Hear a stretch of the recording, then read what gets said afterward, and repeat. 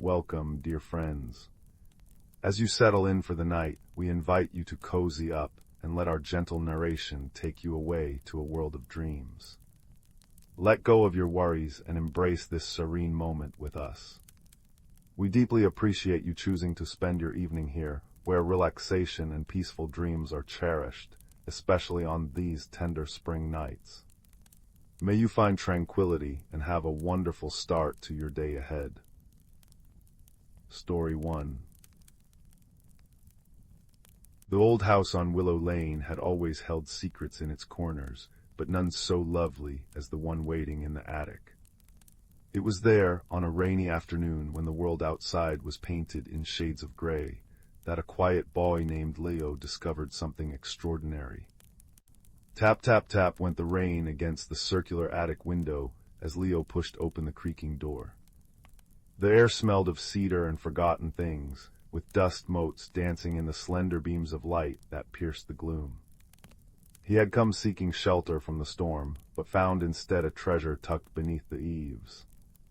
There, nestled between a stack of yellowed newspapers and a box of tarnished Christmas ornaments, sat a small wooden trunk no larger than a loaf of bread. Its surface was carved with swirling patterns that resembled both musical notes and vines, all intertwined. When Leo brushed his fingers across the lid, the wood felt surprisingly warm, as if it had been sitting in sunlight rather than shadows. With a gentle click, the trunk opened. Inside, resting on a bed of faded velvet, lay a perfect miniature village. Not a model village made of plastic or plaster, but one crafted from what appeared to be polished stones, delicate twigs, and something that shimmered like captured starlight. At its center stood a tiny music box with a silver key. Crick, crick, crick went the key as Leo turned it, and from the music box came not a melody, but a soft voice that seemed to be made of wind chimes and distant bells. "Hello, keeper," the voice chimed. "The village of Stillwater needs your help." Leo leaned closer, his breath catching in his throat. "What kind of help?" "The shadows have grown too long," the music box explained. "The villagers have forgotten how to see the light in one another. Their courage has faded like ink in the rain." And so began Leo's journey, not across mountains or oceans, but into the depths of his own heart. For the magic of the miniature village was this: it would only come alive for someone willing to face their own fears to help others. That evening, as firelight danced across his bedroom walls, Leo noticed the first helper. A badger in a waistcoat appeared near the edge of the village, polishing a pair of spectacles with a tiny cloth. "Pardon me," said the badger in a voice that rumbled like contented thunder. "But you seem to be the new keeper. I'm Barnaby, the village tailor and occasional philosopher." Barnaby explained that the shadows weren't ordinary darkness, but rather the accumulated worries and fears of the villagers. "They've built walls around their hearts," he said, threading a needle with silver thread. "And walls, unlike windows, only make the room darker." The next morning brought another helper, a mouse named Pippin who carried a lantern no bigger than a pearl. "The shadows aren't wicked," she squeaked in a voice like rustling leaves. "They're just lonely. They've forgotten they're part of the light." Pippin showed Leo how the villagers had stopped sharing stories around the town square's fountain. They'd ceased trading recipes and songs. They'd even forgotten the names of the flowers growing in their window boxes. "The challenge," Pippin explained as her lantern cast golden patterns on the ceiling, "is to help them remember the light they carry inside." Days turned into weeks, and Leo visited the miniature village each evening. He discovered that his own courage wasn't about being loud or brave in dramatic ways, but about being patient and kind. He learned to listen, to really listen, to what the village needed. One afternoon he noticed the village baker, a stout woman made of polished river stone, had stopped baking her famous honey cakes. When Leo asked why through the music box, her reply came in flower-dusted whispers: "What if they are not good enough anymore?" So Leo spent an entire evening telling the baker about his grandmother's cinnamon bread, how its scent could make a bad day better, how the act of sharing food was a language everyone understood. The next day, the scent of honey and cinnamon rose from the village, and one by one, neighbors began visiting the bakery again. Another time, the village clockmaker had let all the clocks wind down. Time keeps moving forward, he sighed, his gears clicking mournfully. What if we're wasting it? This time, Barnaby the badger helped Leo craft a response. Even clocks need to be still sometimes, they told the clockmaker. It's in the quiet moments that we hear our own hearts ticking. Slowly, gently, the shadows began to recede. Not because Leo fought them, but because he helped the villagers rediscover their own light. The woman who tended the moonflowers began sharing cuttings again. The stargazer started teaching children the constellations. The weaver created a tapestry showing all their interconnected stories. The greatest test came during a thunderstorm that rattled the windows of Leo's house. In the village, the shadows gathered thickest around the town hall, where important decisions were made. We need to do something grand, insisted the mayor, a rabbit with impressive whiskers. Something spectacular to chase away the darkness. But Leo had learned something important during his time as keeper. He turned the music box's key and shared what Pippin the mouse had taught him. The brightest lights are often the smallest ones. Try kindness first, then try it again. So instead of a grand gesture, the villagers began leaving small gifts on one another's doorsteps. A freshly baked roll, a handwritten note, a wildflower in a tiny vase. They started smiling at strangers. They held doors open for one another. They remembered to say thank you and I appreciate you. And as these small kindnesses accumulated, something magical happened. The shadows didn't vanish in a dramatic flash, but rather softened, then thinned, until they became what shadows ought to be, gentle companions to the light rather than enemies of it. On the final evening of his journey, Leo watched as the villagers gathered around the fountain in the town square. They lit candles, hundreds of them, until the entire village glowed like a constellation settled on earth. They shared stories and songs, and the sound that rose from the music box was the most beautiful melody Leo had ever heard. The music box voice chimed softly. Thank you, Keeper. You've shown us that courage isn't the absence of fear, but the choice to be kind anyway. That light isn't just what we find, but what we create. Barnaby the badger tipped his hat. Pippin the mouse waved her lantern. And all through the village, tiny faces looked up at Leo with gratitude. As Leo closed the trunk, he realized the journey had changed him too. He no longer feared speaking up in class. He noticed when classmates looked lonely and asked them to join his table. He remembered that everyone carried shadows and everyone carried light. The miniature village still rests in the attic trunk, waiting for the next keeper who needs to learn that the greatest adventures happen not in faraway lands, but in the landscape of the human heart. On quiet evenings, if you listen closely near the attic door, you might hear the faintest chime of music box bells, a gentle reminder that courage grows in the soil of kindness, and that even the smallest light can change everything. Outside, the rain had softened to a gentle patter, and somewhere in the distance, a cat purred contentedly on a windowsill. The fire crackled warmly, and Leo smiled, knowing that some secrets aren't meant to be kept, but to be shared, like light, like courage, like stories told by firelight. Story 2. In the quiet village of Glimmerbrook, where the cobblestone streets curved like sleepy cats and the lamplight glowed with the warmth of captured fireflies, there lived a young baker named Rowan. His days were measured not by clocks, but by the scent of rising dough and the gentle chime of the town's many wind bells, which sang with every passing breeze. Life in Glimmerbrook was soft, predictable, and sweet, like the honey cakes Rowan pulled from his oven each morning. That is, until the stars began to disappear. It started on a Tuesday, the kind of evening when the air smelled of rain-soaked earth and the last of the summer lavender. Rowan was closing up his shop, wiping flour from his apron, when old Finn, the night watchman, paused beneath the oak beam frame of the bakery door. "Evening, Rowan," Finn said, his voice a low rumble. "Did you happen to notice the sky tonight?" Rowan stepped out into the cool air, tilting his head back. Above, the velvet expanse of night was scattered with familiar constellations, the silver swan, the weeping willow, the little lantern. But just to the left of the swan's wing, a small patch of sky lay empty. A single star, the one known as the spark of serenity, had simply vanished. "That's odd," Rowan murmured. "Perhaps it's just the clouds." Finn shook his head.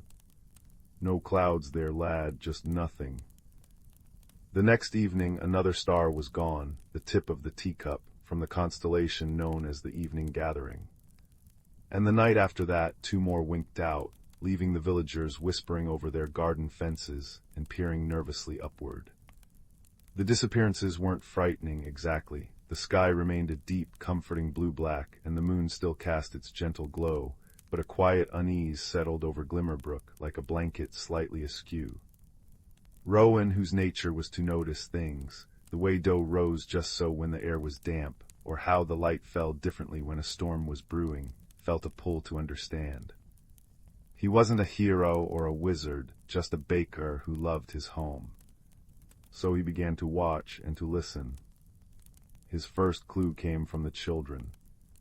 In the town square, beneath the ancient clock tower whose chimes marked the hours with a soft bronze song, the little ones were singing a skipping rhyme, one passed down through generations. "Count the sparks in the midnight sky. 7 for the truth, none for a lie. When the silver thread starts to unwind, seek the pattern the weaver left behind." Most dismissed it as nonsense. But Rowan, who had learned his trade by paying attention to the smallest details, the exact temperature of milk, the faint scent of yeast, wondered. That night he took out a piece of parchment and a charcoal pencil and began sketching the stars that were left. He noticed that the missing ones all lay along a faint, curving line, like a thread pulled loose from a tapestry. The following day he visited Ilara, the village weaver, whose cottage was filled with the soft click-clack of her loom and the scent of dyed wool. She was a woman with kind eyes and fingers that knew the language of thread. "It's a strange thing, isn't it?" she said, not looking up from her work.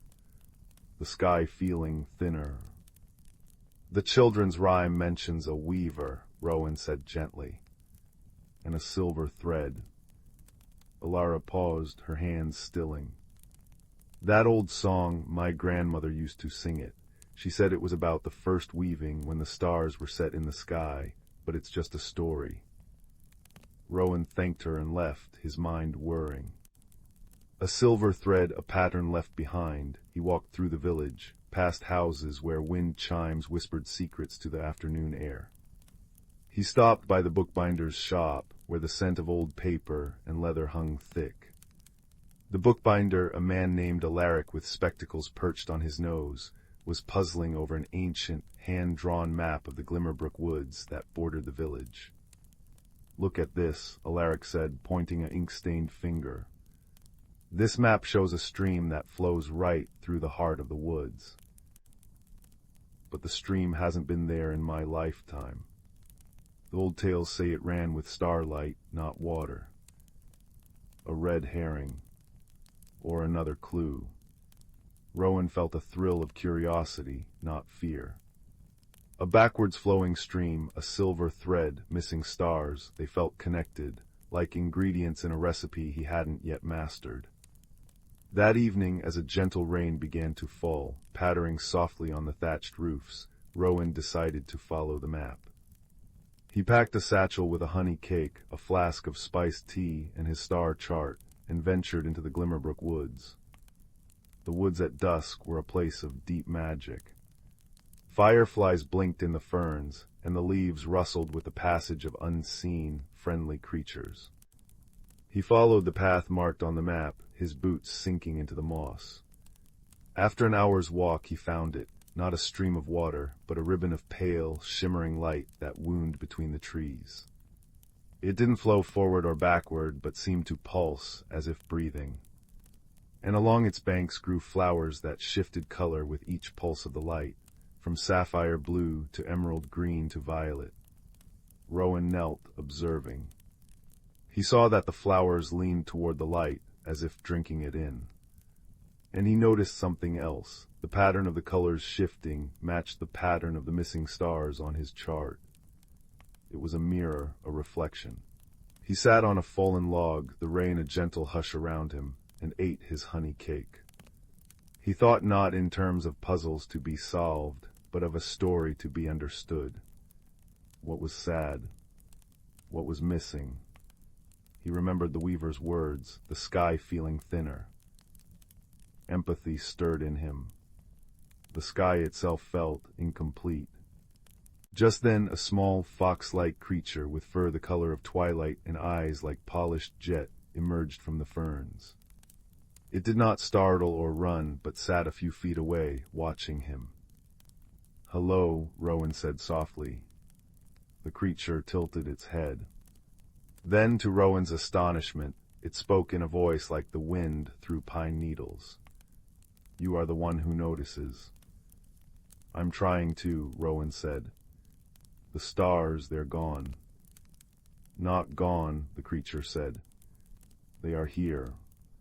It gestured with its nose toward the pulsing stream of light. "The starlight vein is fading. It feeds the sky, and the sky in turn feeds the earth, but the connection is weakening." "Why?" Rowan asked. "The great loom in the sky is missing its shuttle," the creature explained. "The silver shuttle that weaves the starlight into the dark. Without it, the threads unravel. The stars fall here to their source to be preserved, but soon the vein will fade entirely and the pattern will be lost." The rhyme echoed in Rowan's mind. When the silver thread starts to unwind, seek the pattern the weaver left behind. The weaver wasn't Alara. It was the sky itself. And the pattern was the constellations. "Where is the shuttle?" Rowan asked. "It was lost long ago," the creature said. "It fell to earth and was hidden for safekeeping. The map you carry, it does not show a stream of water. It shows the path of the fallen shuttle." Rowan unrolled Alaric's map. He looked anew at the winding line marked as the stream. He followed it with his finger, past the whispering stones, through the valley of echoes, to a small, unmarked grove at the edge of the woods. A place nobody ever went. He thanked the creature, who simply blinked and melted back into the shadows. Following the map by the light of the pulsing vein, Rowan walked on. The rain ceased, and the woods were filled with the dripping of water from leaves and the distant, comforting chime of the village clock tower, marking the hour. In the grove he found a circle of ancient, smooth stones. In the center, half buried in moss and forget-me-nots, lay an object that gleamed with a soft, internal light. It was the shuttle, long and slender, made of what looked like mother-of-pearl and silver, and within it, threads of captured starlight shimmered. But as he reached for it, he hesitated. This was the heart of the mystery, the reason for the vanishing stars. But simply taking it felt wrong. This was not a thing to be claimed, but a thing to be returned. It belonged to the sky. He thought of the village, of the unease they felt. He thought of the children singing their rhyme, of Alara at her loom, of Finn watching the empty patches of night. This was not his mystery to solve alone. It was Glimmerbrook's. So Rowan did not take the shuttle. Instead, he marked the spot with a small, stacked cairn of stones. He returned to the village as dawn was breaking, the sky a soft periwinkle, the missing stars still a quiet absence. He went first to Alara the weaver and told her everything. Then to Alaric the bookbinder and Finn the watchman, and he gathered the village elders in the square as the wind bells began their morning song. "The stars aren't lost," he explained, his voice calm and sure. "They are waiting for us to remember the pattern. The sky is a tapestry, and we have its missing tool, but it doesn't need to be fixed by one person. It needs to be rewoven by all of us." A great sense of wonder filled the villagers. That day, instead of going about their separate business, they came together. Alara brought her knowledge of patterns and threads. Alaric brought his maps and histories. The farmers brought their strength, the painters their sense of color, and the children their bright, believing hearts. As twilight fell, the entire village walked into the Glimmerbrook woods, following Rowan's path. They found the grove and the silver shuttle. But instead of one person lifting it, they formed a circle around it. They sang the old skipping rhyme, their voices blending into a single, harmonious melody that rose through the trees. "Count the sparks in the midnight sky. 7 for the truth, none for a lie." As they sang, the shuttle began to glow brighter. Then it slowly rose into the air, floating upward as if carried on the very notes of their song. It rose higher and higher, until it vanished into the deepening blue of the evening sky. For a moment there was silence. Then one by one the missing stars flickered back into place. The spark of serenity, the tip of the teacup, all of them returned, burning even brighter than before. The constellation of the silver swan now seemed to beat its wings, and the whole sky felt richer, deeper, and more alive. The starlight vein in the woods pulsed with a brilliant, steady light, and the color-changing flowers settled into a soft, constant gold. The mystery was solved. Not by a single hero, but by a community that remembered how to look, how to listen, and how to care for the world together. The red herrings had led them to deeper truths. The old map led them to the woods, the rhyme led them to the pattern, and the weaver's tale led them to the sky itself. Back in the village, the wind chimed a peaceful, contented tune. The clock tower rang out the hour, its sound clear and true. Rowan stood outside his bakery, looking up at the now complete sky, feeling a profound sense of peace. The peculiar happenings had not been a crisis to be feared, but an invitation, a reminder that they were all part of a larger, beautiful pattern. And as the villagers returned to their homes, their hearts felt lighter, their bonds stronger. They knew that if ever the stars began to fade again, or if any other gentle mystery unfolded in their cozy world, they would face it not with worry, but with shared curiosity and kindness. That night in Glimmerbrook, dreams were sweet and deep, woven through with silver threads and the soft, ambient music of a world at peace.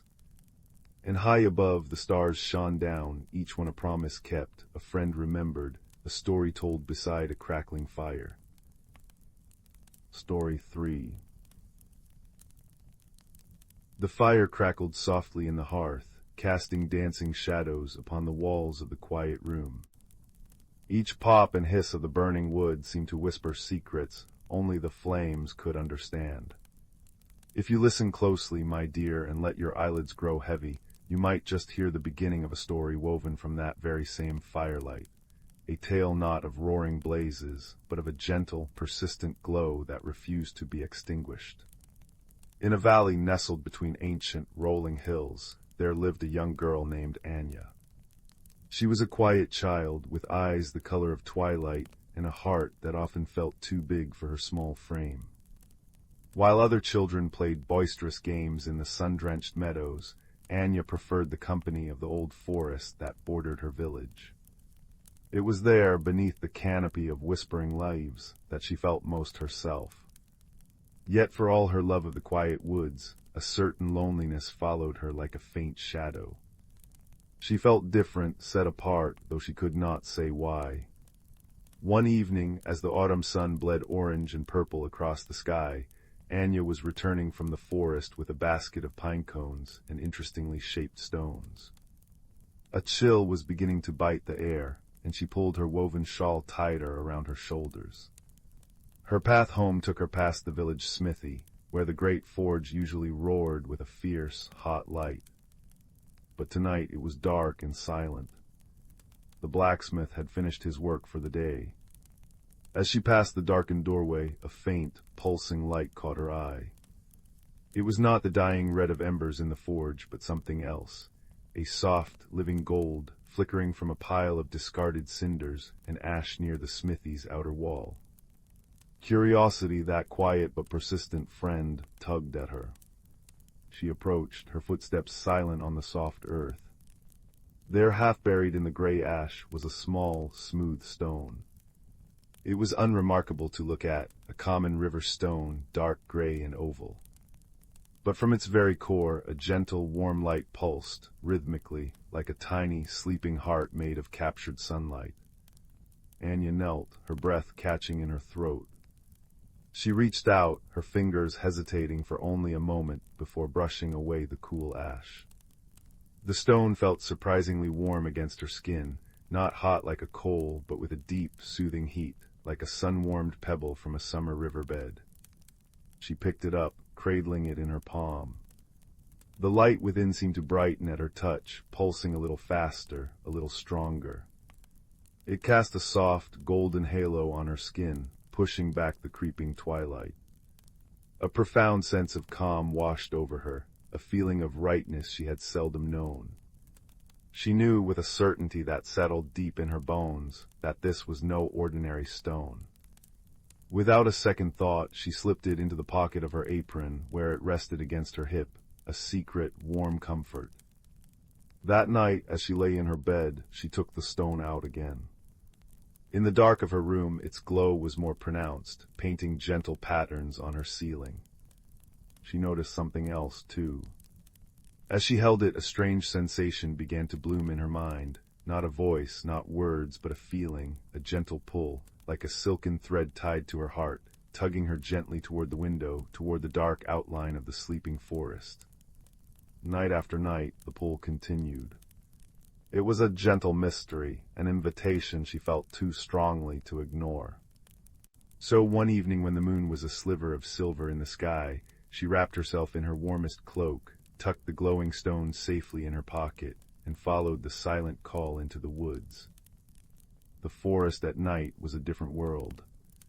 It was not frightening, but deeply alive. The air was cool and smelled of damp earth and decaying leaves. The sounds were muffled and intimate, the scuttling of an unseen creature in the undergrowth, the soft hoot of an owl, the sigh of the wind through the pine needles. Her stone pulsed in her pocket, its light a brave little beacon that illuminated the path before her in soft, golden pools. It seemed to guide her, its gentle tug leading her away from the familiar trails and deeper into the heart of the woods than she had ever dared to go. She walked for what felt like hours, the silence a companion, the stone her guide. Just as a faint weariness began to touch her limbs, she saw it. Through a thicket of ancient, gnarled hawthorn trees, there was a break in the canopy. The stone in her pocket flared with a sudden, joyful warmth. Pushing aside the thorny branches, Anya stepped into a clearing she had never seen before, a place that felt hidden from the rest of the world. It was a perfect circle, carpeted with moss so soft and deep it felt like a velvet blanket. In the center stood the most magnificent tree she had ever laid eyes upon, an oak so old and vast its trunk would have taken 10 children holding hands to encircle. Its branches spread out like a protective roof, and nestled within those branches, hanging from the smallest twigs like living fruit, were thousands of tiny, glowing lights. They were fireflies, but unlike any she had ever seen. Their light was not a cold, electric green, but the same warm, pulsing gold as the stone in her pocket. As she stood there, breathless with wonder, one of the lights detached itself from the great tree and drifted toward her. It was not a firefly, but a creature she could never have imagined. It was a moth, its wings the color of charcoal and silver, but its body glowed with that same gentle, golden light. It was about the size of her thumb, and it hovered before her face, its light pulsing in a slow, curious rhythm. "Hello," a voice whispered in her mind, soft as thistledown. It was not a sound that touched her ears, but a thought that bloomed directly in her consciousness, warm and kind. Anya, though startled, found she was not afraid. "Hello," she whispered back into the quiet air. "You have brought the hearthstone back," the moth thought came again, filled with a profound sense of relief and joy. "We have felt its absence like a coldness in the world." "The hearthstone?" Anya asked, pulling the glowing rock from her pocket.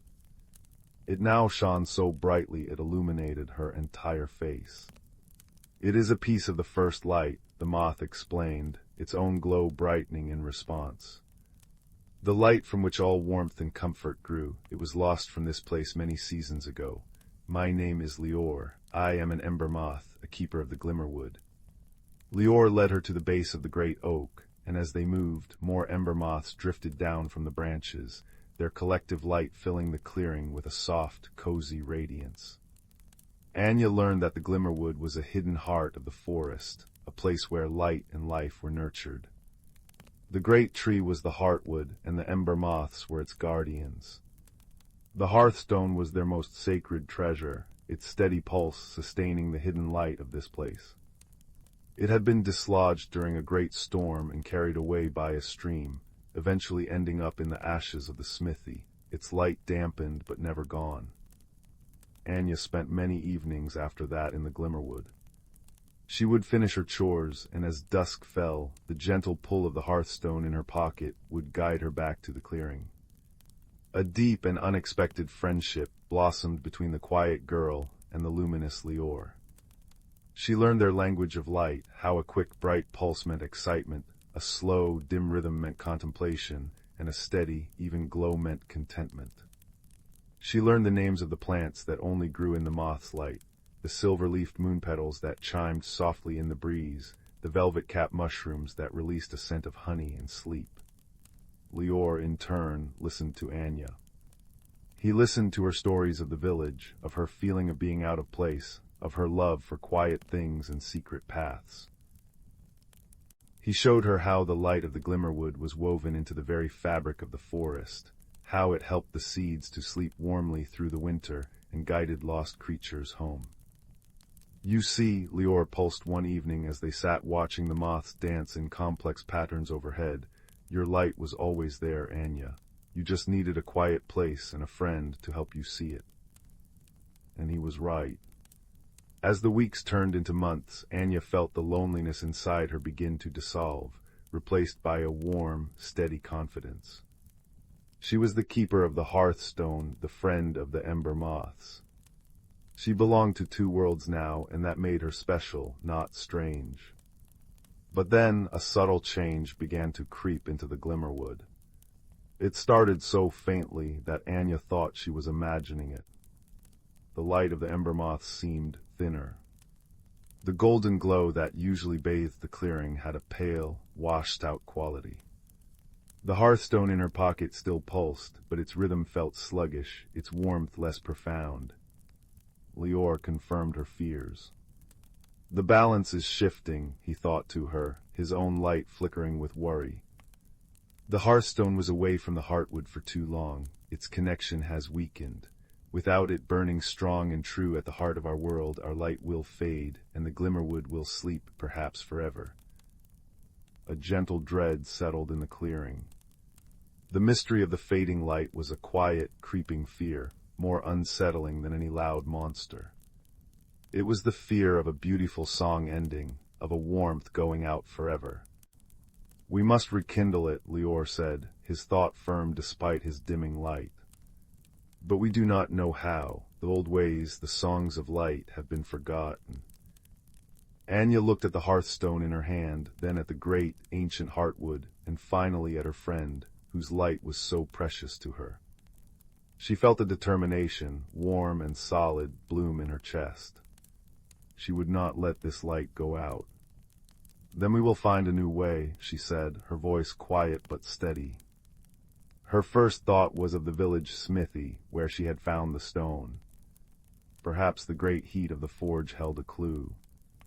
The next day she visited the blacksmith, a kind, burly man named Orin. "Sir," she asked, watching the sparks fly from his hammer, "how do you make the fire so strong?" Orin wiped his brow with a sooty arm. "Well, little one, it's not just about the heat. You need a good bed of coals, a steady breath of air, and you have to tend to it. A fire left alone will either rage out of control or die to nothing. It needs care." Care. The word settled in her mind. She thought of the Glimmerwood, a place cared for by the moths. Her next thought was of her grandmother, who always had a pot of soup simmering on the hearth, a constant, comforting presence in her home. "Grandmother," Anya asked, sitting by her rocking chair, "how do you keep the home fire burning all day and night?" Her grandmother smiled, her eyes crinkling. "You start with a good, strong spark, my dear, but to keep it going you feed it not with great logs all at once, but with smaller pieces steadily, and most importantly you build it with a purpose. This fire cooks our food and warms our bones. A fire with a purpose burns the longest." A purpose.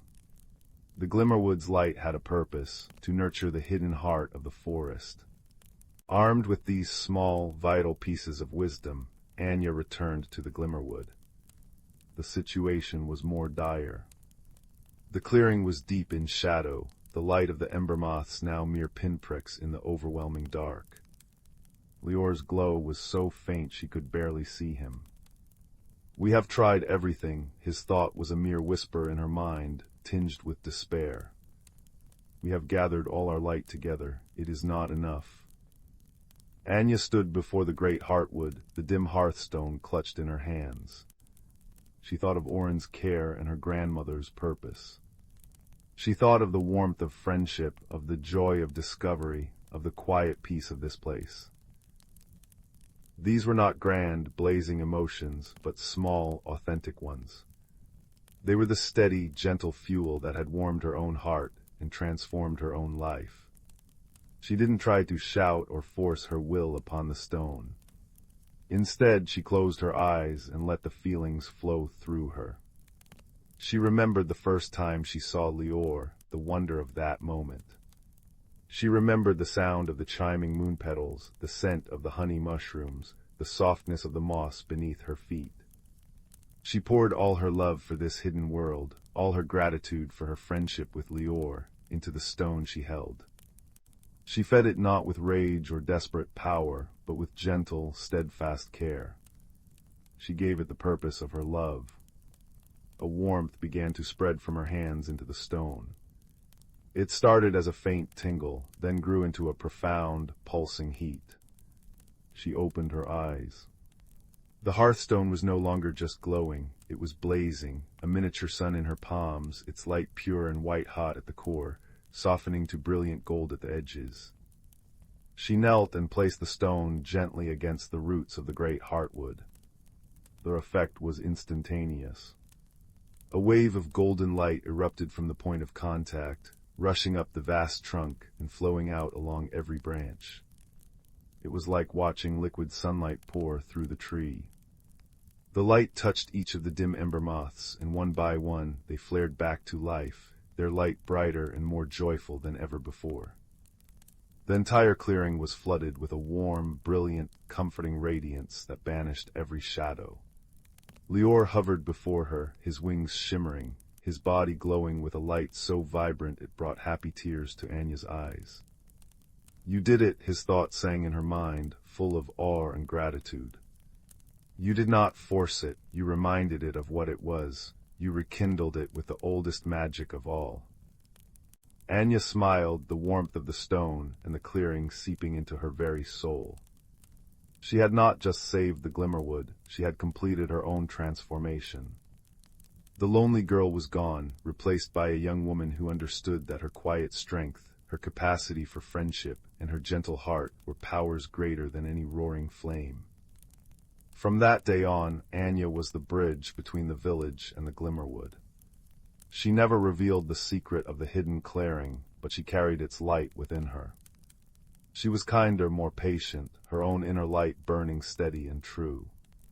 And whenever she visited the Glimmerwood, the hearthstone, now permanently nestled in the roots of the heartwood, would pulse in welcome, its rhythm perfectly matched to the beat of her own heart.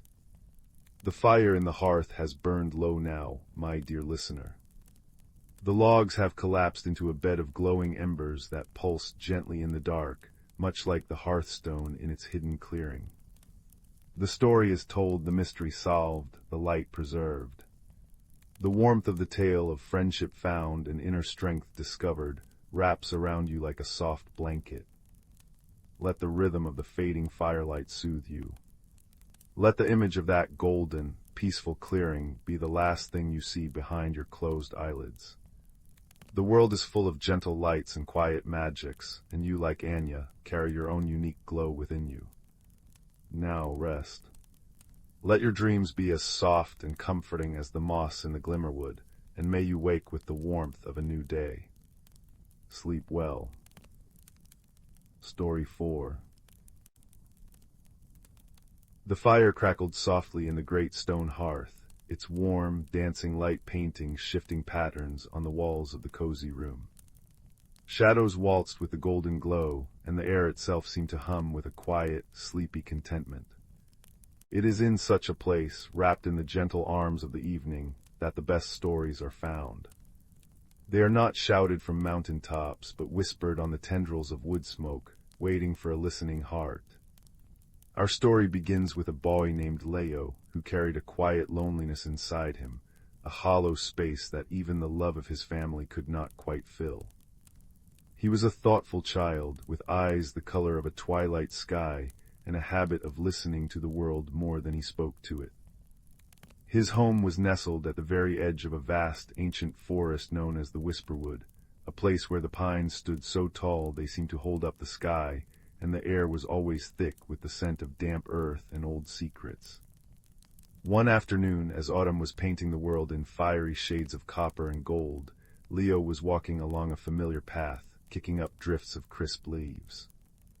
The sun was a low, honeyed orb, casting long, lazy shadows. He was thinking of nothing in particular when a soft, pulsating glow, faint as a captured firefly, caught his eye from a tangle of gnarled roots. Curious, he knelt down and brushed away the damp leaf litter. There, nestled in a bed of velvety moss, was a single, perfect acorn. But this was no ordinary seed. Its cap was a deep, burnished bronze, and from within its smooth, wooden shell, a gentle, warm light pulsed in a slow, steady rhythm. Thump, glow, it felt like a tiny, sleeping heartbeat. It was the color of embers in a dying fire, a promise of warmth held safe against the coming cold. Leo's breath caught in his throat. He carefully cupped the acorn in his hands, and a profound sense of peace, a feeling of quiet rightness, washed over him. The hollow space inside him seemed to hum in resonance with the tiny, glowing pulse. He took the acorn home, placing it in a small wooden box lined with soft wool beside his window. Each night he would open the box and watch its gentle light paint his ceiling with amber patterns. He named it Emberheart, and its silent, steady presence became his secret comfort. A week later, a change occurred. The light from Emberheart began to flicker, not with its usual calm rhythm, but with a frantic, fluttering beat. It grew dimmer, its warm glow fading to a pale, sickly yellow. Leo felt a pang of worry deep in his chest. It was as if the little acorn was ill or calling for something. That night he had a dream. He stood in a part of the Whisperwood he had never seen before, where the trees were silver-barked, and their leaves chimed softly in a breeze he could not feel. In the center of a moonlit clearing stood a magnificent, ancient oak, its branches sprawling like the arms of a slumbering giant. From its trunk flowed a soft, silvery light. And he knew, with the certainty that only dreams can bring, that the great tree was calling to the little acorn. Emberheart was homesick. The next morning, Leo knew what he had to do. He packed a small satchel with a crust of bread, a wedge of cheese, a flask of cool water, and his warmest woolen scarf. He wrapped Emberheart in a scrap of soft velvet and placed it securely in his innermost pocket, where its faint, faltering pulse beat against his ribs like a tiny, anxious bird. With a deep breath, he stepped from the familiar path at the edge of his garden and into the deep, waiting embrace of the whisperwood. The forest was a cathedral of sound and silence. Sunlight filtered through the dense canopy in dusty, golden shafts, illuminating dancing motes of pollen. The air was cool and smelled of pine resin and decaying leaves. He walked for what felt like hours, the only sounds the crunch of his own footsteps and the distant chatter of unseen squirrels. He followed no path, trusting instead the subtle pull he felt from the acorn in his pocket, a gentle tugging sensation that guided him deeper and deeper into the woods. As the day wore on, the initial thrill of adventure began to wane, replaced by a creeping unease. The trees seemed to crowd closer, their branches like grasping fingers. The cheerful birdsong ceased, and in profound quiet descended, broken only by the rustle of his own movements. The hollow feeling in his chest, which Emberheart had soothed, began to ache with a cold loneliness. He was lost. He sat down on a fallen log, the moss cool and damp beneath him. He took out Emberheart. Its light was so faint now it was barely visible. A single hot tear traced a path down his cheek and splashed onto the velvet wrapping. "I'm sorry," he whispered to the tiny seed. "I don't know the way." A soft rustle came from a thicket of ferns to his left. Leo froze, his heart hammering against his ribs.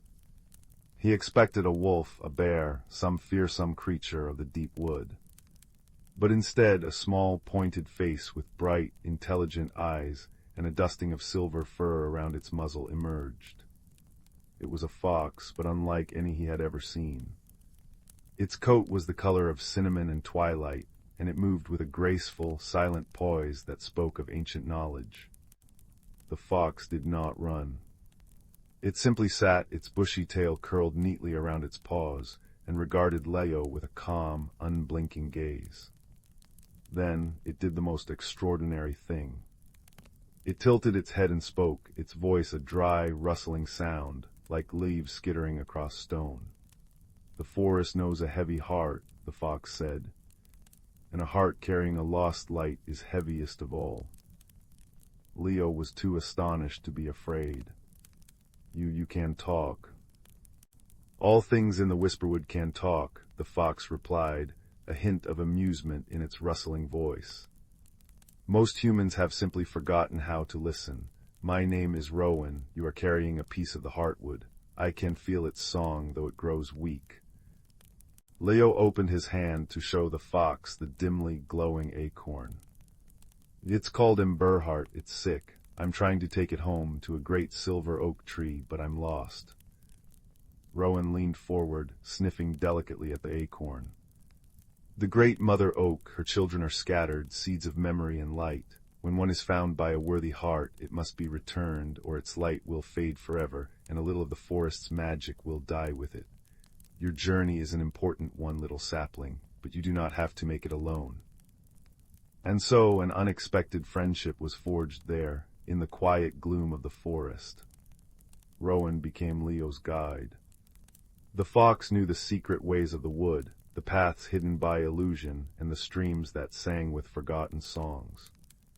As they walked, Rowan taught Leo how to listen, to the different languages of the birds, to the warning creak of an old branch, to the encouraging whisper of the wind through the pine needles. The journey was not easy. They came to a wide, rushing river, its waters dark and cold, churning over slick black rocks. There was no bridge in sight. "I cannot cross this," Leo said, his voice small against the river's roar. "Look not with your eyes alone," Rowan advised, sitting on the bank. "Listen." Leo closed his eyes, pushing his fear aside. He listened past the roar to the subtler sounds beneath.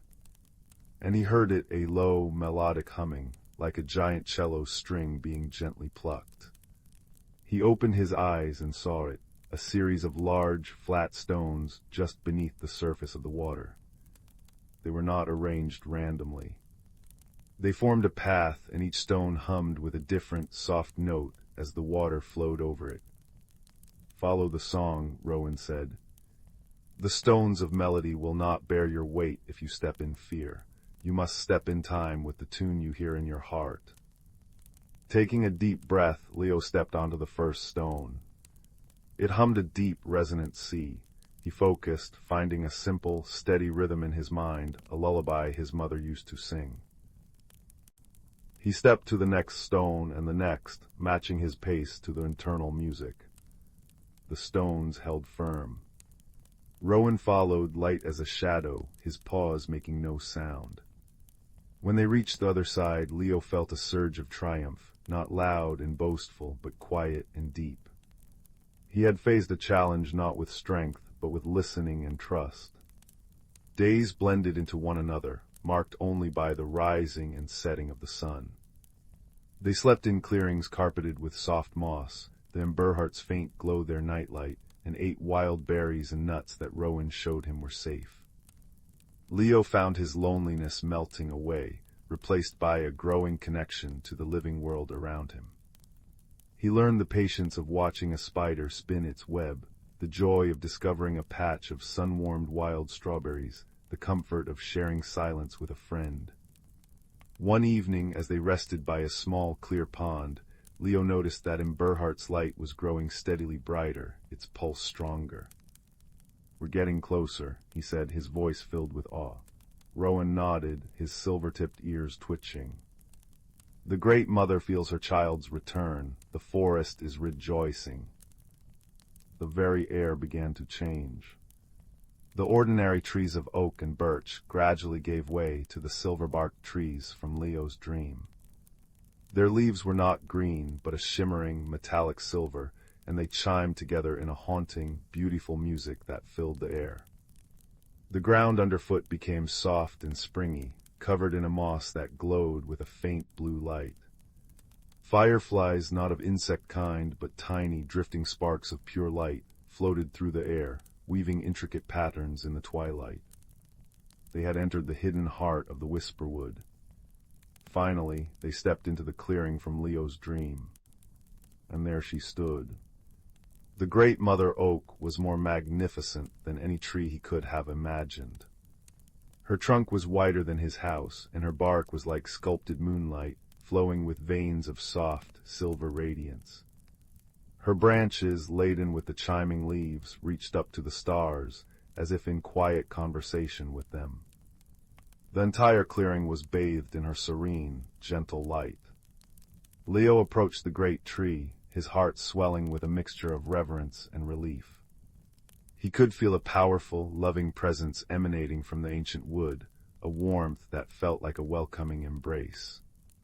He took Emberheart from his pocket.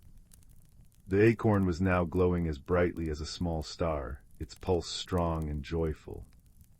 "What do I do?" he whispered to Rowan. "Simply return what was found," the fox rustled softly. Leo knelt at the base of the massive trunk, where the great roots flowed into the earth like frozen rivers of light. He gently placed the glowing acorn into a small, cradle-like hollow in one of the roots. The moment the acorn touched the wood, a wave of pure, warm light erupted from it, flowing up the root and into the trunk of the Great Mother Oak. The tree itself seemed to sigh, a deep, contented sound that vibrated through the very ground. The silver light from her bark flared, brightening the entire clearing into a dazzling, magical noon. The acorn was gone, absorbed back into the tree from which it came. But its journey was not in vain. As Leo watched, a tiny, perfect sapling, its leaves already shimmering silver, sprouted from the very spot where he had placed the acorn. It was a new beginning, born from the successful return of the old. A deep, resonant voice, not heard with ears but felt in the soul, filled Leo's mind. It was the voice of the forest, ancient and kind. "You have carried a lost light through doubt and shadow.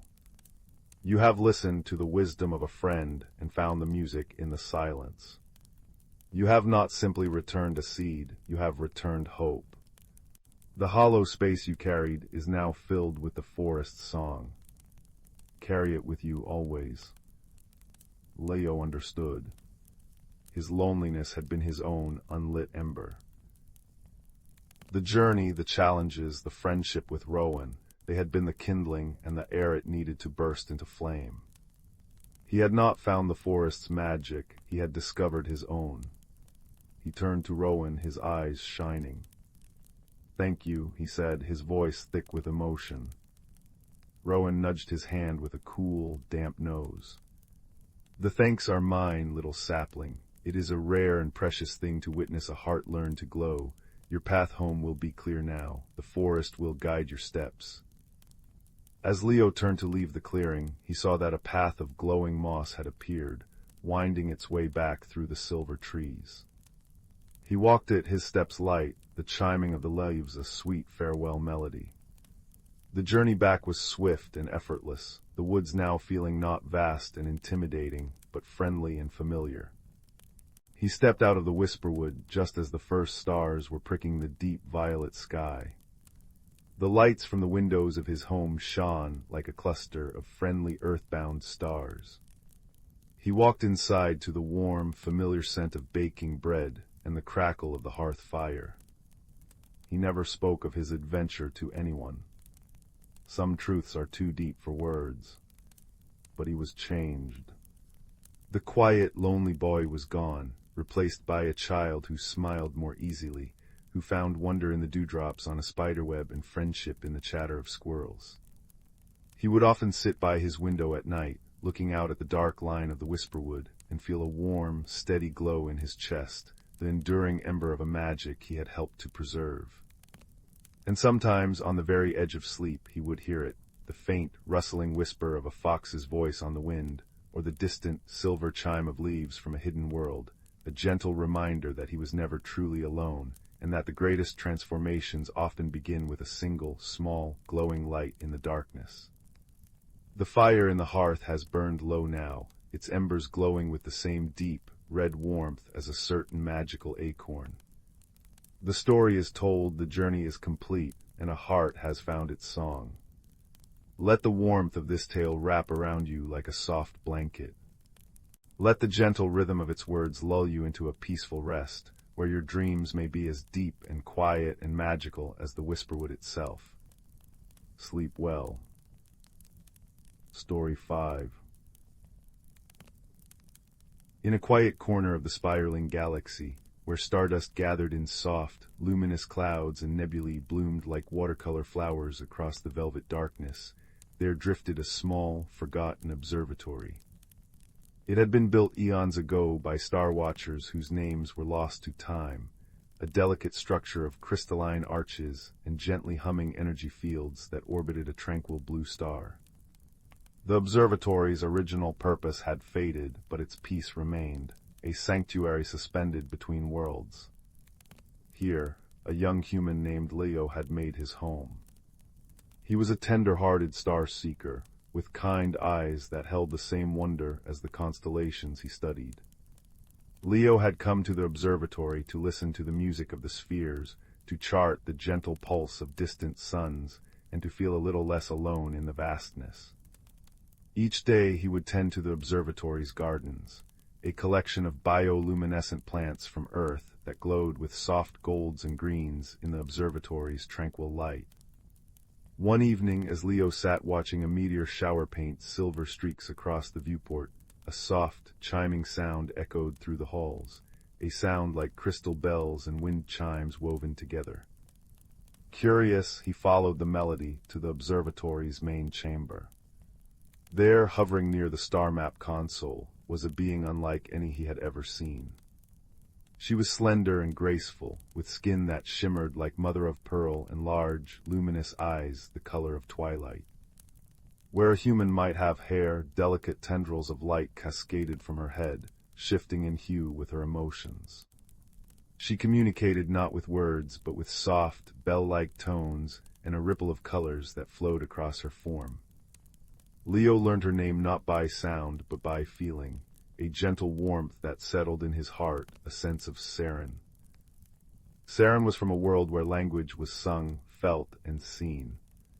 Her people, the Lumen, spoke through harmonies and hues, and understood one another through empathy and light. She had come to the observatory seeking refuge, a quiet place to listen to the stars, whose slow, deep songs brought her comfort. At first, their interactions were a dance of gentle confusion. Leo offered Saren a cup of steaming tea. She responded by glowing a soft, curious blue and humming a questioning chime. When he gestured for her to sit, she hovered serenely a few inches above the floor, her light flickering in amusement.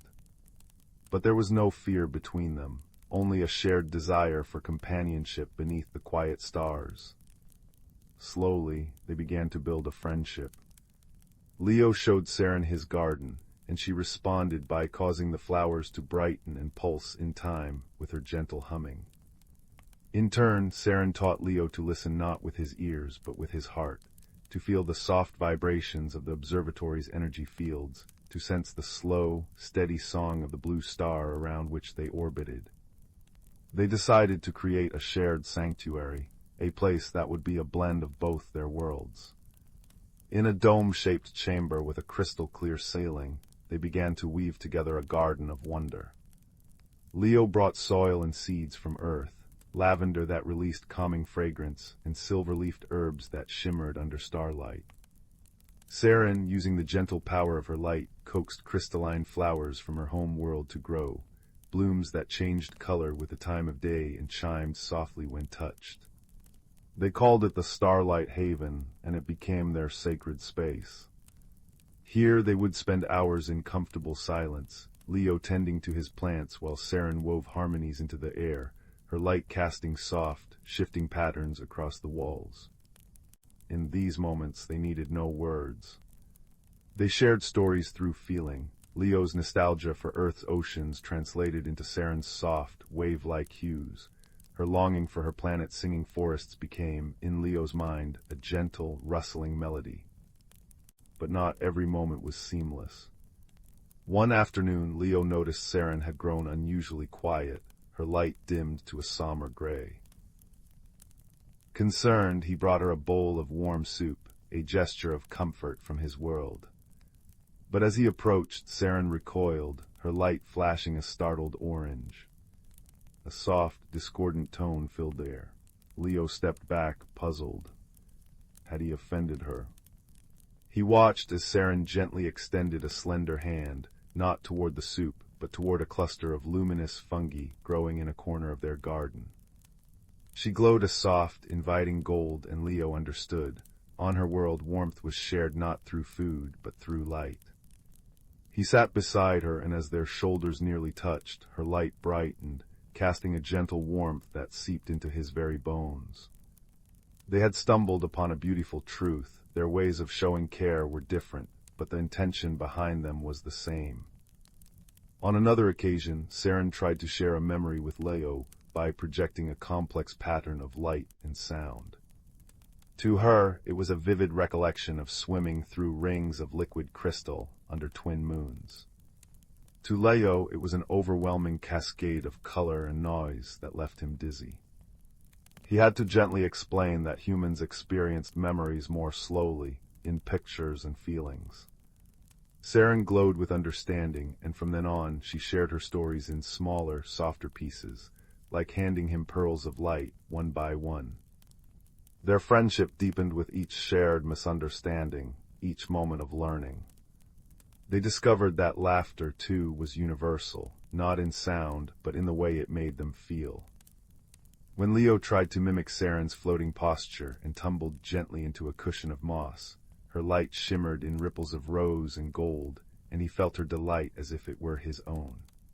One evening, as they sat in the Starlight Haven watching a nebula bloom on the horizon like a watercolor rose, Saren began to hum a new melody, one Leo had never heard before.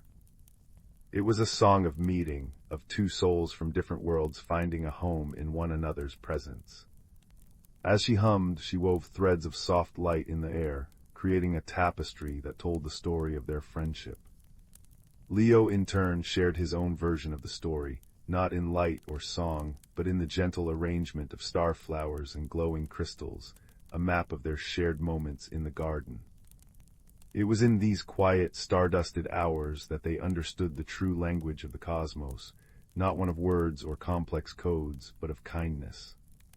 It was a language spoken in patience, in the willingness to learn, in the quiet offering of warmth, whether through a bowl of soup or a shared glow. They had built a bridge not of technology, but of trust, and it was stronger than any alloy or energy field. As time drifted by like stardust on a solar wind, others began to hear of the observatory, a place where beings of all kinds could find peace.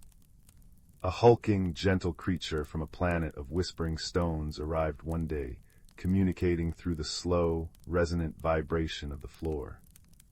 A pair of tiny, winged beings from a world of floating islands came next, speaking in scents and the soft flutter of their wings.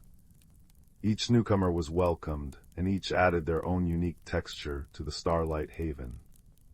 Leo and Saren became the guardians of this cross-cosmos sanctuary, helping others find common ground, turning moments of confusion into opportunities for connection. They learned that the universe was vast not in its distances, but in its diversity, and yet beneath it all, every soul sought the same things: warmth, understanding, and a place to belong. One night, as a comet traced a slow, graceful arc across the viewport, Leo and Saren sat together in their garden, surrounded by the soft glow of earth plants and lumen crystals, the air filled with the gentle harmonies of star songs and the quiet hum of contentment. They did not need to speak. Saren's light enveloped Leo in a soft, golden embrace, and he leaned into that warmth, feeling a sense of home he had never known possible. They had learned that friendship could transcend worlds, species, and even language. That the most powerful force in the universe was not found in stars or supernovas, but in the quiet moments of connection, the shared shelter from the cosmic winds, the laughter that needed no translation, the kindness that bridged any gap. And as the stars wheeled slowly overhead, casting their gentle light upon the observatory, Leo and Saren knew that they had built something more beautiful than any constellation. A friendship written not in words, but in starlight, a melody that would echo softly through the cosmos forever. Story 6. In the quiet folds of the whispering woods, nestled between two sleepy hills, lay the village of Glimmerbrook. Here the cobblestone streets were worn smooth by generations of gentle footsteps, and the air always carried the scent of damp earth and blooming night flowers. At the center of the village stood an ancient clock tower, its face illuminated by a soft, golden light, and its chimes marking the hours with a melody that sounded like raindrops falling upon silver leaves. Wind chimes hung from every cottage eave, sang softly with the breeze, and a gentle rain often pattered upon the mossy roofs, adding its own rhythm to the night. It was in this peaceful place that something peculiar began to unfold. One evening, as the sky deepened from lavender to twilight blue, a young baker named Rowan was closing up her shop, the Rising Bun. She paused on her doorstep, wiping flour from her apron, and looked up. Something was amiss. The stars above Glimmerbrook, usually so bright and plentiful, seemed fewer. A patch of the sky above the old willow grove was curiously dark, as if a handful of stars had been plucked away like berries from a bush. Rowan was a woman of quiet observation. She knew the night sky as well as she knew the curves of her kneading dough, each constellation a familiar friend. The missing stars were from the Lullaby Lyre, a small but beloved cluster that, according to village lore, strummed the music of dreams into the world. The next morning the mystery deepened. Old Finn, the village clockmaker, came shuffling into the bakery, his spectacles askew. "Rowan," he whispered, "the clock tower, it chimed 13 times at midnight, and my pocket watch, it's running backwards." He held out the timepiece, and indeed its hands were slowly, stubbornly, moving counterclockwise. Then young Lily, the florist's daughter, came running in, her cheeks flushed. "The moon-petal flowers by the creek," she panted. "They've turned indigo. They're supposed to be silver at dawn." The village buzzed with soft, puzzled murmurs. There was no fear, only a deep, collective curiosity. What was happening to their beloved Glimmerbrook? Rowan, with her kind heart and keen eyes, decided to look into the matter. She began by taking careful notes, just as she did with her baking recipes. She observed that the wind chimes near the willow grove now rang in a minor key, though no one had retuned them. She noticed that the rain, when it fell, left behind tiny, shimmering puddles that reflected not the sky above, but constellations that no longer shone there. Her first clue came from an old nursery rhyme, one sung by the village children for generations. It went, "When the lyre loses its light, and backwards spins the clock of night, seek the map the starlight drew, to make the world again feel new." Rowan remembered an ancient map painted on parchment that hung in the village hall. It depicted Glimmerbrook not as it was now, but as it had been centuries ago, with certain landmarks aligned to specific stars. She went to study it. The map was beautifully detailed, showing the winding brook, the clock tower, the willow grove, and the starlight meadow, a place now overgrown and seldom visited.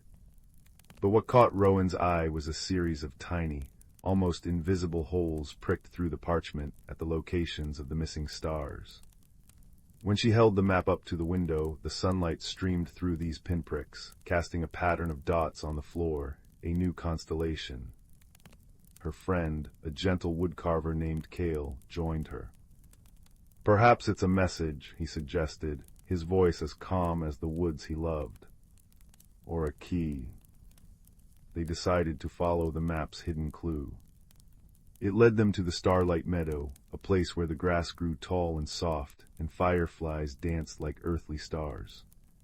There they found the first red herring, a large, moss-covered stone that at first glance seemed significant. Carved into it were ancient runes. Kale, who knew a little of the old language, translated, "Time sleeps here." For a moment they thought they had solved it. Perhaps the stone was causing time to run backwards. They tried pushing it, chanting to it, even offering it one of Rowan's freshly baked cinnamon rolls. Nothing happened. The stone remained inert, a silent, sleepy guardian of the meadow. But their failure led to a delightful discovery. As they sat by the stone, a little discouraged, a badger waddled out from a nearby burrow. It was not just any badger, its fur had a faint, silvery sheen, and it carried in its mouth a single, luminous flower petal, the same indigo as the transformed moon petals. The badger dropped the petal at Rowan's feet, then nudged her knee gently before trundling back into its hole. "It's not a curse," Rowan murmured, her empathy stirring. "It's a cry for help. Something is out of balance, and the world is trying to tell us." They followed the badger's path, which led them to the bank of the Glimmerbrook itself. There they found the second clue, hidden in the gentle sound of the water. The brook, which normally babbled cheerfully, was now humming a tune, the very same melody as the clock tower's chimes, but in reverse. Rowan closed her eyes, listening not just with her ears, but with her heart. She remembered the stories her grandmother told her, of the dream weavers, gentle spirits of the woods who mended the fabric of dreams using starlight and the flow of time. What if they were in trouble? She shared her theory with Kale. "The nursery rhyme says to seek the map the starlight drew. We found the map, but we haven't used the starlight." She looked up at the dark patch in the sky.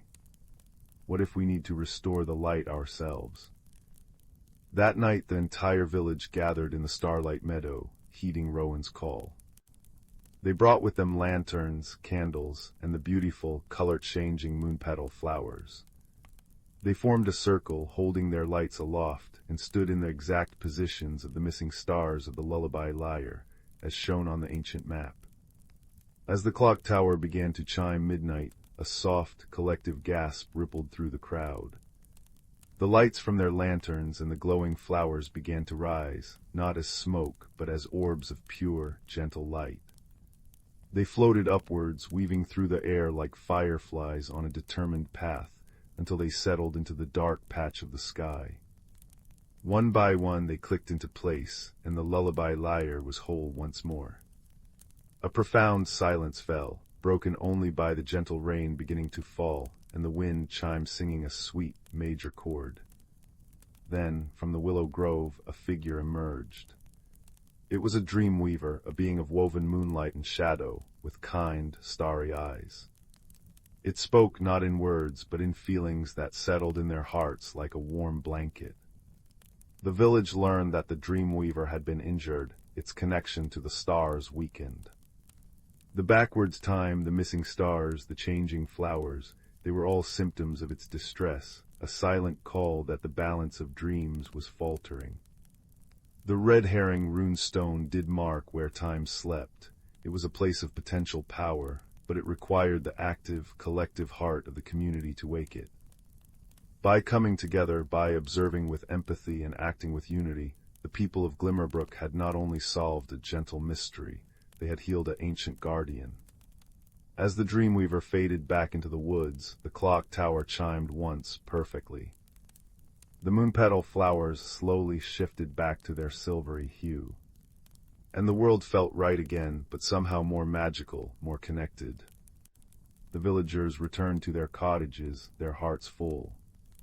The gentle rain continued to fall, the wind chimes whispered their cozy songs, and the stars above Glimmerbrook shone brighter than ever, weaving dreams of unity and kindness for all who slept below. And Rowan, back in her bakery, smiled as she kneaded her dough for the morning bread, knowing that some mysteries are solved not with force, but with a watching eye, a listening ear, and a community that shines together like the stars in a clear night sky. Story 7. The attic smelled of cedar and memories, a quiet, dusty kingdom beneath the eaves where forgotten things went to dream. It was here, on an afternoon when the rain whispered secrets against the roof, that a young girl named Sylvie found the compass. It wasn't tucked away in a locked chest or hidden beneath a floorboard, but resting quite plainly on a stack of old sheet music, as if it had been waiting for her. It was a small thing, no larger than the palm of her hand, wrought of tarnished brass. Its face bore no letters for north, south, east, or west. Instead, there was a single pearlescent needle that shivered and spun, not pointing to any direction Sylvie knew, but toward the attic's single, round window. The needle seemed to be pointing not at a place, but at a feeling, a soft, persistent longing that Sylvie had carried in her chest for weeks, a feeling she had no name for. Click. Whir. The sound was so faint it was almost part of the rain's rhythm. Sylvie held the compass closer. The needle trembled, then settled, pointing insistently toward a large, curtained-off space behind an old dressmaker's mannequin. With a heart that beat a little quicker than before, Sylvie carefully moved the mannequin.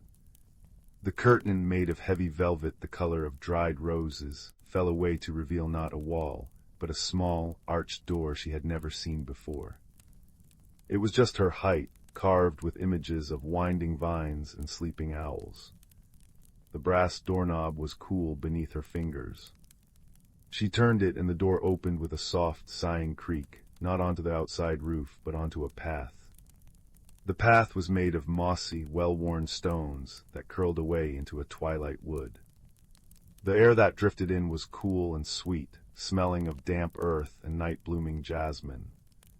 It was not a frightening place. It felt, in fact, like the most natural thing in the world. Taking a deep breath, her ordinary courage feeling both small and vast, Sylvie stepped through. The door closed behind her with a gentle thump, but when she turned to look, it was gone. In its place stood an ancient, gnarled oak, its bark deep and furrowed. Perched on a low-hanging branch was a cat the color of moonlight and smoke. Its eyes were the pale green of sea glass, and it was watching her with an expression of deep and ancient amusement. Purr. Rumble, rumble. "Lost your door, have you?" the cat murmured, its voice like the rustle of silk. It began meticulously washing one white paw. "They do that. They're shy things. I am Mallow." "I'm Sylvie," she said, her own voice a little hushed. "I'm not lost. I'm following." She held up the compass. The pearlescent needle now pointed steadily down the mossy path. Mallow paused its washing and peered at the compass. Ah, a needle of the heart. It doesn't lead you where you want to go. It leads you where you need to be. A tricky bit of magic, that. It gave a final, decisive lick to its paw and hopped gracefully down from the branch. Well, you can't wander about a twilight wood alone. It's against the rules. I shall accompany you. I know all the best sunbeams for napping. And so, with Mallow weaving figure eights around her ankles, Sylvie began her journey. The woods were alive with soft, comforting sounds. Leaves rustled in a breeze that wasn't there, sharing quiet gossip. In the distance, a set of wind chimes made of crystal and silver played a faint, wandering melody. Ting-a-ling, ting, the path was soft underfoot, and the light never changed from that gentle, perpetual dusk. They hadn't walked far when the path split in two. One fork looked wide and welcoming, dappled with soft light. The other was narrower, darker, winding between thickets of bramble. The compass needle spun wildly for a moment before pointing decisively down the narrower, darker path. Sylvie's heart sank a little. "Are you sure?" she whispered to the compass. From a hollow log at the path's fork, a sleepy voice grumbled, "The needle is never wrong, annoying but true." A stout, spectacled badger emerged, blinking. He wore a tiny waistcoat and was holding a small, glowing mushroom, like a reading lamp. "I am Professor Nettle," he said, his voice a low, gravelly rumble. "I study the philosophy of roots and the migratory patterns of falling stars. You are obstructing a prime philosophical root." "We're following the needle," Mallow explained with a flick of his tail. Professor Nettle adjusted his spectacles and peered at the compass.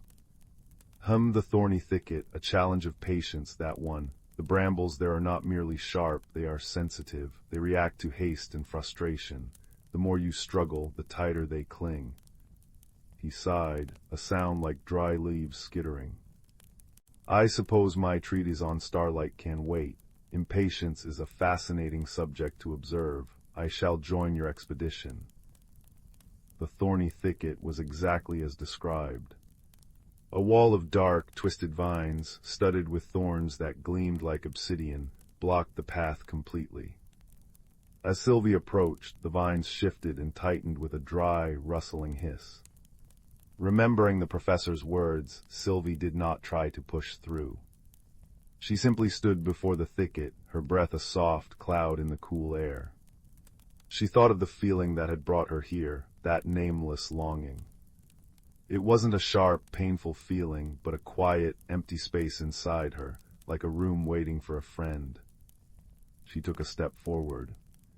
The vines tensed. She took a step back, and they relaxed slightly. "It's a dance," Mallow observed from a safe distance, lounging on a sun-warmed rock. "A very slow, very boring dance." "Fascinating," murmured Professor Nettle, making notes on a piece of birch bark. "The subject demonstrates a marked decrease in aggressive locomotion." Sylvie ignored them. She closed her eyes and listened. Beneath the hiss of the vines, she could hear a faint, melodic humming. It was the sound the thicket made when it was at peace. She began to hum along, matching its pitch, a low, gentle drone. She didn't try to move the vines. She simply stood with them, her humming a quiet offering of friendship. The change was gradual. The hissing softened. The tight coils of vine began to loosen, their thorns seeming less sharp, more like the protective spines of a sleeping creature.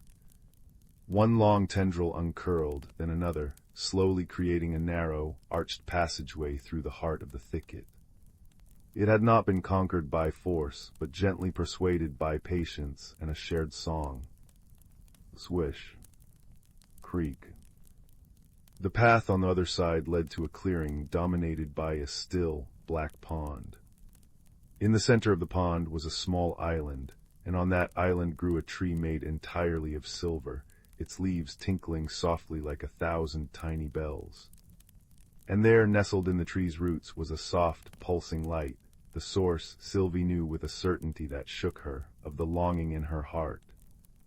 But the water of the pond was not water. It was a substance dark and deep as ink, and it reflected not the twilight sky above, but Sylvie's own fears. She saw fleeting images of stumbles and failures, of lonely moments and whispered doubts. "The pool of second thoughts," Professor Nettle intoned gravely. "It shows you the shadows so you may better appreciate the light. Many a journey ends here, not because the path is blocked, but because the traveler believes it is." Sylvie's courage, which had felt so steady, began to waver. The images in the pool were small, ordinary fears, but they felt immense. What if she was wrong? What if there was nothing on the island for her? What if she couldn't find her way back? Plip. Plop. A single tear escaped her eye and fell into the black pool. Where it landed, the fearful images rippled and vanished, and for a brief moment the pool showed only the clear, deep reflection of her own kind face, filled with a hope that was braver than any fear. It was all the reminder she needed. "It's a mirror, not a door," she said softly. "It can't hold me back unless I let it." She looked at her two companions. Mallow gave her a slow, deliberate blink, the highest compliment a cat can give. Professor Nettle simply nodded, his spectacles glinting. Sylvie did not try to swim or build a raft. She walked to the very edge of the pool and looked down at her reflection, not at the fears, but at the girl who had faced a thicket with a song. She took a step forward. Her foot did not sink. It found a solid, invisible path just beneath the surface, a bridge of faith that only appeared when you trusted it was there. Step by careful step, she walked across the pool of second thoughts, her reflection walking calmly beside her until she reached the silver island. The tree was more beautiful up close. Its chime-like leaves played a gentle, wordless lullaby. Tinkle, chime, ring. At its base, the pulsing light resolved into a small, crystalline cocoon. As Sylvie approached, the crystal became transparent, and then it dissolved into a shower of harmless, glittering dust. Inside was not a treasure of gold or jewels. It was a small, smooth, gray stone, warm to the touch. As her fingers closed around it, a profound sense of peace washed over her. The quiet, empty space inside her was suddenly, wonderfully full. The stone was a piece of home, a piece of herself she hadn't known was missing. A simple, unshakable confidence that she was exactly where she was meant to be, and that she was brave enough for whatever came next. The journey back was a quiet, joyful blur. The pool of second thoughts now showed only the silver tree and a smiling sky.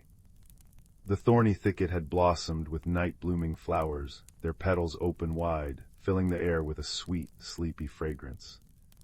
When they reached the great oak where they had started, the small, arched door was there again, waiting.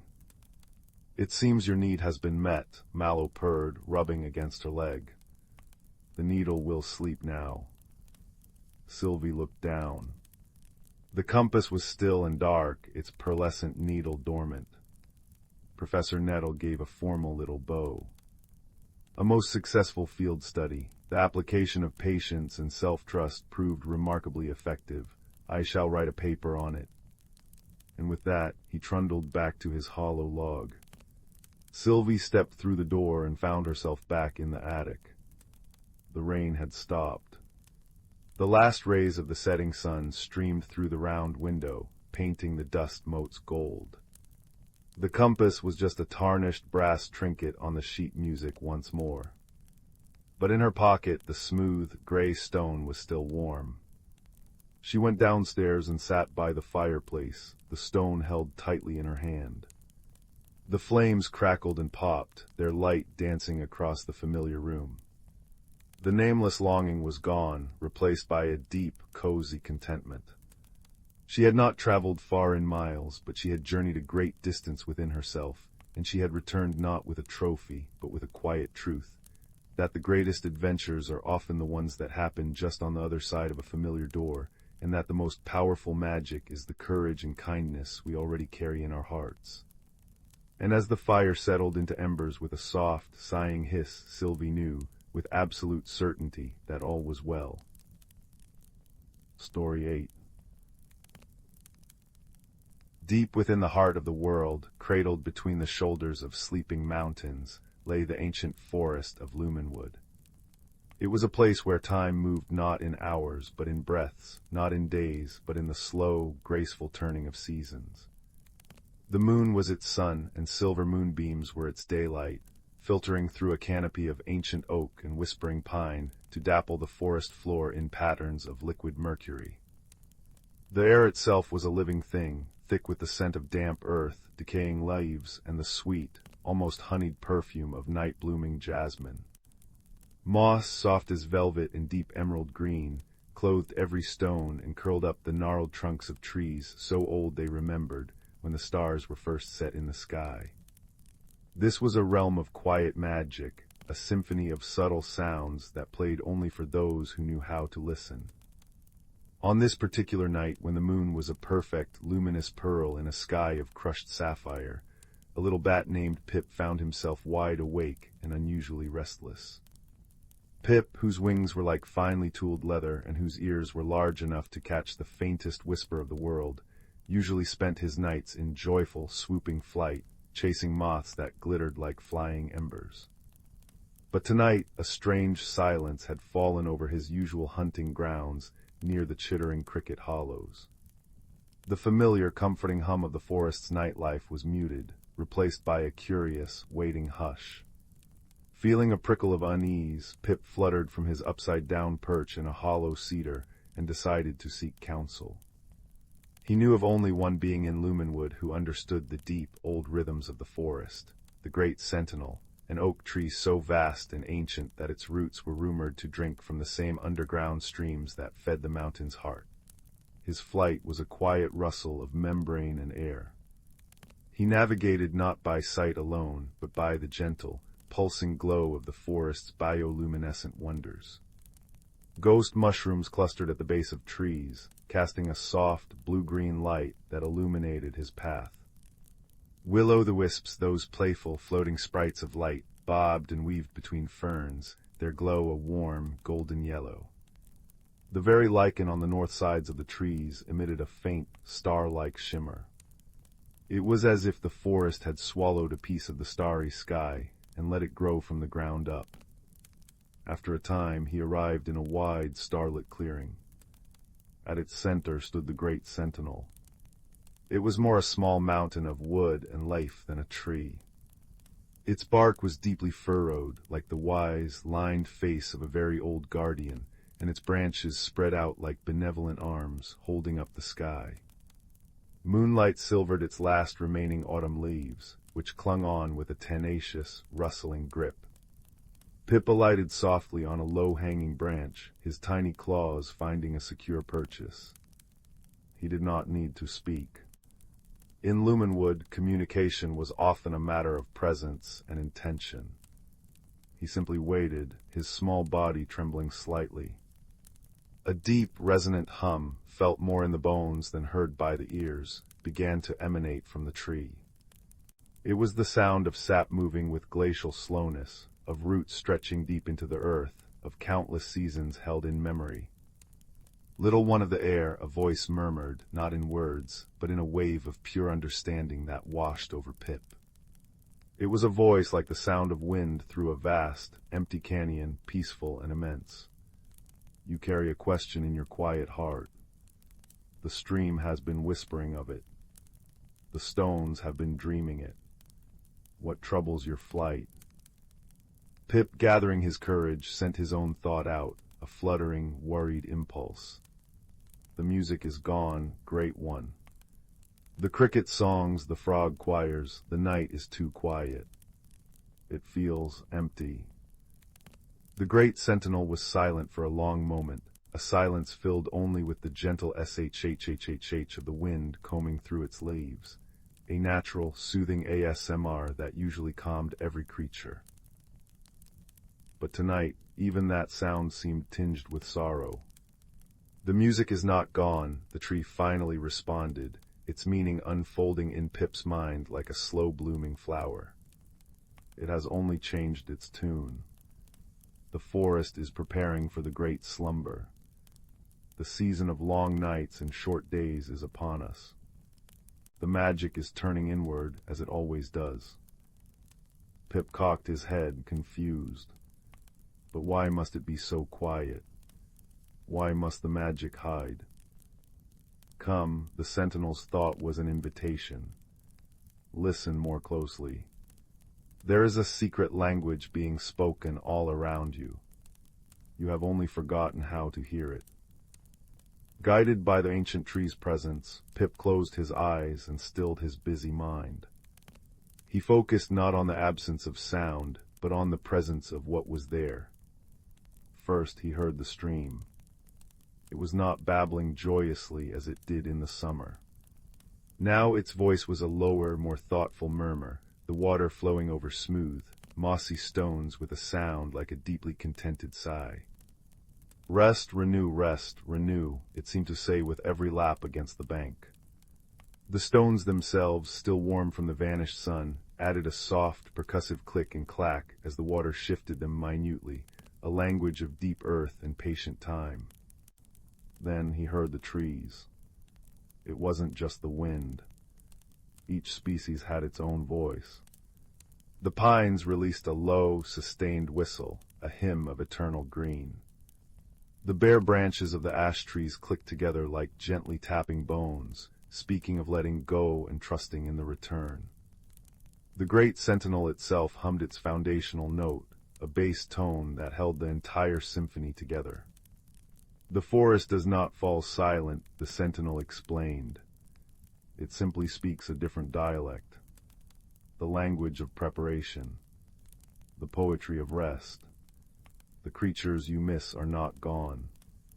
They are listening too. They are storing the warmth of summer memories in their hearts and the wisdom of autumn in their dreams." Pip felt a wave of understanding, but also a new worry. But what about the light?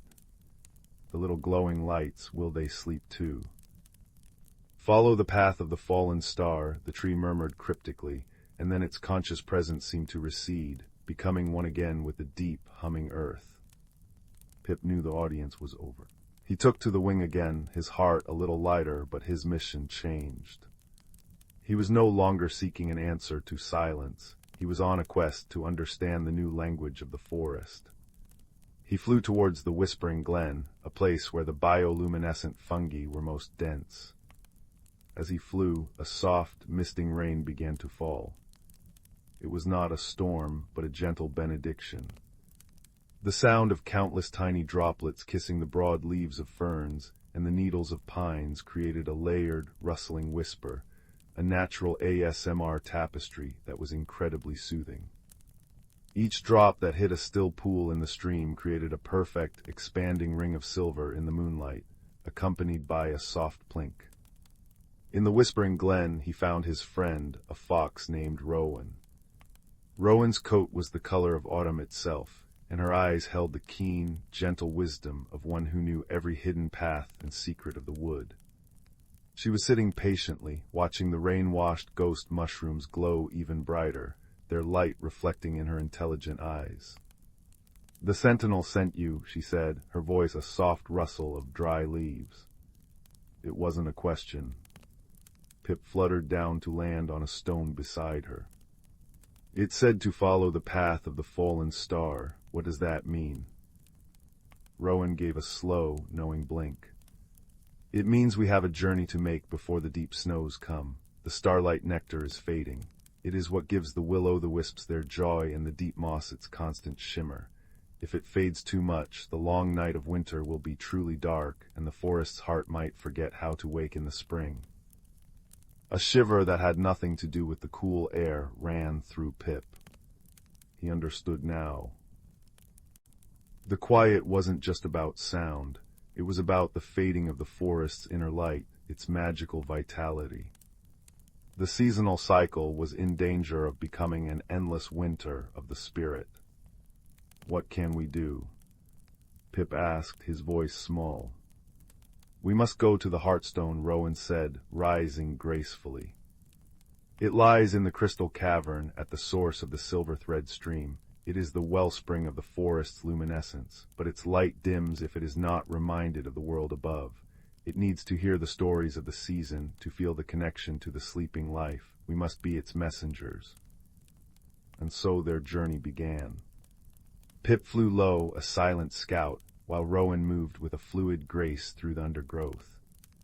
They traveled through landscapes of breathtaking beauty and profound peace. They passed a field of slumbering fireflies, their light dampened, resting in the curled leaves of a fern bank. They heard the deep, rhythmic breathing of a badger family, already tucked away in their set, dreaming of spring earthworms. They saw the last of the autumn leaves, glowing like captured moonlight, as they spiraled down in the gentle rain. The sounds of their journey were a lullaby for the waking world. The soft squelch of Rowan's paws on wet moss, the distant, melodic hoot of a tawny owl, the great sentinel's nightly messenger, the ever-present whisper of the wind, and the steady, heartbeat-like rhythm of the rain. Finally, they reached the source of the silver thread stream, where it bubbled forth from a crack in a wall of dark rock, veiled by a curtain of glowing ivy. Pushing through the ivy, they entered the crystal cavern. It was a place of pure, silent magic. The entire cavern was lined with crystals that pulsed with a soft, internal light, breathing in time with the forest itself. In the center of the cavern, resting in a small, clear pool, was the Heartstone. It was a perfectly smooth, opalescent orb, about the size of a fox's head. But its light was indeed flickering weakly, like a tired firefly. "It has been lonely," a new voice sighed. This one was the voice of the water dripping from the cavern's ceiling, each plink and plop forming a word. "It misses the rustle of the leaves it cannot see. It misses the scent of the night flowers it cannot smell." Pip and Rowan approached the stone. They knew what to do. They had been guided here not by a map, but by the wisdom of the forest itself. Rowan lay down beside the pool, her nose nearly touching the water, and she began to whisper. She whispered the story of the summer sun on her back, of the taste of ripe blackberries, of the sight of fawns taking their first wobbly steps. Her words were not loud, but they were vivid, painting pictures in the quiet. Pip, fluttering above the Heartstone, began to chitter and click, not in the language of echolocation, but in the language of memory. He told the story of his nightly dances with the moths, of the feeling of a sky full of stars on his wings, of the joyous, chaotic chorus of the cricket hollows at their peak. They poured their memories into the cavern, their voices blending with the dripping water and the deep, resonant hum of the crystals. They were reminding the Heartstone of the world it served. They were singing the forest back to itself. As they shared their stories, a wonderful change began to occur. The Heartstone's faint pulse grew stronger and steadier. A warm, gentle light blossomed from its core, flowing outwards like liquid honey. It filled the crystals in the walls, which brightened in response, their light reflecting and magnifying until the entire cavern was ablaze with a soft, radiant luminescence. The light did not stay contained. It flowed out with the stream water, a river of liquid starlight pouring out into the forest. Outside, the will-o'-the-wisps suddenly bobbed with renewed energy, their golden light burning bright and joyful. The ghost mushrooms and glowing lichens shone, with an intensity that turned the night forest into a breathtaking cathedral of light. The very air seemed to sparkle. The magic had been renewed. The cycle was secured. Exhausted but filled with a deep, profound joy, Pip and Rowan made their way back to the clearing of the great sentinel. The rain had stopped and the sky was clear, the moon and stars shining down upon a forest that was once again peacefully, beautifully alive in its slumber. The silence was no longer empty. It was full. It was the sound of roots dreaming, of seeds sleeping in their earthy beds, of the stored magic waiting for its time to bloom. It was a restorative silence, a necessary pause in the great melody of life. Pip found his perch in the cedar hollow. As he drifted into his own daytime sleep, he listened to the forest's new-old language. The sighing stream, the whispering trees, the gentle wind, it was all a lullaby. It was the sound of the world holding its breath, not in fear, but in anticipation, resting deeply and securely in the knowledge that after every long night, without fail, the dawn would always come. And high above, the wise old owl, who had watched their entire journey from his high branch, gave one soft, low hoot, a sound of approval and peace that echoed through the starlit, luminous woods, a perfect full stop to the night's gentle story. The forest was safe. The magic was sleeping, and all was well. Story 9. The fire crackled softly in the hearth, its light dancing across the walls like a troop of gentle, golden sprites. It was on nights like these, when the wind whispered secrets against the window pane and the world outside seemed to hold its breath, that the best stories were born. So pull your blanket a little closer, settle into the cushions, and let me tell you a tale not of roaring bonfires, but of a quiet, steady glow. A story about a boy, a hidden world, and the warmth that can be found in the most unexpected of places. In a small, quiet village nestled in a valley that always seemed to be caught in a gentle sigh, there lived a boy named Leo. He was a thoughtful child, with eyes the color of the forest floor, after a rain and a heart that listened more than it spoke. While other children raced through the cobblestone streets playing games of chase and conquest, Leo preferred the company of the old woods that cradled the village. He would spend hours tracing the veins on leaves, watching the patient journey of a ladybug, or simply sitting with his back against the rough bark of an ancient oak, listening to its slow, woody heartbeat. Leo's world was one of soft sounds and muted colors, and he was, if not unhappy, then perhaps a little lonely. He felt things deeply, the sadness in a wilting flower, the joy in a sunbeam finding its way through the canopy, and such feelings are heavy to carry alone. One afternoon, as autumn was painting the world in shades of flame and gold, Leo was following a path he'd never noticed before.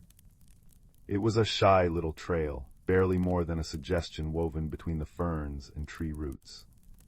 A curious feeling like the tug of a forgotten dream drew him forward. The air grew cooler, the light softer, filtered through a dense ceiling of intertwined branches. And then the path simply ended at a great, moss-covered stone wall, so ancient it seemed more a part of the mountain than built upon it. There, nestled in a crevice where the stone met the earth, was a small, perfect door. It was no taller than Leo's knee, crafted from dark, polished wood, and inlaid with a single, swirling pattern that looked like a captured eddy of smoke. It had no knob, no keyhole. As Leo knelt, his breath catching in his throat, he noticed that the center of the swirling pattern held a small, smooth stone. It was dull and gray, no different from any other pebble in the stream.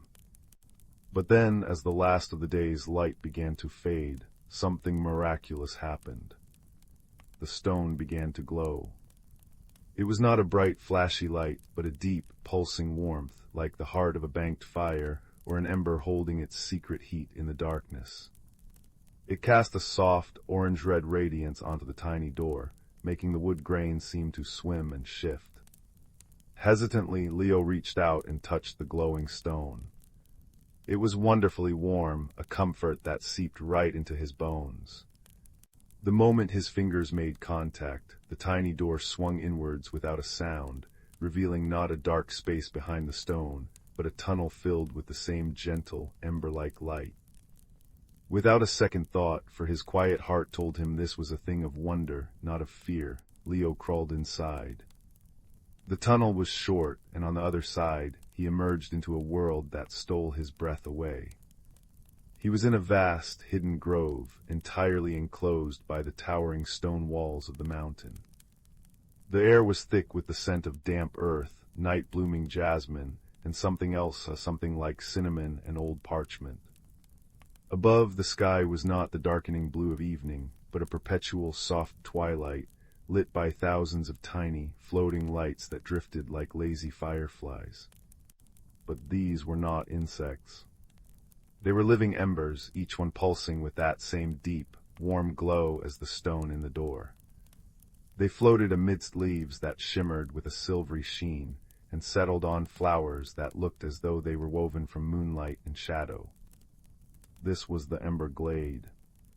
Leo stood for a long time, simply breathing it in. The silence here was different from the woods he knew. It was a living silence, filled with the soft hum of the drifting embers and the distant, musical trickle of water.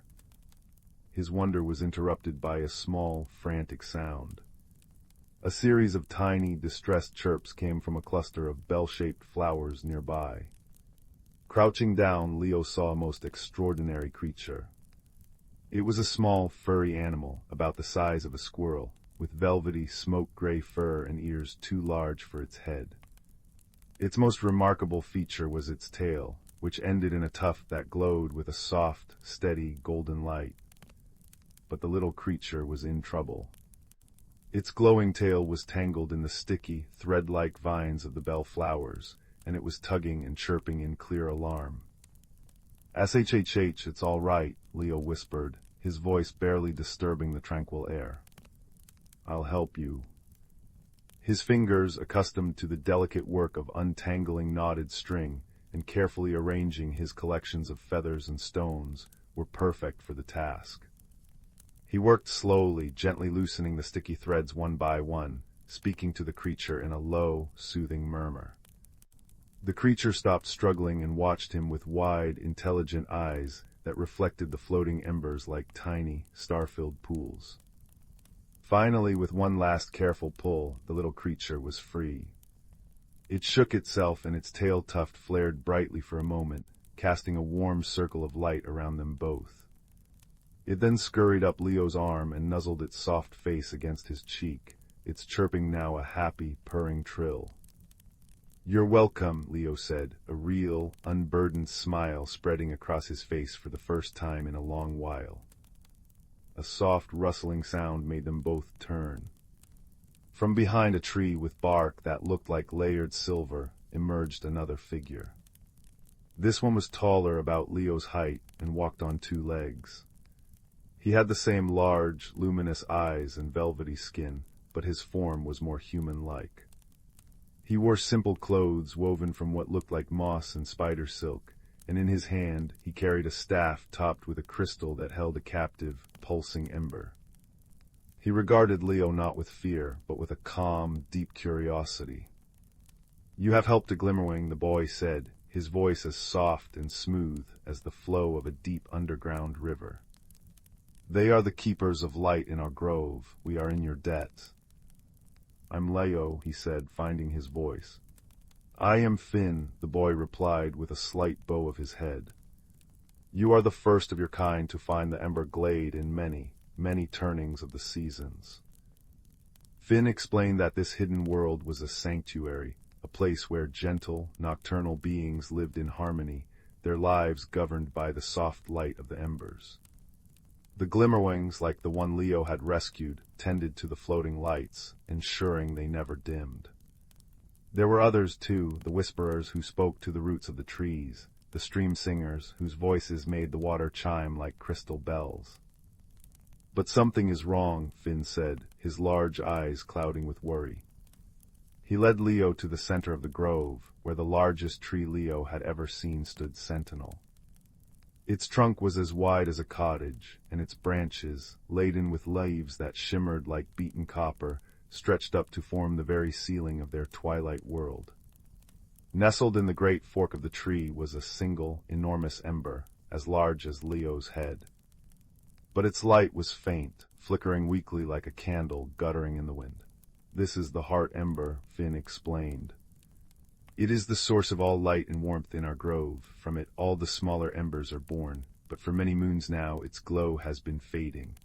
The grove grows colder, the lights drift lower, and a stillness is settling over everything. We do not know why." Leo looked at the struggling light, and a profound sadness settled in his chest.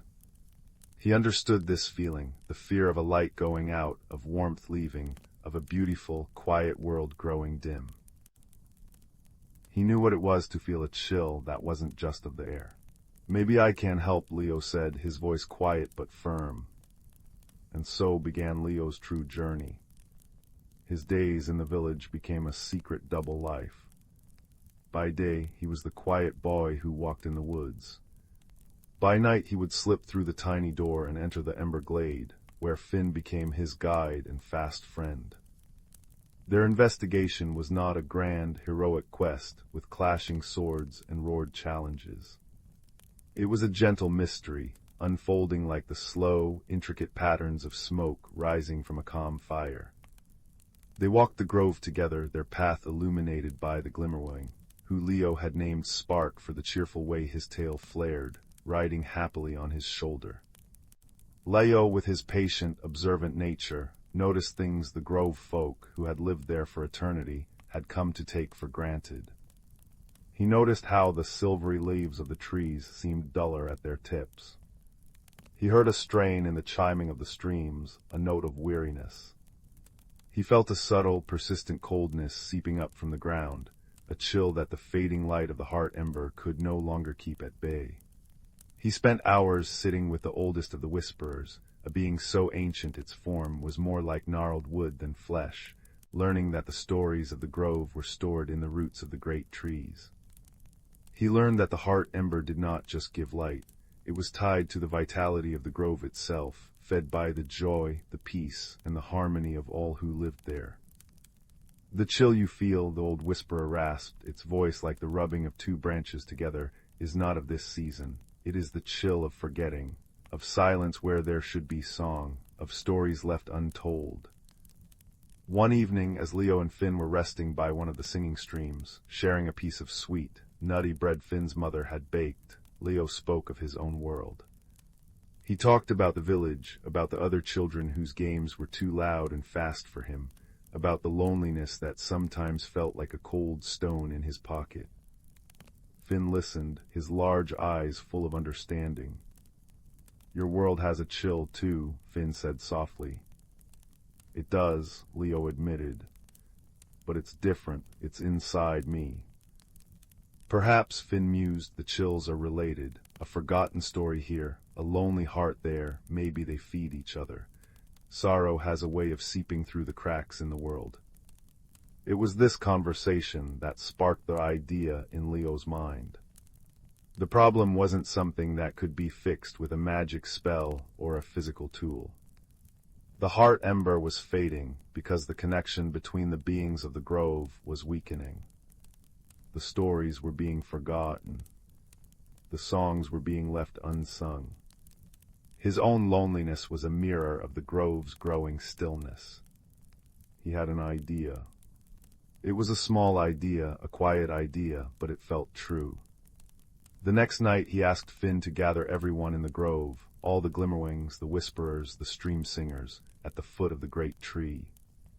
When they had all assembled, their faces lit by the worryingly faint pulse of the heart ember, Leo did not make a grand speech. He simply sat down on a smooth, moss-covered stone, with Spark nestled in his lap, and he began to tell a story. It was the story of how he had found the grove. He described the shy path, the mysterious door, the wonder of seeing the glowing stone. He told them about meeting Spark, about the fear in the little creature's eyes, and the relief when it was free. He described his friendship with Finn, their long walks, their shared silence, and their conversations. He spoke of the beauty he saw in their world, the shimmer of a leaf, the melody of a stream, the gentle drift of a living ember. He spoke not as a hero, but as a friend. And as he spoke, something began to happen.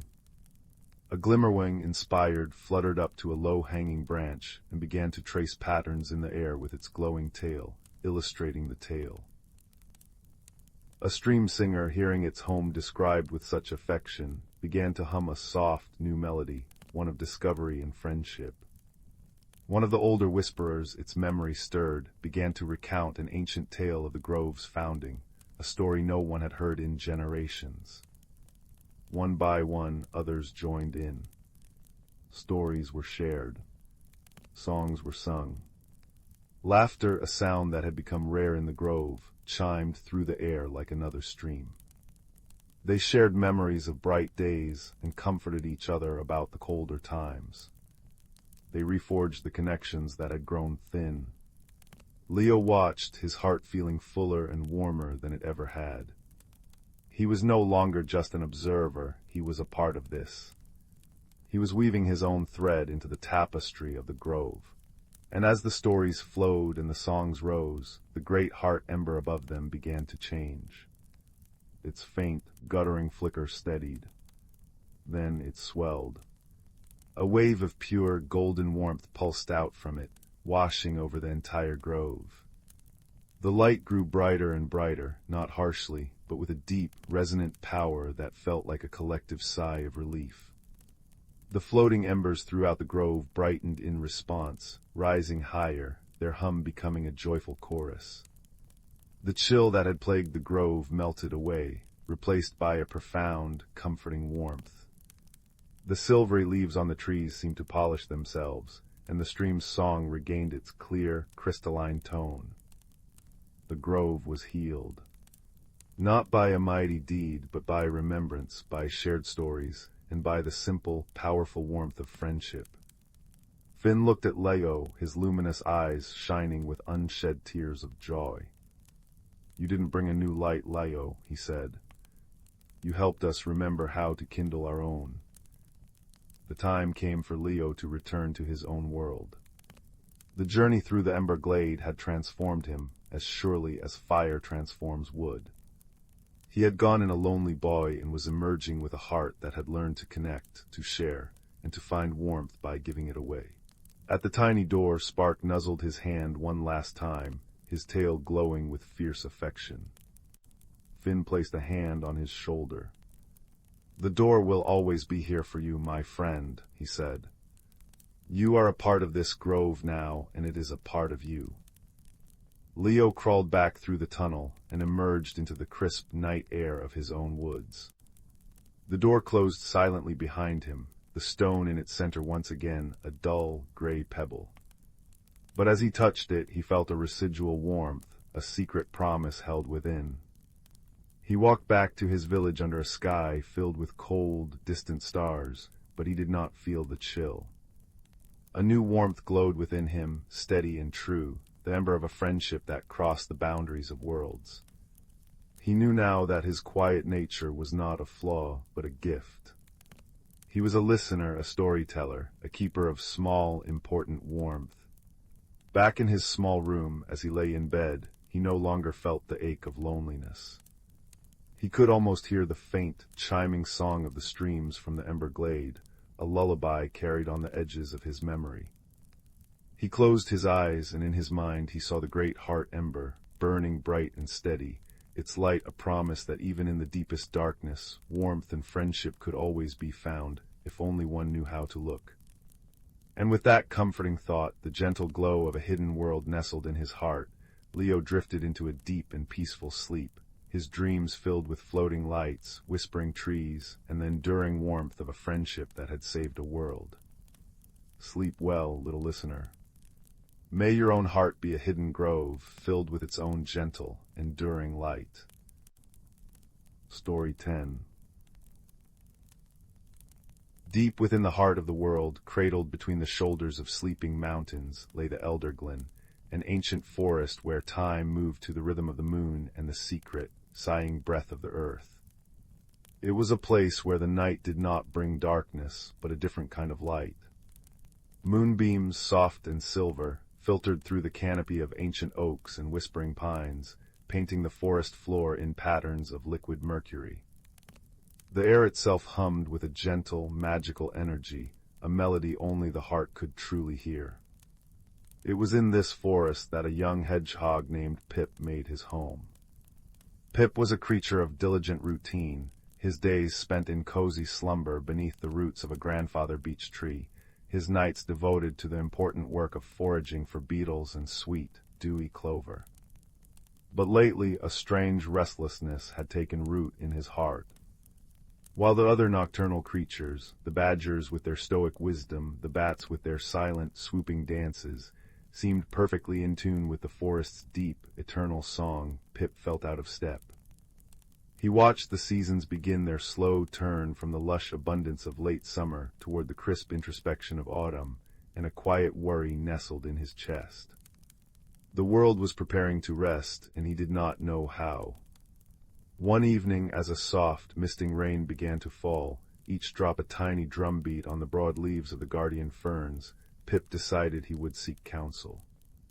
He had heard whispers, carried on the wind, of a being of immense age and quiet wisdom who lived in the forest's deepest heart, a great gray owl who perched within the boughs of the elder tree, the oldest living thing in the glen.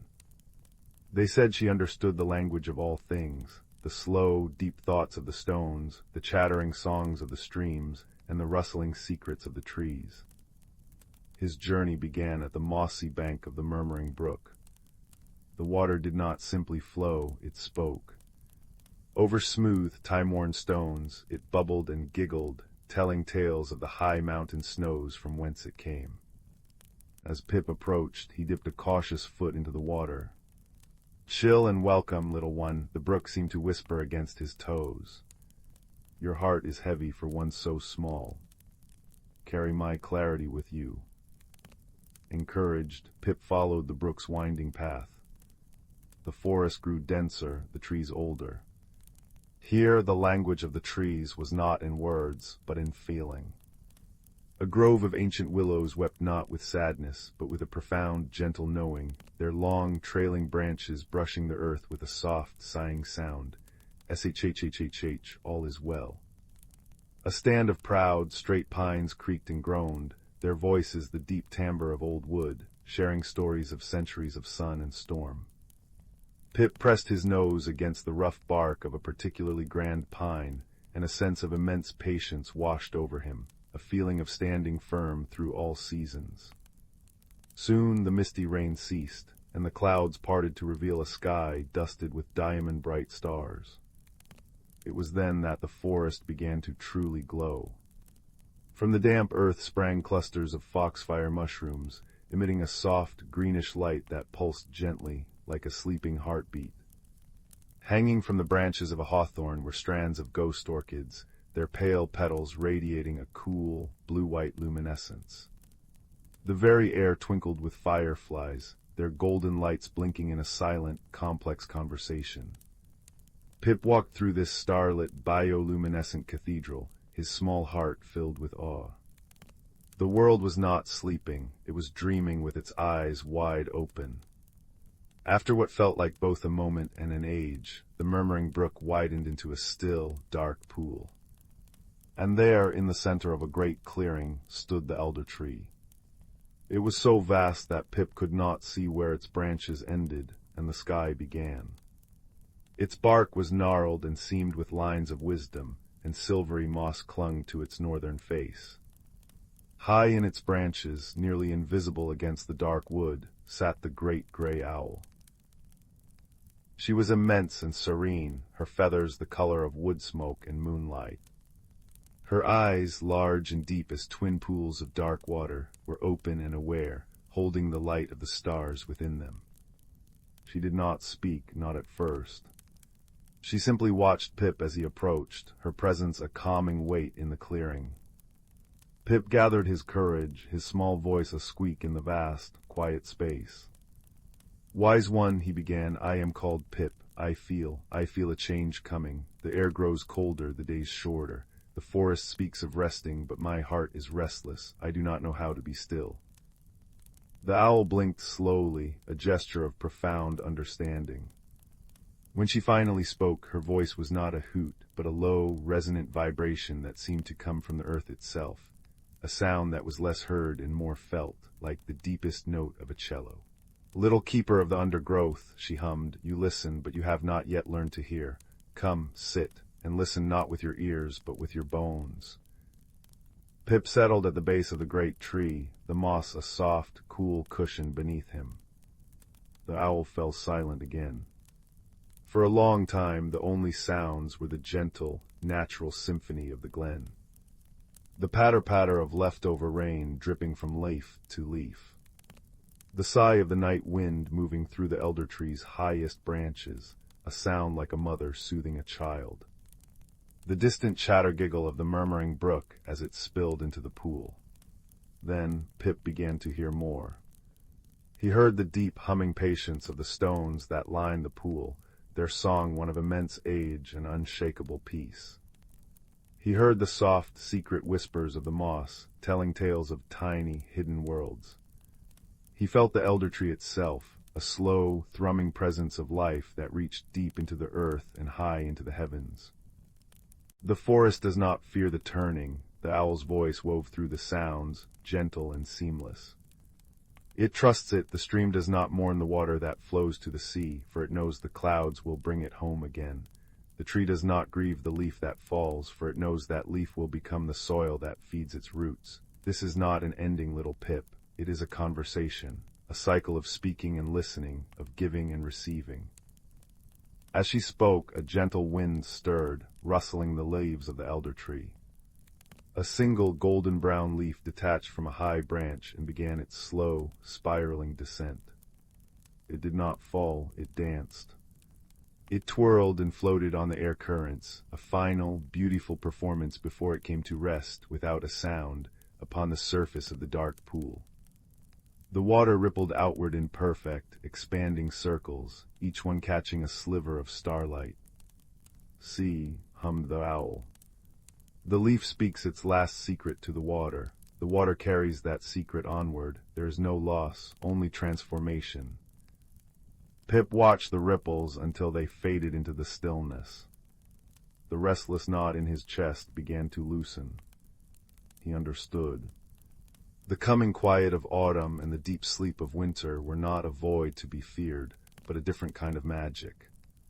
It was the time for the earth to listen to its own dreams, for the seeds to hold their potential in the dark, silent soil. His own rest was not idleness. It was a part of this great breathing cycle. "Your heart is not restless, Pip," the owl said, her voice now as soft as the downy feathers on her breast. "It is simply learning a new rhythm, the rhythm of the root and the stone and the star. Carry this rhythm with you. When you curl in your nest, listen to the dream songs of the earth. They will comfort you." Pip bowed his head, a profound gratitude swelling within him.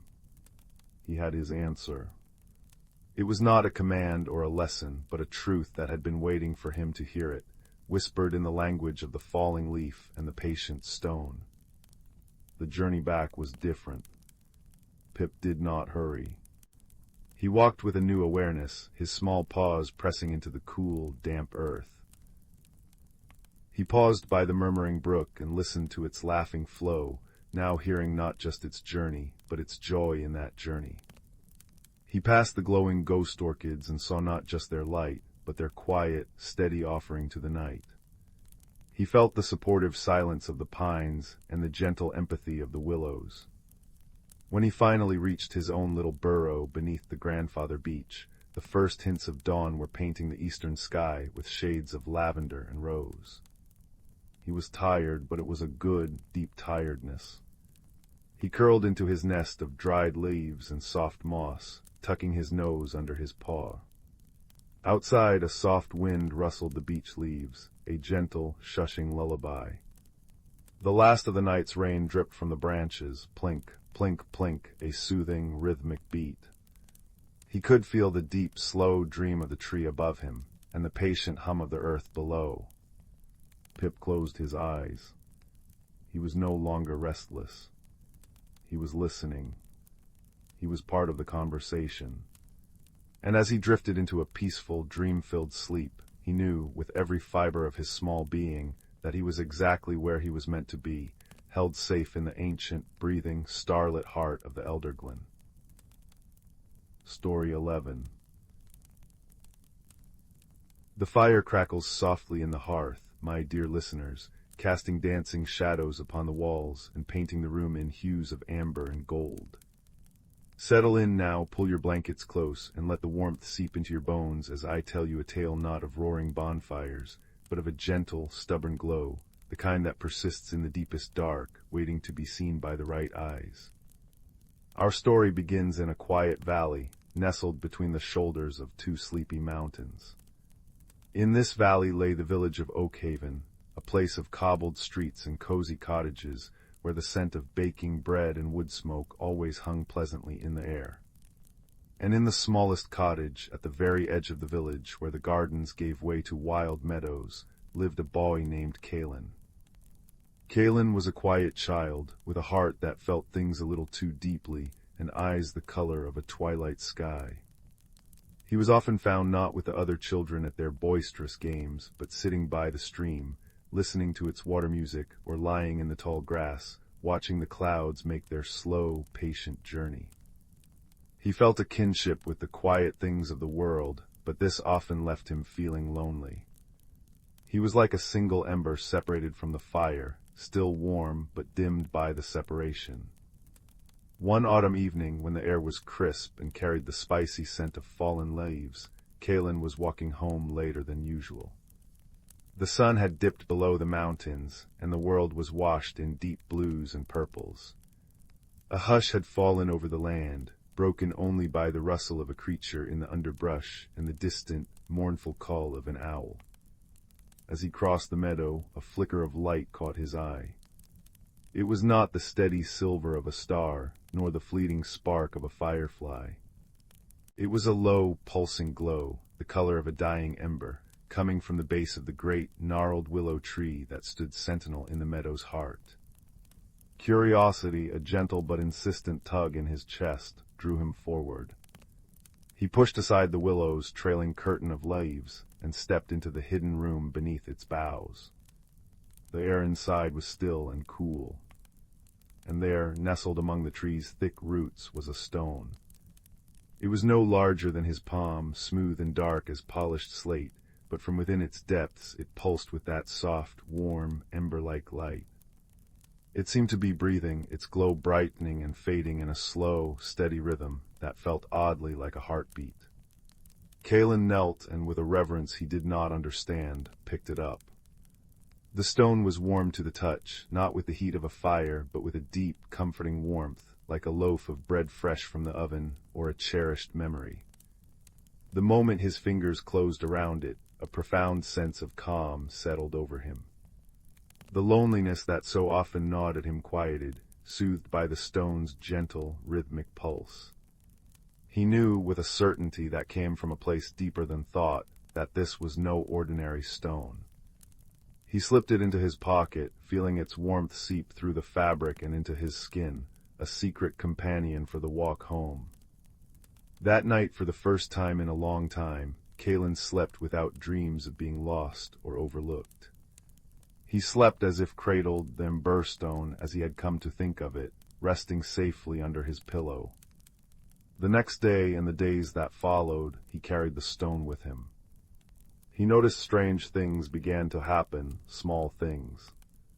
The shy, trembling vole that lived under the garden shed, who usually darted away at the slightest sound, would pause and twitch its nose in Caelan's direction, its tiny black eyes seeming to reflect a hint of that warm, ember glow. The old, grumpy cat from next door, who tolerated no one, would sometimes deign to brush against his legs, purring a rusty purr. It was as if the stone's gentle light was a language that the quiet, hidden parts of the world could understand. But it was on the third day that the true mystery began to unfold. Caelan was sitting by the stream, skipping the emberstone across his palm, when he saw a fox. It was a magnificent creature, its coat the color of autumn bracken, with clever eyes and a bushy tail. But it was not hunting or trotting with purpose. It was limping, one of its front paws held gingerly off the ground, and it was coming directly toward him. Caelan froze, his heart thumping a nervous rhythm. But the fox did not bare its teeth or growl. It stopped a few paces away, sat down, and looked at him. Not at him, he realized, but at the stone in his hand. The emberstone's pulse quickened, its glow brightening. The fox then looked pointedly at its own injured paw, then back at the stone, and let out a soft, whining yip. It was an invitation, a plea. Hesitantly, Kalen stood and took a step forward. The fox did not retreat. He took another and another, until he was close enough to see the sharp, cruel thorn embedded deep in the fox's pad. Understanding dawned. He knelt, holding the emberstone closer. He didn't know what to do, so he simply focused all his will, all his hope for the creature's comfort, into the stone. He imagined the warmth flowing from it, not as heat, but as kindness. A soft radiance bloomed from the stone, enveloping the fox's paw in a cocoon of amber light. For a moment the thorn itself seemed to glow, and then, with a faint pop, it loosened and fell to the grass. The fox gingerly put its weight on the paw, tested it, and then looked at Kalen. In its eyes there was no longer just animal cunning, but a deep, ancient intelligence and gratitude. It dipped its head once, a regal gesture, before turning and melting back into the forest. Kalen stared after it, the emberstone cool and quiet once more in his hand. He had not just found a magical object, he had been given a responsibility. The stone was a key, and the world was full of locks he had never known were there. The following week, a subtle change came over the valley. It started with the light. The sun seemed paler, the colors of the world less vibrant, as if viewed through a thin layer of ash. A strange, listless silence fell over the woods. The bird songs were fewer, the chatter of squirrels absent. The very air grew colder, a chill that seeped into the stones of the cottages and bit deeper than the autumn air should allow. The villagers, sensing the shift, called it the gray sorrow, a malaise that descended every few generations, they said, for reasons no one could remember. But Kalen, through his connection with the emberstone, felt it as something more specific. It was a draining, a fading. The hidden light of the world was being dimmed. His stone, which had glowed so brightly, now pulsed faintly, like a weary heart. He knew, with a dread that settled in his stomach, that he had to find the source of this fading. The fox had shown him the way. The stone was a tool for mending, and now something was broken on a scale he could scarcely imagine. He decided he would go into the heart of the Whispering Woods, the ancient forest that climbed the slopes of the mountains. It was a place of legend, where the oldest trees were said to hold memories in their rings, and streams sang secrets to those who would listen. His grandmother had told him stories of a hidden world within it, a place called the Glimmer Sill, the heart of the forest spirit, but she had said no mortal had seen it in an age. He packed a small satchel with bread and cheese, a flask of water, and a warm cloak. Most importantly, he secured the emberstone in a small leather pouch that he wore around his neck, feeling its faint, reassuring warmth against his chest. As he stepped from the meadow into the deep shade of the woods, the gray sorrow pressed in on him. The forest floor, usually a tapestry of vibrant moss and fern, was dull and muted. The air was still and cold, carrying the scent of damp earth and decay. He walked for hours, the only sound the crunch of his own footsteps on the fallen leaves. The emberstone was his only guide. When its pulse grew slightly stronger, he would turn in that direction. When it faded, he would backtrack. It was a slow, meandering path, a dialogue between his will and the stone's faint song. As dusk began to weave its threads through the canopy, Kalen heard a sound, a soft, rhythmic scraping. He followed it to a small clearing where a massive, ancient oak tree stood, its bark thick and gnarled. At its base, hunched over, was a creature. It was about his height, with skin like rough bark, hair like cascading moss, and eyes that were the deep, solemn green of a forest pool. It was using a sharp piece of flint to scrape at the oak's trunk, but its movements were weak, listless. This was a wood wight, one of the secret caretakers of the forest his grandmother had whispered about. The creature looked up as Kalen approached, its green eyes wide with surprise and a flicker of fear. It clutched its scraping tool like a weapon. "Please," Kalen said, his voice soft in the quiet clearing. "I don't mean any harm." He slowly opened the leather pouch, letting the emberstone's dim glow spill out. The wood-wight gasped, a sound like the wind stirring pine needles. It dropped its tool and took a hesitant step forward, its long, twig-like fingers reaching out. The hearthstone, it whispered, its voice a rustle. It has been lost for so long, but its light is faint, so faint. What's happening? Kaelin asked. Why is the forest fading? The wood-wight, whose name was Borfin, sank to the ground, its shoulders slumped. The heart-fire dims, it said mournfully. Deep in the glimmer-sill, at the center of the world that is within this one, burns the great heart-fire. It is the source of all the hidden light, the warmth in the soil, the song in the stream, the courage in the fox's heart. Its keeper, the ancient fire warden, has fallen into a deep slumber, a sleep of forgetting. And as he sleeps, the fire dwindles, the embers grow cold. We, the children of the glimmer-sill, are fading with it. Borfin explained that the fire warden's sleep was not a natural one.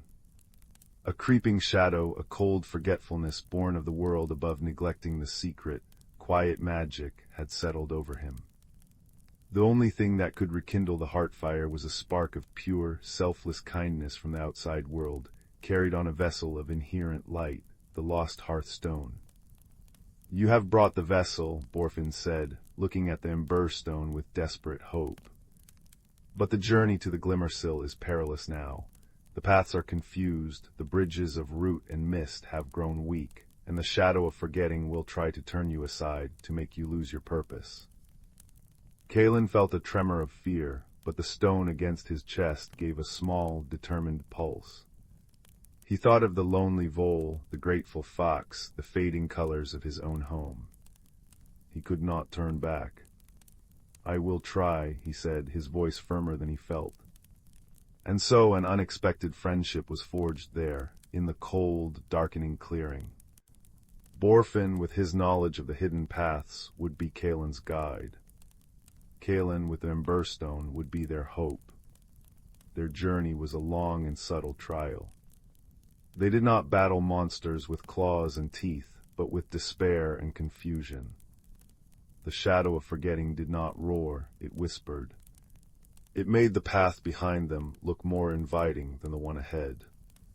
It showed Kaelin vivid memories of his warm bed and his mother's cooking, tempting him to abandon his quest. It made Borfin's steps heavy with the weight of his people's impending end. But at every moment of doubt, Kaelin would clutch the emberstone. He would remember the fox's grateful eyes, and he would share that memory with Borfin, painting a picture with his words of the warmth that still existed, that was worth fighting for. In turn, Borfin would point out the small, stubborn signs of life that persisted, a cluster of hardy winter berries, a patch of moss that still held a hint of green, the faint, determined song of a single bird in the highest branches. They warmed each other's hearts, their friendship a small, bright flame in the encroaching gray. They crossed a river on a bridge of woven, sleeping roots that Borfin had to gently awaken with a humming song. They navigated a labyrinth of thorns that parted only when Kaelin held the emberstone aloft, its light convincing the plants he meant no harm. They walked for what felt like days, their world shrinking to the next step, the next shared word of encouragement, the next soft pulse of the stone. Finally, they came to a great, sheer rock face, covered in ivy that was brittle and gray. This is the last door, Borfin said, his voice thin with exhaustion. The entrance to the glimmer-sill, but it will not open for force. It opens only for a true heart. Kaelin stepped forward. He placed one hand on the cold stone and the other over the pouch holding the emberstone. He did not demand entry. He did not plead. He simply offered. He thought of all the quiet, kind things he loved, the sound of rain on the roof, the smell of old books, the feeling of the sun on his face, the loyalty of his new friend beside him. He poured all that warmth, all that gentle, steadfast love for the world into the stone. The emberstone flared. Not with a blinding flash, but with a deep, resonant light that flowed up his arm and into the rock. The gray ivy shimmered and turned a vibrant, living green. The solid rock became insubstantial as mist, and with a sound like a deep, drawn breath, the doorway opened. They stepped through into the glimmer sill.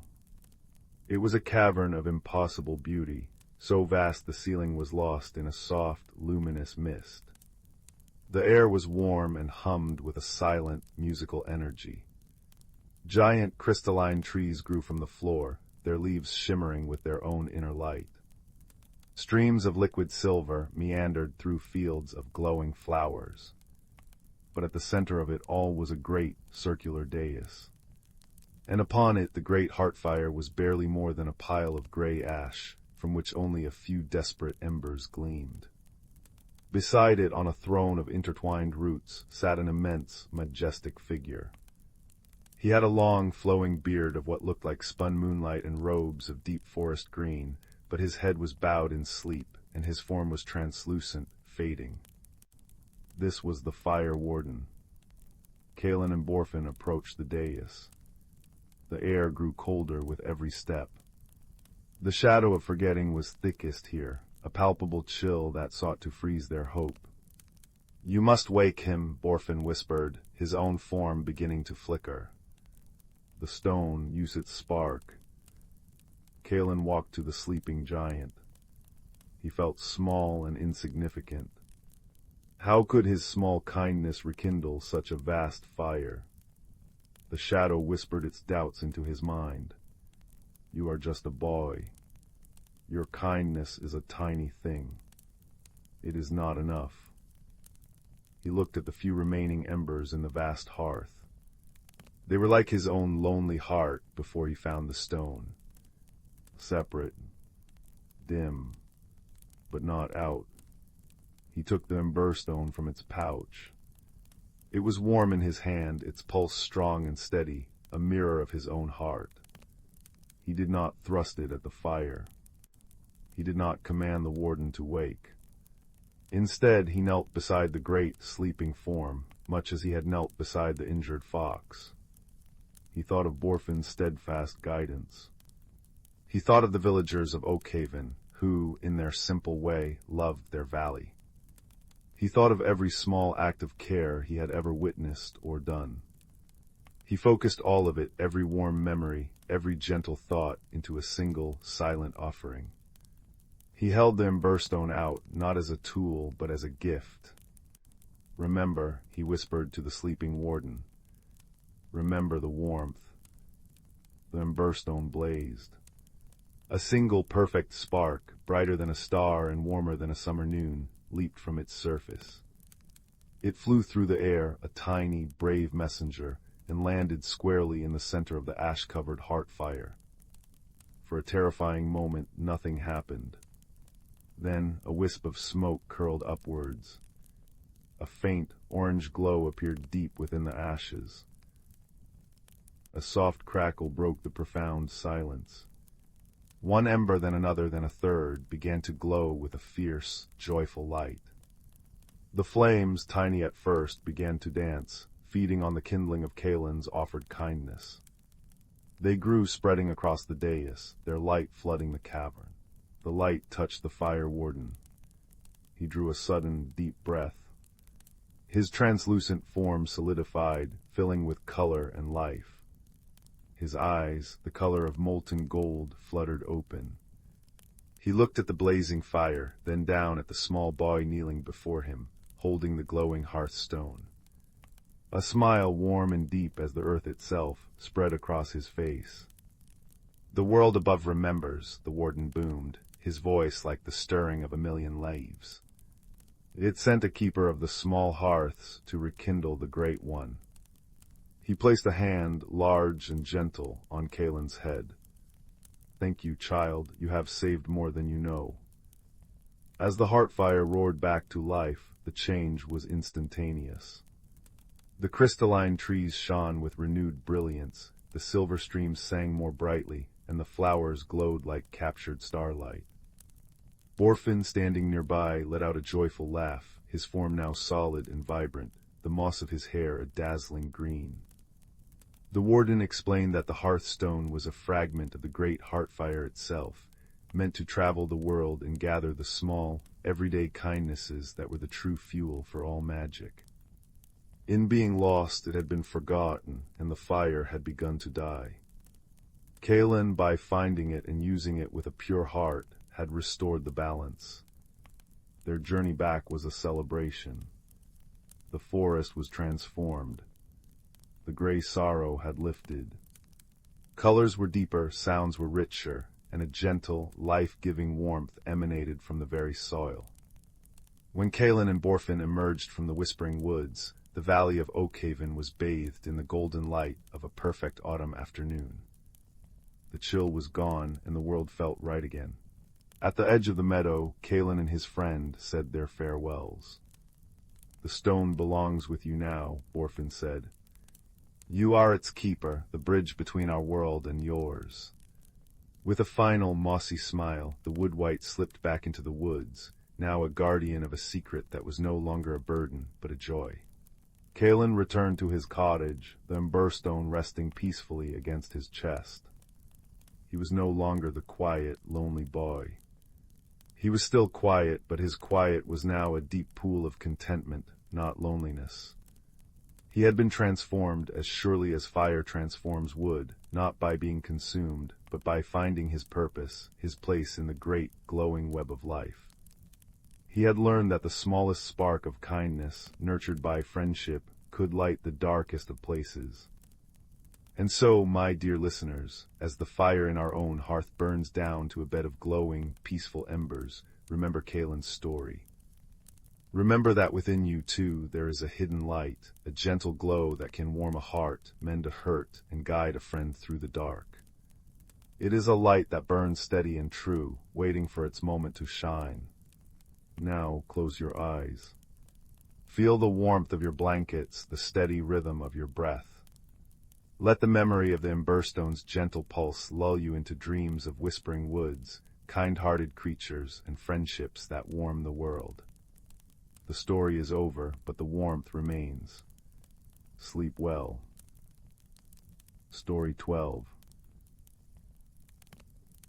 The old house on Willow Lane had a way of holding secrets in its corners, breathing them out in gentle sighs when the wind blew just right. It was in the uppermost room, the one with the slanted ceiling and the single round window like a moon captured in wood, that Leo discovered the chest. It wasn't locked, only stiff with age and a quiet stubbornness. The hinges sang a low, rusty protest as he lifted the lid, a sound like a tired dragon shifting in its sleep.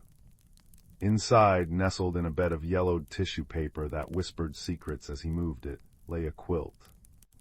But it was no ordinary quilt. It was stitched from what seemed like midnight itself, a deep, soft blue-black fabric scattered with constellations embroidered in silver thread. In the center was a large, 8-pointed star of the purest white, and woven through its points were threads that shimmered with a light they seemed to have borrowed from the moon. It was cool to the touch, like silk left on a dewy windowsill, and it smelled faintly of cedar, starlight, and forgotten summers.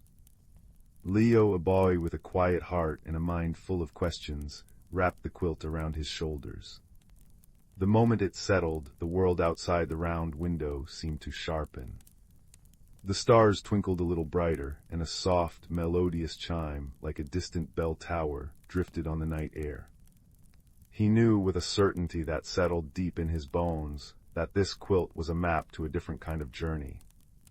That night, as he lay in his bed with the starry quilt pulled up to his chin, the journey began. It wasn't a journey of miles through forests and over mountains, but a journey inward, measured in the quiet, brave steps one takes when facing a shadowy corner of one's own heart. For Leo, that shadow was his fear of the dark, a deep, nameless dread that made the familiar shapes of his room twist into monsters when the last light was switched off. As he drifted to sleep, the quilt seemed to hum with a gentle energy, and the world melted away, reforming into a soft, twilight landscape. He was standing in a meadow under a perpetual, gentle evening sky. The air was warm and carried the scent of slumbering lavender. A path of smooth, gray stones, each one glowing with a soft inner light, wound away into a grove of ancient, kindly trees. Crinkle, rustle, sigh. The leaves in the grove whispered to one another. It was here he met his first helper. A small, plump mouse with spectacles perched on the end of his nose was trying to read a map made of a large, fluttering leaf. He tutted and huffed, turning the leaf this way and that. "Pardon me," Leo said, his voice small in the vast, quiet meadow. "Are you lost?"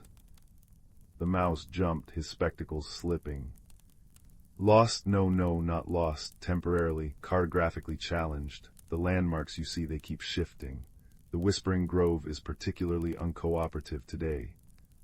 His voice was a high, precise squeak, like a tiny, rusty hinge being carefully oiled. He introduced himself as Barnaby, the keeper of quiet courage. "And you," he said, peering at Leo over his spectacles, "are wrapped in the starlight quilt. That means you're on a quest. What shadow is it you're hoping to face?" My fear of the dark," Leo admitted, his cheeks growing warm. "Ah," Barnaby squeaked, tapping his leaf map. "A classic, very well. The path to understanding that particular shadow lies through the grove, but you must be quiet and you must listen. The trees will guide you, but they speak in rustles and creaks, not in words." And so, with Barnaby perched on his shoulder, his tiny paws holding onto the quilt, Leo stepped into the Whispering Grove. The trees were enormous, their bark gnarled and wise. Their leaves rustled, shhh, shhh, shhh, a sound like a mother soothing a child. The path of glowing stones was easy to follow, but as they went deeper, the light from the stones seemed to be swallowed by the deepening shadows between the trees. Leo felt the old, familiar dread begin to curl in his stomach. The shadows looked like grasping hands, like open mouths. "Remember," Barnaby whispered, his squeak barely audible, "listen." Leo stopped. He closed his eyes, pushing his fear aside. He listened past the thumping of his own heart. He heard the gentle rustle of the leaves, a steady, calming rhythm. He heard the soft creak of the ancient branches, a sound of strength and endurance. He heard the distant purr of a contented creature somewhere in the boughs, a vibration that felt like safety. When he opened his eyes, the shadows were just shadows again, deep, velvety, and peaceful. They were not empty, but full of the quiet life of the grove. He had faced the first test not by fighting, but by listening with patience. The grove opened into a wide, circular clearing where a slow, silver river flowed, its surface dappled with the reflection of the emerging stars from the quilt-like sky. Sitting on the bank, trailing a paw in the water with a soft plink-plink, was a magnificent, fluffy ginger cat. She was purring, a deep, rumbling sound that made the air around her vibrate with warmth. "Well now," the cat said, her voice a smooth, rich alto. "A quilt walker, and you've brought Barnaby. He's always misplacing his maps." She blinked her large, amber eyes slowly. "I am Seraphina. I am the guardian of stillness." Barnaby huffed but didn't argue, instead busying himself with folding his leaf map into a very intricate hat. "The river," Seraphina continued, nodding towards the silver water, "is the stream of murmurs. To cross, you must find the stepping stones of silence, but they are hidden. They only appear when the water is perfectly calm, and the stream does not like to be calm. It is full of worries and rushing thoughts." Leo looked at the water. It was indeed choppy and restless, little waves slapping against the bank with a fretful sound. He could see nothing beneath the surface. "How do I calm it?" he asked. Seraphina's purr grew louder, a comforting rumble. "Not by force, by kindness. The stream is afraid of being forgotten. It carries the whispers of all the dreamers. Listen to it, acknowledge its fears." Leo knelt at the water's edge. He leaned over not to look, but to listen. The water wasn't just making noise, it was speaking in 1,000 tiny, bubbling voices. "I'm not important. I have to hurry. What if I dry up? I'm going the wrong way." He felt a great swell of compassion for the anxious stream. "It's okay," he whispered to the water. "You're not forgotten, you're beautiful and important. There's no need to hurry here." He spoke to it as he would to a frightened friend, his voice soft and steady. He told the stream about the lovely reflections it made of the stars, about how its gentle current was a perfect, peaceful song. As he spoke, his kindness seeping into the water, the choppy waves began to settle. The frantic bubbling softened. The water grew still, becoming a mirror of the starry sky above. And there, revealed just beneath the crystal-clear surface, were the stepping stones of silence. They were smooth and pale, each one glowing with the same soft light as the path stones. With Barnaby holding tight and Seraphina watching with an approving purr, Leo stepped carefully from one stone to the next. The water was now so calm it barely made a sound, just a soft lap against the stones as he passed. On the other side, the landscape changed. The gentle meadow and peaceful grove gave way to the foot of a small, lonely hill. At its summit stood a single, leafless tree, silhouetted against the sky. And coiled around the base of the hill was the final challenge, the mist of forgetfulness. It was a thick gray fog that swirled and shifted, and it emitted a low, mournful hum. It didn't look dangerous, but it felt deeply sad. Leo knew that to pass through it was to risk forgetting why he had come, forgetting the courage he had already found. "The mist is made of lost hopes," said a new voice, thin and reedy as a wind-chime. A small, luminous creature, like a firefly woven from moonlight, hovered near his ear. "I am Flicker, I remember the light. I can guide you, but my light is small. You must hold on to your own reason for being here. You must be your own guide, too." This was the final measure of his courage. It was a journey of only a few dozen steps, but it felt like 1,000 miles. He took a deep breath, tightened the starlight quilt around his shoulders, and felt the central star press warmly against his back, a constant, gentle reminder. "Ready," squeaked Barnaby. "Purr," rumbled Seraphina. "Chime," sang Flicker. Leo stepped into the mist. It was cold and damp, and the mournful hum filled his ears, trying to drown out his thoughts. "Why are you here?" "It's easier to be afraid. The dark is vast and you are small. Just go back." The memories of the grove and the stream began to feel distant, like a story he'd once been told. But then he felt the quilt. He focused on the soft texture, the smell of cedar and starlight. He remembered the kindness he'd shown the stream and how it had calmed. He remembered the patient listening in the grove and how the shadows had lost their power. "I am here," he whispered into the mist, his voice a tiny beacon, "to learn that the dark is not my enemy." He took another step. "I am here to find my own light." With each step, he stated his purpose. With each declaration, Flicker's glow brightened, pushing the mist back just a little. Barnaby's steadfast presence on his shoulder was an anchor, and the memory of Seraphina's purr was a blanket of warmth around his heart. He was not fighting the mist. He was simply walking through it, holding fast to the truth he had gathered on his journey. He was solving the challenge with the cleverness of patience and the wisdom of kindness directed at himself. And then, all at once, he was through. The mist thinned and vanished behind him. He stood at the top of the hill, under the branches of the lonely tree. From here, the view was breathtaking. He could see the entire Quilt landscape laid out below, the meadow, the grove, the silver river, all stitched together under the soft, star-dusted sky. It was all deeply, profoundly peaceful. The dark was not something to be feared. It was a beautiful, velvety canvas upon which the stars could shine their brightest. He had reached the end of his journey. He had traveled far in courage and returned to himself, changed. The starlight quilt seemed to sigh, a contented final sound. The world around him began to gently dissolve, the colors softening, the sounds fading. The last rustle of the distant grove, the final chime of a far-off bell, the fading echo of a friendly purr. Leo opened his eyes.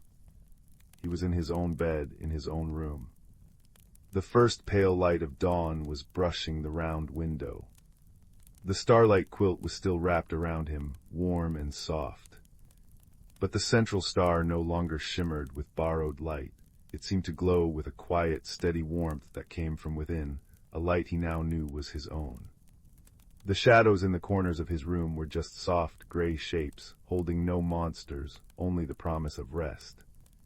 He felt a deep and comforting peace. He had journeyed through the landscape of his fear, and had discovered that the darkest places could be filled with the gentlest sounds, the kindest helpers, and his own newfound courage.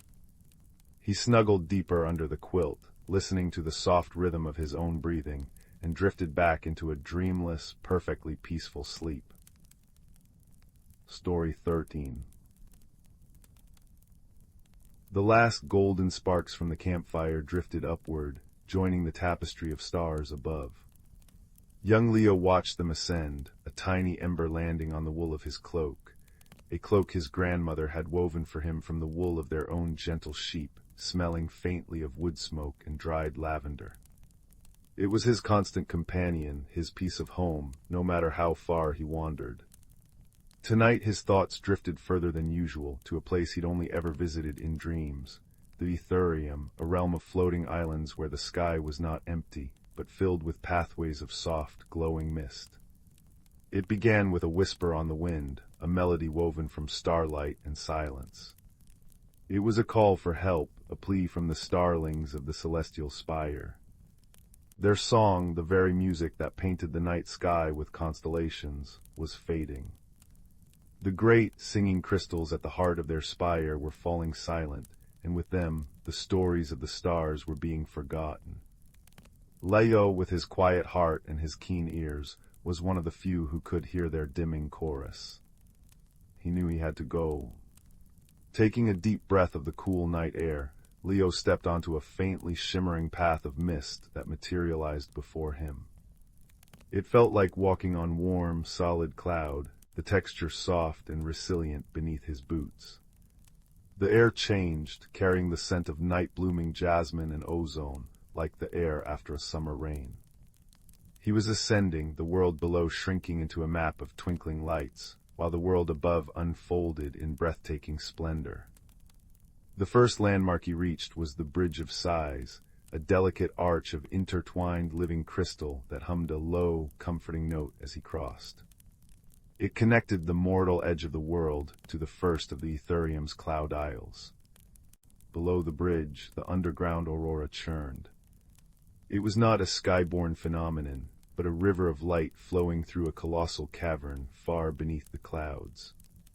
Vapors of emerald, violet, and sapphire swirled, their reflections dancing on the crystalline underside of the bridge. The air here was cool and carried the clean, electric scent of a coming storm. On the other side of the bridge, the city of Nimbus greeted him. Its buildings were carved from pearlescent cloud stuff, their surfaces soft and slightly yielding to the touch, like firm marshmallow. Streets were paved with cobblestones of condensed moonlight that glowed with a gentle, blue-white radiance. The inhabitants, the Nimbly, were small, gentle beings whose bodies were formed from ever-shifting, friendly cumulus. They communicated not with words, but with soft puffs of air that formed intricate, temporary shapes, a greeting of a swirling flower, a question mark of delicate mist. They touched his cloak with wispy hands, and he felt a cool, damp gratitude. They, too, missed the full songs of the starlings. One of the Nimbly, a slightly bolder puff of cloud with two dark, kind eyes, gestured for Leo to follow. It led him to a place he had only heard tales of, the Libris Intervallum, the library between dimensions. It was not a building of stone and wood, but a vast, silent nebula of floating, glowing books. Each tome was a captured constellation, its cover made of dark velvet studded with tiny, pulsing lights. To read one, you didn't open it. You simply reached out and let your fingers hover over its surface. The knowledge flowed into you not as words, but as sensory experiences, the taste of a forgotten memory, the scent of an ancient forest, the feeling of a first snowfall. The air in the library was thick with the smell of old parchment, vanilla, and cold starlight. Here, Leo learned the truth. The singing crystals of the celestial spire were not sick, they were lonely. They drew their energy from the collective wonder and stories of all realms. As the worlds grew busier, looking less at the stars, the crystal's resonance was fading. His nimbus guide gently nudged him toward a particular book, its cover depicting a familiar pattern, the constellation of the storyteller. As Leo touched it, a wave of warmth and the sound of his grandmother's voice filled him, telling him the very story of the cloak he wore. He understood then. The home he carried was not just the cloak, it was the story woven into it. Every memory, every moment of love and comfort was a spark of wonder. This was what the crystals needed. His journey continued upwards and inwards. He traversed the canopy of whispers, a forest of giant silver-leaf trees where the leaves chimed softly in the breeze, their music telling stories of ages past. The scent here was of rich, damp earth and something sweet, like ripening peaches.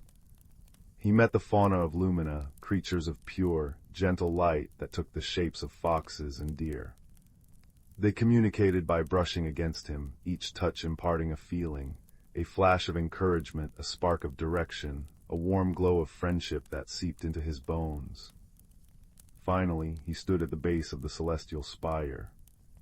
It was a mountain that pierced the highest ceiling of the Aetherium, its peak lost in a swirl of nebulous colors. It was not made of rock, but of countless faceted crystals, each one the size of a house. They were dull now, their inner light dim, their eternal song reduced to a faint, sorrowful hum. Leo began to climb.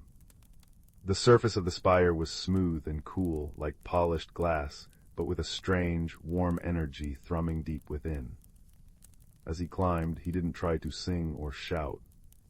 Instead, he pressed his hands against the crystals and thought of home. He poured his memories into the silent stone. He remembered the scent of his grandmother's honey cakes, fresh from the oven. The rough, friendly bark of the old oak tree he loved to climb. The feeling of his cloak wrapped tightly around him during a thunderstorm, safe and warm. The sound of the creek behind his house, babbling its own watery story. He thought of the campfire sparks rising into the night, tiny vessels of hope and dreams. A soft glow began to pulse beneath his hands. It started as a faint amber light, the color of a hearth fire. Then a memory of his first successful attempt at whittling sent a ripple of golden light through the crystal. The story of how he helped a lost bird find its nest caused a vein of emerald to flash. Each cherished memory, each fragment of his simple, loving life, was a note in a silent symphony. The light spread from crystal to crystal, climbing the spire like a slow, beautiful sunrise. A single, clear note rang out, pure and sweet. Then another and another. The starlings, small beings of condensed starlight with wings of shimmering gossamer, emerged from their perches. They began to circle the spire, their own silent, joyful light adding to the growing crescendo.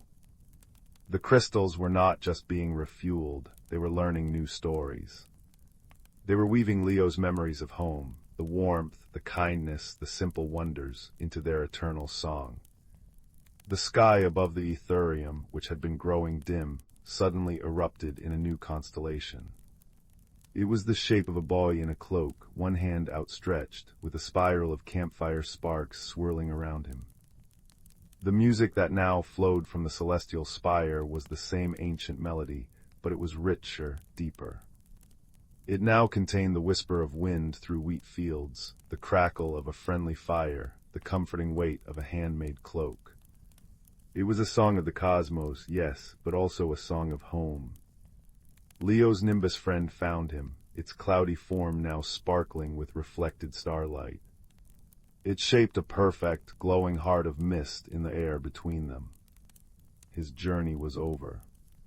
The path of warm mist reappeared, and as he crossed back over the bridge of sighs, the hum of the crystal was now a cheerful, grateful melody. He settled back by his campfire, which had burned down to glowing embers. The wool of his cloak still smelled of lavender and wood smoke, but now, if he breathed very deeply, he could catch the faint, sweet scent of night-blooming jasmine and the clean, cold aroma of starlight. He looked up at the sky. The stars seemed brighter, their patterns more vivid. And there, nestled among the ancient heroes and beasts, was a new, gentle pattern, a boy in his cloak, a permanent reminder that the smallest spark of a loving memory can reignite the greatest lights in the universe. He pulled his cloak tight, a smile on his face, and drifted into a sleep filled with music and soft, glowing dreams. Story 14. The village of Stillwater was a place where the ordinary and the extraordinary danced together like fireflies in the twilight. Nestled in a gentle valley where the river ran slow and deep, its cobbled streets were lined with cottages whose thatched roofs seemed to hug the buildings like warm blankets.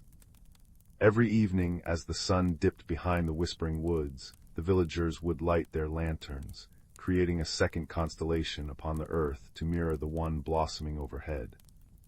And every evening the starlight keeper would climb the winding stairs of the observatory tower to tend the celestial lights above. The starlight keeper was a quiet woman named Alara, with eyes the color of twilight and a heart that listened more than it spoke. Her work was simple yet profound. She watched the stars, noted their movements, and ensured the stories they told in the sky remained clear and bright. Her only companions were the soft hoot of the observatory's resident owl and the gentle chime of the star charts she had hung from the ceiling, which tinkled like frozen rain whenever a breeze wandered through the open windows. One autumn evening, as Alara unrolled her celestial map, a parchment as old as the village itself, dotted with constellations with names like the Weeping Willow, the Silver Loom, and the Kindly Baker, she noticed something peculiar. The smallest star in the Kindly Baker's loaf of bread, a tiny sparkle known as crumb, was missing. At first she thought it might be a wisp of cloud, but night after night, crumb failed to reappear. Then 2 more stars vanished, one from the hem of the Weeping Willow's gown, and another from the shuttle of the Silver Loom. The village began to notice, not with fear, but with a curious unease. The night sky felt incomplete, like a favorite song with a missing note. Old Finn, who minded the clock tower, claimed the chimes rang a half-beat slower. The baker's wife swore her cinnamon buns were less sweet. And the children's nursery rhymes, sung each evening as they brushed their teeth, took on a wistful, searching tone. Starlight, star bright, first star I see tonight, but where have the others gone, in the velvet blue so deep? Have they fallen fast asleep? Alara knew she must solve the mystery. She began by observing not just the sky, but the village below. She noticed how the wind chimes outside the library played a different melody when the moon was high. She saw how the fireflies in the meadow behind the weaver's cottage pulsed in a pattern that mimicked the missing stars. And she listened to the worries of the villagers, to the new verses in the children's rhymes, to the gentle rain that began to fall, each drop a soft percussion on the cobblestones. Her first clue came from an old nursery rhyme book she found in the observatory's library, its pages soft as moth wings. One rhyme, titled The Lullaby of Lost Things, read, "What slips away when the moon is round? Not a thing that makes a sound. Look not low, but look up high, where the silent flyers glide and sigh. Follow the thread of the weaver's design, to where the lost things intertwine." Alara felt a thrill of understanding. The weaver was a constellation, the Silver Loom. One of its stars was missing. She spent the next evening watching the constellation through her telescope and noticed something extraordinary. The stars around the empty spot weren't just dark, they seemed to be pulsing very faintly in a rhythm that matched the fireflies in the meadow. It was as if the sky and the earth were whispering to each other. Her first red herring led her to the village square. The town crier, a man with a magnificent mustache, had announced that he'd seen shimmering thieves flying over the rooftops. This sent Alara on a midnight walk, her lantern casting a warm pool of light around her feet. She didn't find thieves, but she did find the baker, unable to sleep, dusting flour on his windowsill in the pattern of the missing constellation. "It helps me think," he confessed, his face flushed. "My grandfather used to say the stars season the grain. Maybe that's why my bread feels plain." Alara smiled, touched by his dedication. "The stars haven't forgotten your bread," she said gently. "They're just on a little journey, and look," she pointed to his flower dust constellation, "you've remembered them perfectly. That has its own magic." The next clue was hidden in the clock tower. Old Finn, who had been minding the clock for 60 years, showed Alara the intricate gears and weights. "The big pendulum," he wheezed, "it shudders now, right when the weeping willow star should be passing the highest point. It's as if time itself misses its cue." As Alara examined the clockwork, her eye caught a faded painting on the wall behind the gears. It depicted the village as it was centuries ago, and there, in the corner, was a map of the Whispering Woods. Drawn on the map was a path that followed the very constellation patterns she was studying, leading to a clearing marked the Glade of Gathering. The following day, armed with the old map and a heart full of curiosity, Alara ventured into the Whispering Woods. The woods were not dark or frightening, but hushed and reverent. Sunlight filtered through the canopy in dappled coins, and the air smelled of damp earth and pine. She followed the path, which was not a path of trodden earth, but a series of natural markers. A fox's den aligned with a particular rock, a stream that curved exactly as the weeping willow's branches did on her chart. As she walked, she heard the gentle rustle of leaves, the distant coo of a wood pigeon, and the soft, almost imperceptible hum of the world. She thought of the villagers, the weaver who was afraid her tapestries were losing their color, the children who missed their familiar stars, the baker who felt his craft was lacking. She felt their longing not as a problem to be solved, but as a thread in a larger tapestry. Finally, she arrived at the Glade of Gathering. It was a perfect circle, carpeted with moss so soft it felt like walking on a cloud. In the center stood a creature she had only ever read about in the oldest of tales. It was a star nibbler, a gentle beast with the body of a badger, the wings of a moth, and a coat that shimmered with the soft luminescence of a galaxy. It was curled around a small woven nest, and in that nest, glowing more brightly than she had ever seen them, were the missing stars. The star nibbler looked up at her, its large, dark eyes filled not with malice, but with a deep, soulful worry. It let out a soft, chiming sound, like wind chimes made of crystal. Alara did not shout or startle. She sat down on the moss, a respectful distance away, and opened her heart. She felt the creature's emotion, a profound, protective love. She then looked more closely at the nest. It was not just any nest. It was woven from threads of moonlight, strands of spider silk, and threads from the village weaver's tapestries. The colors were unmistakable. The mystery unfolded in her mind not through logic, but through empathy. The star nibbler was not a thief. It was a parent. The stars were not stolen, they were being cared for. The recent autumn gales must have made the celestial lights flicker and weaken, and this ancient, forgotten guardian of the sky had gathered them to keep them safe and warm, using the only materials it could find that held the essence of human care and creativity, the weaver's threads which were imbued with stories and love. The creature, sensing her understanding, nudged one of the stars toward her. It was Crumb from the kindly baker. It pulsed warmly in her hand, its light seeping into her skin like warmth from a hearth. She understood. The stars were ready to go home. They had been restored. That evening, Alara returned to the village not with a trophy, but with a story. She gathered everyone in the square under the now incomplete sky. The clock tower chimed its slow, steady rhythm, and a gentle rain began to fall, pattering softly on the leaves of the oak tree in the square.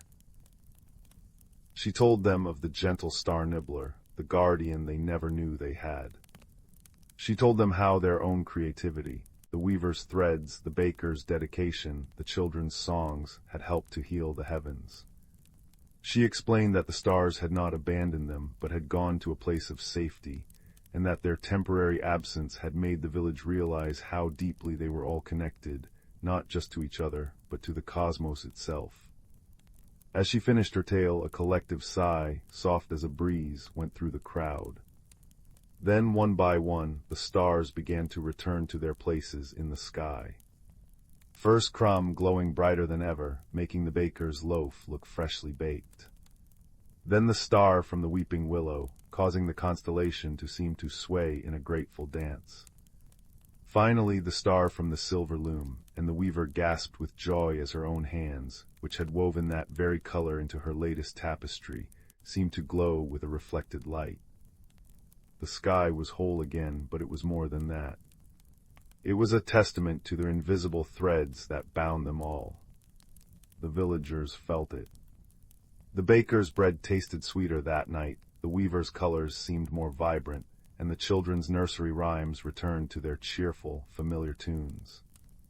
From that night on, the village of Stillwater changed in small, beautiful ways. The weaver would sometimes leave a spool of her most colorful thread at the edge of the whispering woods. The baker would leave a freshly baked roll. The children would sing their rhymes a little louder, so their joy could drift up to the stars. And Alara, in her observatory, would often see the star nibbler flitting silently between the constellations, a silent partner in the great cosmic dance. The mystery was solved not by accusation, but by observation. Not by force, but by friendship. And as the villagers returned to their cottages, the warm glow of their lanterns merging with the starlight from above, they knew a deeper peace. The gentle rain continued to fall, the wind chimes sang their soft, random melodies, and the world felt whole and kind and wonderfully mysterious, the perfect lullaby for a peaceful night's dream. Story 15. Story 16. Story 17. Story 18. Story 19. Story 20. Story 21. Story 22. Story 23. Story 24. Story 25. 26. Story 27. Story 28. Story 29. Story 30. Story 31. Story 32. Story 33. Story 34. Story 35. Story 36. 37. Story 38. Story 39. Story 40. Story 41. Story 42. Story 43. Story 44. Story 45. Story 46. Story 47. Story 48. Story 49. Story 50. Story 51. Story 52. Story 53. Story 54. Story 55. Story 56. Story 50. Story 58. Story 59. Story 60. 61. Story 62. Story 63. Story 64. Story 65. Story 66. Story 67. The village of Willowbrook nestled in a valley where mist clung to the meadows like cobwebs at dawn. It was a quiet place where days unfolded with the gentle rhythm of rain on rooftops and the scent of baking bread. Young Theo, with eyes the color of storm clouds and a quiet disposition, often felt like a misplaced stitch in its comfortable tapestry. While others chased butterflies or built forts, Theo found solace in the dusty corners of his grandmother's attic, drawn to forgotten things. One rainy afternoon, while seeking shelter from a sudden downpour, Theo unearthed a small, unassuming wooden box tucked beneath a pile of yellowed lace. Inside, cushioned by velvet as soft as a moth's wing, lay a teacup. It wasn't grand porcelain or gleaming silver. It was simple earthenware, the color of warm honey, with a single hairline crack running from its rim. But as Theo's fingers brushed its surface, a shiver ran through him, not cold, but a hum, like the low note of a distant bell. He felt a warmth spread up his arm, carrying with it the faint scent of cinnamon and sunshine. Curiosity, a quiet but insistent friend, tugged at him. Theo filled the cup with rainwater dripping from the eaves. As the first drop touched the crack, something extraordinary happened. The water didn't leak. Instead, the crack shimmered faintly, like trapped starlight, and the water inside changed. It wasn't just water anymore. Looking into the cup, Theo saw not his reflection, but a miniature scene. A sun-drenched meadow he'd never seen, filled with flowers that pulsed with soft, internal light. A wave of profound peace washed over him, settling into his bones like warm honey. This was the cup of whispers, his grandmother later murmured, her voice hushed with reverence. It showed not just places, but the hidden heart of things, their truest, calmest essence. Theo felt a shift within himself, a connection to the cup's quiet magic. But the village began to change subtly. Flowers in Widow Hemsley's garden wilted overnight, their colors leaching away. The cheerful babble of the brook behind the mill became a fretful murmur. The comforting warmth of freshly baked bread seemed to vanish too quickly. The cup of whispers, Theo discovered, showed him the lack of peace as well. When he peered into it near the wilting flowers, he saw only gray mist and heard a faint, discordant sigh. The heart of Willowbrook was fading. The journey began not with footsteps on a road, but with a growing conviction in Theo's own heart. He needed to understand why the village's quiet magic was unraveling. His first helper arrived unexpectedly. Bartholomew, a portly badger with spectacles perched precariously on his snout, emerged from the roots of the ancient oak by the brook one twilight. Bartholomew was the keeper of deep roots, possessing an encyclopedic, if somewhat slow and methodical, knowledge of the valley's hidden history and natural rhythms. He spoke in measured tones, punctuated by thoughtful snuffles. "Disturbance," Bartholomew rumbled, adjusting his spectacles as he peered at the wilting flowers. "The balance is askew, the ley lines beneath us, they hum a troubled tune." He explained that the valley's magic, woven from the land's natural peace, and the villagers' quiet contentment, was like a tapestry. A thread had snapped. The second helper was Pip, a skittish finch with feathers the color of spun gold and a voice like tinkling bells. Pip was the messenger of sunbeams, flitting everywhere, seeing everything in bright, fleeting glimpses. The old stone. Pip chirruped one morning, landing on Theo's windowsill. By the north field it looks sad, dark moss grows where sunlight used to kiss it. Pip's perspective was fragmented, but vital. She noticed the small things others missed. Theo, Bartholomew, and Pip became an unlikely trio. Bartholomew provided the slow, deep understanding, the history of the standing stones that anchored the ley lines, the way the brook's song reflected the village spirit. Pip brought bright flashes of insight, a patch of unnaturally dark earth near the mill, the way the wind soughed mournfully around the old well. Theo, guided by the cup of whispers, learned to interpret its visions. Near the standing stone Pip mentioned, the cup showed only jagged shards of darkness where once there had been a warm, amber glow. The heart of the stone was wounded. The challenge wasn't a dragon or a dark wizard. It was a fracture, a deep, unseen crack in the ancient foundation stone of the northern boundary, likely caused by a recent, unnoticed tremor.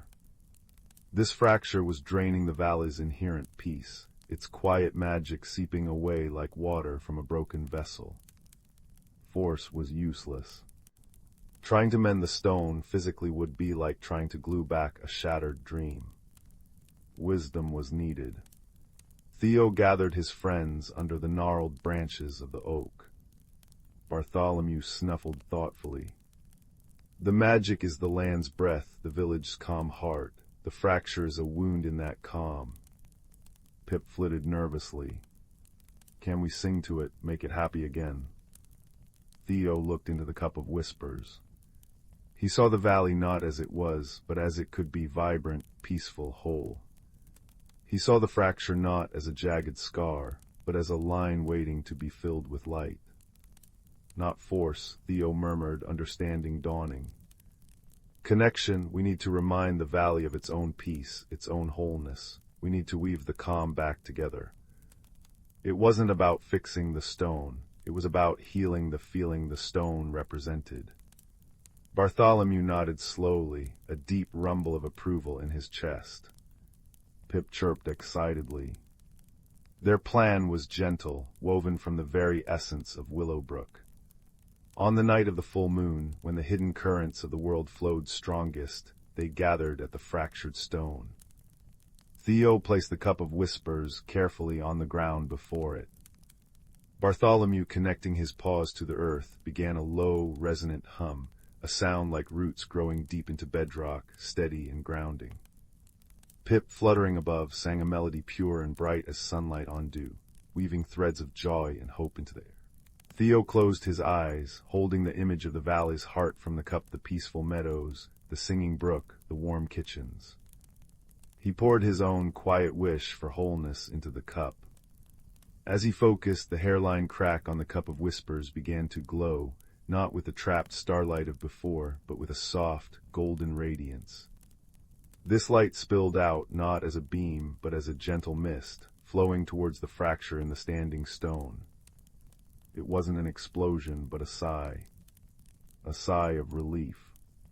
The golden mist seeped into the dark crack in the ancient stone. Where it touched, the jagged darkness softened, filled with a warm, honey-colored light that pulsed gently, like a heartbeat. Bartholomew's hum deepened, resonating with the stone.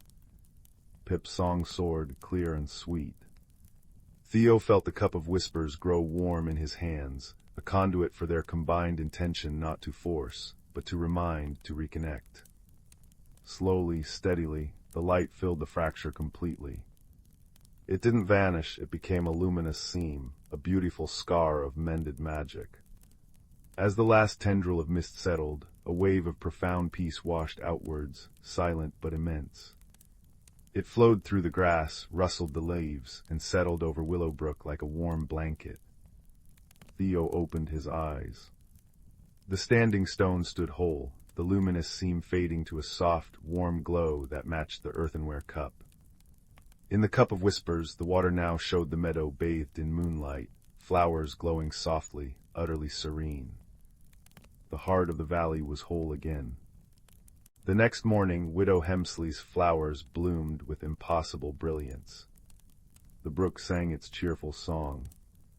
The scent of baking bread seemed richer, warmer, lingering longer. Willowbrook hadn't changed drastically, it was simply more itself. More peaceful, more content, more deeply woven with quiet magic. Theo understood now. His journey hadn't taken him far in miles, but deep within himself and his connection to the world. He learned that the greatest magic wasn't in grand displays, but in quiet attention, in gentle connection, and in the courage to mend what was broken with understanding rather than force. He learned that even a crack like the one in the cup or the stone could hold light and become a thing of beauty, a testament to healing. Bartholomew returned to his roots, his spectacles glinting with quiet satisfaction. Pip continued her sunbeam messages, her song a little brighter. And Theo. He still visited the attic, but now he often sat by his window, the simple honey-colored cup in his hands. He'd fill it with water or tea and gaze into its depths, not always seeing visions, but always feeling the deep, resonant peace of his mended home, a gentle hum in his heart.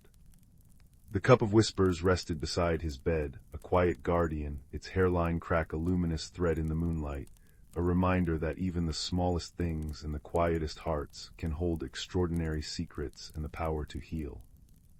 And with that comforting warmth settling around him like the softest quilt, Theo drifted into a peaceful sleep, the scent of cinnamon and sunshine a gentle lullaby in the quiet night. Story 68. Story 69. Story 70. Story 71. Story 72. Story 73. Story 74. Story 75. Story 76. Story 77. Story 78.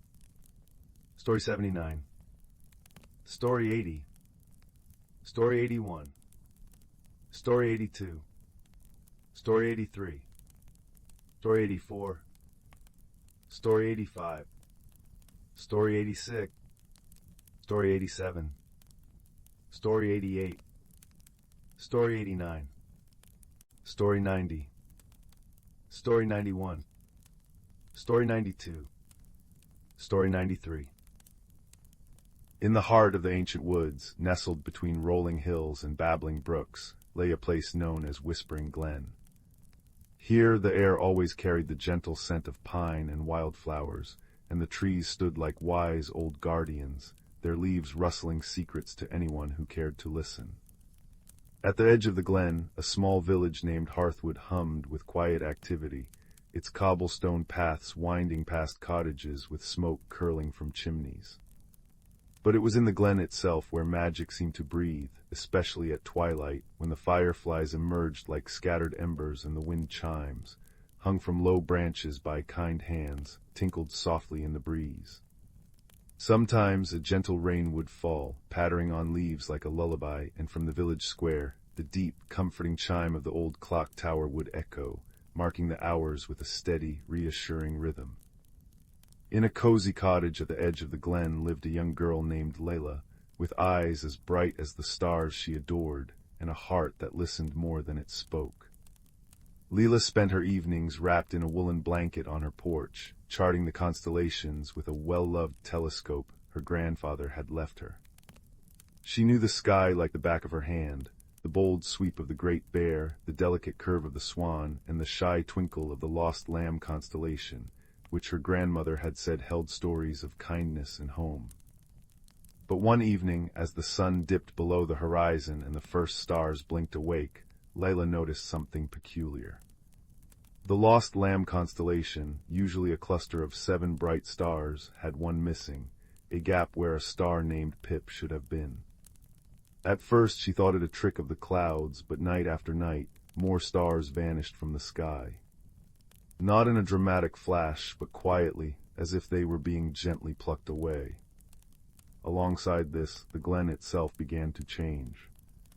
The bluebells that carpeted the forest floor shifted to a soft lavender at dawn, then to a rosy pink by noon, as if painting with emotions. Stranger still, Leela once saw dew droplets on a spiderweb rise upwards towards the leaves, defying gravity, and her sundial seemed to cast shadows that moved backwards for a breath before correcting themselves. The villagers whispered about it over cups of chamomile tea. Old Mr. Bramble, the clockmaker, grumbled that time was playing tricks, while young Finn, who tended the gardens, marveled at the color-changing flowers but worried they might be ill. Yet no one was frightened. Instead, a curious hum filled the air, like the suspense before a favorite story unfolds. Lila, with her keen observation and gentle nature, felt a pull to understand. She believed that every mystery, no matter how strange, held a heart that needed listening to. One rainy afternoon, as droplets tapped a gentle rhythm on the roof, Leela sat by the fireplace, tracing the patterns in an old book of nursery rhymes her grandmother had cherished. One rhyme, the song of the wandering stars, caught her eye. When the lamb loses its way, and colors dance night into day, seek the map the sky has drawn. where time flows backwards to the dawn. Follow the path of empathy's light, to restore the stars and make things right. Leela's heart skipped a beat. This felt like a clue. She remembered her grandmother saying that the constellations were not just pictures, but maps of stories, guiding those who looked with kindness. The next morning, with the sun casting golden streaks through the mist, Layla decided to investigate. She packed a basket with honey cakes and a thermos of warm cider, slipped on her sturdy boots, and ventured into the glen, her mind set on observation and empathy. Her first stop was the meadow where the flowers changed colors. Finn was there, kneeling among the blossoms, his brow furrowed. "Layla, look at this, the violets turned sunrise orange overnight," he said, his voice filled with wonder rather than worry. Layla knelt beside him, noticing how the petals seemed to pulse with a soft light. She observed that the color shifts coincided with the missing stars. When Pip vanished, the flowers had glowed blue, and now, with another star gone, they shimmered green. Perhaps the stars and flowers were connected, speaking a language of light and hue. This felt like a clue, but Leela knew better than to jump to conclusions. It might be a red herring, leading her away from the true answer. As she walked deeper into the woods, the wind chimes sang a melody that seemed to guide her steps. She followed a path lined with ancient oaks, their bark carved with faint symbols that resembled constellations. Leela recalled an old map her grandfather had drawn, tucked away in a drawer, showing the glen as a mirror of the night sky. She hurried home to fetch it, and when she unrolled the parchment, her eyes widened. The map marked special spots, a stargazing hill, a whispering creek, and a hidden grove, each aligned with a constellation. The lost lamb stars corresponded to places where kindness had been shown, like where villagers left food for woodland creatures. Layla decided to visit these spots, hoping to find answers. At the stargazing hill, she met an elderly woman named Maeve, who was feeding crumbs to the birds. Maeve spoke of a legend. Long ago, the stars would sometimes descend to earth to rest, taking the form of gentle lights, and if treated with empathy, they would share wisdom. But if ignored, they might fade. Leela wondered if the missing stars had come down, lost or tired. This seemed plausible, but Maeve also mentioned that mischievous forest sprites were known to play tricks, like making time wobble or colors shift. Could the sprites be behind it? Leela filed this away as a possible red herring, something to consider but not fear. Over the next few days, Layla visited each location on the map. At the Whispering Creek, where the water babbled secrets, she found a patch of flowers that glowed silver, matching a star that had vanished from the Swan constellation. She sat quietly, listening not just with her ears, but with her heart. She heard a faint, sorrowful hum, like a melody missing its notes. Empathy stirred within her. She felt that the stars weren't being stolen, but were hiding or helping something. She left a honey cake by the creek as a gesture of friendship, and the next day, the flower there turned a cheerful yellow, a small, delightful discovery that warmed her spirit. The suspense built through curiosity, not fear. Leela noticed that the backwards flowing time incidents often happened near the old clock tower in the village. Mr. Bramble had mentioned that the tower's mechanism was ancient, sometimes chiming an extra hour or falling silent. Leela wondered if the tower was connected, but when she investigated, she found that the clock was simply aging, needing care, a red herring that led her to organize the villagers to help Mr. Bramble clean and oil the gears. As they worked together, sharing stories and laughter, Leela realized that even false clues could bring joy, strengthening the community bonds. One evening, as the clock tower chimed 7, Layla had a breakthrough. She was on the stargazing hill, comparing her grandfather's map to the sky, when she saw it. The pattern of the missing stars formed a new constellation, one that looked like a tearful eye. Remembering the nursery rhyme's hint, where time flows backwards to the dawn, she thought of the dew rising and the sundial's odd shadow. What if time was flowing backwards not as a trick, but as a way to undo a sadness. Empathy guided her next step. She imagined how a star might feel if it witnessed something sorrowful and wanted to help. Leela shared her thoughts with the villagers at the weekly gathering in the glen, where everyone brought lanterns and sat on mossy logs. Finn spoke of how the color-changing flowers seemed to respond to their moods, blushing pink when children laughed, turning blue when someone was lonely. Old Maeve recalled that in legends, stars could absorb emotions to balance the world. Together they pieced it together. The stars were descending to comfort a part of the glen that held an old grief, perhaps from a lost story or a forgotten kindness. By taking on this sadness, the stars were growing dim, and their absence was causing the peculiar happenings as the glen tried to heal itself. The resolution came on a night of gentle rain, when the community decided to act with collective empathy. Led by Leela, they gathered in the hidden grove marked on the map, a place where the wind chimes hung thickly, their music like a chorus. There they found soft, starlight orbs nestled among the roots, the missing stars indeed taking earthly form.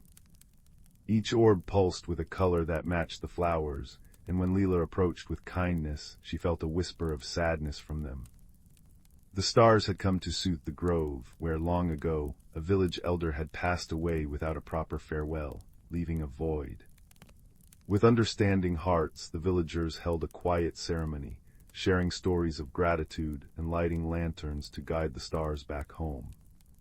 As they sang a lullaby from the nursery rhyme, the orbs rose slowly, weaving into the sky like pearls on a string. One by one, the stars returned to their constellations, brighter than before, and the flowers settled into a peaceful, steady hue. Time flowed normally again, the dew droplets clinging properly to the grass, and the clock tower chimed in perfect harmony. The mystery solved, the community of Hearthwood felt closer than ever. They decided to make the stargazing hill a regular meeting place, where they would share tales and watch the sky, reminding themselves that empathy could light even the darkest corners. Leela curled on her porch once more, felt a deep comfort as the fireflies danced and the wind chimes sang their soft song. The stars twinkled down as if winking in gratitude, and she knew that in Whispering Glen, every ending was a gentle beginning, wrapped in the cozy blanket of friendship and wonder. Story 94. Story 95. Story 96. Story 97. Story 98. Story 99. The storm had raged for 3 nights, pounding the cliffs of Pebbleton with fists of salt and wind. When dawn broke on the 4th morning, the sea lay exhausted, surrendering treasures it had swallowed centuries ago. Among the splintered wood and barnacled chains, young Finn discovered the compass. Not brass or iron, but carved from driftwood as pale as moonlight, its glass face clouded like a sleepy eye. When Finn touched it, warmth spread through his fingers, and a voice like wind chimes whispered, "Seek what is hidden." Finn lived in a cottage where the chimney smoke curled like gray cats into the sky. His grandfather, a fisherman with hands like knotted ropes, warned of the sea's hunger.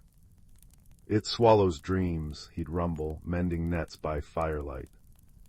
But the compass pulsed against Finn's palm, humming a melody only he could hear, a song of caves where starfish glowed and tides danced to moon song. That night, as waves lulled the village to sleep, the compass glowed. Its needle spun wildly before settling not on north, but on the jagged silhouette of Devil's Maw, a sea cave where children dared each other to venture, and none ever did. Gathering his courage and a lantern, Finn crept past sleeping cottages. The path to Devil's Maw was treacherous, slick with kelp and secrecy. At the cave's entrance, waves hissed like angry serpents. Yet the compass glowed brighter, casting liquid gold light on the walls. Deeper he went, through tunnels dripping with phosphorescent algae, until the air turned sweet with salt blossoms, flowers that bloomed only in eternal darkness. Here the needle quivered and stilled. Before him yawned an abyss, but not of rock. It was a curtain of liquid sapphire, shimmering like a mirage. The compass whispered, "Trust." Heart drumming, Finn stepped through. Cold kissed his skin, yet he breathed easily.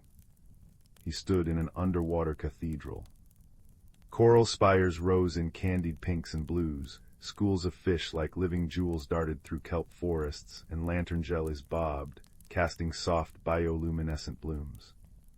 This was the Sea of Whispers, where currents carried secrets and anemones sang in chorus. Yet something felt amiss. The coral bore gray scars, the fish moved sluggishly, and the water hummed with a discordant note, a deep, grieving thrum. A shadow darted behind a brain coral. Finn followed, compass aloft, until he cornered a creature unlike any he'd imagined. It had the slender body of an otter, but shimmering scales instead of fur, and wings like spun seafoam. Eyes like liquid amber widened in fear. "You're dry," it gasped, voice like bubbles rising. "I'm Finn," he said, bowing slightly. "The compass brought me." He showed the driftwood artifact. The creature tilted its head. "I am Tidal, you hold the Heartseeker. It chooses only those pure of intent." She explained the Sea of Whispers was dying. The Pearl of Tides, a living stone that pulsed in harmony with the moon, had cracked. Its 3 shards, scattered by a quake, dimmed the sea's magic. Without them the coral would bleach, the songs fade, and the sea would become a silent tomb. Finn's journey unfolded in 3 trials. The first shard lay in the Garden of Echoes, where sentient anemones guarded it with hypnotic songs. "They reflect your fears," Tidal warned. As Finn waded through, the anemones swelled, projecting visions. His grandfather's boat capsizing, the village mocking him as a fool. The compass warmed, whispering, "Courage is truth," sung loud. Finn sang back, a simple shanty about mending nets under stars. The anemones stilled, then harmonized, revealing the shard nestled in a conch shell. The second shard rested in the Grotto of Lost Things, guarded by Kalin, a giant crab whose shell was crusted with centuries of shipwrecked treasures. "Many come to take," he clacked, pincers snapping. None listen. The compass murmured, "Wisdom is in stillness." Instead of fighting, Finn sat, recounting tales of surface world wonders, how autumn leaves blazed, how snow silenced mountains. Kalen's eyes softened. "I had forgotten beauty," he rasped, gifting the shard, a chip of opal fire from his hoard. The third shard proved hardest. It lay in the abyssal well, where the water thickened with sorrow. Here the source of the discordant thrum emerged, an ancient leviathan, its body woven from midnight and sorrow, tangled in ghost nets. "It mourns its kin, hunted to extinction," Tidal whispered. The compass glowed fiercely. "Compassion is the deepest tide." Finn swam closer, ignoring the beast's mournful roars. With trembling hands he cut the nets, singing the lullaby his mother once crooned. The leviathan stilled. A tear solid as pearl fell from its eye, the final shard. At the heart of the Sea of Whispers, they placed the shards upon the cracked pearl. Light erupted, not blinding but gentle as dawn. Coral flushed vibrant, fish darted in joyous spirals, and the water thrummed with a pure, resonant chord. Tidal pressed her forehead to Finn's. "You mended more than the pearl, you wove 2 worlds with kindness." As Finn returned through the sapphire curtain, the compass dimmed. Back in Devil's Maw, dawn painted the sky peach and gold. In his pocket he found not the driftwood compass, but a smooth moonstone, Tidal's parting gift. That evening, as fishermen grumbled about empty nets, Finn stood on a dune. "The sea isn't hungry," he declared. "It's grieving." He showed them Moonstone, which glowed when held over poisoned waters. Skeptical, they followed him to a cove choked with refuse. Where the Moonstone shone, fish returned in silver clouds. Pebbleton changed. Nets were woven wider to spare young fish, boats skimmed trash from waves, and children planted salt blossoms on cliffs. Finn's grandfather, mending nets one twilight, chuckled. "That compass of yours, it sought a different north, didn't it?" Finn smiled, touching the moonstone. "It sought the heart's true harbor." Years later, Finn captained his own boat. On still nights, he'd anchor near Devil's Maw. Sometimes a shimmer would breach the waves, a fleeting glimpse of seafoam wings. And in his dreams the Sea of Whispers sang its melody of promise. Where kindness flows, no world is ever truly hidden. The moonstone, warm against his chest, hummed back in perfect harmony. For Finn had learned that the greatest magic lies not in compasses or pearls, but in the courage to listen, and the wisdom to heal what others cannot see. The scent of pine needles warmed by the afternoon sun hung heavy in the air as Finn shuffled along the familiar path behind the old mill. 10 years old, with eyes the color of storm clouds and a perpetually thoughtful expression, Finn often felt like a misplaced pebble in the bustling stream of Millhaven village. While other children chased frogs in the reeds or played raucous games of tag, Finn preferred the quiet company of the whispering woods. They possessed a peculiar knack, a quiet noticing the intricate pattern on a moth's wing, the precise moment a dewdrop fell from a fern, the subtle shift in a badger's path. It wasn't magic anyone else saw, just Finn's way of being in the world. One crisp autumn day, driven by a restlessness he couldn't name, Finn ventured deeper than usual. Sunlight dappled through the canopy, painting shifting patterns on the mossy floor. The usual chirps and rustles seemed hushed, expectant. Then Finn noticed something unusual, a cluster of impossibly vibrant blue mushrooms, glowing faintly, circling the base of a colossal, ancient oak.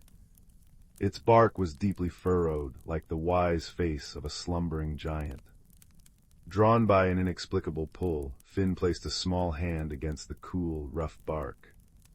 Instead of solid wood, Finn's hand sank in, as if dipping into cool, clear water. A gasp escaped him.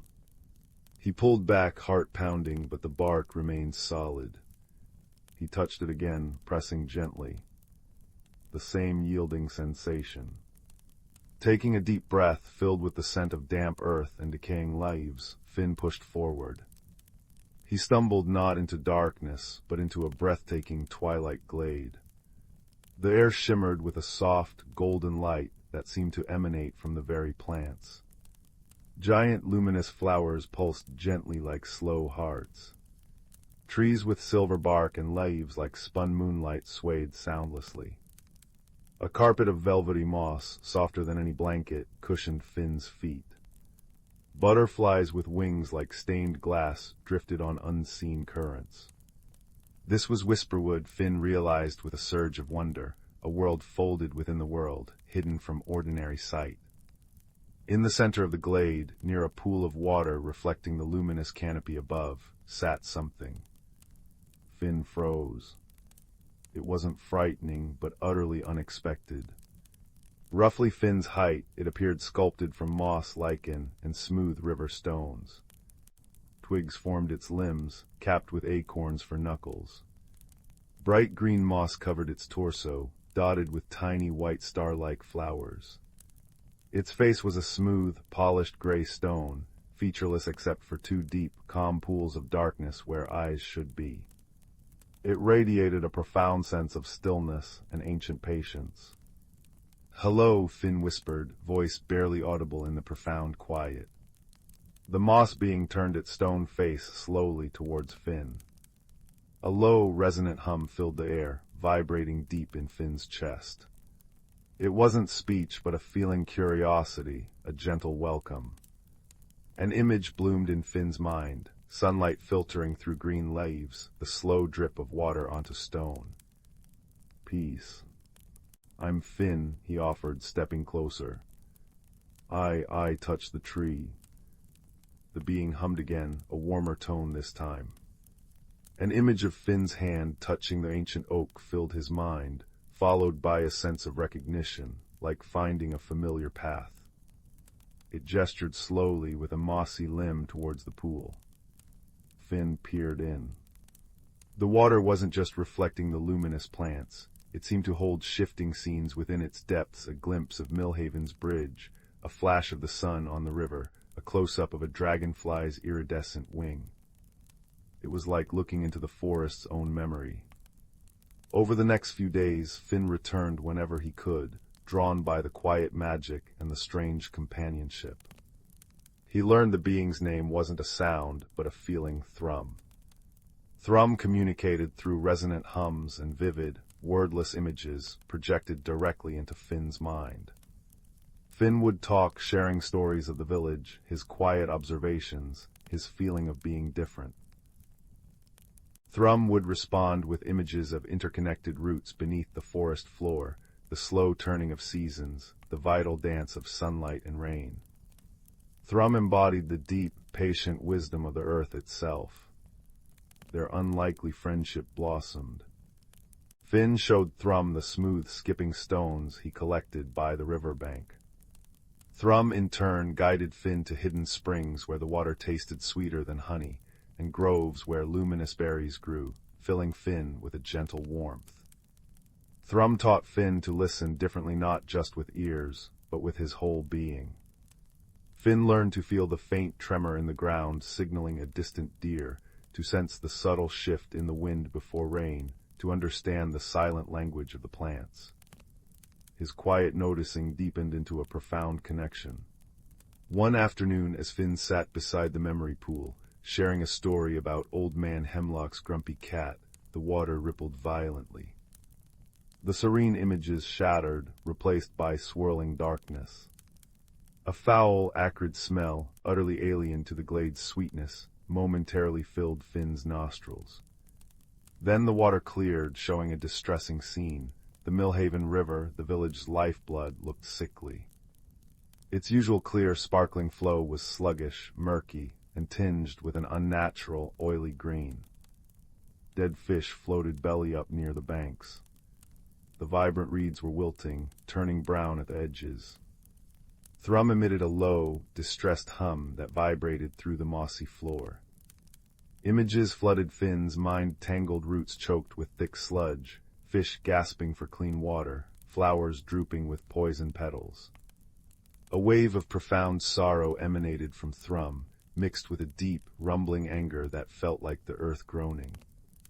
The poison was spreading, Thrum conveyed, seeping into the hidden streams that fed Whisperwood itself. If it reached the heartspring, the luminous pool before them, the source of the glade's magic, Whisperwood would wither and die. Fear, cold and sharp, pierced Finn's wonder. What's causing it? How do we stop it? Thrum projected an image of the river upstream, beyond the village boundaries, near the old, abandoned quarry. Then came images of thick, viscous liquid oozing from cracked barrels half buried in the earth, seeping relentlessly into the soil and groundwater. Human carelessness. Poison. The source needed to be found and cleansed, but Thrum's form, rooted in the slow rhythms of the earth, was ill-suited for navigating the human world quickly. Thrum could sense the sickness, understand the flows, perhaps even heal the land, but finding the precise source amidst the tangled human landscape required a different kind of sight. Finn understood. His quiet noticing, his ability to see the small things others missed, wasn't a weakness here. It was a key.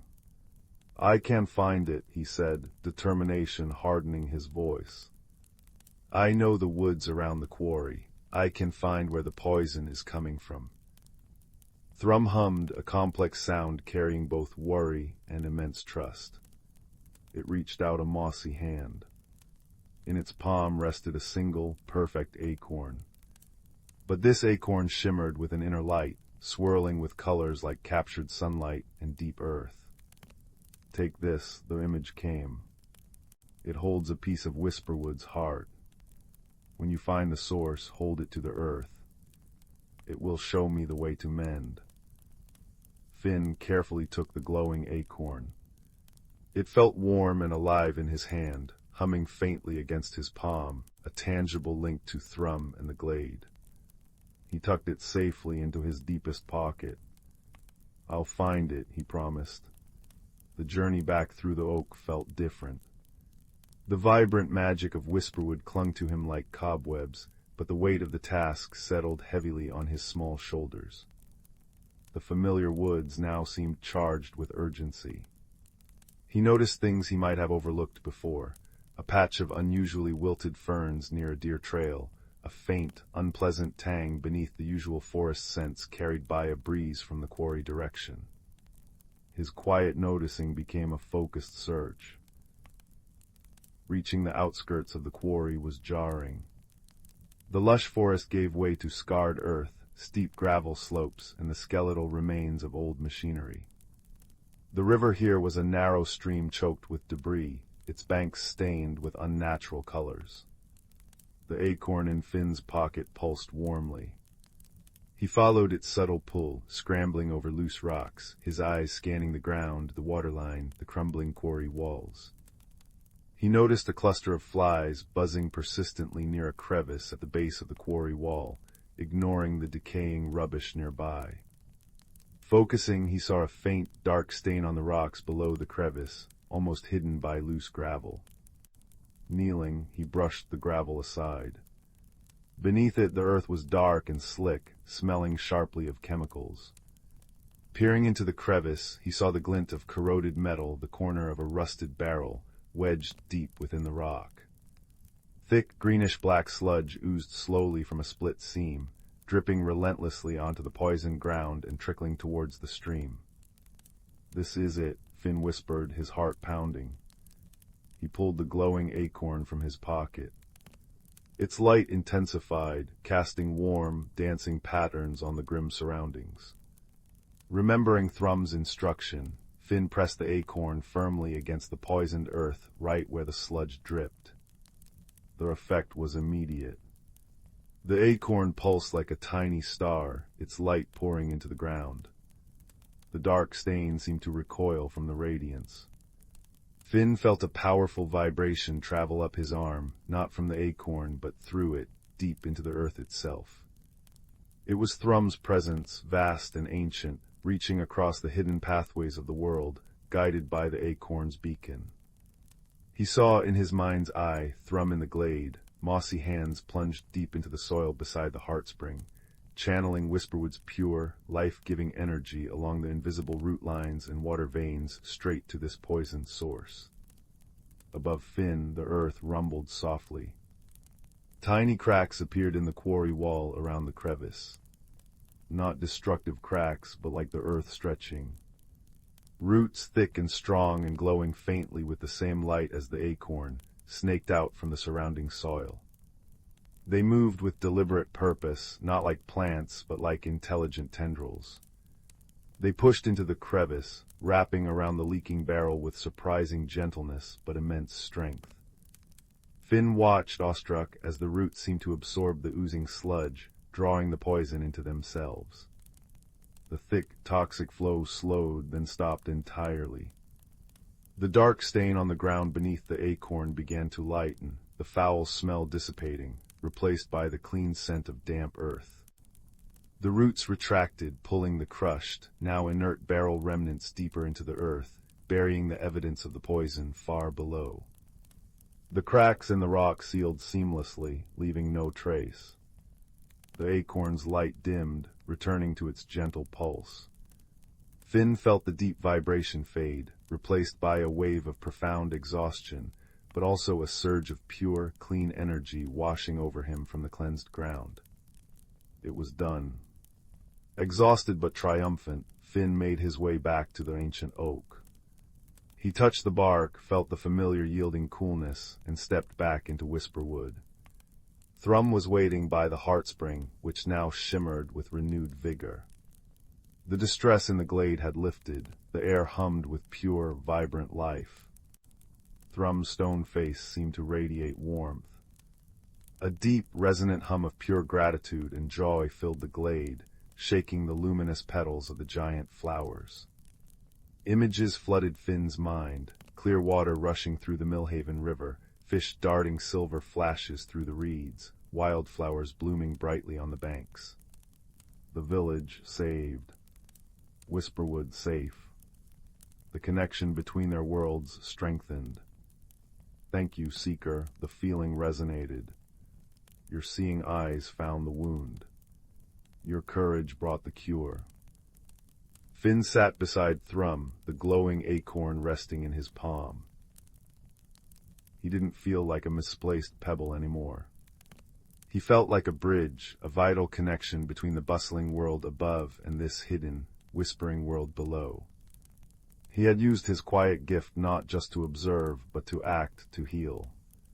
He had found friendship in the most unexpected form and discovered his own place in the vast, interconnected web of life. The following days in Millhaven were filled with relieved chatter. The river cleared miraculously overnight, the fish returned, and the wilting reeds sprang back with astonishing vitality.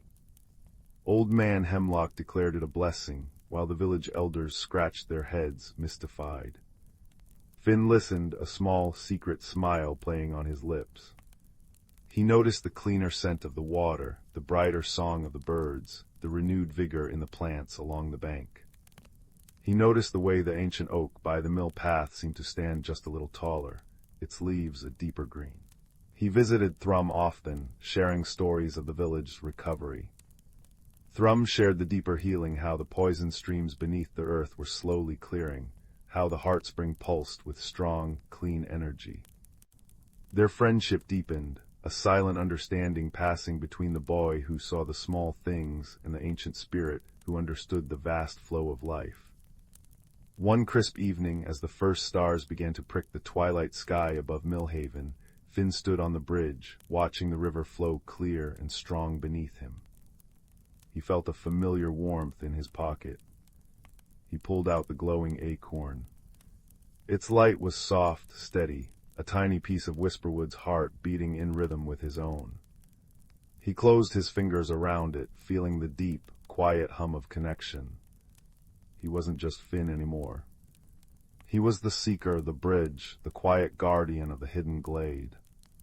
He looked up at the dark silhouette of the woods, knowing Thrum was there, a sentinel of moss and stone, watching over the deep magic. The world felt bigger, more mysterious, and infinitely more connected than it ever had before. He took a deep breath of the cool, clean air, scented with wood smoke from the village chimneys and the damp earth of the riverbank. A profound sense of peace settled over him, warm and comforting as a blanket by the fire. The adventure was over, but the friendship, the connection, and the quiet magic would endure, a secret strength tucked away in his heart, and in the gentle glow of an acorn, forever linking his world to the whispering heart of the woods.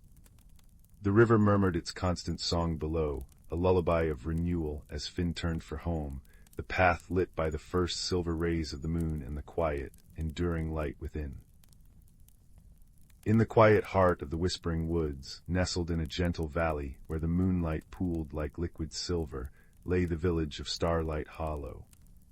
It was a place where cobblestone paths wound between cottages with mossy roofs, where the air always smelled of damp earth and baking bread, and where the gentle, rhythmic chimes of the village clock tower marked the hours with a soft, melodic cadence.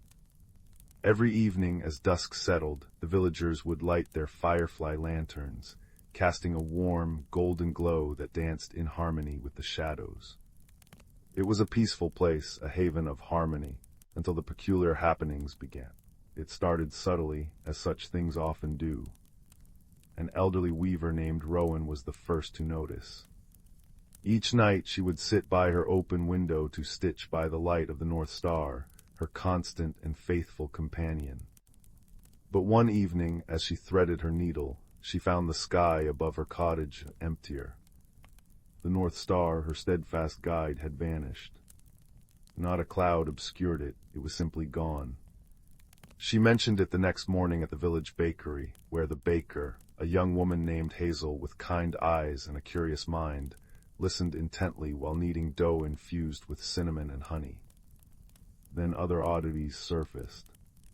The village's oldest sundial, standing in the central square, began casting its shadow in reverse as the sun journeyed west to east. The luminous moonflowers that bloomed only at night now shimmered in shifting hues, soft violet at dusk, then pale green by midnight, and silver by dawn. And a soft, continuous rain began to fall, not a storm, but a gentle mist that made the cobblestones gleam and the leaves glisten, its patter a constant, soothing rhythm in the background. The villagers murmured, their curiosity piqued but their hearts unafraid. They were people of the woods, accustomed to small magics, but this felt different, a mystery woven into the very fabric of their home. Hazel, whose empathy was as finely tuned as her observation, decided to investigate. She didn't rush or demand answers. Instead, she watched, listened, and pondered. She began by visiting Rowan, bringing a loaf of fresh honey oat bread. As they sat by the crackling hearth, Rowan recalled an old nursery rhyme her own grandmother used to sing. When the star that points the way fades and quietly slips away, seek the map the sky once knew. In silver light make all anew. Hazel tucked the rhyme into her memory like a precious seed. A map in the sky, perhaps the constellations held a clue. That evening, wrapped in a woolen shawl, Hazel climbed the gentle hill behind her bakery, where an ancient stone circle stood. From there, the sky unfolded like a vast, dark tapestry, embroidered with stars. But as she gazed up, she noticed more than the missing North Star. The familiar patterns seemed rearranged. The great bear's tail curved differently, the swan's wings were tilted. It was as if the sky itself had been gently shaken, and the stars had settled into new positions. She sketched what she saw on a piece of parchment, her lines unsure. The next day she visited the village archivist, a gentle badger named Thistle, who lived in a cozy burrow lined with books and scrolls. Thistle, upon comparing Hazel's sketch to an old star chart, confirmed her suspicion. The stars hadn't vanished, they had moved. But why? Another clue came from the sundial. Hazel noticed that the shadow it cast backward pointed directly toward the oldest tree in the Whispering Woods, the grandfather oak, whose gnarled branches stretched high above the canopy. Perhaps it was a sign. Venturing into the woods, the gentle rain pattering on the broad leaves above her, Hazel followed the reversed shadow's path. The forest was alive with ambient sounds, the distant tone of the clock tower marking the hour, wind chimes hanging from branches tinkling in the breeze, and the soft crunch of her boots on damp moss. Under the grandfather oak she found something unexpected, not an answer, but a red herring that led to a delightful discovery. A family of squirrels had nested in the hollow of the tree, and they'd collected an assortment of shiny objects, a lost locket, a silver button, and a small, polished stone that glowed with a faint inner light. The stone, Hazel realized with a smile, was a sunstone, capable of storing daylight. It wasn't the solution to the mystery, but it would make a wonderful night light for the village children. Returning to the village, Hazel shared her findings. The villagers, intrigued, began helping. An elderly potter remembered another fragment of a rhyme. When time flows back and shadows stray, find the key at close of day. Where colors shift and dreams take flight, weave the threads to restore the light. The colors shift clearly referred to the moonflowers. Hazel and a few others spent an evening in the moonflower garden, watching the blossoms change hue. They noticed that the flowers didn't change randomly. They followed a pattern, violet to green to silver, and each color corresponded to a different phase of the moon that wasn't visible through the gentle rain clouds. It was as if the flowers were reflecting a sky that they could no longer see. Another red herring emerged when the village clock tower chimed 13 times at midnight. The villagers rushed to the square, thinking it a major clue, only to find that a family of owls had built a nest in the clock mechanism, and their movements had triggered an extra chime. It wasn't part of the mystery, but the owls were so charming that everyone agreed to let them stay, and the clock's gentle mender adjusted the mechanism to accommodate them. Hazel, piecing together the rhymes and her observations, began to understand. The stars moving, time flowing backward, colors shifting. It was as if the natural order of Starlight Hollow was gently unraveling, like a tapestry with loose threads. And the rhyme spoke of weaving threads and making things anew. She recalled one final nursery rhyme, the oldest of all, sung to children at bedtime. The loom of heaven weaves the night, with silver thread and golden light. If threads fall loose or patterns stray, the weaver's heart will show the way. The loom of heaven, it was a legend, a mythical tapestry said to be woven by the first villagers to keep the harmony of the world intact. It was said to be hidden where the earth and sky met, guarded by silent sentinels. Where could that be? Hazel looked toward the highest point in the valley, the Starlight Peak, where the ruins of the first village watchtower stood. It was a place where the sky felt close enough to touch. Gathering the villagers, Hazel led a gentle procession up the path to the peak. The rain had softened to a mist, and the wind chimes they carried tinkled like fairy bells. At the summit within the old stone watchtower, they found it, the loom of heaven. It wasn't a physical loom, but a magical, shimmering weave of light suspended in the air, depicting the constellations, the flow of time, and the hues of the flowers, all connected by glimmering threads. But some threads had come loose. The thread of the North Star had slipped from its place, the thread of time was twisted, the thread of color was frayed. The loom was delicate, and over the centuries, its magic had weakened. Hazel understood then the true meaning of the rhymes. The weaver's heart wasn't a person, it was the collective heart of the community. The loom needed to be rewoven with shared intention, with empathy and unity. So, under the soft glow of the loom, the villagers gathered. Rowan, with her steady hands, gently guided the North Star's thread back into its constellation. The children, holding the glowing sunstone, focused on the thread of time, imagining it flowing true and steady. And Hazel, with the others, carefully smoothed the thread of color, visualizing the moonflowers returning to their natural cycle.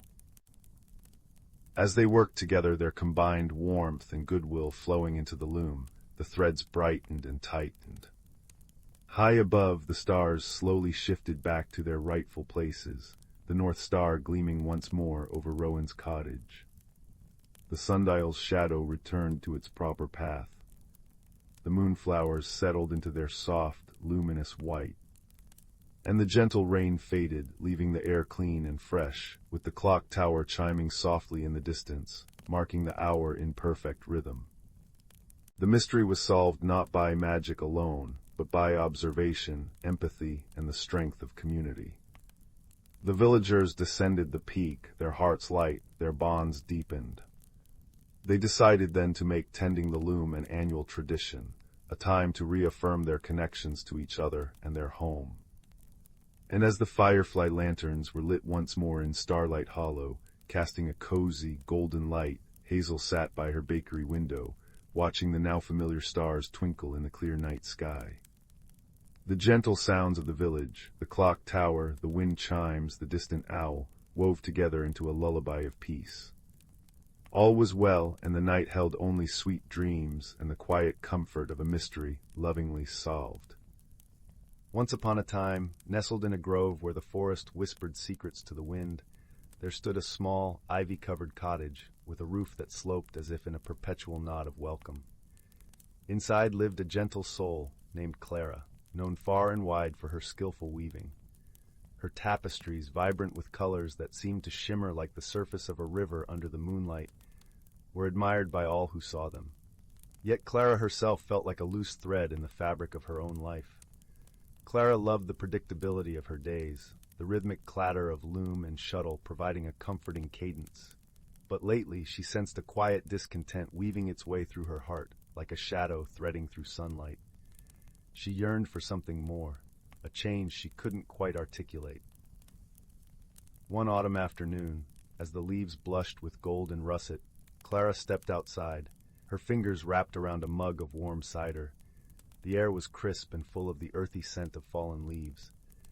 Just beyond her garden, where the wildflowers nodded in agreement with the breeze, stood an ancient oak tree, its branches sprawling like a welcoming embrace. As she wandered closer, Clara noticed something peculiar. At the base of the oak, where its roots curled like fingers through the earth, lay a small, forgotten door. It was weathered and carved with intricate runes that danced in the dappled sunlight. Curiosity fluttered in her like a new leaf unfurling, and with a gentle push, the door swung open with the softest sigh. Inside, the air shimmered with possibilities, and Clara found herself in a space that was both familiar and wondrously new. This was the realm of the forest folk, beings of gentle magic who nurtured the land and all its creatures. Their haven was alive with colors more vivid than any Clara had ever woven, a tapestry of life itself, unfurling in every direction. The forest folk welcomed Clara with smiles that glowed like the first light of dawn. Leading the way was Alder, a wise elder with eyes that twinkled like stars caught in a canopy of leaves. "Welcome, dear Clara," he said, his voice as soothing as a lullaby. "We've been expecting you." Clara's heart fluttered with both excitement and trepidation. "Expecting me?" she asked, her voice a whisper among the leaves. "Indeed," Alder replied, gesturing for her to follow. "It's time for you to discover what's been growing inside you, like a seed waiting for spring." As Clara walked with Alder and the other forest folk, she noticed how the path beneath her feet seemed to transform with each step, a mosaic of stones and moss that mirrored her swirling thoughts. They guided her to a glen where the air hummed with a gentle magic, and the sky was a quilt of twilight hues. In the center of the glen stood a loom, unlike any Clara had ever seen. It was crafted from silver birch and moonlight, its threads spun from the dreams of the woodland creatures. "Here," Alder said, "you will weave a tapestry not with your hands, but with your heart." Clara hesitated, her fingers brushing the ethereal threads.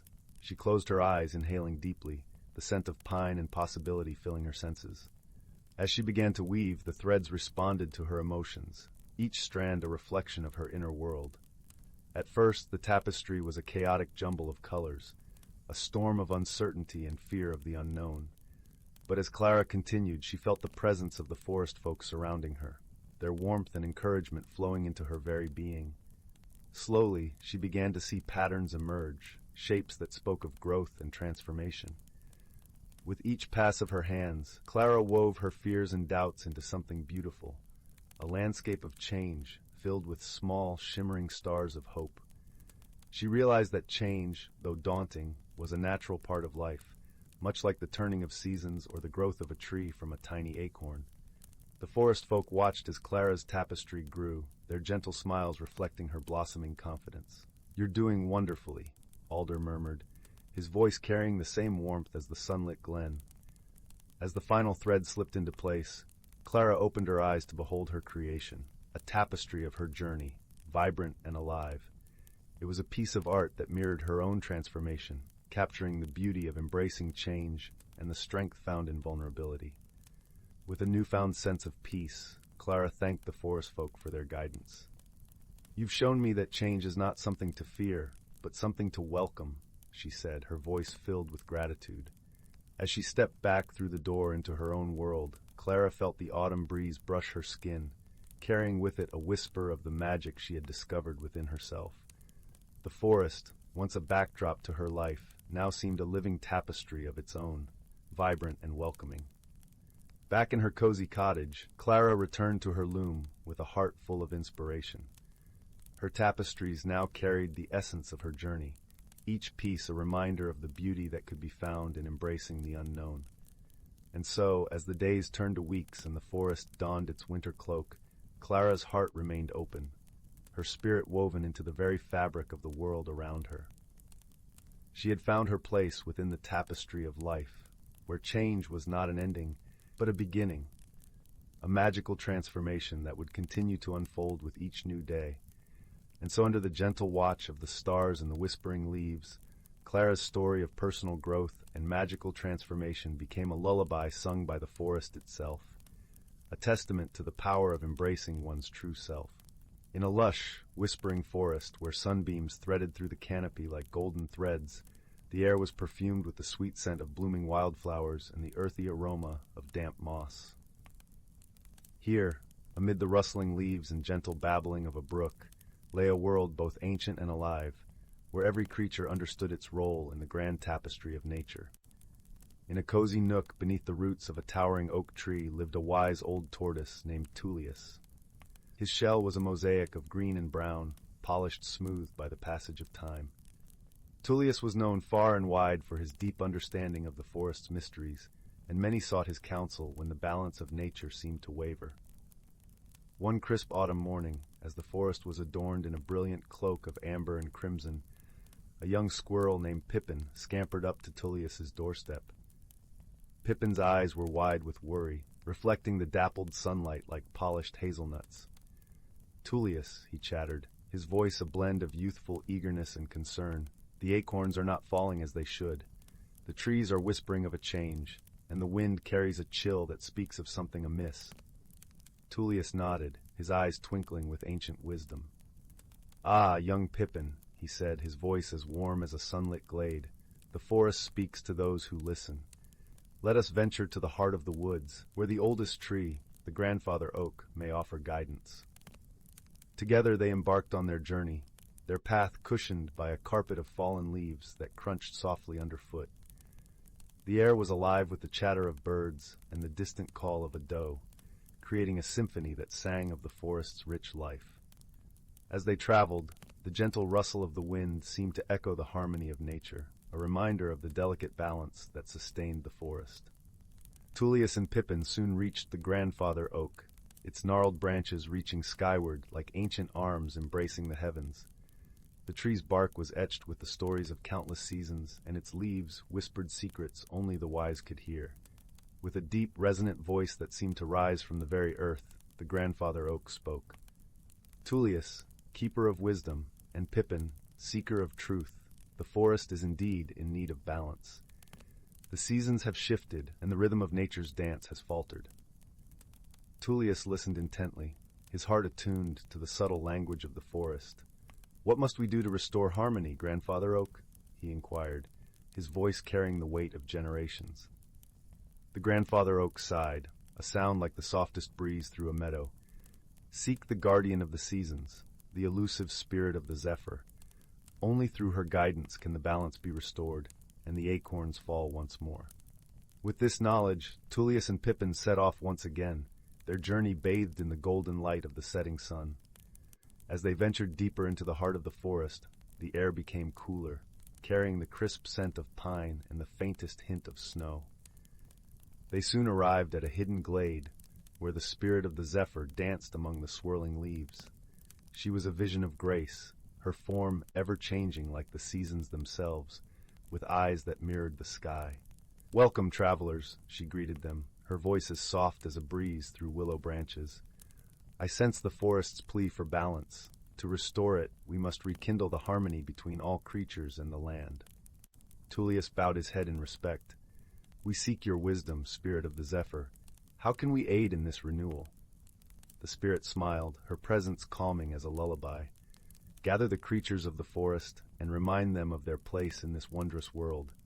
Each must remember their role, and together they shall sing the song of harmony."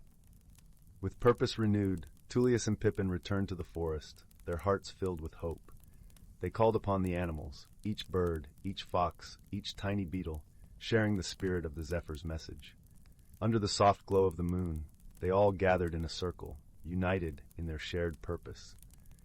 As the creatures of the forest joined paws, wings, and fins, a gentle melody rose among them. It was a song of connection, of life and love, of the intricate dance they all performed as part of nature's grand design. The air shimmered with magic as the harmony wove itself into the fabric of the world, restoring balance to the land. Slowly, like a gentle rain after a long drought, the acorns began to fall, dotting the forest floor with the promise of new life. The trees sighed in relief, their branches swaying in gratitude as the forest breathed as one. As dawn painted the sky in hues of soft lavender and gold, Tullius and Pippin stood together, watching the first light of a new day. The forest was alive with the sound of renewal, and a sense of peace settled over the land. "Thank you, Tullius," Pippin chirped, his eyes bright with newfound understanding. "The forest is truly a wondrous place when we listen and work together." Tullius nodded, his heart full. Indeed, young Pippin, wisdom and friendship are the keys to overcoming any challenge, and together we have ensured the forest's harmony for generations to come. And with that, the forest awoke to the gentle embrace of a new season, where every creature, great and small, played their part in the timeless symphony of nature, a song that would linger in their hearts forever. In a small cottage nestled at the edge of a whispering pine forest, where the air always carried the scent of damp earth and wood smoke, lived a young girl named Lyra. Her home stood alone, with only the company of rustling leaves and the distant hoot of an owl to break the silence of the evenings. Though she loved her little house with its thatched roof and warm hearth, Lyra often felt a quiet loneliness settle around her shoulders like a shawl she hadn't chosen to wear. One autumn evening, as the last rays of sun painted the sky in shades of violet and gold, Lyra sat by her crackling fireplace, watching the flames dance and listening to their gentle hiss and pop. The firelight cast shifting patterns upon the walls, creating shadow creatures that leapt and twirled before disappearing into the corners of the room. As she stirred the embers with an iron poker, something unusual caught her eye. A small, smooth stone nestled deep within the ashes, glowing with a soft, pulsing light the color of warm honey. Curious, Lyra reached carefully into the warmth and retrieved the stone. It fit perfectly in her palm, radiating a comforting heat that seemed to seep right into her bones. As she held it closer, she noticed intricate patterns etched upon its surface, swirling lines that reminded her of tree rings or perhaps the path of a meandering stream. The stone pulsed rhythmically, almost as if it were breathing in time with her own heartbeat. That night, Lyra placed the glowing stone on her bedside table, where its gentle light cast a golden circle upon her pillow. As she drifted toward sleep, she found herself dreaming of a hidden path through the forest, illuminated by stones just like this one, each pulse of light beckoning her forward. When morning came, mist clung to the pine trees like silver lace, and Lyra knew with a certainty that settled deep in her soul that she must follow the dream's calling. She packed a small satchel with bread and cheese, a flask of cool water, and her warmest woolen cloak. Most importantly, she tucked the glowing stone into a small pouch that hung around her neck, its warmth a constant companion against her chest. The forest welcomed her with a chorus of rustling leaves and birdsong. Sunlight filtered through the canopy in golden shafts, illuminating dust motes that danced like tiny fairies in the air. Lyra walked for what felt like hours, following no path she could see with her eyes, but rather the gentle pull she felt from the stone against her heart. Just as the sun began its descent toward the horizon, painting the sky in shades of orange and rose, Lyra heard a sound that made her pause, a soft, whimpering cry that seemed to come from behind a thicket of blackberry bushes. Pushing aside the thorny branches with careful hands, she discovered a most unusual creature. It was smaller than a fox, but larger than a squirrel, with fur the color of twilight and eyes that shimmered like liquid silver. One of its back legs was caught in a tangle of vines, and it looked up at Lyra with a mixture of fear and hope. The creature made no move to flee as she approached slowly, her movements gentle and deliberate. "Hello there," Lyra whispered, her voice soft as the evening breeze. "You seem to be in a bit of trouble." The creature blinked its luminous eyes and made a soft chittering sound. Lyra noticed that where the vines touched its leg, the fur had begun to glow with the same golden light as her stone. She reached into her pouch and drew out the glowing rock, holding it carefully toward the trapped animal. As the stone's light fell upon the vines, something remarkable happened. The tangled plants began to loosen their grip, unwinding themselves as if responding to a silent command. Within moments the creature was free, though it made no move to run away. Instead it limped toward Lyra and nuzzled her hand with a cool, damp nose. "You're hurt," Lyra murmured, noticing the slight swelling where the vines had been. She rummaged in her satchel and found a cloth, which she dampened with water from her flask. Gently she cleaned the creature's leg, all the while humming a soft tune her grandmother had taught her long ago. As she worked, the creature's fur began to glow more brightly, and Lyra realized with wonder that the stone around her neck was pulsing in time with the light emanating from the animal.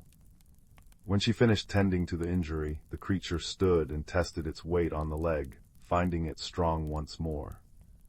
It looked at Lyra with those silver eyes, and made a series of musical chirps before turning and limping slowly into the deepening shadows between the trees. Lyra assumed this was farewell, but after taking a few steps, the creature paused and looked back at her, chirping insistently. Understanding dawned. She was being invited to follow.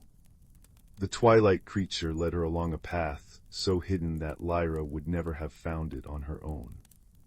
Moss-covered stones formed a natural staircase downward into a small valley, where the air grew warmer and carried the scent of blooming night flowers. Fireflies began to appear, their tiny lights flickering like scattered embers in the gathering dark.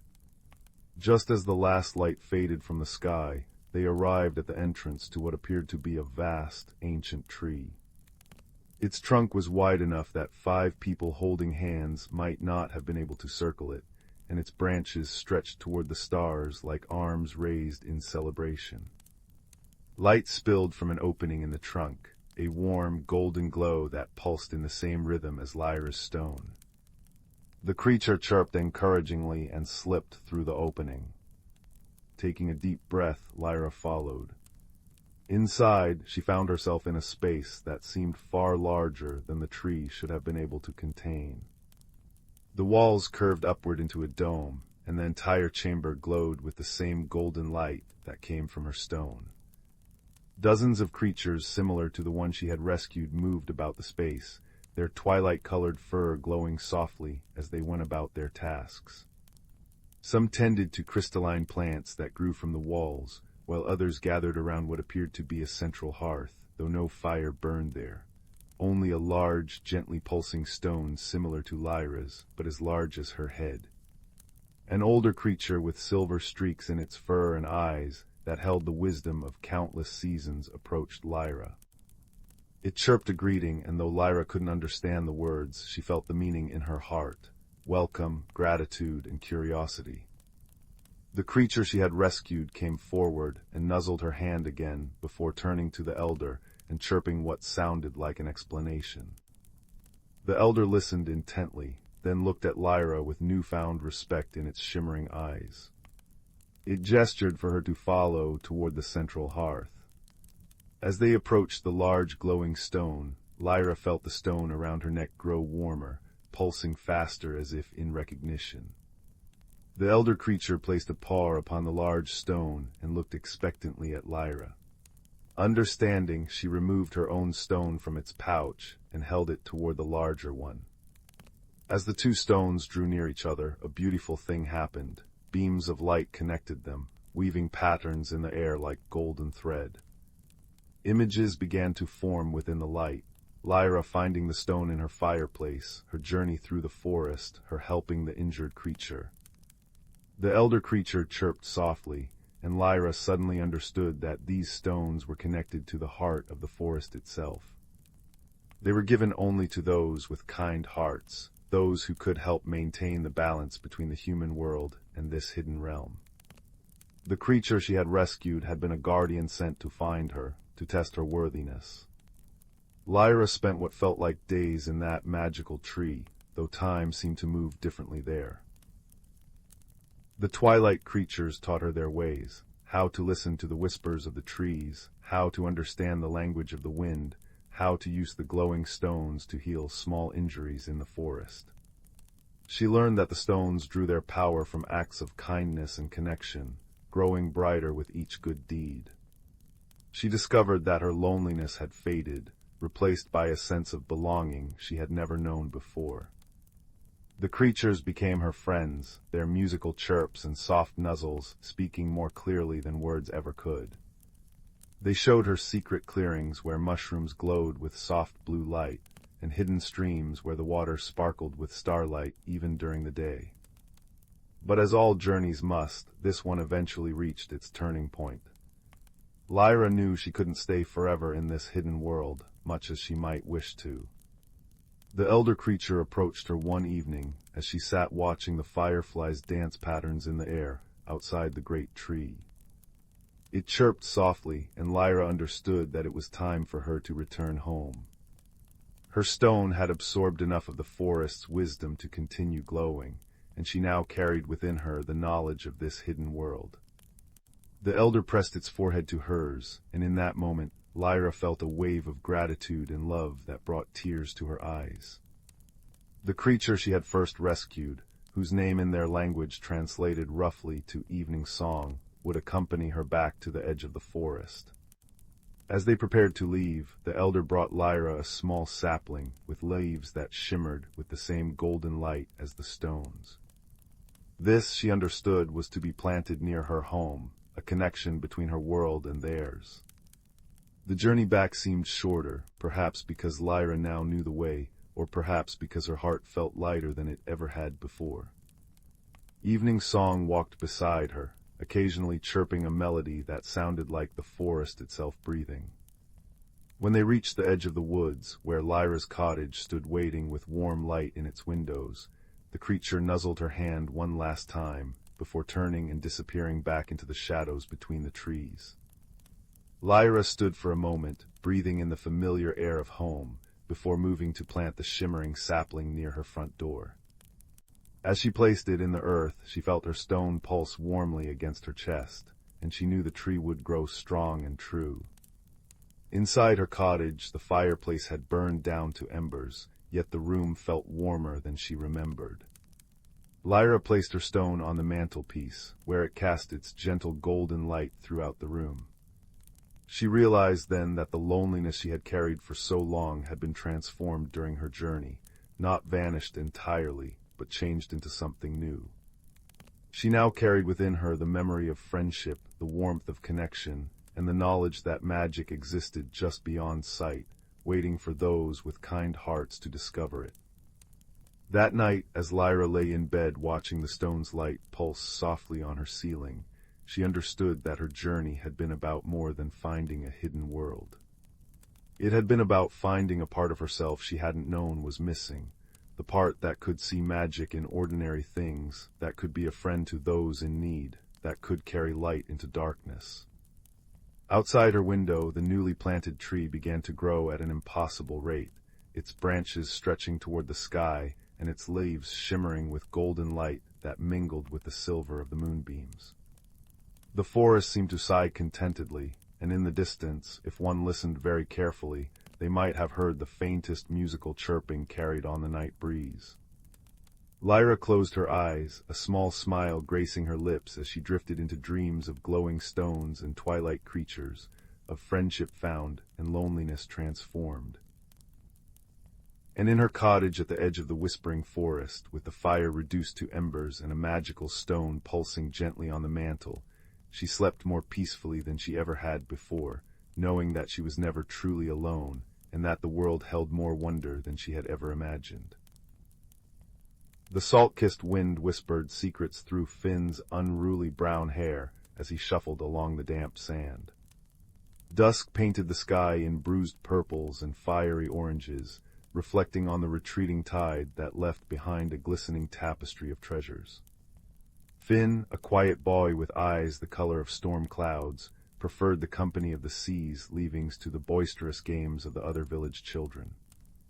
His pockets were always heavy with smooth stones, fragments of pearlescent shell, and the occasional piece of sea glass worn soft by the ocean's embrace. Today, however, felt different. An unusual stillness hung in the air, thick with the scent of kelp and distant rain. He paused, drawn by a faint, rhythmic humming that seemed to vibrate up through the soles of his worn boots. It wasn't the wind, nor the distant gulls. Kneeling, he brushed aside damp sand near a cluster of barnacle-crusted rocks. There, half-buried, pulsed a shell unlike any he'd ever seen. It was no larger than his palm, a spiral of deepest midnight blue, swirling with veins of shimmering silver that seemed to shift and dance like captured moonlight. As his fingers brushed its cool, impossibly smooth surface, the humming intensified, resonating deep within his chest. It felt warm, alive. He carefully pried it free, cradling it in his hands. The silver veins flared brightly for a moment, then settled into a soft, steady glow. Finn felt a strange pull, a magnetic yearning towards the vast, whispering expanse of the ocean. That night, tucked beneath his patchwork quilt with the shell resting on his bedside table, its soft glow painted shifting constellations on the ceiling. The rhythmic humming filled his small room, a lullaby sung by the sea itself. Sleep claimed him, deep and profound. He dreamed not of flying, but of sinking gently into cool, welcoming water. He could breathe easily, the salt tang fresh and clean. Around him the ocean bloomed with impossible colors, corals like frozen fireworks, fish darting like living jewels, forests of kelp swaying in unseen currents. He felt weightless, peaceful, utterly at home. When he awoke at dawn, the dream clung to him like seawater, vivid and real. The shell lay silent and dark on the table. The pull intensified over the next few days. The shell remained inert during daylight hours, but its presence was a constant, quiet hum in the back of Finn's mind. He found himself drawn back to the shore each twilight, the shell tucked safely in his pocket. One evening, as the last sliver of sun dipped below the horizon, painting the waves in molten gold, Finn stood at the water's edge, the shell held tightly. The humming crescendoed, vibrating through his bones. The silver veins blazed with light. Tentatively, heart pounding like a trapped bird, he waded into the cool surf, holding the shell before him. As the water reached his waist, the light from the shell enveloped him in a shimmering bubble. He took a deep breath, closed his eyes, and stepped forward into deeper water. Instead of the expected chill and resistance, he felt only a gentle pressure, like stepping through a curtain of cool silk. He opened his eyes. He was suspended in a world of liquid light. Sunbeams, refracted through the surface far above, painted dancing patterns on the sandy floor below. Schools of tiny, iridescent fish parted around him like a living river. Gigantic ancient sea turtles glided past with slow, deliberate grace. The humming wasn't just in the shell now. It was the ocean itself, the sigh of currents, the crackle of distant reefs, the song of whales echoing from the deep. The shell pulsed warmly in his hand, its light a soft beacon. He was in the meridian depths. He drifted, awestruck, until a gentle bump against his shimmering bubble startled him. A large sea turtle, her shell patterned with intricate swirls of mossy green and gold, peered at him with ancient, intelligent eyes. Her gaze held a deep, calm wisdom. She nudged the bubble again, then turned, swimming slowly towards a towering forest of kelp that swayed like emerald giants. The shell hummed encouragingly. Finn understood. He willed himself to follow, finding that within the bubble he could move with surprising ease, propelled by thought alone. The turtle led him through the kelp forest, where shafts of light pierced the gloom, illuminating fish that looked like shards of stained glass and anemones that pulsed with soft, internal light. They emerged near a cluster of colossal coral structures, forming arches and caverns that pulsed with their own bioluminescent glow. Creatures Finn had only seen in faded book illustrations darted amongst the formations. Seahorses like tiny, armored knights, octopuses changing color like living rainbows, and schools of fish that moved as one glittering entity. The turtle guided him towards a vast, open amphitheater formed by coral, its floor covered in smooth, multicolored pebbles. Here, nestled amongst giant clams that opened to reveal pearls glowing like captured moons, were the merfolk. They weren't the humans with fishtails of legend, but beings sculpted from the sea itself. Their skin shimmered with scales in every conceivable hue, deep abyssal blues, vibrant reef oranges, pearly whites. Their lower bodies flowed into powerful, elegant tails, while their upper bodies were more humanoid, adorned with intricate patterns of living coral and trailing strands of glowing seaweed. Large, luminous eyes, adapted to the dim light, regarded Finn with open curiosity and a hint of wariness. One merfolk larger than the others, with scales the deep indigo of the midnight ocean and a crown woven from phosphorescent kelp, swam forward. Her presence radiated calm authority. She placed a webbed hand against Finn's bubble. A warmth spread from the contact, and Finn felt a strange sense of understanding bloom in his mind, not words, but feelings and images. Welcome, shell-bearer. I am Queen Thalassa. We felt the deep stars awakening. Her thoughts flowed into his mind, clear and resonant like bells heard underwater. She gestured to the shell in his hand, the deep star. Finn, overwhelmed, tried to project his own jumble of thoughts. I found it on the shore. It brought me here. It's beautiful. Thalassa smiled, a gentle ripple of light across her face. The deep star chooses its keeper. It has slept for many tides. Its return signals a need. She projected an image, a section of the vibrant coral reef Finn had seen earlier, but now gray, brittle, lifeless. A creeping shadow seemed to cling to it. The gloom spreads. It silences the songs, dims the lights. We know not its source, only that it weakens the meridian depths. Finn felt a pang of sorrow for the dying coral. Can I help? The question formed instinctively, fueled by the deep star's warm pulse against his palm, and the profound peace he felt in this hidden world. The Queen's luminous eyes held his. The deep star sensed a kindred spirit, one who listens to the quiet things. Perhaps your eyes, unused to our depths, can see what ours cannot. But the gloom is perilous. You would need a guide.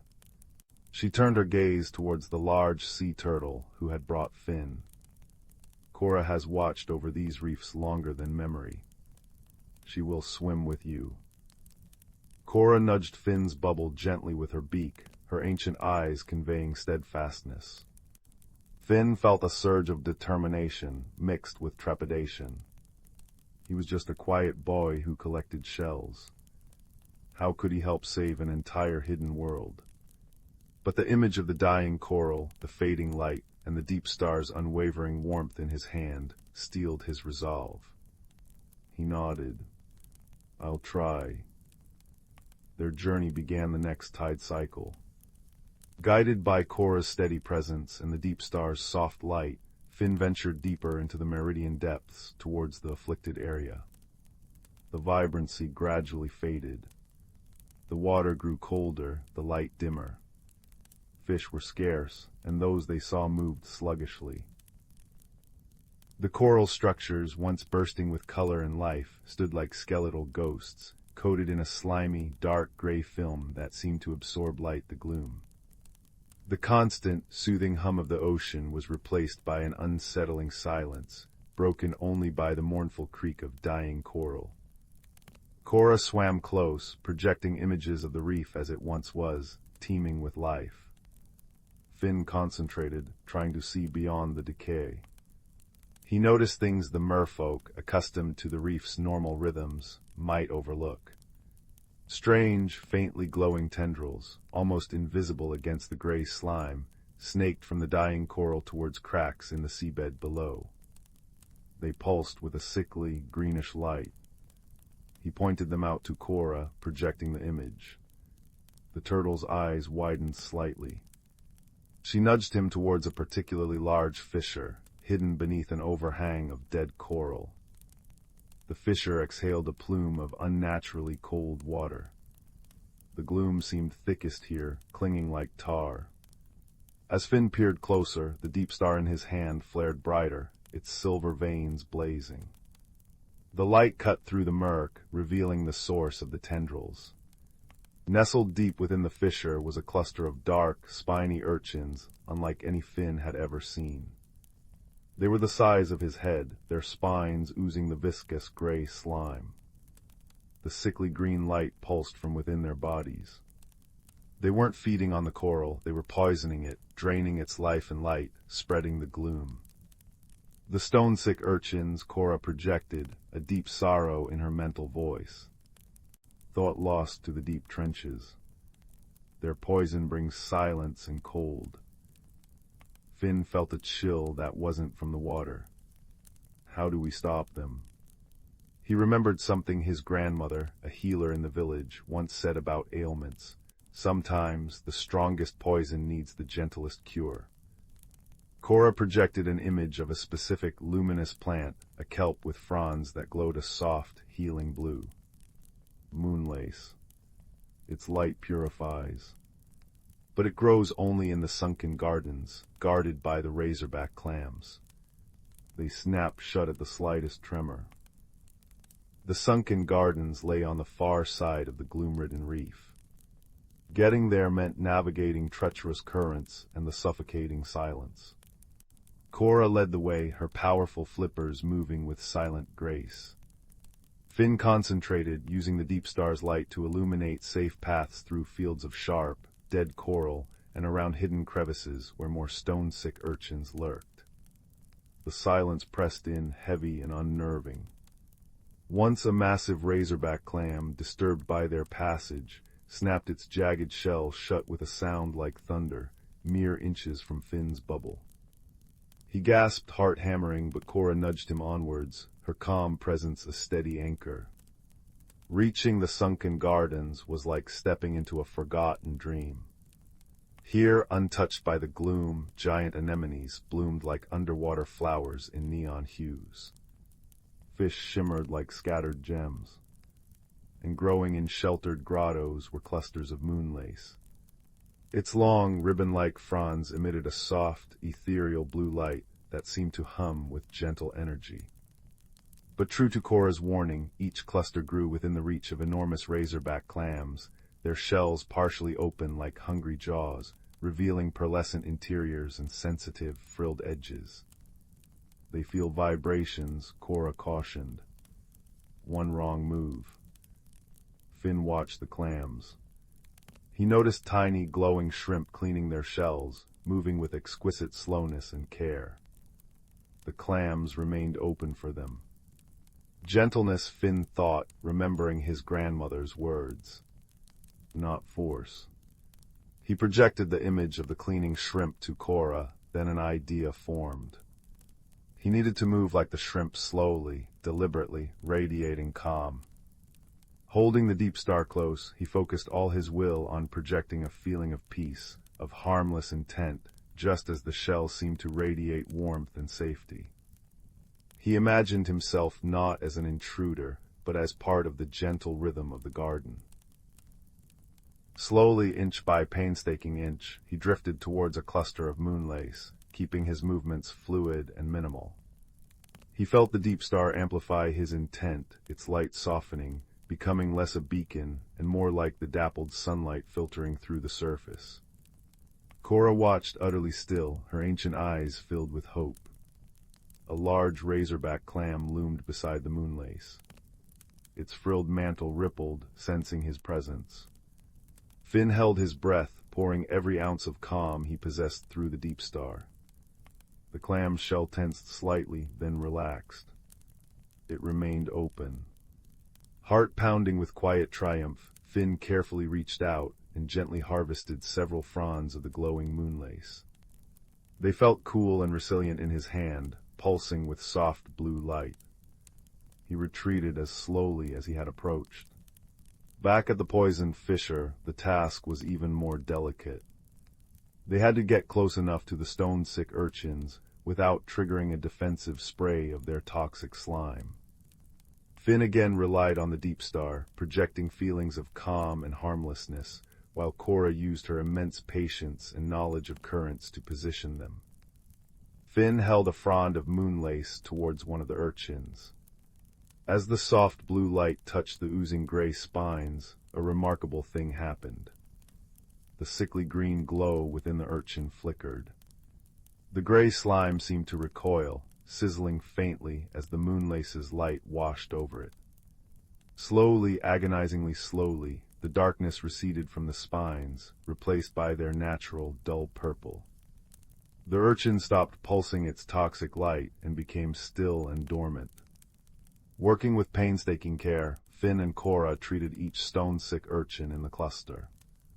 The deep star warmed in Finn's hand, its light blending with the moonlace's blue glow, amplifying the cleansing effect.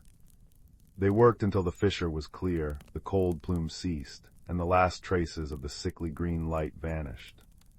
Exhaustion washed over Finn, deep and profound, but it was mixed with a soaring sense of accomplishment. They returned to the coral amphitheater. Queen Thalassa and her people awaited them anxiously. As Finn presented the remaining moonlace and projected images of their mission, the discovery of the urchins, the perilous journey, the gentle application of the cure, a wave of profound gratitude washed over him from the gathered merfolk. Their luminous eyes shone with renewed hope. Work began immediately. Guided by Finn's descriptions and Cora's wisdom, teams of merfolk carefully harvested more moonlace, using Finn's method of stillness and projected calm, and applied its light to the afflicted areas of the reef. Where the gloom had been thickest, the moonlace's gentle blue glow spread, pushing back the gray slime. Color began to seep back into the bleached coral, first faint pastels, then vibrant reds, oranges, and yellows. Tiny polyps tentatively extended their delicate arms. Fish, drawn by the returning life, darted back into the recovering areas. The oppressive silence lifted, replaced by the tentative clicks, pops, and chirps of returning reef life, gradually swelling back into the familiar, comforting hum of the meridian depths. Finn watched, tears mingling with the seawater inside his bubble. He had helped heal this wondrous place. The quiet boy who listened to shells had found his voice in stillness and observation. His bond with Cora, forged in shared purpose and silent understanding, felt deeper than any surface friendship. The queen approached, placing a webbed hand against his bubble once more. Her gratitude flowed into him, warm and profound. The deep star chose wisely, Finn. You saw with new eyes and acted with a gentle heart. You have reminded us that true strength often lies not in force, but in quiet understanding and the courage to act with kindness. The meridian depths will remember the shell-bearer. The time came for Finn to return. The deep star pulsed softly, its journey complete for now. Queen Thalassa presented him with a small, woven pouch made of iridescent seaweed, containing a single, perfect pearl that glowed with its own soft, inner light, a token of their gratitude and a reminder of the light within the depths. Cora nudged him gently one last time, her ancient eyes conveying a farewell that needed no words. Holding the deep star, Finn swam towards the surface, guided by the fading light above. He breached the waves just as the first stars began to prick the twilight sky. He stood on the familiar shore, dripping, the shell cool in his hand, the glowing pearl pouch tucked safely in his pocket. The world above seemed both the same and utterly changed.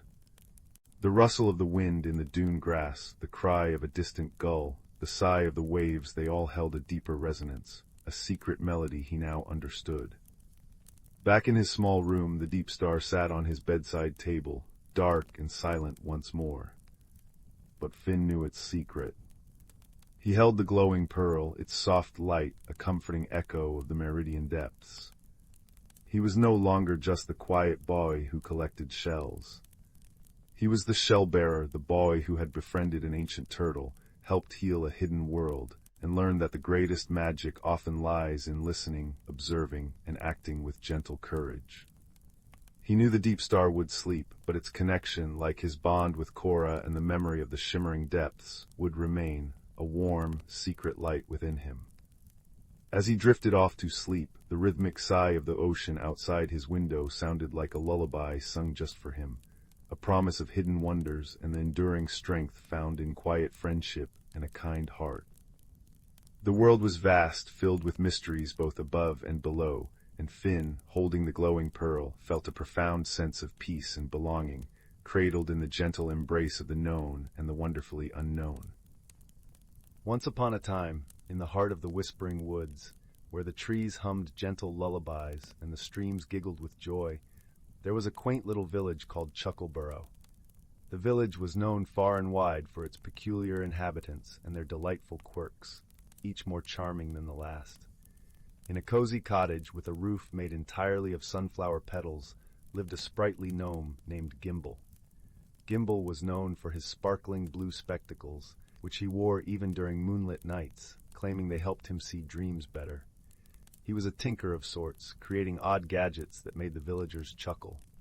His latest invention was a teapot that played a merry tune whenever it poured a cup of tea. Next door, in a house shaped like a giant mushroom, lived a plump, cheerful squirrel named Nibble. Nibble was no ordinary squirrel. He wore a tiny red vest and had a tail that seemed to have a mind of its own, often wagging to the rhythm of his laughter. Nibble was the village's storyteller, regaling the young and old with tales of faraway lands and magical creatures. One sunny morning, as the dew glittered like diamonds on the grass, Gimble and Nibble gathered with their friends in the village square. There was a buzz of excitement in the air, for today was the annual Chuckleborough Jamboree, a day filled with games, feasts, and contests of whimsy. But as the preparations were underway, a peculiar problem presented itself. A mysterious fog, tinged with a hint of lavender, had settled over the village overnight. It wasn't an ordinary fog, for it seemed to shimmer and shift, and the villagers soon discovered that anyone who entered it found themselves speaking in rhymes. While this was amusing at first, it quickly became problematic. How could they organize the jamboree when every instruction was transformed into a poetic riddle? Gimble, with a twinkle in his eye, declared that they must find the source of this magical mist. A fog that speaks in verse and song must have a story to which it belongs, he mused, adjusting his spectacles. Nibble, his tail wagging excitedly, agreed. Let us seek the fog's creator and make our village celebrations greater. And so, the quirky duo set off on an adventure, accompanied by their friends, a bashful hedgehog named Prickle, who always wore a jaunty little hat, and a wise old owl named Hoot, who loved to solve puzzles. Their journey led them through the heart of whispering woods, where the trees whispered secrets of the past. As they followed the trail of the lavender fog, they encountered a series of delightful surprises. First, they met a family of fireflies who danced in the air, spelling out messages in glowing letters. One said, "To find the source, follow the course, where the sunlight kisses the forest floor." Guided by this luminous clue, the friends arrived at a glade where the sunlight streamed through the canopy in golden beams. There they found a small, shimmering pond, the surface of which was alive with ripples that formed words and rhymes. At the edge of the pond sat a whimsical creature, a tiny, giggling sprite named Limerick. With hair like spun silver and eyes like twinkling stars, Limerick was the master of the fog. She explained, between fits of giggles, that she had accidentally spilled her rhyming elixir into the air while practicing her spells for the jamboree. Oh dear, what a funny mistake! I only wanted a rhyme or two to make." Limerick chirped, her laughter ringing like chimes. Gimble and Nibble, both chuckling at the serendipity of it all, assured her that all was well. "With a bit of wisdom and a dose of cheer, we'll turn this mishap into a wondrous affair," Gimble said.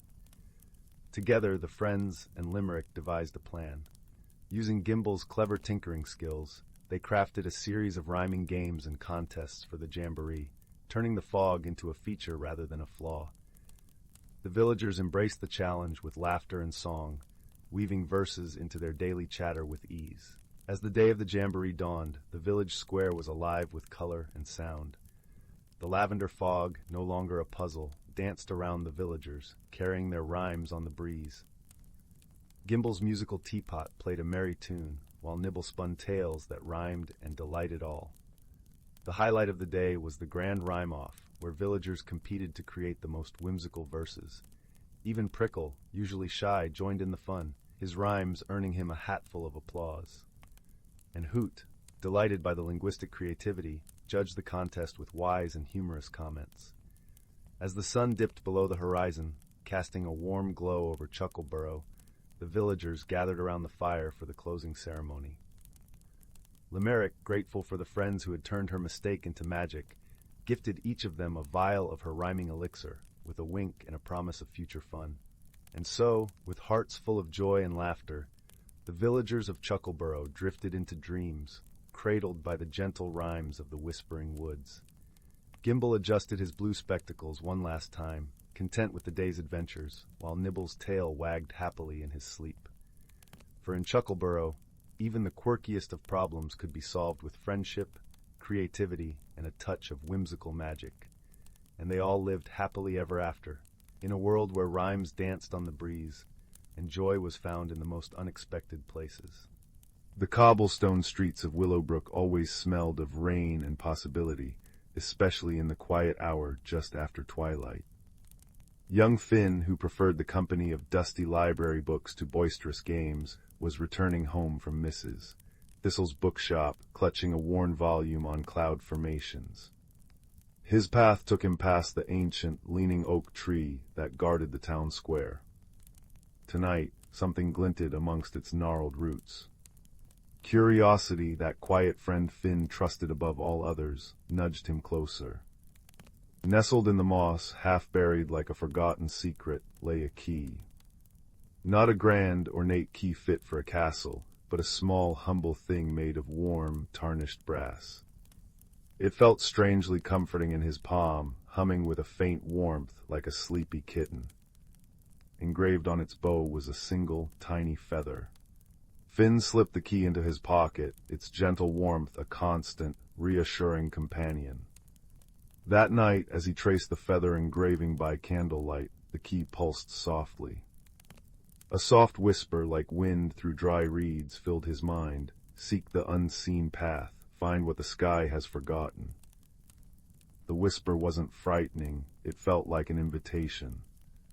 The next morning, Finn packed a simple knapsack, a water flask, some crusty bread and cheese, his cloud book, and the brass key. He told his parents he was going on a long walk to study the sky. The key felt warm against his chest as he stepped beyond the familiar boundaries of Willowbrook, heading towards the Whispering Woods, a place usually veiled in mist and tall tales. The woods lived up to their name. Ancient trees murmured secrets in rustling leaves, and shafts of sunlight, thick as honey, pierced the canopy, dust motes dancing within them. Finn felt a gentle tug, a pull in his chest, guiding him deeper. It led him to a sheer, moss-covered cliff face, seemingly impassable. Yet, as he approached, the brass key grew warmer. He held it up, and where its light touched the stone, shimmering outlines appeared, narrow footholds and handholds, forming a winding path upwards. The unseen path. Climbing was slow and careful, the stone cool and damp beneath his fingers. Halfway up, perched precariously on a narrow ledge, Finn froze. Below him the woods stretched like a green ocean. Above, the cliff seemed endless. Fear, cold and sharp, pricked his skin. Just then, a gruff voice broke the silence. "Bit high for cloud watching, lad, wouldn't you say?" Startled, Finn looked down. On a lower ledge, peering up with bright, intelligent eyes, sat a badger. He wore tiny, round spectacles perched on his snout and clutched a knobbly walking stick carved with constellations. "Name's Bramble," the badger announced. "Keeper of forgotten footpaths and unappreciated fungi. Saw you activating the old sky key. Haven't seen one of those in an age. Bit rusty on the climbing, are we?" Before Finn could answer, a flurry of iridescent feathers swooped down. A small starling landed beside Bramble, tilting her head. "He doesn't look rusty, Bramble, he looks scared, like when Pip saw the big owl." Her voice was like chiming bells. "I'm Pip, I remember things, especially shiny things in high places. Can I help?" Bramble sighed, adjusting his spectacles.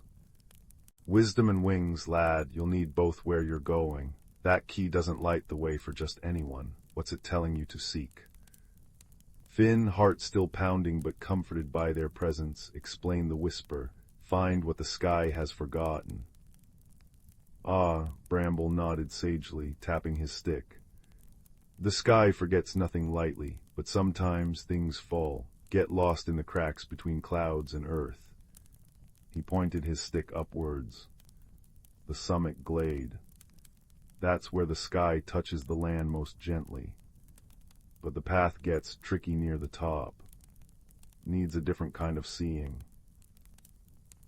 With Bramble offering steadying advice, plant your foot there, lad, see that sturdy root, and Pip darting ahead, scouting the safest route and chattering encouragement, almost there. Ooh, look at that butterfly. Finn climbed higher.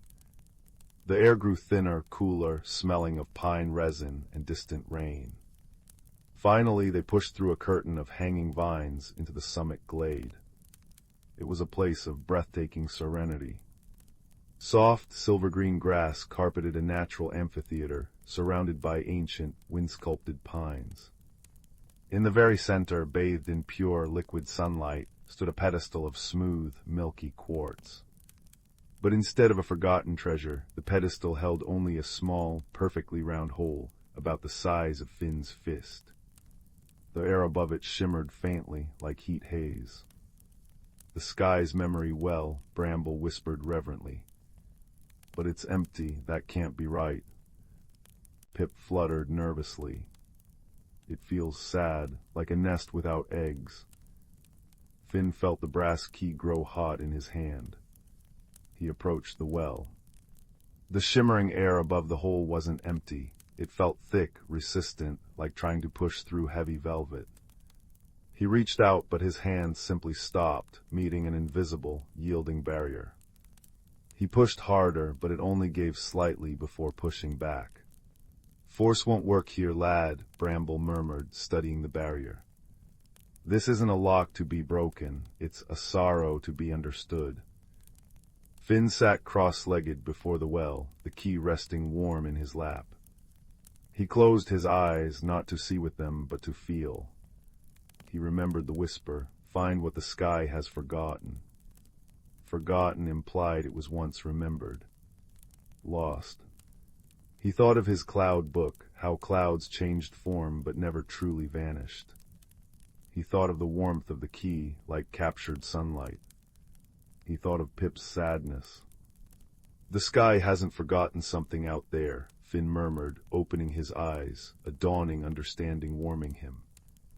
It's forgotten something about itself. The memory well isn't empty, it's holding on to something the sky can't bear to lose, but it's trapped by its own grief, like a tear that won't fall. He looked at the shimmering barrier. It wasn't a wall, it was a held breath. A stifled sigh. The sky was holding its sorrow inside the well. It needs to let go, Finn whispered. But gently, to remember that even sadness can be beautiful when it's shared. He didn't try to push through the barrier again. Instead, he took the brass key. Not to unlock, but to connect.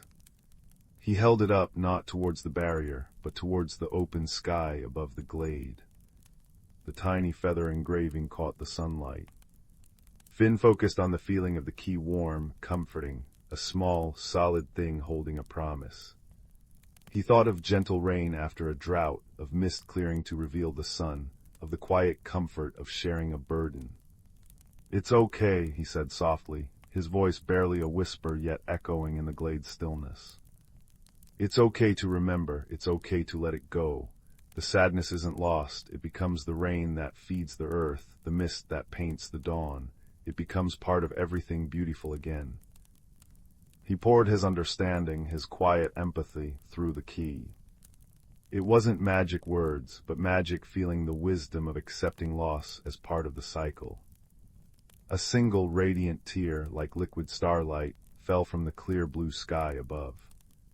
It landed silently on the shimmering barrier above the well. Where it touched, the resistant shimmer softened, dissolved, and flowed like liquid silver down into the hole in the pedestal.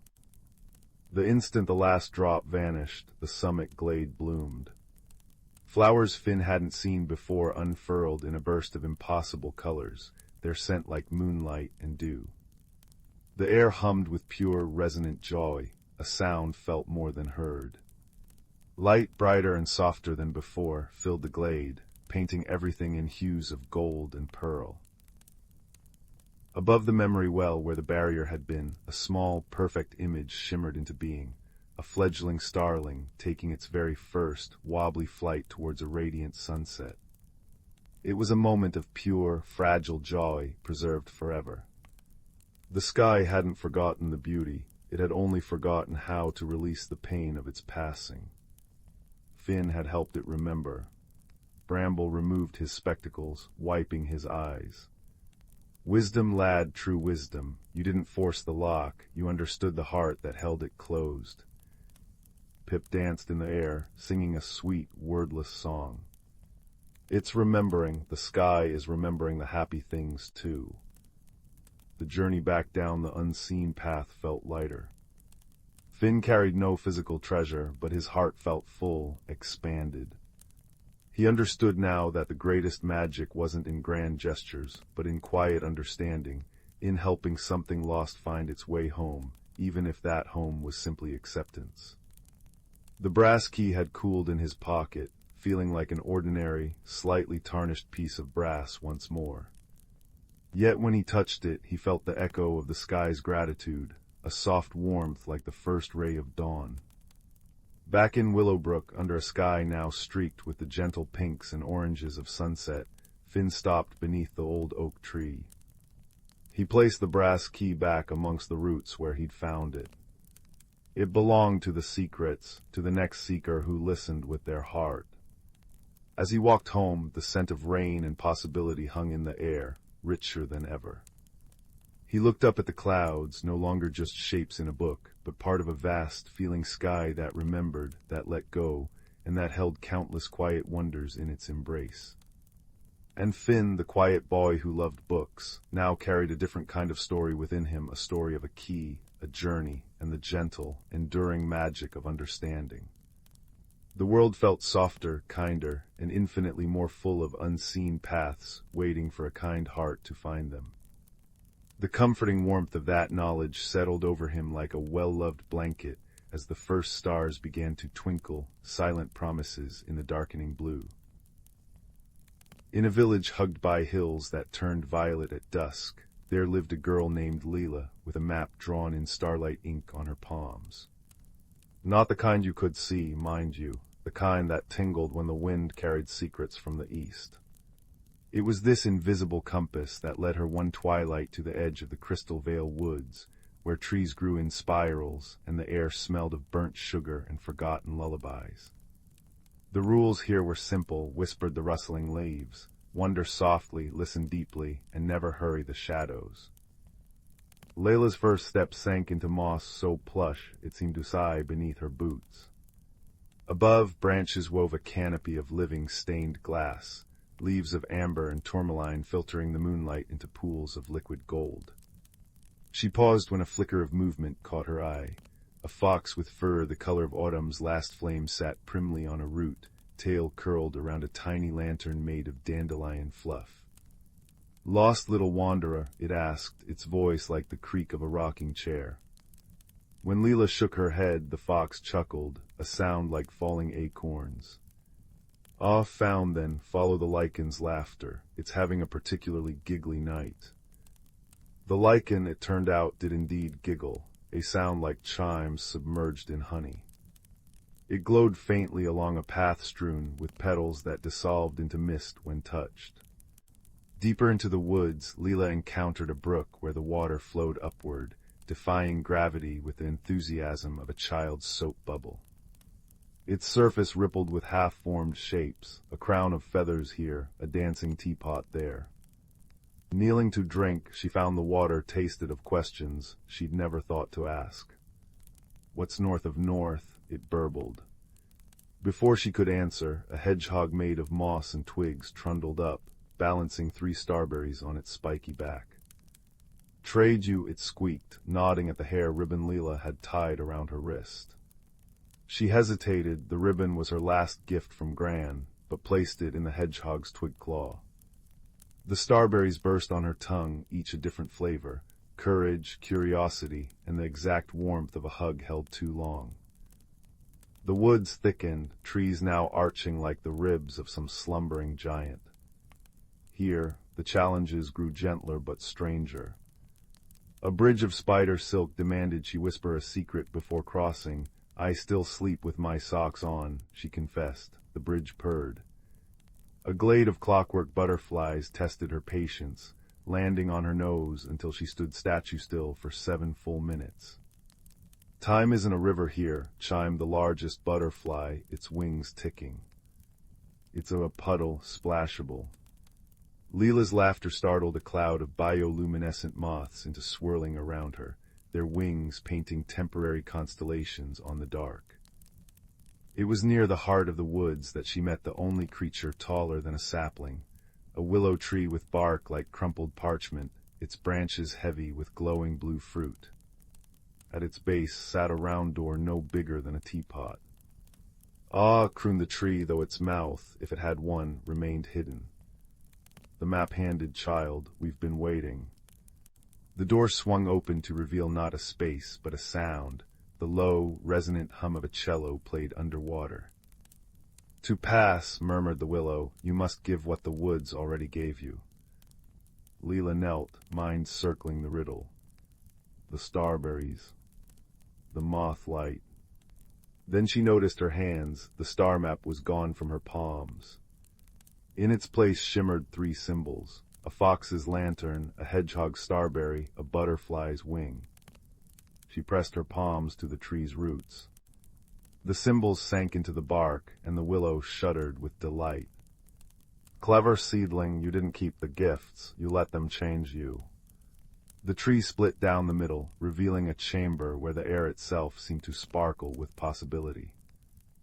Inside, the source of the wood's magic hung suspended, a single pulsing petal from the first flower, its edges fraying into stardust. Around it orbited creatures Leela could only glimpse sideways, a fish with cloud fins, a cat made of hourglass sand. "Take a thread," whispered the petal's light. "Mend what's fraying." Her fingers trembled as she plucked a silver thread from the petal's glow. Instinctively, she wove it through the hole in her pocket, the one she'd gotten climbing the old oak last spring. The thread dissolved and the pocket sang. A soft, contented hum, as if grateful to be whole. When Leela stepped back into the woods, dawn hovered like a held breath. The fox waited, lantern dimmed. "Well," it asked. She opened her mended pocket. Out fluttered all she'd gathered, a lichen chuckle, a sip of upward-flowing brook, the memory of starberry courage. The fox nodded. "Good, now you know, the real magic isn't in keeping, but in letting the wonder through." The journey home was shorter, though no less wondrous. Gravity remembered itself, the brook flowed downstream, and the hedgehog waved with a twig now tied with Leela's ribbon. As she crossed the tree line, the Crystal Vale woods sighed behind her, not in farewell, but in patient waiting. In her pocket the mended thread hummed, and when she finally curled into bed, she dreamed not of adventures, but of a willow tree whispering to new seeds. And then the girl understood, courage isn't a flame to clutch, but a lantern to share. Pass it on, little rootlings, pass it on.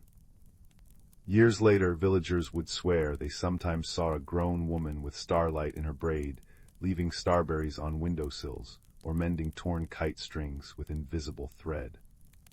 But that's a story for another twilight.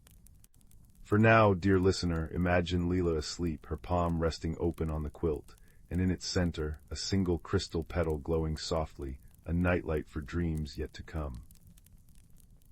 The village of Willowvale nestled in a valley, where moonlight pooled like liquid silver, and dawn arrived in a hush of peach and lavender. Chimneys puffed sleepy spirals of wood smoke that carried the scent of cinnamon and damp earth. In a cottage with ivy-laced windows, young Clara stirred beneath her patchwork quilt, listening to the familiar morning chorus, the chirp of sunfinches, the rustle of the old oak outside, and the distant chime of the village baker's bell. But today, a murmur of unease threaded through the air. Clara's grandmother, Alara, stood at the garden gate, her brow furrowed as she surveyed the chaos. Overnight, their lovingly tended plot had become a tapestry of upheaval. Marigolds lay uprooted, their golden heads drooping in the dirt. Carrot tops peeked haphazardly from furrows torn asunder. Even the protective charm Alara had woven from moonbeam threads and rosemary sprigs, a shimmering net draped over the soil, lay in tatters, glinting weakly in the pale light. Third morning in a row, Alara sighed, her voice as soft as crumbling autumn leaves. An old man Hemlock's prize pumpkins were scattered clear across the brook yesterday. Whatever's causing this slips through magic like water through a sieve. Clara pulled on her woolen socks, the mystery coiling in her chest like a curious kitten. Willowvale was a place where dew fairies polished cobwebs at dawn and hedgehogs delivered lost thimbles, but this felt different, an anxious rustle beneath the valley's usual peace. After breakfast, oatmeal sweetened with honeycomb from the bees who hummed lullabies, Clara tied her cloak and ventured out. The village green buzzed with puzzled voices. Mrs. Gable's herb spirals were unraveled into tangles, and the miller's daughter wept over trampled moon petals, their luminous blooms crushed into the mud. "No tracks bigger than a field mouse," said Benji the blacksmith, kneeling by his flattened cabbages. But mice don't shred moonbeam charms. A collective shiver ran through the crowd. Magic was Willowvale's bedrock. Its failure felt like a stone skipping across their pond of tranquility. That afternoon, Clara sought the wisdom of the whispering woods. Beneath ancient pines whose needles muffled sound into a velvet hush, she found the mossy burrow of thistleback, a silver-muzzled badger whose eyes held the patience of centuries. His den smelled of loam and dried chamomile. "Ah, little observer," he rumbled, stirring a clay pot of steaming root tea over glowing emerald crystals. "Trouble in the valley, I sent it on the wind. Sit, warm your bones." Clara described the gardens, the stealth, the defiance of spells, the peculiar lack of large footprints. Thistleback's claws tapped thoughtfully on an acorn cup. "Magic unseen often hides in plain sight, child. The strongest wards guard against force, not fragility. Perhaps the culprit isn't breaking through, but slipping between." He nudged a dried firefly husk toward her. "Watch when the world sleeps, not with spells, but with stillness. Let the night show you its secrets." So Clara prepared. She bundled herself in quilts on the porch swing, a thermos of lavender milk beside her. The moon rose, casting long Inkai shadows. Crickets sang their rhythmic ballads. Hours drifted by, filled only with the creak of the swing and the sigh of wind through the apple orchard. Doubt began to nibble at her resolve, until a faint shimmer caught her eye near the radish patch. Not a glow, but a disturbance, like heat rising from sun-baked stones. Peering closer, Clara gasped. Delicate footprints no larger than her thumbnail dappled the soil. They sparkled with minute, iridescent dust, visible only when moonlight struck them just so. They led toward the brook.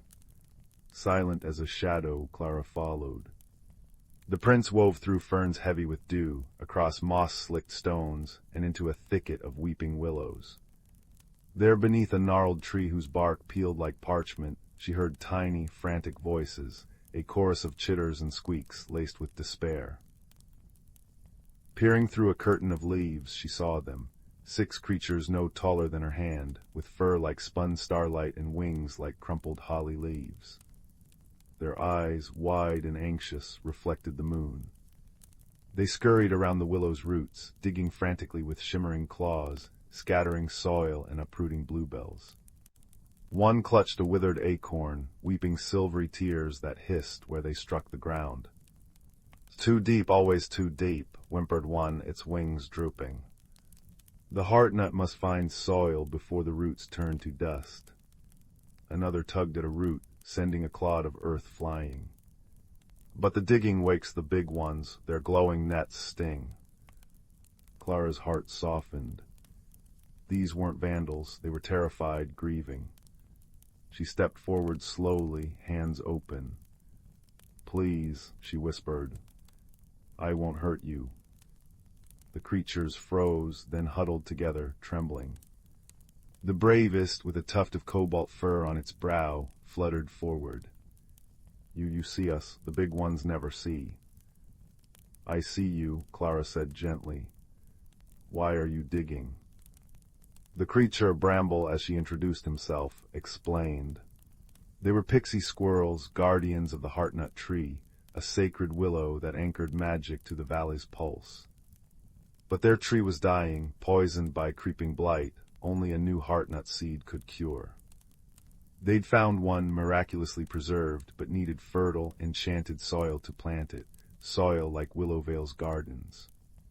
Yet every attempt failed. Their claws, meant for weaving starlight, were clumsy for digging. Worse, human wards repelled their magic, forcing them to work unseen, tearing through protections in their desperation. "We never meant harm," Bramble sniffled. "Only to save our home." Dawn's first blush painted the sky as Clara led the pixie squirrels to Thistleback's den. The badger listened, his gaze deepening with understanding. "The blight," he murmured. "I felt the valley's ache, but mistook it for winter's approach." He nudged the withered acorn Bramble carried. "This seed needs more than soil, it needs a heartroot bond. Your willow is too frail to nurture it, but I know another." He led them to a sun-dappled clearing where a young, vibrant willow stood beside the brook, its leaves singing softly in the breeze. This sapling grew from a seed carried by the last heartnut tree, centuries ago. Its roots remember. With Thistleback's guidance and Clara's gentle hands, the pixie squirrels planted the seed at the sapling's base. Villagers gathered, drawn by whispers of the solution. Benji brought a tiny, polished trowel. Ilara wove a new charm, not a barrier, but a bridge of moonbeams and goodwill that shimmered like a welcoming path. As the seed settled into the rich, dark earth, Bramble and his kin danced upon it, their wings casting prismatic sparks. The soil glowed faintly, pulsing like a heartbeat. Days later, Willowvale's gardens bloomed with unnatural vigor, roses as big as teacups, tomatoes gleaming like rubies. But the true wonder was the new heartnut tree, already sprouting emerald shoots under the pixie squirrels' devoted care. At dusk, they flitted through village plots, not as intruders, but as helpers. With delicate precision, they aerated soil, whispered encouragement to seedlings, and polished dewdrops on petals, leaving gardens more beautiful than before. The torn moonbeam nets were replaced with garlands of glowing friendship, strung between fence posts by human and pixie squirrel alike. That night Clara lay in bed, her window open to the symphony of the valley, the chuckle of the brook, the rustle of the thriving willows, and the faint, musical chitter of grateful guardians tending their tree. The mystery hadn't been one of malice, but of unseen sorrows and tangled needs. As sleep wrapped around her like a familiar quilt, she smiled. In Willowvale, even the deepest troubles could be untangled with kindness, a watchful heart, and the quiet wisdom found in moonlit footprints. And high above, the new heartnut tree cradled its precious seed, its roots already weaving magic into the dreaming earth, gentle and deep as a lullaby. The distant star system of Lyra 7 held worlds as different as snowflakes in a nebulous storm. On the frozen, crystalline plains of Xylos, where auroras sang in silent ribbons of blue and silver, lived Vel. Vel was a Xylosian, tall and slender, their bodies seemingly carved from living ice that shimmered with internal light. Their thoughts were precise, logical, and flowed like glacial rivers, slow, deep, and immensely powerful. Communication for Vel was a series of intricate light patterns emitted from their core, a language of pure information. On the opposite side of the system, bathed in the perpetual golden hour glow of twin suns, orbited Florin. It was a world of immense, whispering forests, bioluminescent flowers, and warm, humid air thick with the scent of alien pollen. Here lived Kip, a Florinite no taller than Vel's knee, covered in soft, moss-green fur with large, luminous eyes the color of amethysts. Kip communicated in chirps, whistles, and expressive vibrations that resonated through their fur, conveying a kaleidoscope of feelings instantly. Fate, or perhaps a bureaucratic error in the Interstellar Exploration Guild, threw them together. Both were junior researchers assigned to survey the uncharted moon, Elysium Drift, a place of serene meadows, floating islands, and ancient, silent ruins. Their transport pod malfunctioned upon entry, crash-landing them gently but decisively in a field of giant, soft-glowing mushrooms that pulsed with a gentle lavender light. Vel emerged first, their crystalline form clicking softly as they scanned the unfamiliar, warm environment. The air felt thick and damp, uncomfortable against their normally frigid skin.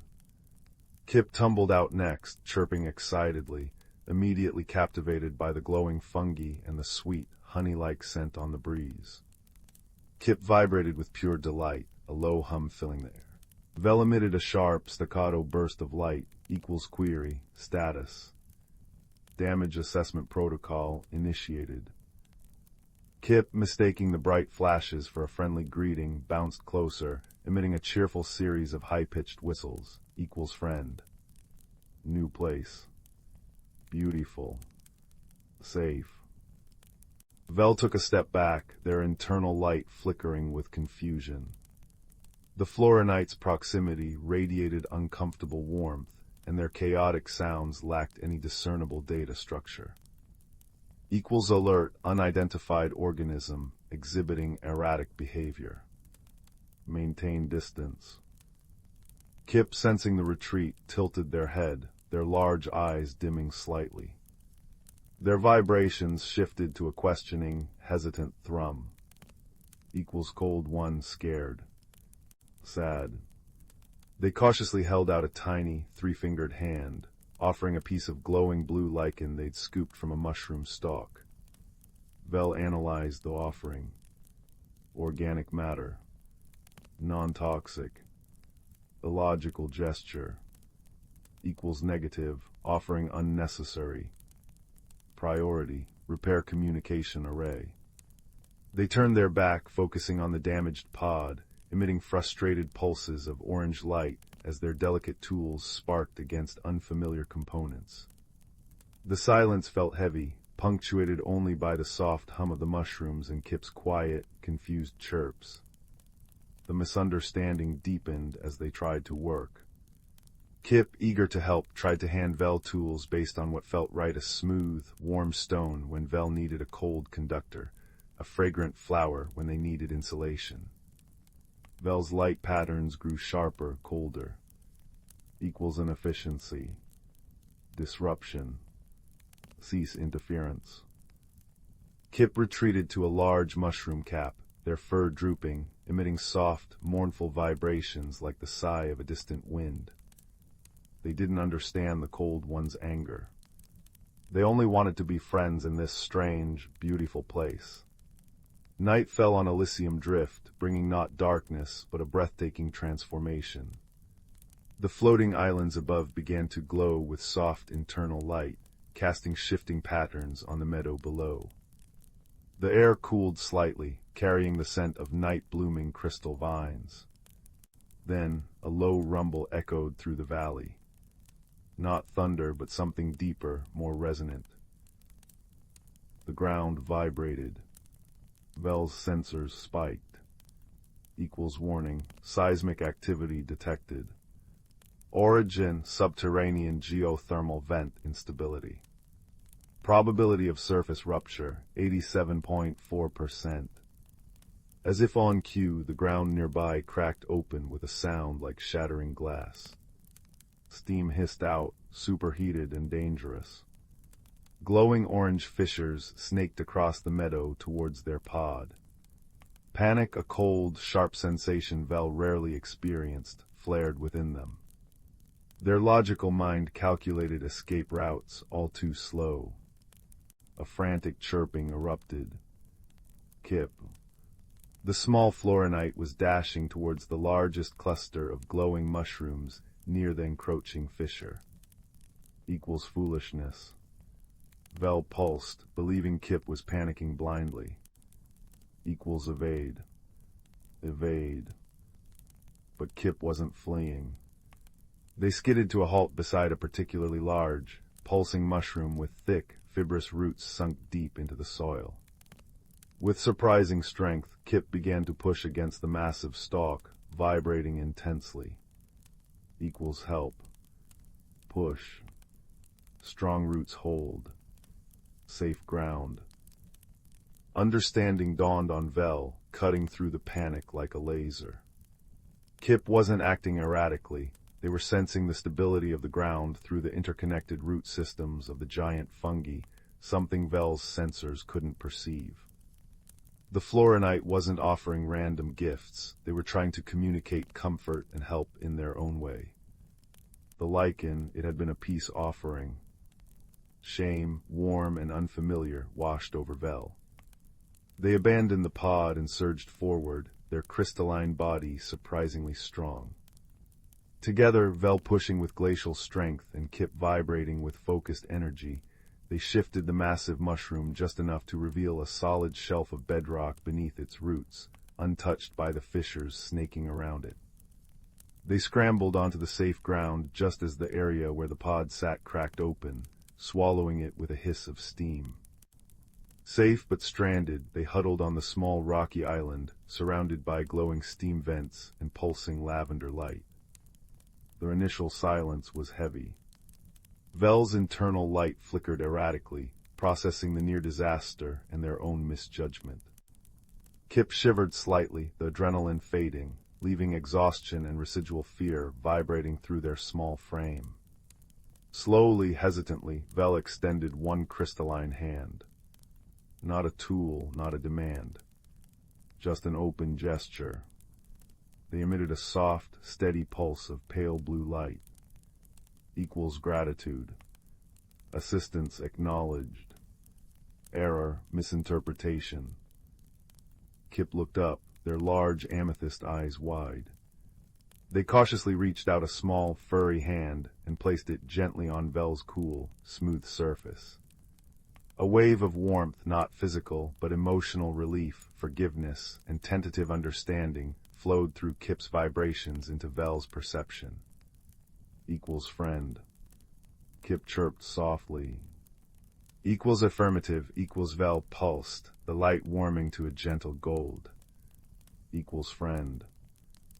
The shared challenge had shattered the walls of misunderstanding.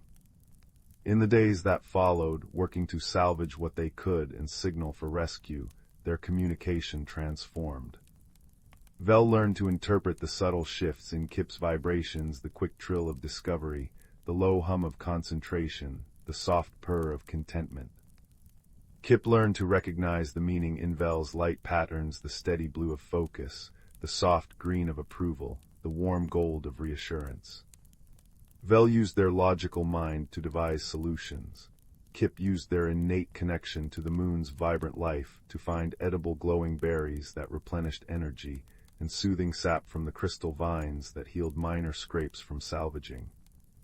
One chilly evening, as they huddled under a makeshift shelter woven from giant, flexible fern fronds, Kip's design, Vel's structural reinforcement, Kip shivered violently. The Florinite body, built for Florin's warmth, struggled with Elysium Drift's cooler nights. Vel observed, their core light dimming with concern. Logic dictated preserving their own energy. But something else, a new warm current flowing beside the glacial rivers of thought, prompted action. Vel carefully positioned themselves beside Kip. Then with a deep, resonant hum, they focused their internal energy.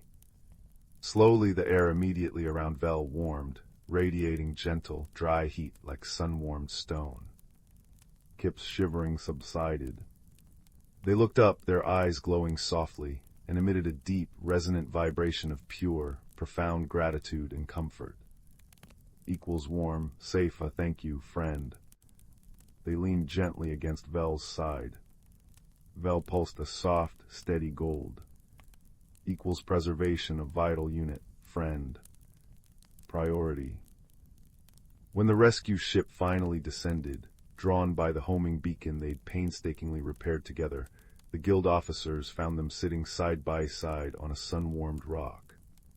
Vel was patiently holding components steady while Kip, vibrating with focused intensity, used their natural resonance to fuse microscopic fractures in a salvaged communicator circuit, a technique Vel had calculated and Kip instinctively executed. Back on the guild station, they became something of a legend, the ice and the moss. Where Vel went, Kip was often perched on their shoulder or tucked into a specially woven pouch, radiating warmth. Where Kip explored vibrant hydroponics gardens, Vel was a steady, watchful presence nearby, their cool light a comfort in the artificial heat. They had discovered the true meaning of friendship not in their similarities, but in the beautiful, challenging space between their differences. It was the warmth offered in the face of cold logic, the steady light provided in moments of chaotic fear, the patience to learn a new language of the heart, and the profound understanding that sometimes the strongest bonds are forged not in ease, but in the shared warmth of a campfire on a strange, glowing moon, where an open hand and a soft pulse of light said more than any shared language ever could. Their friendship, like the singing auroras of Xylos and the honey light of Florin, became a beacon, a quiet testament to the universe that understanding, kindness, and warmth could bridge any distance, melt any ice, and make even the vast, starry unknown feel like a place called home. And as they sat together in the station's observation deck, watching the swirling colors of the Lyra Nebula, Vel's core pulsed a serene gold, and Kip snuggled closer, purring a soft, contented vibration that echoed the peaceful hum of the stars themselves. In the velvet expanse of the cosmos, where stars are scattered like diamond dust upon an endless dark tapestry, there spun a small, forgotten corner of the galaxy known as the Serenity Belt.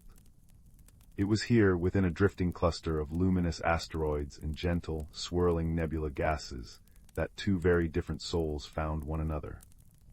The first was a being from the world of Lyria, a planet where the very soil shimmered with soft light, and the inhabitants communicated not with words, but with a beautiful, shifting display of colors that danced across their skin.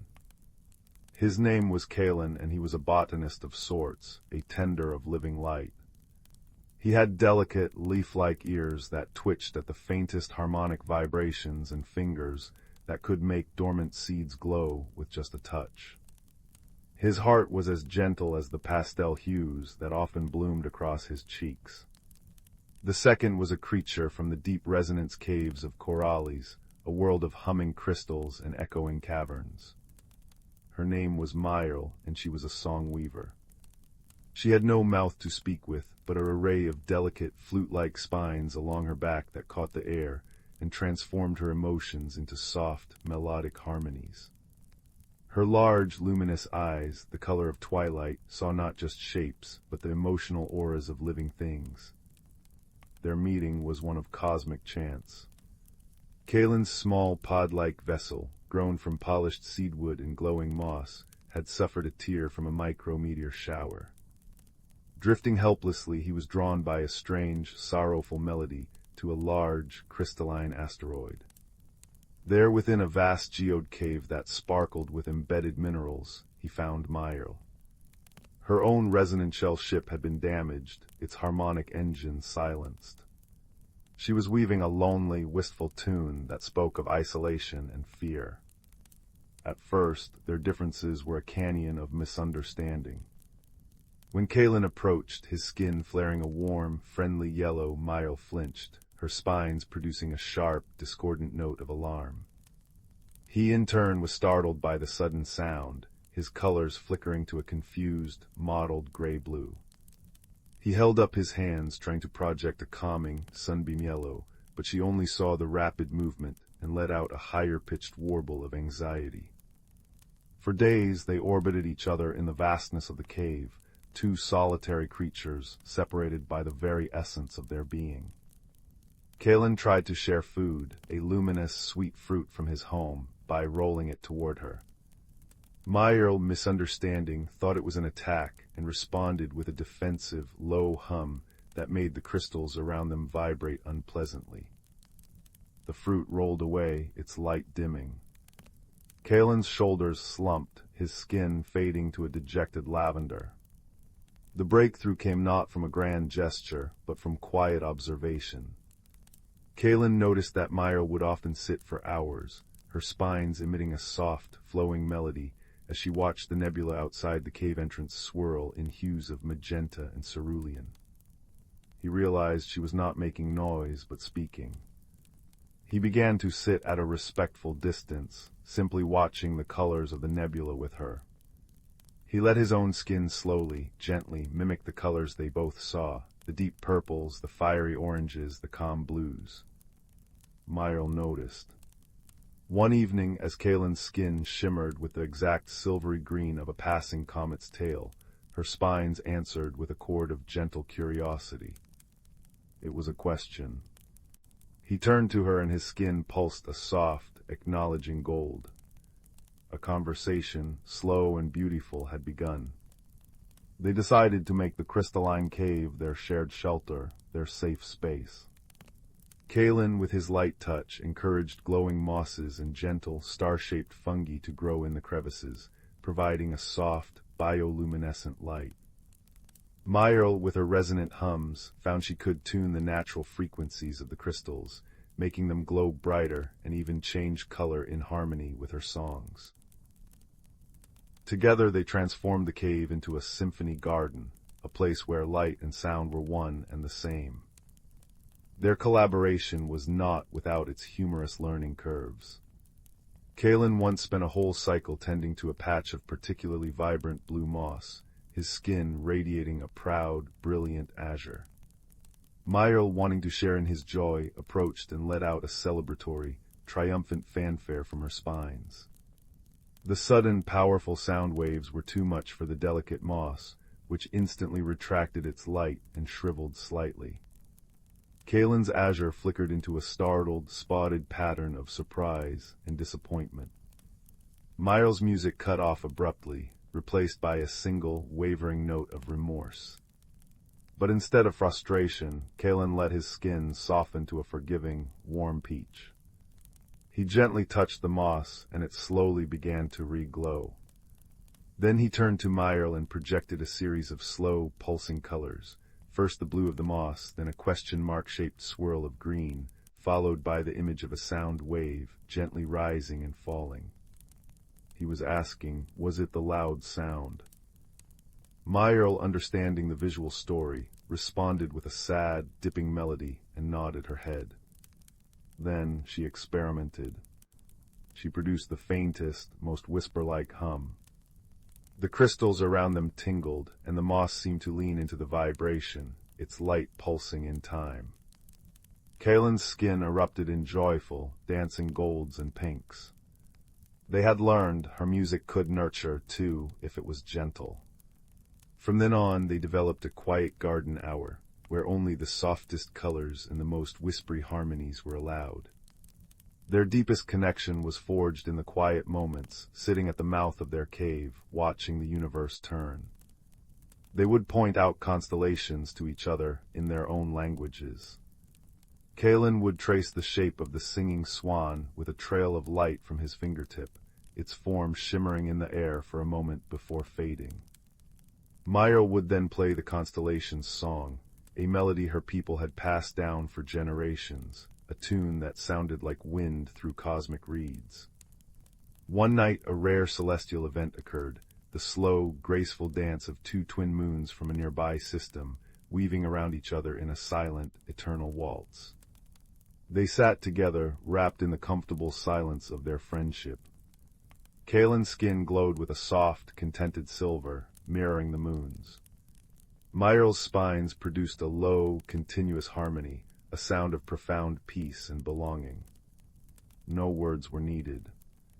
The shared beauty was their conversation. The gentle light from his skin and the soft sound from her spines intertwined there on the cliff edge, a testament to a friendship that needed no common tongue. The time came when their repairs were complete. Kaelin's seed ship was whole again, its wooden hull gleaming. Myra's resonant shell hummed with latent power, ready to catch the solar winds. But the cave was no longer just a shelter. It was a home they had built together. On their last evening, they stood in the center of their symphony garden. Kalen reached out and placed his hand on the largest crystal in the cave. He focused all his gratitude, all his affection for his friend, into a single, brilliant, warm white light that flowed from his palm into the stone, causing the entire cave to flare with a pure, steady glow. It was a light that said, "I will remember you." Myrtle understood. She stepped forward, and with a deep, resonant breath, she played not a song but a chord. It was a harmony she had never made before, composed of the joy of their first understanding, the laughter from their misunderstandings, the peace of their stargazing, and the love of their friendship. The chord settled into the crystal, which now held both his light and her song, forever intertwined. They parted ways the next cycle, their ships drifting out of the asteroid belt in opposite directions. But they left behind a beacon in the darkness. Any traveler who happens upon that crystalline cave in the Serenity Belt will find it aglow with a gentle, everlasting light. And if they listen very, very closely, they will hear a faint, beautiful melody, a duet of color and sound, a story of two friends who proved that kindness is the one universal language, a language that can build a home among the stars and bridge the infinite gap between worlds. And in that silent, glowing cave, the universe feels just a little bit smaller and a great deal warmer. The village of Bramblebrook nestled in a valley where chimney smoke curled like sleepy cats into the twilight sky. It was a place of quiet routines and familiar comforts where everyone knew Mrs. Higglebottom's prize-winning marmalade recipe, and old Mr. Thistlewick could predict rain by the ache in his left knee. Yet beneath the surface of cobblestone streets and blooming window boxes, whispered tales lingered of objects holding secrets: a grandfather clock that chimed forgotten tunes, a garden spade that unearthed shimmering stones. Few truly believed, except perhaps Oliver. Oliver was the quiet assistant to the village librarian, Mrs. Pennyworth. He preferred the dusty silence of the stacks to boisterous games, finding companionship in the whispers of pages turning and the scent of old paper. His most treasured possession wasn't a book, however, but a simple, chipped teacup. It had belonged to his grandmother, its porcelain painted with faded forget-me-nots. It felt warm somehow, even when the room was cold. One drizzly Tuesday, while reshelving a heavy volume on cloud formations, Oliver fumbled. The book tumbled, knocking the teacup from its usual perch on his desk. It didn't shatter, but landed with a soft thump on the worn rug. As Oliver knelt to retrieve it, a gasp escaped him. Where the cup had struck the floor, a tiny pool of shimmering, lavender-colored light pulsed gently, like liquid starlight. It wasn't water, and it smelled faintly of rain-kissed violets. Hesitantly, Oliver touched the rim of the cup. It hummed softly, and a voice, thin and wispy as a cobweb, drifted into his mind. "Oh dear, that was quite a tumble. My secrets are spilling." Oliver froze. "Secrets," he whispered aloud, his heart hammering against his ribs. "Why, yes," the teacup's voice chimed, clearer now. "I am a keeper cup. I hold the gentle secrets whispered into me, secrets of kindness, of hidden worries, of tiny joys. But when I'm knocked, well, sometimes they leak." The lavender puddle shimmered, showing a fleeting image, Mrs. Higglebottom, looking unusually sad, staring at an empty jar where her marmalade label should have been. Oliver understood. The marmalade recipe was missing. That was the secret worry spilling out. He carefully righted the cup. "How do I help?" "Secrets long to be heard, truly heard with kindness," the cup murmured. "But some secrets are lost, carried away on sighs or tears. Those need finding. There's a great sorrow brewing near the whispering peaks. It dims all the gentle secrets. Perhaps you could help mend it." And so Oliver's journey began. He packed a small satchel, a crust of bread, a wedge of cheese, his warmest scarf, and the keeper cup, carefully wrapped in soft cloth. He left a note for Mrs. Pennyworth, gone to find a lost whisper, back soon. The path beyond Bramblebrook wound upwards into the whispering peaks, where ancient pines sighed secrets to the wind. The air grew crisper, smelling of pine resin and damp earth. Oliver felt small beneath the towering trees. Doubt crept in. Who was he, a quiet librarian's assistant, to mend a great sorrow? He hadn't walked far when a rustle came from the ferns. A small, bright-eyed field mouse with a tiny acorn cap perched jauntily on its head scampered out. Lost whispers, you say? It squeaked, whiskers twitching. Name's Pip, saw the lavender light spill earlier. Keeper cup business, tricky, but I know the paths. The wind tells me things. Pip, pragmatic and quick, became Oliver's first guide, darting ahead, pointing out treacherous routes and hidden springs. Higher up, the path became shrouded in mist. Oliver shivered. A soft sigh echoed around him, and the mist seemed to coalesce into a shape, a small, wispy cloud with eyes like dewdrops. Heavy thoughts weighed down the air, the cloud murmured, its voice like distant wind chimes. I am Cirrus. I drift where sighs go. A great sadness gathers near the high tor. It tastes like salt and loneliness. Cirrus, dreamy and observant, floated beside them, its misty form occasionally revealing glimpses of the path ahead or a hidden cluster of berries. Finally, as the trees thinned near the rocky summit known as the High Tor, they found Badger. Not just any badger, but Bartholomew, a large, solid creature with fur like silvered moss and eyes that held the depth of weathered stones. He was digging patiently near a cluster of bluebells. Trouble brewing, he rumbled, his voice a comforting bass. The mountain weeps, springs run slow, flowers droop, sorrow has taken root. Bartholomew, wise and grounded, joined them, his steady presence a rock against the growing sense of melancholy. They reached the High Tor, a vast, wind-scoured plateau. In its center lay a deep, still pool, usually the source of the freshest mountain streams. Now it was dark and silent, choked with gray, slimy weeds. A low, mournful sound vibrated through the stone beneath their feet, the weeping mountain Bartholomew had spoken of. Standing by the pool, radiating waves of palpable sadness, was a figure made of shifting, gray stones, the mountain spirit. Who disturbs my sorrow? The spirit's voice grated like boulders grinding together. Tears like liquid granite rolled down its stony cheeks and dripped into the pool, feeding the choking weeds. Oliver's instinct was to flee, but the keeper cup hummed warmly against his chest.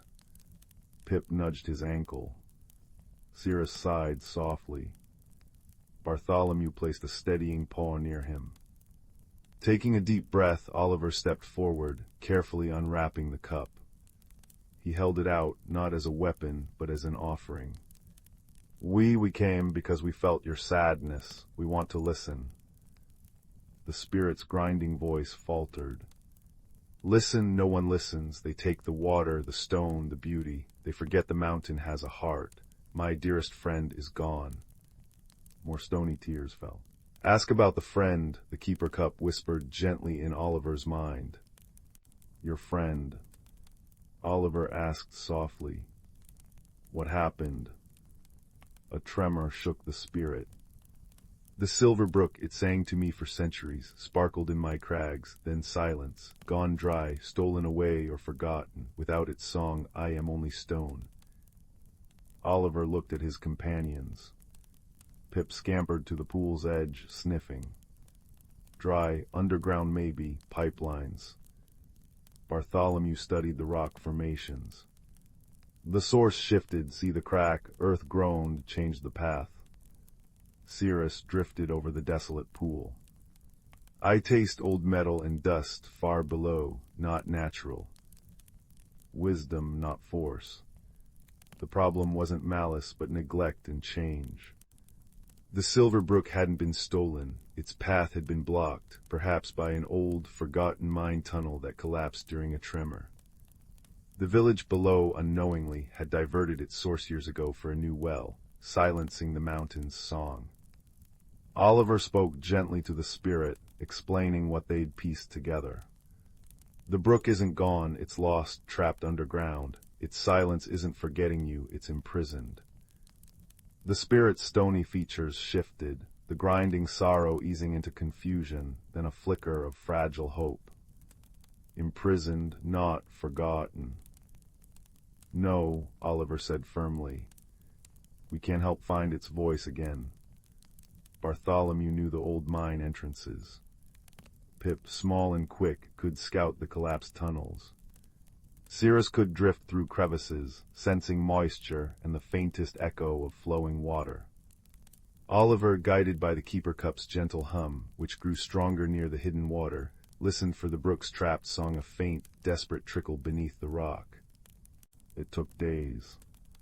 Pip squeezed through impossibly small gaps.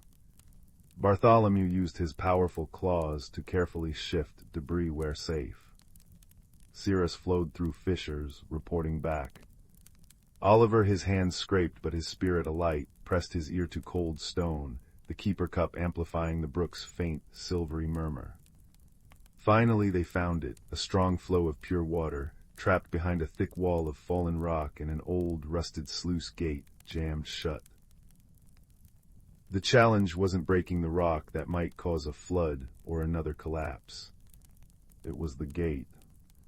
Rusted solid. Bartholomew couldn't budge it. Pip was too small. Force wouldn't work. Oliver sat by the jammed mechanism, despair creeping in. Then the keeper cup hummed.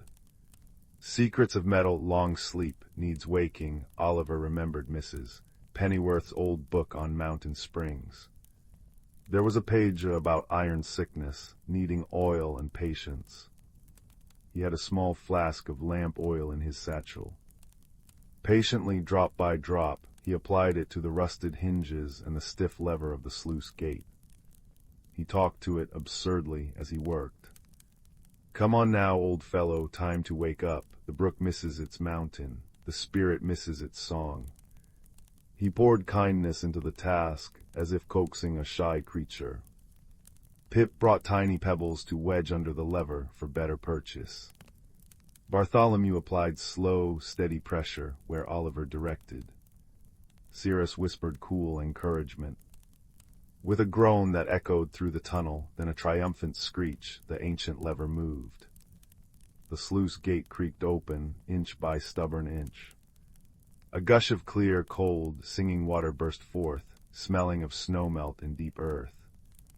It rushed past them, finding its old course, trickling, then babbling, then roaring joyfully towards the surface.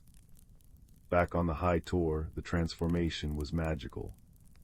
The dark pool shimmered and cleared as the fresh, singing water surged into it, dissolving the choking weeds. The mountain spirit stood transfixed. The grating sorrow vanished from its voice, replaced by a deep, resonant chime like struck crystal. Color seeped into its stones, mossy green, sky blue, warm ochre. The song, my brook's song, you heard, you listened, you helped. The spirit touched the pool with a stony finger. The water glowed with a soft, golden light. A single perfect dewdrop, shimmering with all the colors of dawn, rose from the surface and floated gently towards Oliver. It landed softly in the keeper cup with a tiny plink. A secret of pure joy, the cup sighed contentedly. The journey back to Bramblebrook was filled with light. Springs flowed freely. Flowers lifted their faces to the sun. Pip chattered excitedly about the adventure. Cirrus drifted happily, reflecting rainbows. Bartholomew walked with a satisfied rumble. Oliver carried the keeper cup, now holding the dewdrop of joy, feeling a quiet confidence bloom within him, warmer than any hearth fire. He returned the lost marmalade recipe to Mrs. Higglebottom, found tucked inside a book on preserving techniques, her smile brighter than her golden jars. He told Mrs. Pennyworth a softened version of his adventure, emphasizing listening and kindness. The keeper cup sat back on his desk, looking perfectly ordinary. But sometimes, when the fire crackled low in the library hearth and moonlight streamed through the window, Oliver would see a faint, lavender glow emanating from it. And he knew the world was full of gentle secrets waiting to be heard, problems waiting for wisdom and friendship to mend them, and extraordinary magic hidden within the most ordinary things, especially a quiet heart willing to listen. He sipped his tea, the warmth spreading through him, a comforting echo of the mountain's restored song, a lullaby of kindness that promised sweet dreams. In a quiet valley nestled between two sleepy mountains, there lived a young boy named Calin, who often felt as small and unnoticed as the pebbles along the riverbank. While other children his age raced through meadows with boisterous laughter, Calin preferred the company of mossy stones and whispering pines. His heart beat in time with the gentler rhythms of the world, the patter of rain on leaves, the distant hoot of an owl, the way morning mist clung to the hillsides like a soft gray blanket. One evening, as the sun dipped behind the western ridge and painted the sky in shades of lavender and peach, Calin sat by the crackling hearth in his family's cottage. The fire popped and sighed, sending dancing shadows across the room. His grandmother, her hands busy with knitting, smiled at him over her spectacles.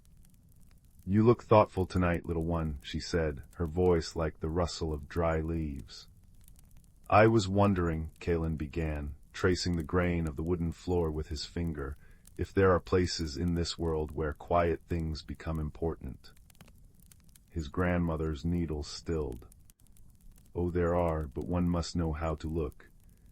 She leaned closer, the firelight catching the silver in her hair. "Have I ever told you about the Glimmerwood?" Calin shook his head, curling closer to the warmth. "It's said that deep in the oldest part of the forest there grows a tree whose leaves hold the last light of day. They say that if you find it, and if the tree finds you worthy, it might grant you a single ember that never goes out, a little piece of perpetual twilight." That night, as Calin lay in bed, the image of that glowing ember filled his dreams. He saw it pulsing softly like a heartbeat in the dark, warm against his palm, a tiny sun he could carry in his pocket. The next morning, with a small satchel of bread and cheese and his warmest cloak, Calin set out toward the ancient forest. The path was familiar at first, past the babbling brook where he sometimes skipped stones, beyond old Mr. Higgins' sheep pasture, and into the thinning woods where the trees grew taller and closer together. But soon the way became less certain. The sunlight, which had been dappling the forest floor, now struggled to pierce the thick canopy overhead. The air grew cool and carried the rich, earthy scent of decaying leaves and damp soil. Calin walked until his legs ached, following no path but the one his intuition carved.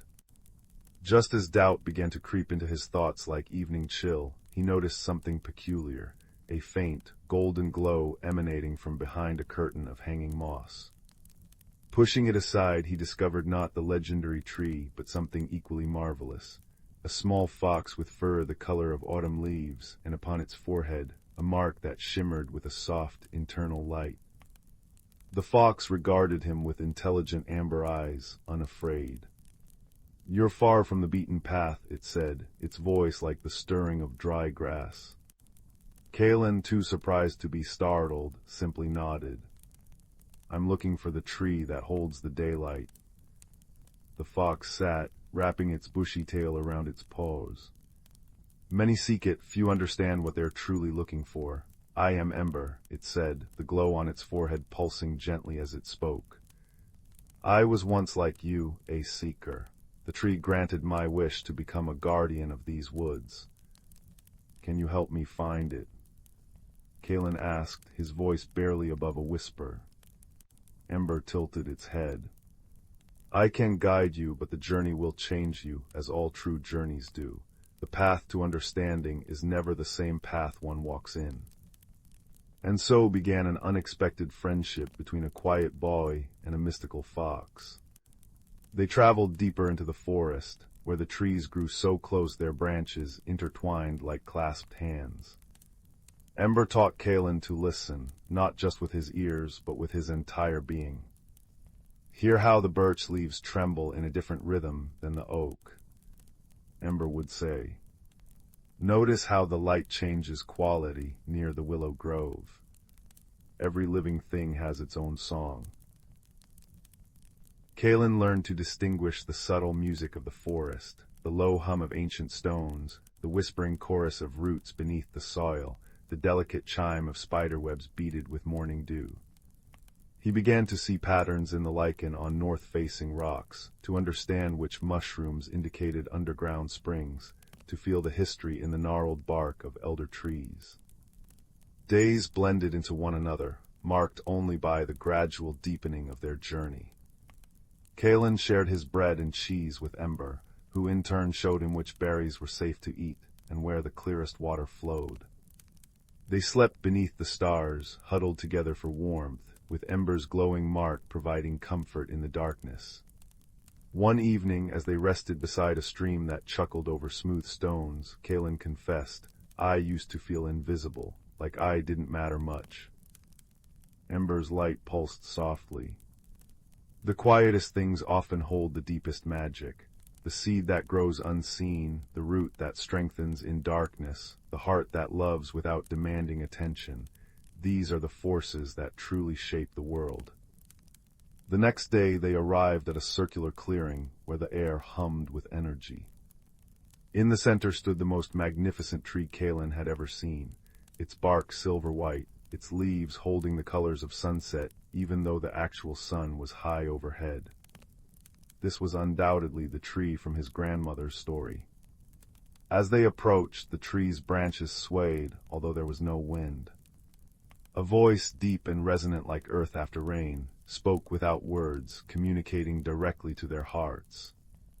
"Why do you seek the everlasting ember, child of the outer world?"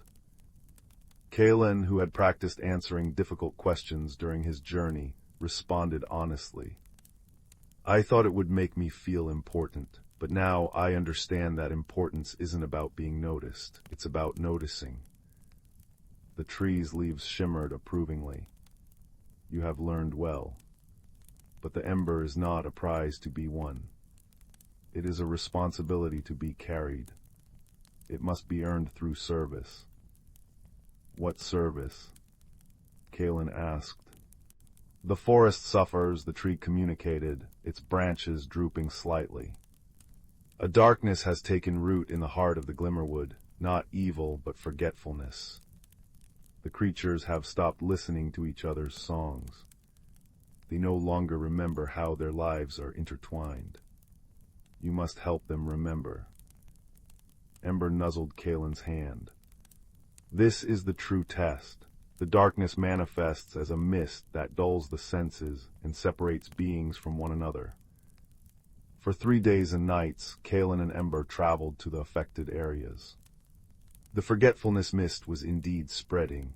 They found birds who had forgotten their migration songs, squirrels who couldn't recall where they'd buried their nuts, and a family of badgers who had forgotten how to dig proper tunnels. Kaelin discovered that his quiet nature served him well. While others might have tried to fight the mist with noise and action, he simply sat with the affected creatures, listening to their confusion. He didn't try to solve their problems, but instead helped them remember their own solutions. To the birds, he hummed the melodies he'd learned from listening to the wind through pine needles. Gradually they began to join in, their own songs returning like dawn after a long night. For the squirrels, he drew maps in the dirt based on patterns he'd observed in their behavior, helping them rediscover their hidden stores. With the badgers, he patiently demonstrated digging techniques he'd seen other animals use, until their muscle memory returned. Each small victory pushed the mist back slightly, but the source remained.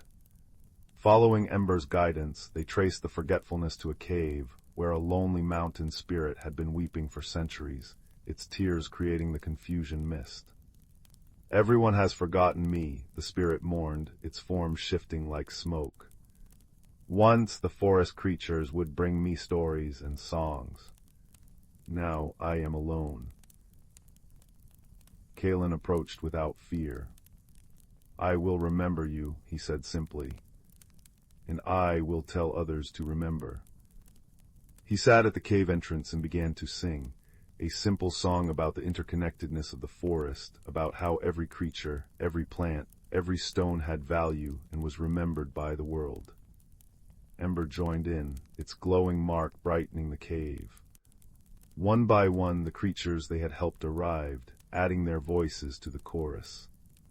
The mountain spirit's form solidified into something resembling starlight and moss.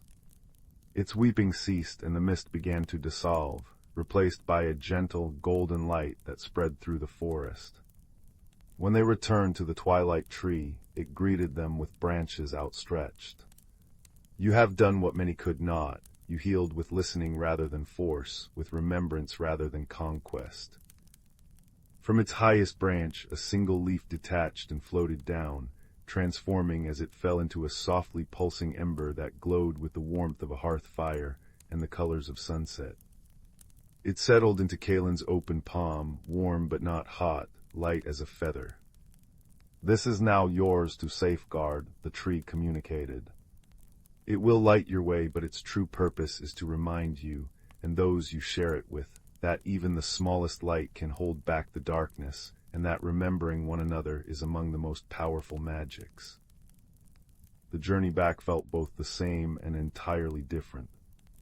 The forest Kaelin had helped heal now seemed to recognize him. Trees bent their branches slightly as he passed. Animals paused to nod in gratitude. Flowers turned their faces toward the ember's gentle light.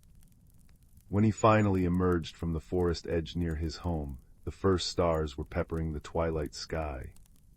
His grandmother was waiting on the porch, a knowing smile on her face. "You found it," she said, her eyes on the glowing ember in his hand. "I found more than that," Kaelin replied, Ember sitting faithfully at his side. That night, as Kaelin lay in his own bed, the ember pulsed softly on his bedside table, casting warm, shifting patterns on the walls. He realized the journey had indeed transformed him, not by making him important in the way he'd imagined, but by teaching him that importance grew from connection, from listening, from remembering. Ember curled at the foot of his bed, its glowing mark synchronizing with the ember's rhythm. "The forest will always remember you," the fox whispered, "and I will always be your friend." Kaelin smiled, feeling a peace deeper than any he'd known. He understood now that the magical object wasn't the destination but the reminder, a tangible representation of the light we carry for each other, the memories we preserve, the friendships that warm us from the inside out. As sleep gently pulled at his consciousness, the ember's glow seemed to fill the room with soft, golden warmth. The last thing Kaelin heard was the distant, familiar crackle of the hearth downstairs, and Ember's contented sigh as the fox too drifted into dreams. And in that space between waking and sleeping, in the gentle embrace of the light he'd earned not through conquest but through compassion, Kaelin understood that the greatest journeys aren't measured in distance traveled, but in the depth of connection forged, and that sometimes the quietest among us hold the most luminous magic of all. In the heart of the ancient forest, where the moon wove silver threads through the canopy, there lived a world that only awakened when the sun dipped below the horizon. This was a place of whispered secrets, where the very air hummed with the gentle magic of the night. The trees, ancient and wise, stood as silent sentinels, their bark etched with the stories of centuries. Moss-covered stones, soft as velvet, dotted the forest floor, and streams giggled over smooth pebbles, their babbling a lullaby for all who listened. On this particular evening, as a cool breeze rustled the leaves like pages turning in a great book, a young fox kit named Juniper felt a restlessness stir within her. She was small, with fur the color of autumn leaves, and eyes that held the curiosity of 1,000 stars. Juniper had noticed the days growing shorter, the air crisper, and the vibrant greens of the forest slowly giving way to hues of gold and amber. A subtle unease prickled at her paws, for she feared the coming winter, a time when the forest would sleep, and the warmth she cherished might fade. With a soft sigh, she padded through a clearing bathed in starlight, where bioluminescent fungi glowed like tiny lanterns along the roots of an ancient oak. The light cast eerie yet comforting shadows, and the air was filled with the soothing chorus of crickets and the distant hoot of an owl. It was then that Juniper remembered the tales her mother had told her of Elder Hoot, a great horned owl who resided in the highest branch of the grandfather tree, the oldest and wisest being in the forest. It was said that Elder Hoot understood the secret language of all things, the murmurs of the streams, the sighs of the stones, and the whispers of the trees. Perhaps he could ease her worries. With determination lighting her path, Juniper set off toward the heart of the forest, her paws making no sound on the carpet of pine needles. As she journeyed, the forest seemed to come alive with gentle sounds that wrapped around her like a warm blanket. The wind whispered through the leaves, creating a soft shushing noise that calmed her racing heart. Rain began to fall, not a storm, but a gentle drizzle that tapped rhythmically on the broad leaves above, each drop a tiny drumbeat in the night symphony. Juniper paused by a babbling brook, where the water chuckled over stones worn smooth by time. She dipped her paw into the cool stream, and for a moment she felt as if the water were speaking to her, telling tales of journeys to distant lands where the sun always shone. After a while, Juniper reached a starlit clearing where the grandfather tree stood, its branches stretching toward the heavens like arms embracing the sky. Perched on a limb was Elder Hoot, his feathers speckled with moonlight and his eyes holding the depth of the night itself. He did not startle at her approach. Instead, he blinked slowly, a gesture of welcome. "Little one," he said, his voice a low, resonant hum that blended with the forest sounds, "I felt your footsteps on the earth. What brings you here on such a peaceful night?"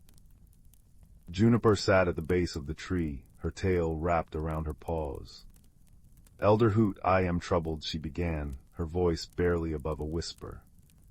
"The seasons are changing and winter approaches. I fear the cold and the silence. How can the forest bear to sleep for so long? It feels like an ending, and it fills me with sorrow." Elder Hoot ruffled his feathers gently. "Ah, the cycle of rest and renewal," he mused. "It is a dance as old as the stars themselves. But to understand it, you must learn to listen not just with your ears, but with your heart. The forest has a language all its own, and tonight, if you are willing, I will guide you to hear it."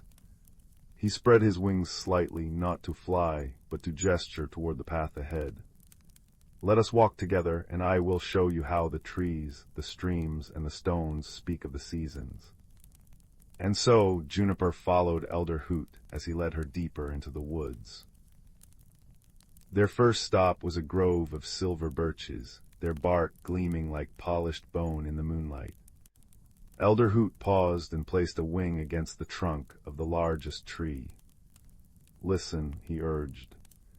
Juniper pressed her ear to the cool bark and heard a faint, humming vibration, a slow, steady pulse that seemed to echo the heartbeat of the earth. "The trees are storing their energy," Elder Hoot explained. "They are not dying, they are dreaming. In their sleep they gather strength for the spring, when they will awaken with new leaves and blossoms. This is the language of patience, little one. It teaches us that rest is not an end, but a preparation for new beginnings." As they moved on, they came to a stream that wound through the forest like a ribbon of liquid silver. Elder Hoot gestured to the water. "Kneel and listen to its song." Juniper did as she was told, and the babbling brook seemed to form words in its flow. It spoke of the mountains where it began, of the rain that fed it, and of how it would slow to a trickle in winter, only to surge again with the melt of snow. "The stream knows that stillness is part of its journey," Elder Hoot said. "In the quiet of winter it reflects the stars above, gathering light for the days ahead. This is the language of resilience. It reminds us that even in silence there is beauty and purpose." Next they approached a circle of moss-covered stones, arranged as if by ancient hands. Elder Hoot hopped onto the largest stone, which was warm from the day's sun. "Place your paw here," he instructed. Juniper touched the stone and felt a deep, grounding warmth seeping into her. The stone seemed to whisper of ages past, of winters it had endured, and of the moss that clung to it like a soft blanket. "Stones teach us constancy," Elder Hoot murmured. "They do not fear the cold, for they know it is temporary. Their wisdom is in their stillness. They hold the memory of the forest, and in their silence they offer comfort." As they continued their walk, the forest revealed its bioluminescent wonders. Fireflies blinked in the darkness, their lights dancing like fallen stars, and patches of glow-in-the-dark moss illuminated their path with an ethereal green hue. Juniper felt her fears melting away, replaced by a sense of wonder. But then a new challenge arose. A young rabbit named Thistle, who was Juniper's friend, came hopping toward them, his eyes wide with panic. "Juniper, I've lost my way," he cried. "The paths look different in the dark, and I cannot find my burrow." Juniper's heart went out to her friend. She looked to Elder Hoot for guidance, but the owl simply nodded encouragingly. "Use what you have learned, little fox. Listen to the forest, and it will show you the way." Remembering the language of the stones and streams, Juniper closed her eyes and focused. She heard the babbling brook to the east, its sound a familiar marker. She felt the alignment of the moss on the trees, which always grew thicker on the north side. With gentle confidence, she led Thistle through the starlit clearings, following the subtle cues of the forest. Along the way they were joined by other nocturnal creatures, a badger who shared a knowing nod, and a family of mice who whispered directions from the safety of their hollow log. Together they formed a chain of friendship, each contributing their unique wisdom. When they reached Thistle's burrow, safe and sound, the rabbit nuzzled Juniper gratefully. "Thank you," he said. "I was so scared, but you made the forest feel like home again." Juniper realized that in helping her friend, she had forgotten her own fears. The forest had not felt silent or cold. It had been alive with connection and care. Elder Hoot, who had watched from a distance, glided down to join them. "You see, Juniper, the magic of the forest is not just in its cycles, but in the hearts of those who dwell within it.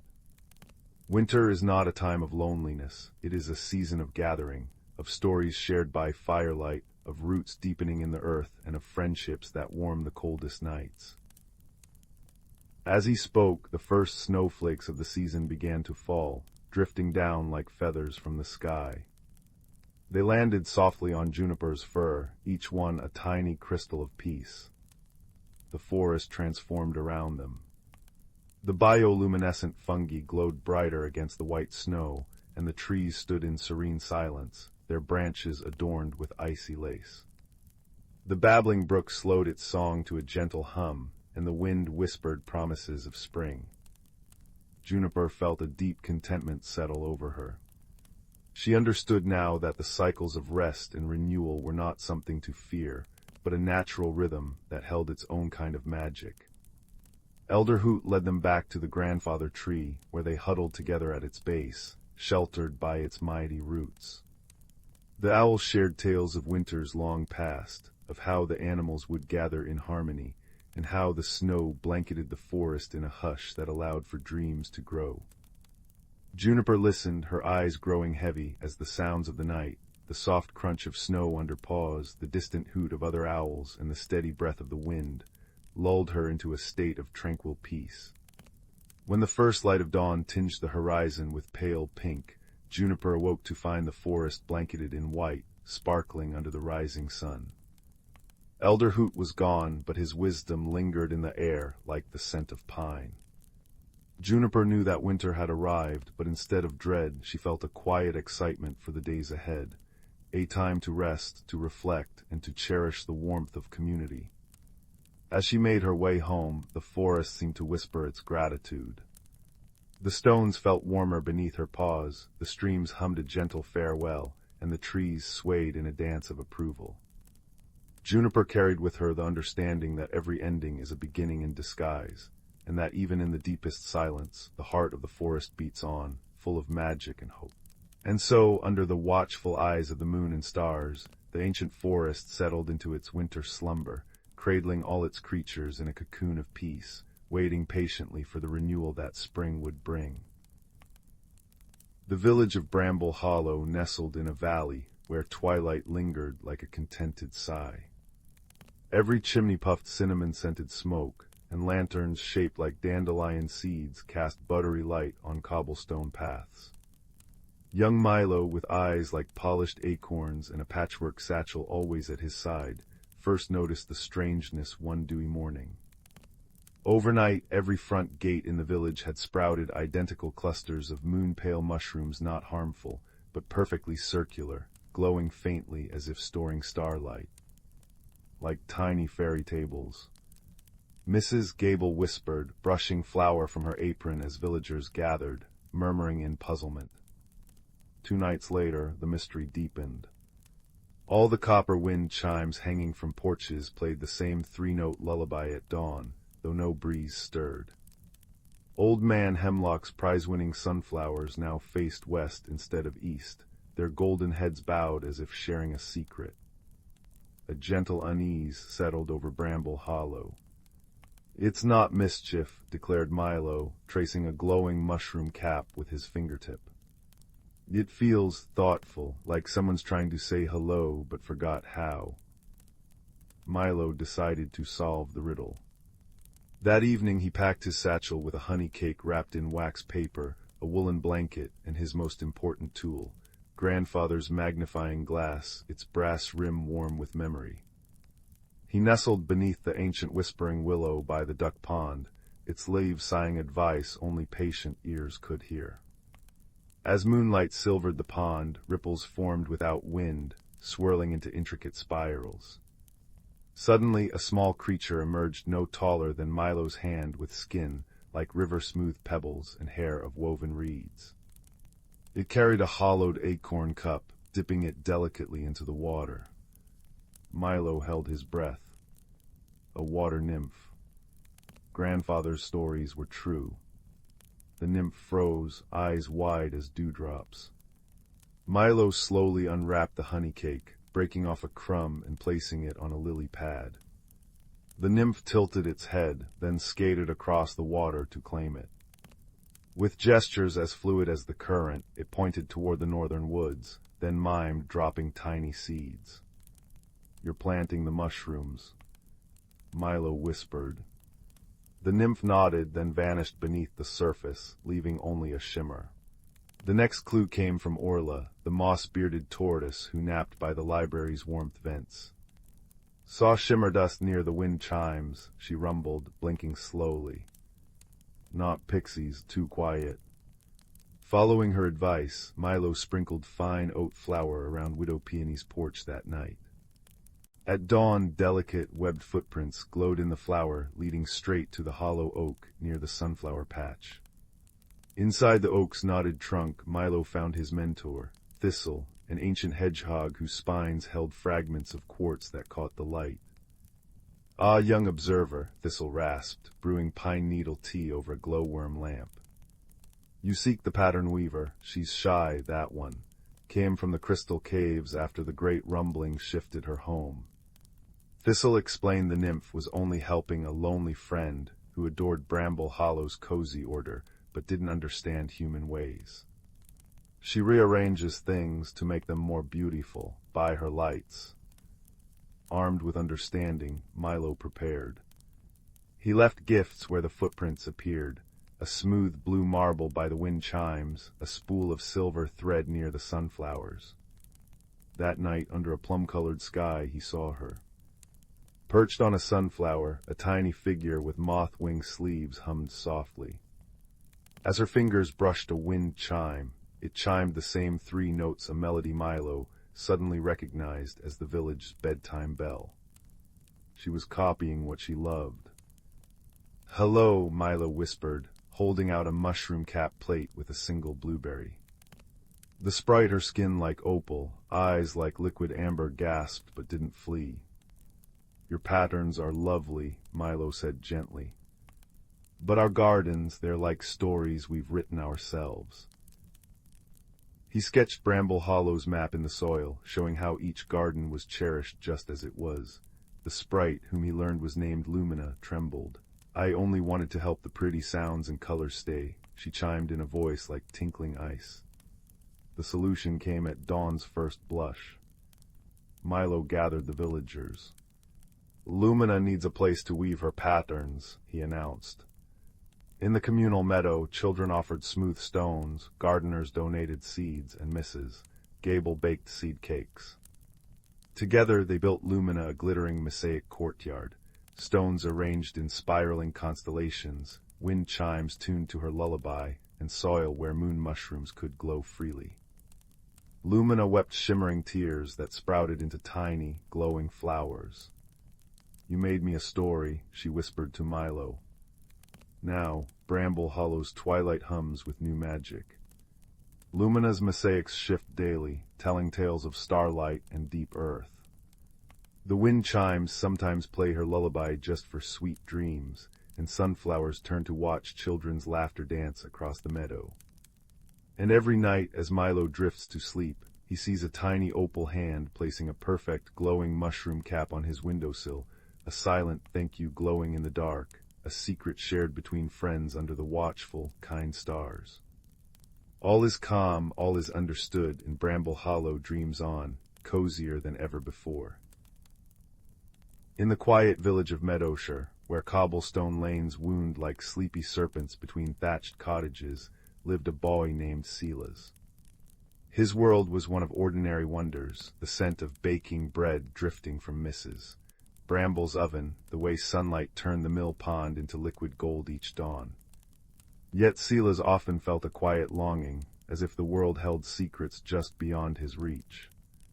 That longing led him to the dusty attic of his grandmother's cottage one misty afternoon, where he discovered an old wooden music box tucked beneath a quilt of faded stars. Its surface was carved with spiraling patterns that seemed to shift like smoke when touched, and when Silas wound its tiny key, it played no melody at all. Instead, it released a soft, shimmering light that painted pictures in the air, memories not his own.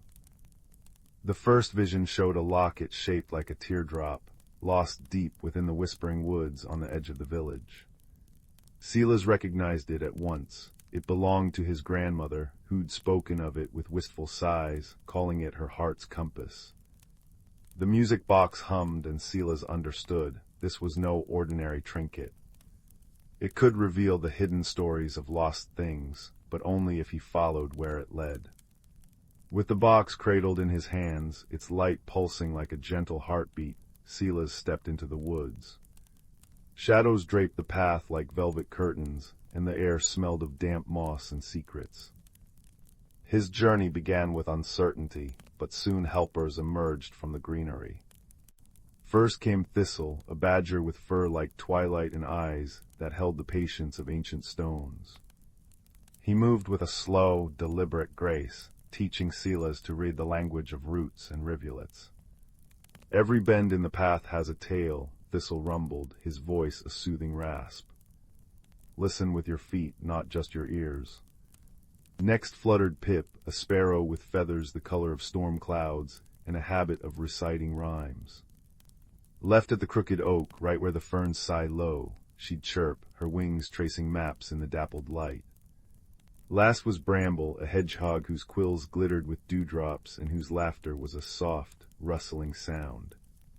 She carried a tiny satchel of courage, a thimble-sized cup of honeysuckle nectar that warmed the spirit when sipped. Together they ventured deeper, guided by the music box's glow. It showed them fragments of the locket's past, grandmother as a girl, laughing as she hung it from a branch while chasing fireflies, the day a storm swept it into a burbling creek.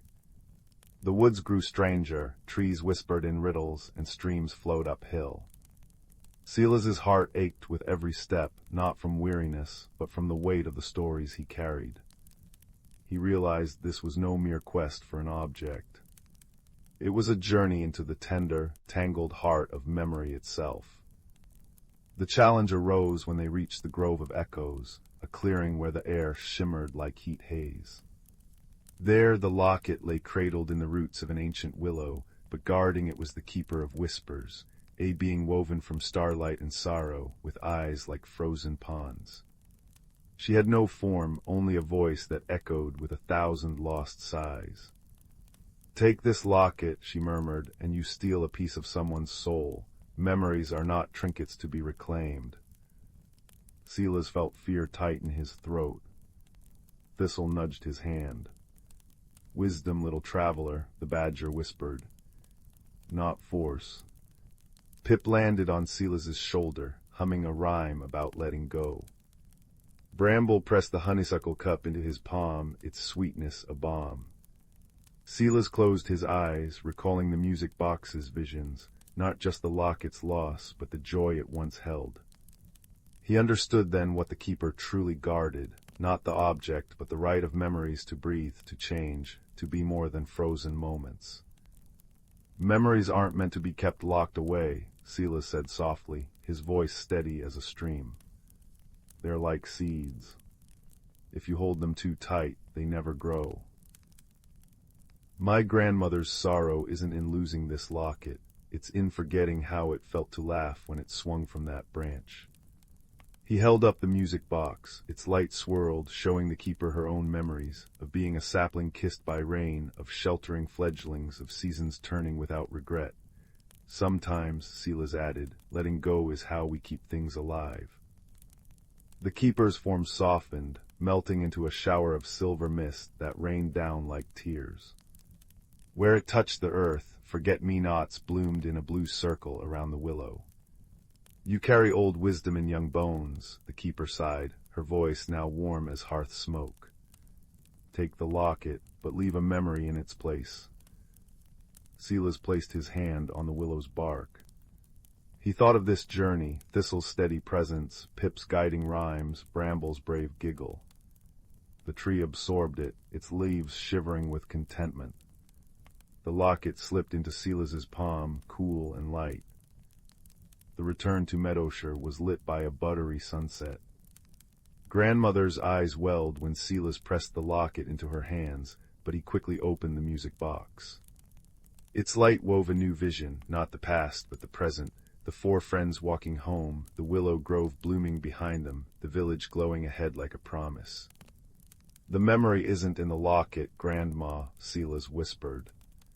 "It's in us, and now we have a new one to share."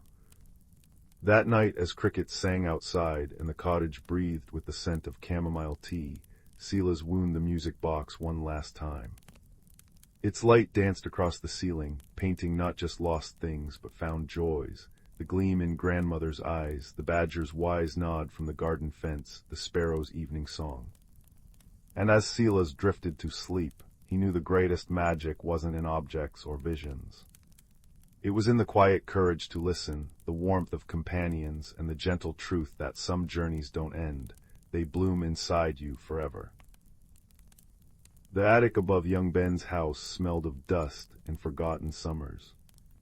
Cobwebs draped like lace across beams thick with the memory of old trees, and sunlight, thick and golden as honey, streamed through the single round window, illuminating galaxies of swirling dust motes. Ben wasn't supposed to be up there, the ladder was rickety, his mother said, but the pull of hidden treasures was too strong. That's where he found the button box. It wasn't fancy. Just an old, slightly dented biscuit tin, its floral pattern faded. Inside, however, wasn't a jumble of ordinary buttons. These buttons shimmered. They weren't made of plastic or bone, but of smooth, cool river stones, polished wood, and something that looked suspiciously like solidified moonlight. Each one felt different beneath Ben's fingers, one warm as sun-baked earth, another cool and humming faintly, a third smooth and silent like deep water. Ben, a quiet boy who noticed things others missed, the way dandelion seeds caught the breeze, the precise pattern of frost on a window pane, felt a strange pull from a particular button. It was small, oval, carved from a piece of dark wood, and in its center was a tiny, perfect knot that seemed to swirl if you looked at it just right. He picked it up. Instantly a warmth spread through his palm, and a quiet, insistent tug pulled gently at his thoughts. It wasn't a sound, more like a feeling a feeling pointing out, beyond the attic window, towards the whispering woods at the edge of town. The woods lived up to their name. As Ben stepped under their ancient canopy, leaving the familiar cobblestone street behind, the sounds changed. The rustle of leaves wasn't just wind, it was soft sighs and murmured secrets. Sunlight dappled the mossy ground like scattered coins, and the air smelled richly of damp earth, pine resin, and something sweet and wild. The wooden button in his pocket pulsed warmly, its tug growing stronger, leading him off the worn path and deeper into the green embrace. He hadn't walked far when a voice, sharp but not unkind, piped up from a tangle of ferns. "Oi, watch where you're tromping, lad, nearly squashed my best nap spot." A plump, grumpy-looking badger with a distinctive white stripe across his snout glared up at him. This was Thistle. Ben apologized quickly. "I'm sorry, Mr. Badger, I was just following this feeling." He hesitantly showed Thistle the wooden button. Thistle sniffed it cautiously, his beady eyes widening. "HMPH knotwood, rare stuff. That's no ordinary trinket, boy, that's a finder's button. Points you to what needs finding, not what you think you want. Tricky business." Thistle's grumpiness seemed to soften with curiosity. "Well, since you've disturbed my nap, the least I can do is make sure you don't blunder into a snagglethorn patch. Nasty things, snagglethorns. Lead on, button boy, but mind the roots." Thistle proved invaluable. He knew every hidden animal trail, every patch of treacherous bog disguised as solid ground, and every berry bush worth stopping at for a quick snack, though he complained bitterly about the lack of earthworms. As they walked, the tug of the button led them steadily uphill, towards the rumored sleeping mountain. The path grew steeper, the air cooler. The gentle whispers of the woods gave way to the rush of water. Soon they reached the Silver Thread River, cascading over smooth rocks in a sparkling torrent. The button tugged insistently towards the other side. Ben looked worriedly at the rushing water. Thistle grumbled about wet fur. Then a giggle like tinkling bells echoed from a swirling eddy.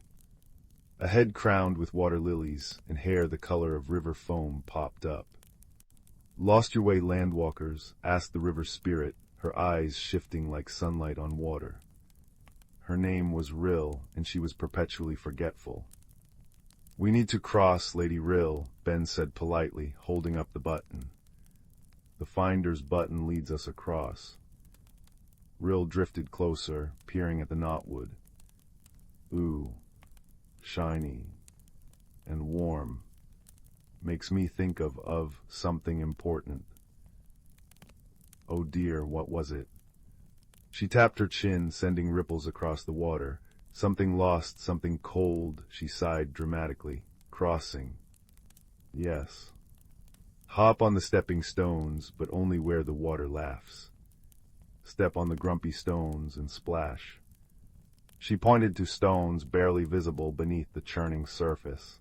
"Listen." Ben took a deep breath. He closed his eyes, letting the roar of the river fill his ears. Thistle nudged him impatiently, but Ben focused. Beneath the main roar, he heard it faint, musical chuckles coming from certain rocks. He stepped onto the first chuckling stone. It felt firm. Step by careful step, listening intently to the water's hidden laughter, Ben crossed. Thistle followed, surprisingly nimble, muttering about soggy badgers and ridiculous spirits. Rill waved cheerfully, already forgetting them, humming a watery tune. On the other side, the slope grew even steeper, leading towards the mist-shrouded peak of the sleeping mountain. The air grew thin and crisp. The button's tug was strong now, almost vibrating in Ben's pocket. As they climbed above the tree line, the world opened up, vast valleys spread below, painted in shades of green and purple shadow. But the path ahead vanished into a wall of shifting, gray mist. The mountain seemed to breathe, the mist swirling and thickening, obscuring any trail. Thistle sniffed the air. Mist maze, mountain's way of guarding its secrets, Get lost in there and you might wander forever, or step off a ledge you never saw coming. Nasty business. Ben felt a flutter of fear. How could they navigate this? He pulled out the finder's button. It glowed softly in his palm, the knot swirling faster, but the tug felt confused, pulled in several directions at once by the shifting mist. Force wouldn't work. Shouting wouldn't help. He remembered Rill's lesson listening. He sat down on a cool, smooth rock. "We need to be still," he said softly to Thistle. "We need to listen beyond the mountain's breath." Thistle, surprisingly, didn't argue. He curled up beside Ben, his warm bulk a comfort. Ben closed his eyes, tuning out the sigh of the wind in the mist. He listened deeper. He heard the faint, high chime of ice crystals forming. He heard the slow, patient grind of stone deep within the mountain. And then faint but clear, a melodic chirping, a familiar sound from home. A small, bright-eyed starling landed on a rock nearby, cocking its head. Lost, it chirped. "The mountain's shy, doesn't like loud noises or rushing feet." "We need to find something," Ben whispered, holding the button low so the starling could see. "It's important. The button led us here." The starling hopped closer. "Finder's button points to what needs finding. Clever thing. The mountain it hides because it aches. Something is cold inside where it should be warm, makes it grumpy, like old Thistle here before breakfast." The badger harumphed. "The path through the mist isn't a path you see," the starling continued. "It's a path you feel. Follow the warmth. The mountain hides the warmth it misses, deep in its heart." Ben understood. The button wasn't confused by the mist. It was reacting to the mountain's need. He closed his eyes again, the button warm in his hand. This time, instead of a tug, he sought a thread of warmth emanating from the mountain itself, a fragile pulse beneath the cold mist. He felt it, a faint, golden thread of warmth, like a hidden heartbeat, leading into the swirling gray. "Follow me," Ben said with newfound certainty. Follow the warmth. Step by careful step, Ben led the way, his hand outstretched, feeling for the subtle warmth radiating from the mountain's hidden heart. Thistle followed his footsteps precisely, and the starling flitted overhead, calling out encouragement. The mist swirled and billowed, sometimes thinning to reveal dizzying drops, sometimes thickening into an impenetrable wall, but the thread of warmth remained constant, an invisible guide. It led them not upwards towards the peak, but sideways along a narrow ledge, finally dipping down into a hidden crevice. Inside was a small cave, surprisingly dry and sheltered. And there, nestled in a bed of soft, glowing moss, lay the source of the warmth, not a treasure of gold or gems, but a large, perfectly smooth river stone. But this stone pulsed with a gentle internal light, radiating a soothing, deep warmth. It was beautiful, but it looked cold. Frost patterns etched its surface, and its light flickered weakly. "This is it," Ben breathed. "This is what needed finding." He remembered Rill's words, something lost, something cold. This was the mountain's heartstone, lost and growing cold. But how to warm it? They had no fire. Ben looked at the finder's button in his hand, still warm. He looked at Thistle, radiating his own cozy body heat. He looked at the starling, fluffing its feathers. Wisdom, not force. "Friendship is warm," Ben said softly. He placed the wooden finder's button gently against the cold heartstone. Then he sat beside it, leaning close. Thistle, understanding without words, curled his warm, furry body around the stone on one side. The starling nestled into the moss on the other, spreading its wings like a tiny blanket. Together they sat in the quiet cave. Ben placed his hands gently on the stone, sharing his own warmth. They didn't speak, they simply were together, a circle of quiet companionship and shared heat. Slowly, slowly, the frost on the heartstone began to melt. The flickering light within grew steadier, brighter, bathing the cave in a soft, golden glow. The warmth radiating from it grew stronger, pulsing outwards like a gentle sigh of relief. Outside the cave, the mist began to thin, not vanishing entirely, but parting like a curtain, revealing clear, safe paths winding up and down the mountainside. The mountain itself seemed to sigh, a deep, contented rumble that vibrated gently through the rock beneath them. The air felt lighter, crisper, filled with the scent of sun-warmed stone and alpine flowers. Their job was done. The journey back was easier. The starling guided them down the now clear paths. Rill, remembering them just long enough, helped them cross the laughing stones again. Thistle grumbled good-naturedly all the way back to the edge of the whispering woods, though Ben noticed he walked a little taller. At the wood's edge, Thistle nudged Ben's hand. "Keep that button safe, button boy. It found more than a stone today." The badger disappeared into the ferns with a final grunt. Ben returned to the attic as the first stars began to prick the twilight sky. He placed the wooden finder's button back in the biscuit tin, its surface cool now, its task complete. But as he closed the lid, he noticed something. The other buttons seemed to shimmer just a little brighter, as if reflecting the warmth of the heartstone far away. He climbed down the ladder, the scent of dust replaced by the comforting aroma of soup from the kitchen below. He didn't tell his mother about the badger, the river spirit, the starling, or the mountain's heart. Some discoveries were treasures meant to be held quietly in the heart. But as he lay in bed that night, listening to the familiar creaks of the house, he felt different. He felt the quiet courage of the journey, the warmth of unexpected friendship, and the profound understanding that the greatest magic often lies not in seeking power, but in answering a call for warmth with an open heart and helping hands. The gentle thrum of the mountain's contentment, miles away, seemed to echo in his own peaceful heartbeat, a lullaby of wonder and quiet strength, carrying him into a deep and dreamless sleep. And the biscuit tin, high in the shadowed attic, held its secrets close, ready for the next whisper of need, the next quiet tug of discovery. Deep within the whispering woods, where sunlight dripped like melted gold through ancient canopies, lived creatures unseen by human eyes. Here moss grew thick as velvet pillows, and the air hummed with the scent of pine resin and damp earth. At the forest's heart stood the grandmother oak, her bark etched with centuries of stories, roots weaving deep into the world's magic. She was the keeper of seasons, her branches holding the delicate balance between spring's blush, summer's hum, autumn's sigh, and winter's hush. Among her roots dwelled Thistle, a silver-furred badger whose paws knew every hidden pathway.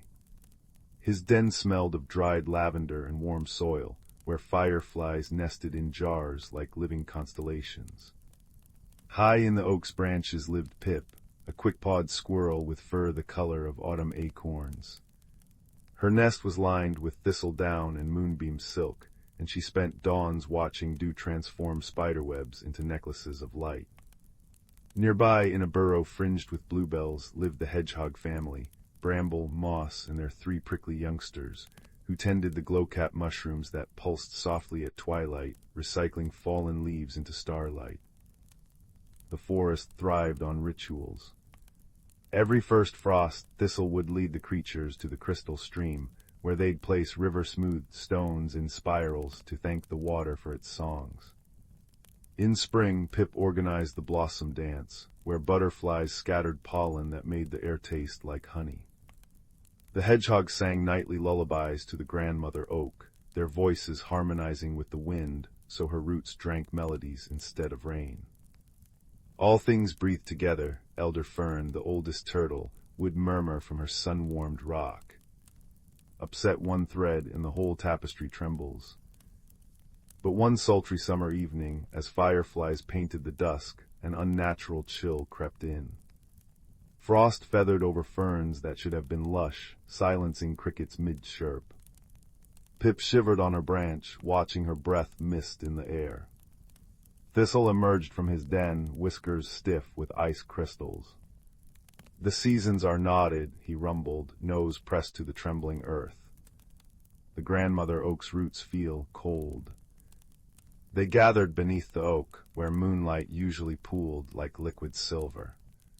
Now the clearing was eerily still. Bramble nudged a frostbitten glowcap, its light guttered weakly. The balanced stone whispered moss, her spines drooping. Deep in the oak's roots lay a geode older than the forest, a stone that pulsed with the forest's heartbeat, warming the earth in winter and cooling it in summer. Thistle's grandfather had shown it to him as a cub, warning, harm it, and the seasons unravel. A frantic woodmouse brought news. Near the stone, the earth had cracked.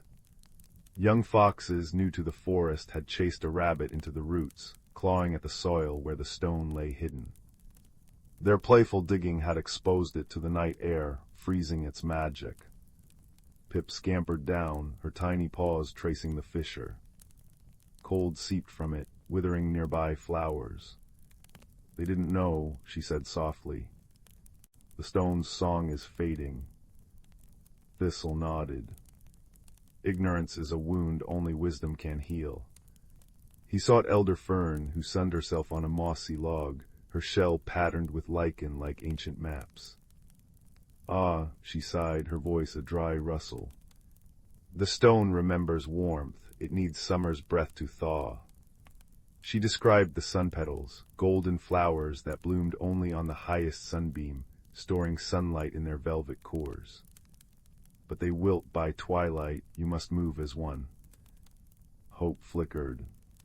Pip scrambled up the grandmother oak, leaping across branches toward the canopy's sunlit crown.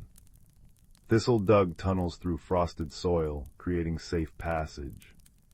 The hedgehogs rolled glowcaps into the cracks, their faint light guiding the way. When Pip reached the sun-drenched treetops, she found the sun petals, a cluster of golden blooms, warm as baked bread. But as she gathered them, a gust shook the branches. One precious petal tumbled downward. Below, the young foxes watched, ears flat with shame. The smallest, her fur russet as fallen leaves, saw the falling petal. With a yip, she darted forward, catching it gently in her mouth. Pip froze, but the fox placed the petal in Thistle's paw, whimpering, "We didn't mean to still the seasons."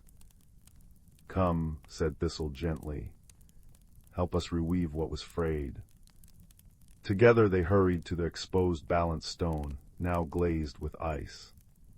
The hedgehogs lined the fissure with glowing mushrooms. Pip laid the sun petals on the stone's frozen surface, their warmth seeping into the geode. Thistle and the foxes pushed rich, dark soil over the roots, their paws working side by side. As the last shovelful settled, bramble and moss began a low, humming song, joined by the fox's hesitant yips and Pip's chittering melody. The grandmother oak's leaves shimmered, absorbing their voices. Slowly, the frost retreated like a shy creature. Warmth radiated from the stone, melting ice into dewdrops that glittered on spiderwebs. Flowers straightened, crickets resumed their symphony, and the glowcaps brightened, casting buttery light over the smiling faces. Elder Fern crept close, nudging the young foxes.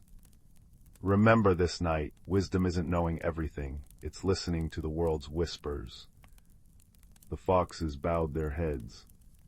"We'll protect the balanced stone," promised the russet one, "and teach others its song." Seasons flowed smoothly once more. Autumn arrived in a cascade of amber and crimson, leaves pirouetting to the hedgehog's harvest hymns.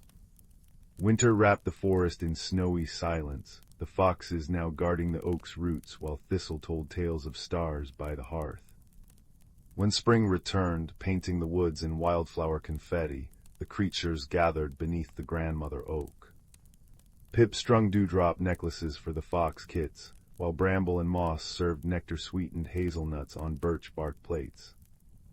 As twilight deepened, fireflies rose like embers in a gentle wind, their light blending with the glowcaps and the oak's soft luminescence. Thistle watched them, his old bones warmed by contentment. The forest breathed, a sigh of soil, rustle of leaves, ripple of stream, each note a thread in an eternal harmony. High above, the first star winked, casting silver over creatures curled in drowsy heaps, their dreams woven from the safety of roots and the promise of tomorrow's sun. And deep in the earth, the balanced stone pulsed steadily, a warm, silent lullaby for the sleeping woods. In the heart of the ancient verdant wood forest, where the trees whispered secrets older than time itself, lay a hidden world unknown to most. This forest thrived under the gentle guardianship of creatures both seen and unseen, each playing a role in the delicate balance of nature. The air was perpetually infused with the heady scent of moss and pine, and the gentle rustle of leaves in the breeze sounded like the forest's own quiet symphony.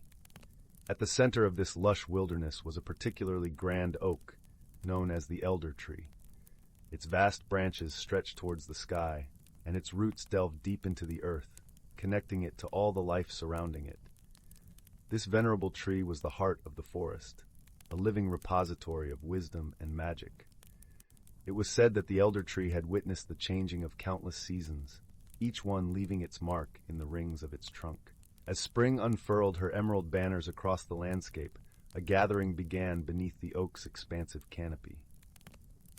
This was a time of renewal and celebration, marking the beginning of another cycle of growth and abundance. Creatures of every kind convened here, the nimble-footed deer with their gentle eyes, the wise old owls with feathers as soft as the dusk, and the industrious squirrels, their fur a flash of russet among the greenery. Even the tiniest of beings, like the glittering dragonflies and the industrious ants, found their place in this circle of life. Among these creatures was a young fox named Rowan. With fur as bright as autumn leaves and eyes the color of amber, he was known for his curiosity and kindness. Rowan had grown up hearing the stories of the elder tree and the magic that pulsed throughout the forest, and he dreamed of understanding the mysteries that lay hidden within the woods. On this particular day, the air was alive with the scent of blooming wildflowers and the distant song of the river winding its way through the forest. Rowan found himself seated at the foot of the elder tree, listening intently to the stories being shared. The forest elders, wise creatures who had lived through many seasons, spoke of the importance of harmony and balance, of how every creature, no matter how small, contributed to the whole. As the sun dipped lower in the sky, casting a warm, golden light across the forest floor, an unexpected visitor arrived. It was Zephyr, a gentle spirit of the wind, who often roamed the skies and danced among the treetops. Zephyr's presence was as light as a whisper, and whenever he appeared, the leaves would shimmer and sway, as if greeting an old friend. "Rowan," Zephyr called softly, his voice barely more than a breeze, "come walk with me." Intrigued, Rowan rose to his paws and followed the wind spirit. They moved through the forest, Zephyr guiding him with a playful gust here, a gentle nudge there. The world around them seemed to come alive with vibrant colors and sounds, the call of a distant owl, the trickle of a nearby brook, the soft crunch of leaves underfoot. As they wandered deeper into the woods, Zephyr began to share stories of the seasons and the magic they carried. "Each season brings its own gifts," Zephyr explained. "Spring brings renewal and hope, summer warmth and abundance, autumn wisdom and reflection, and winter rest and resilience. The forest thrives because each season knows its place and purpose." Rowan listened intently, his heart swelling with understanding.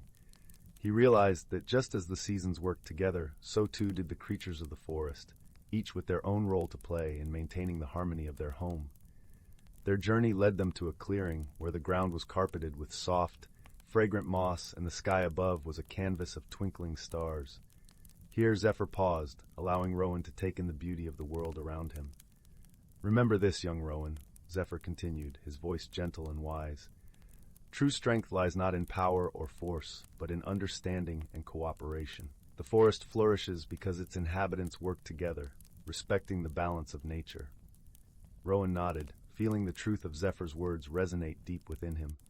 He understood now that his own small acts of kindness and curiosity could contribute to the greater good of the forest.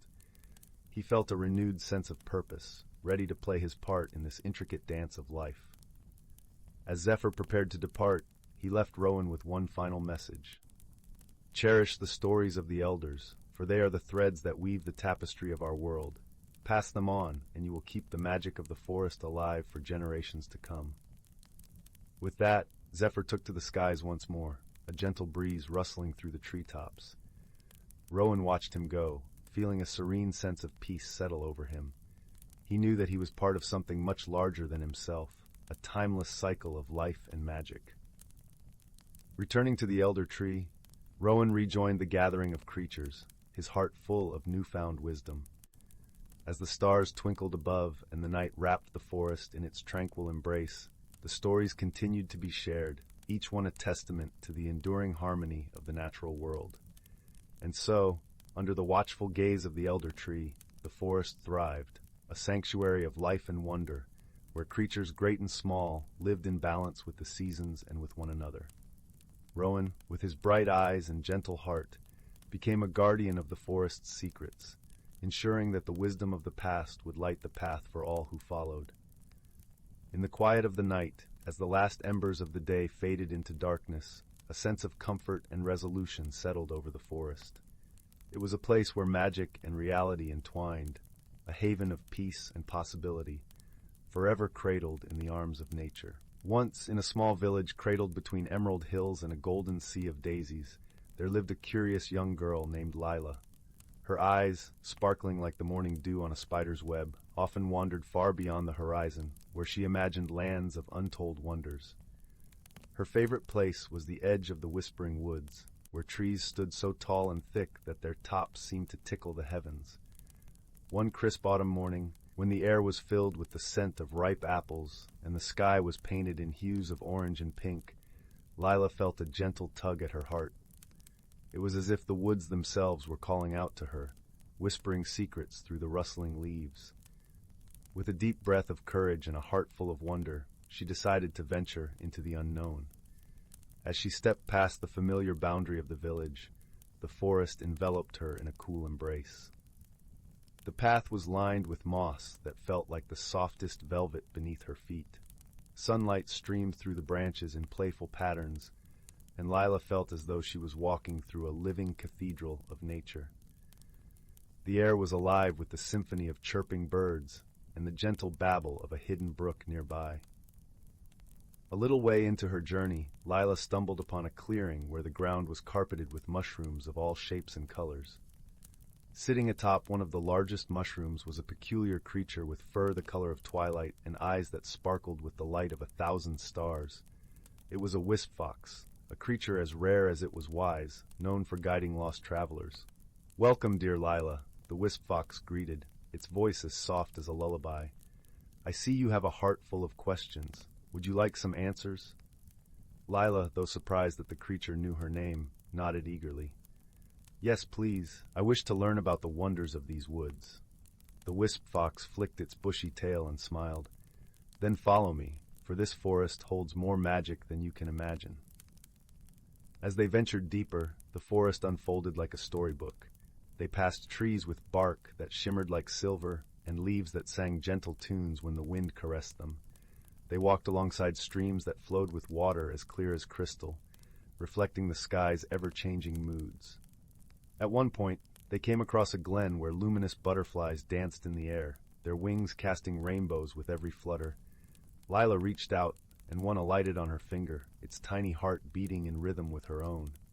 It was in that moment she realized the importance of gentle curiosity and respect for the wonders of the world around her. Suddenly, the path divided into three. Lila hesitated, unsure which way to go. The wisp fox looked at her kindly. "Sometimes, the right path is the one that calls to your heart, not your mind." Remembering the gentle tug she felt that morning, Lila chose the path to the right, which was lined with glowing fungi that lit up under her steps like warm, welcoming lights. The path led them to a serene pond, its surface like a mirror reflecting the sky. By the water's edge sat an elderly turtle, wise with the weight of centuries. The turtle looked up and spoke slowly. "Every journey brings new lessons, young one. It's the courage to take the first step that shapes who we become." Lila pondered the turtle's words, feeling a warmth spread through her. She realized that it was her curiosity and bravery that had brought her here, and that sometimes simply daring to explore could be the most rewarding adventure of all. As the sun began to dip behind the trees, painting the sky with strokes of lavender and gold, Leela knew it was time to return home. The wisp fox led her back to the edge of the forest, where the village lay in the gentle embrace of twilight. "Thank you for guiding me," Lila said, her heart full of gratitude and newfound wisdom. The wisp fox nodded, its eyes twinkling. "Remember, Lila, the world is full of wonders waiting to be discovered. Keep your heart open and your spirit curious." With one last look at the enchanting forest, Lila stepped back into the familiar world of her village. The evening air was cool and comforting, and the first stars began to appear in the sky. She felt a peaceful contentment, knowing that the magic of the whispering woods would always be with her, in her heart and in her dreams. And so, with a smile and a heart full of dreams, Lila returned home, ready to share tales of her wondrous journey, to inspire others to listen to the whispers of the world and explore the magic waiting just beyond the horizon. In a land where the sky was not a ceiling but a tapestry of endless possibilities, there lived a young girl named Lyra. Her home was a village nestled in the rolling hills, where the air always carried the scent of blooming night bells and the soft murmur of streams. Lyra carried with her a small, smooth stone from the riverbank near her cottage. It was no ordinary stone. When she held it, it warmed gently against her palm, a constant reminder of home, and it seemed to hum with a quiet melody only she could feel. This stone was her anchor, a piece of her world that traveled with her wherever she went. Lately, a strange stillness had settled over Lyra's village. The night bells were losing their fragrance, and the streams whispered less joyfully. The elders spoke of a fading wonder, a magic that had always woven through their lives like thread through cloth, now unraveling. Lyra, with a heart full of curiosity and a soul that yearned to understand, decided she must seek the source of this enchantment. Her journey was not for glory, but to help her people and to uncover a truth about herself, that even the smallest heart can hold great courage. Her path led her to the stairway of clouds, a gentle ascent that appeared only at dawn, when the first light kissed the mist. The stairs were not of stone or wood, but of condensed vapor, soft and yielding underfoot, like walking on a warm, fluffy quilt. With each step, Lyra felt a slight bounce, and the air grew cooler, carrying the clean scent of rain-washed sky. She climbed higher until the ground below became a patchwork of greens and browns, and she entered the realm of the cloud cities. The first city was Aetherium, a place woven from light and mist. Buildings floated like delicate bubbles, connected by bridges of shimmering gossamer.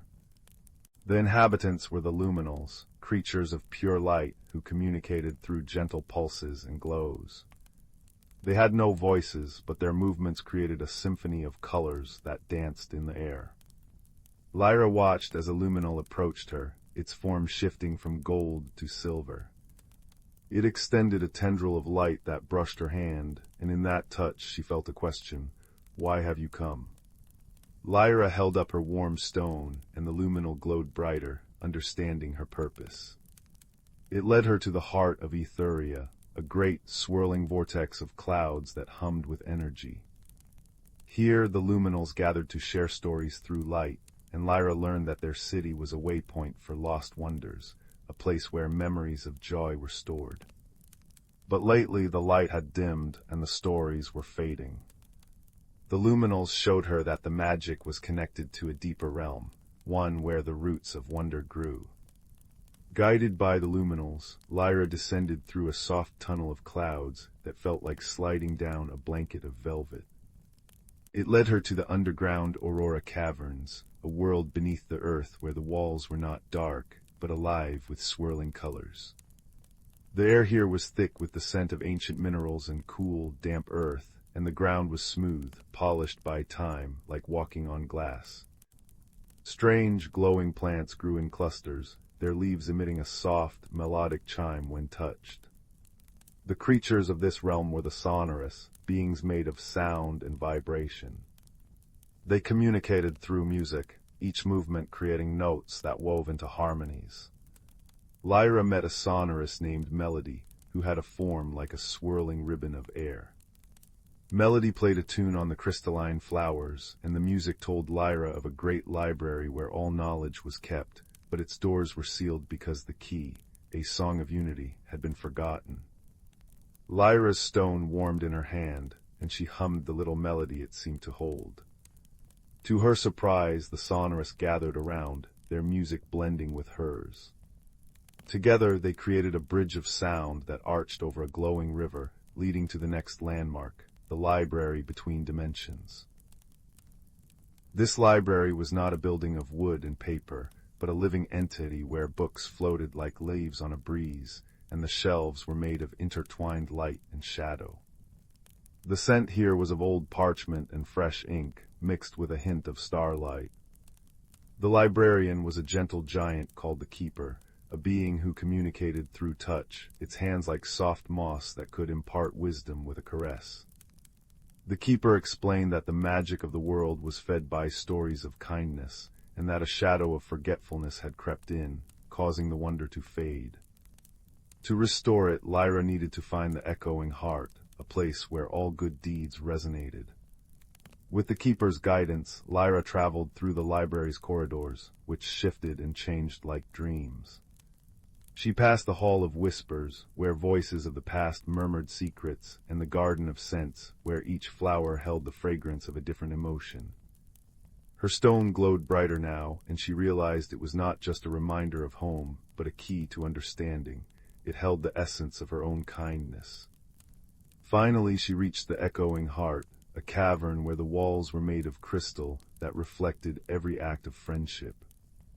Here she saw that her journey itself had already begun to reweave the magic, as each creature she helped had added a thread of light.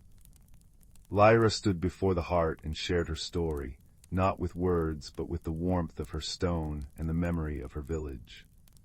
The crystals shimmered, and a wave of renewal spread through the realms. The luminals glowed brighter, the sonorist's music grew richer, and the library's books fluttered with new tales.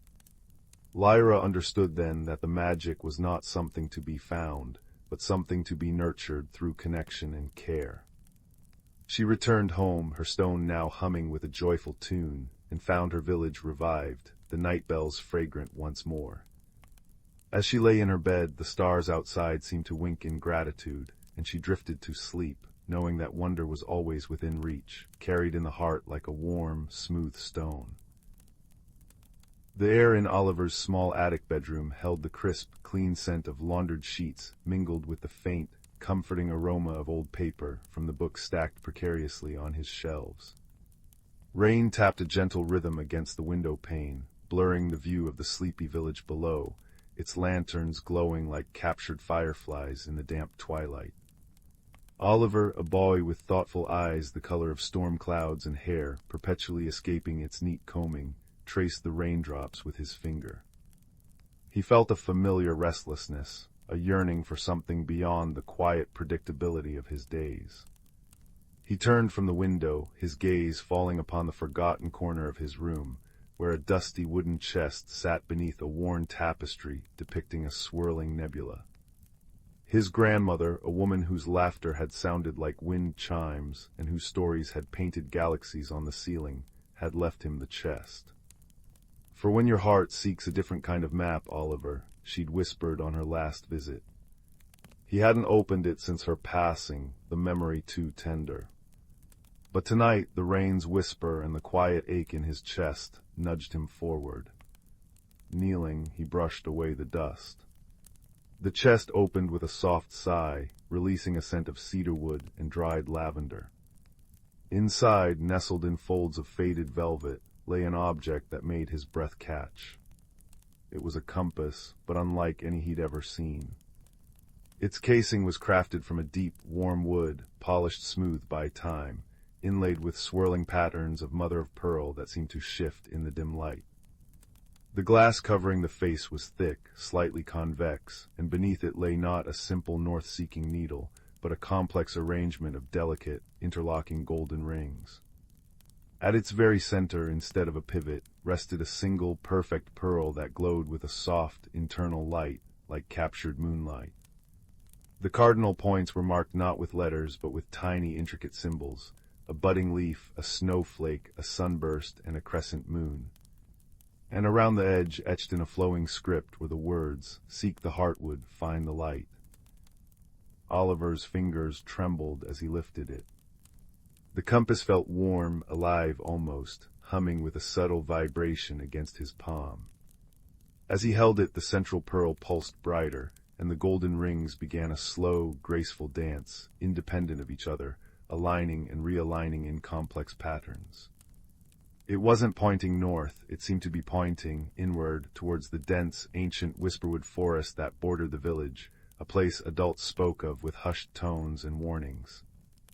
A thrill, part fear and part irresistible excitement, shot through him. The restlessness coalesced into a single, clear impulse. He needed to follow it. Quietly he pulled on his sturdiest boots, a thick, knitted jumper the color of moss, and a waterproof cloak. He slipped the compass into his deepest pocket, its warmth a constant, reassuring presence against his leg. Creeping past the slumbering forms of his parents, he eased open the back door, stepping into the rain-kissed night. The whisperwood at night was a different world. Raindrops pattered on the canopy high above, creating a constant, soothing murmur.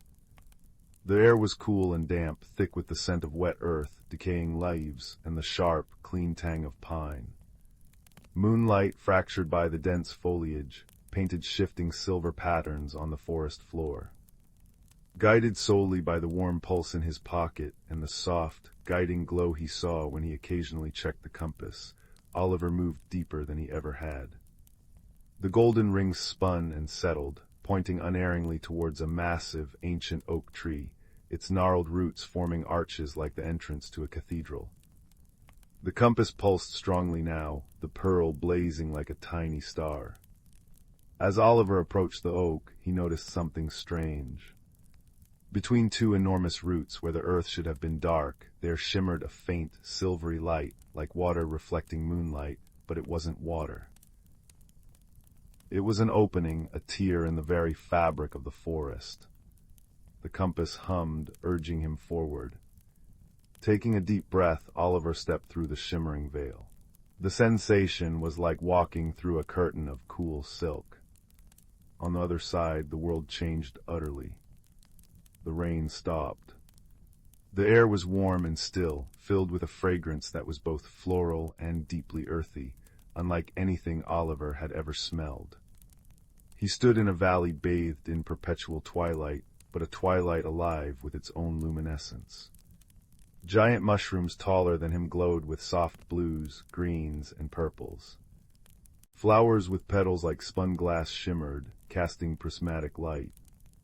Trees with bark that looked like polished silver and leaves, like beaten copper, rustled gently. Overhead, instead of stars, thousands of tiny bioluminescent insects drifted like living constellations, their light a soft, continuous pulse. This was the Heartwood Vale, the place the compass had named. He stood mesmerized, the compass warm and quiet in his hand now, its journey seemingly complete. But his wonder was short-lived.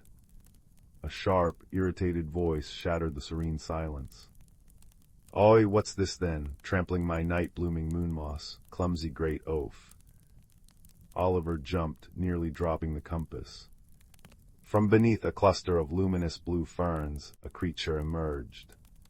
It was about the size of a large cat, covered in spines that shimmered like polished obsidian.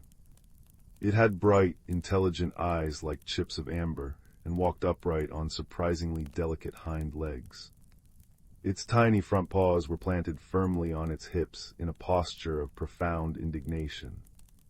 A small woven reed satchel was slung over one shoulder.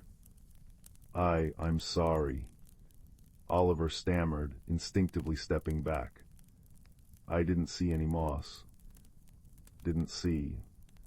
The creature huffed, puffing out its chest, which made its spines rattle faintly. "Too busy gawping at the scenery, I suppose, typical outsider. No respect for the delicate ecosystems of the Vale. That moss takes decades to cultivate. Do you know how many phases of the glow moths it takes just for one patch? It gestured dramatically with a tiny paw at the patch of ground Oliver had stepped on, where velvety moss emitted a faint, pearly light. I truly didn't mean to, Oliver said earnestly, kneeling down to get closer to the creature's level. My name's Oliver. I followed this compass. He held out the strange device. The creature's eyes widened, its bristling stance softening slightly as it peered at the compass. The Heartwood Seeker, it breathed, its voice losing some of its sharpness. Haven't seen one of those in, well, longer than your little legs have walked. Name's Quill. It gave a small, grudging nod. Keeper of the moon moss and apparently reluctant guide to clumsy outsiders. It sighed dramatically, but Oliver saw a flicker of curiosity in its amber eyes. Quill proved to be prickly, pessimistic, and obsessed with the precise care of the Vale's luminous flora. Yet beneath the spines and grumbling, Oliver sensed a deep love for his home and a surprising loneliness. He learned that Quill was a Thornkin, one of the few guardians of the Heartwood Vale, a hidden sanctuary sustained by the natural magic of the world, a magic anchored in the legendary Heartwood tree deep within the valley. The Vale was a refuge for gentle, often overlooked creatures, glowing moths the size of butterflies, shy rock sprites that hummed melodies, and silent, moss-covered guardians that watched over ancient groves. But things aren't right, Quill confided later, as they sat sharing a meal of sweet, glowing berries Oliver had found under Quill's strict supervision. The glow moths are dimming, the starlight lilies aren't blooming as brightly, even the silverwood leaves are losing their shine. It's as if the Vale's light is draining away. Quill's small face was etched with worry. The Heartwood tree must be weakening if it fails. He shuddered, unable to finish the thought. The living constellations above seemed to dim momentarily, as if echoing his fear. Oliver felt a pang of deep concern. This place, so wondrous and fragile, was in peril. He pulled out the compass. It felt warm, but the pearl's light was steady, not pulsing. The intricate rings were still. Their inscription says, "Seek the Heartwood, find the light," he said slowly. Maybe it brought me here to help.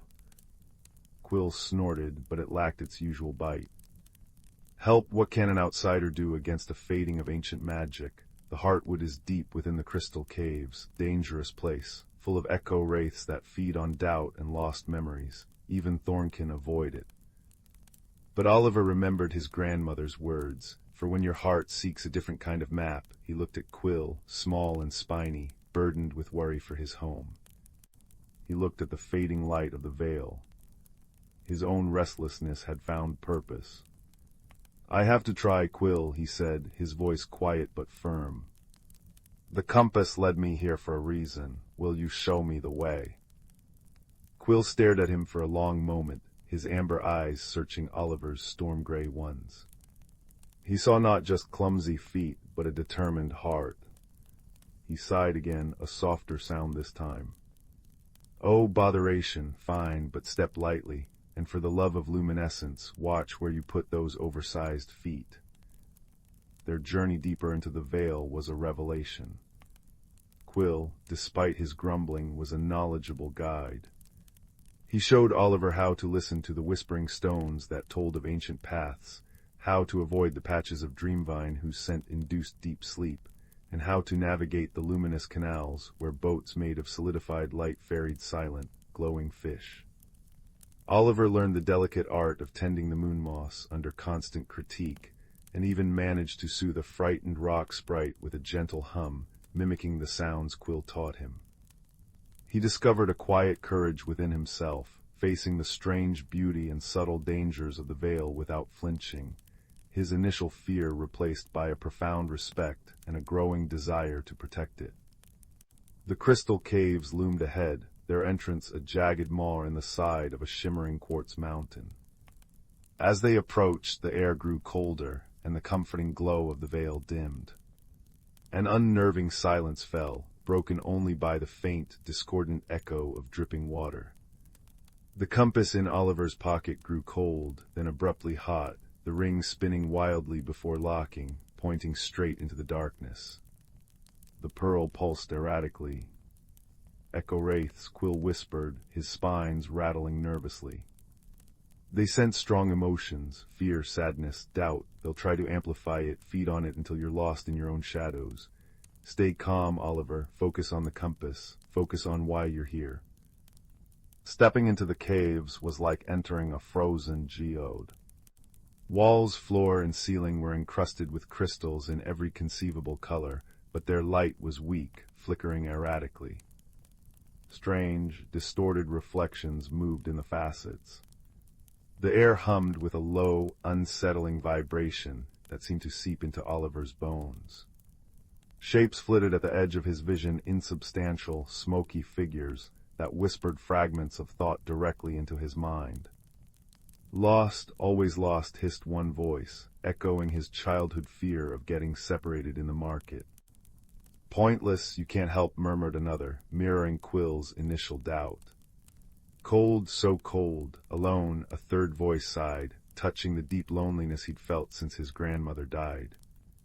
Oliver faltered. The voices felt true, scratching at old wounds. Doubt, cold and heavy, began to coil around his heart. He saw fleeting images in the crystals, himself wandering lost in the dark, Quill turning away in disappointment, the veil fading into utter blackness. The compass grew icy in his hand. Quill nudged his leg. Don't listen, Oliver, they're lies, thieves of light. Remember the veil, remember the glow moths, remember the heartwood. Oliver squeezed his eyes shut, gripping the freezing compass. He focused not on the fear, but on the warmth he'd felt holding it the first time. He thought of the wonder in Quill's eyes when he saw the seeker, the gentle hum of the rock sprite, the sweet taste of the glowing berries, the breathtaking beauty of the living constellations. He thought of his grandmother's kind eyes and her belief in magic. He thought of his own determination to help. Seek the heartwood, find the light, he repeated silently, like a mantra. I am here to help.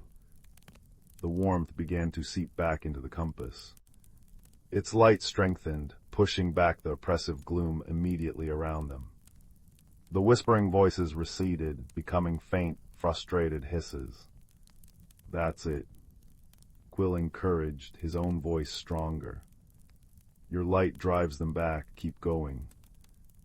Pressing forward, guided by the compass's steady glow and Quill's sharp directions, left, no, your other left, you great lump, they navigated the treacherous, echoing caverns.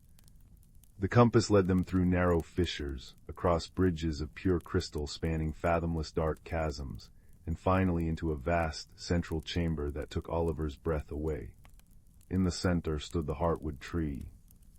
It wasn't a tree of wood and leaves, but a magnificent, intricate structure woven from pure, solidified light roots of deep gold, a trunk of swirling silver and emerald energy, branches like frozen lightning reaching towards the cavern roof, where points of light mimicked stars. But its radiance was sickly, flickering. Great sections seemed dim, almost translucent.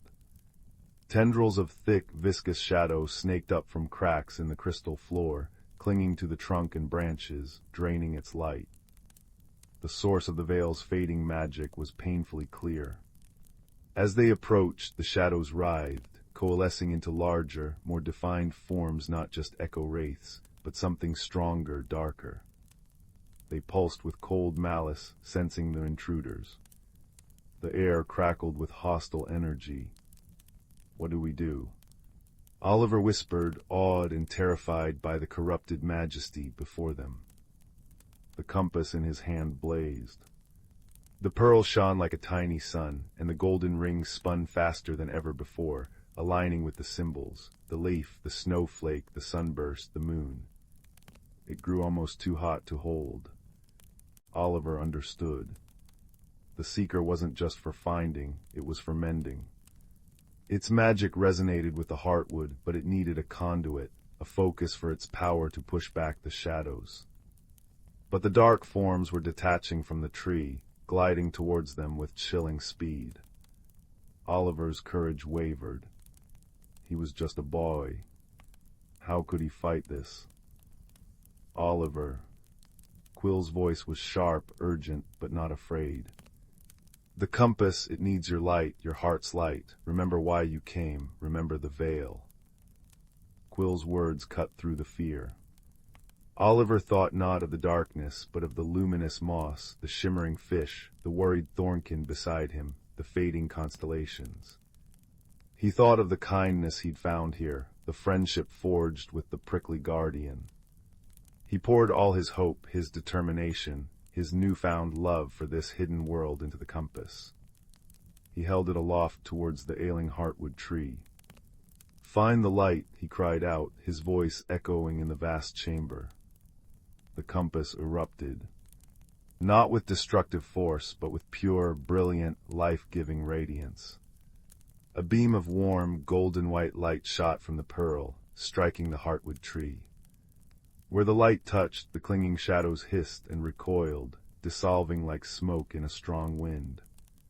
The beam intensified, fed by Oliver's unwavering focus and the compass's ancient magic. It washed over the heartwood, seeping into the dim areas, reigniting the silver and emerald energy within the trunk, making the branches blaze like captured sunbeams. The dark forms shrieked, a sound of pure negation, as the light consumed them, banishing them back to the cracks from which they'd oozed. The oppressive cold lifted. The erratic flickering of the crystals in the chamber walls steadied into a soft, harmonious glow. The heartwood tree pulsed once, powerfully, sending a wave of warm energy radiating outwards through the stone, through the veil, unseen but deeply felt. The beam from the compass softened, then faded. The pearl still glowed, but softly, steadily. The golden rings settled into a peaceful alignment. The heartwood tree stood restored, its light strong, pure, and vital, bathing the chamber in serene luminescence. The tendrils of shadow were gone. Only peace remained. Oliver lowered the compass, trembling with exhaustion and awe. It was warm again, humming contentedly. Quill stared, his amber eyes wide with disbelief and burgeoning joy. You did it," he breathed, his voice thick with emotion. The heartwood, it's singing again, can you feel it? Oliver could. It was a gentle thrum in the air, a vibration in the stone beneath his feet, a sense of profound well-being washing over him. The veil was saved. Their journey back through the crystal caves was different. The echo wraiths were silent, the path illuminated by the heartwood's renewed energy reflecting brilliantly in the crystals. When they emerged into the veil, the change was immediate and breathtaking. The glow moths blazed with renewed vigor, their light painting vibrant patterns in the air. The starlight lilies had unfurled enormous, luminous blooms, filling the air with their sweet, heady perfume.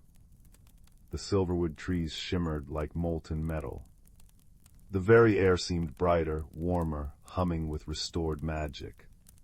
Creatures emerged, blinking in the renewed light. Rock sprites hummed joyous melodies, luminous fish leaped higher in the canals, and the moss-covered guardians seemed to stand taller. News of the outsider who had reignited the heartwood spread through the veil like wildfire. Oliver and Quill were welcomed as heroes.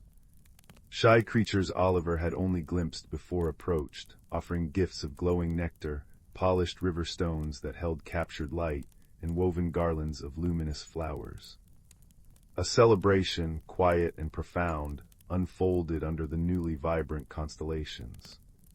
Sitting beside Quill on a bed of radiant moon moss, carefully chosen, Quill assured him, sharing sweet fruits, Oliver felt a deep sense of peace and belonging he'd never known. "You know," Quill said, uncharacteristically quiet, poking at a glowing berry, "I thought all outsiders were clumsy oafs with big feet. Turns out, some have rather large hearts to match." He offered Oliver a berry with a gruff gesture that couldn't hide his affection. Oliver smiled, the compass warm and quiet in his pocket. He knew his place was not permanently in the Vale, wonderful as it was. His family, his world, awaited him. But he also knew he carried the Vale within him now, and a friend in the most unexpected form. "Will you be okay, Quill, now that the light is back?" Quill puffed out his chest.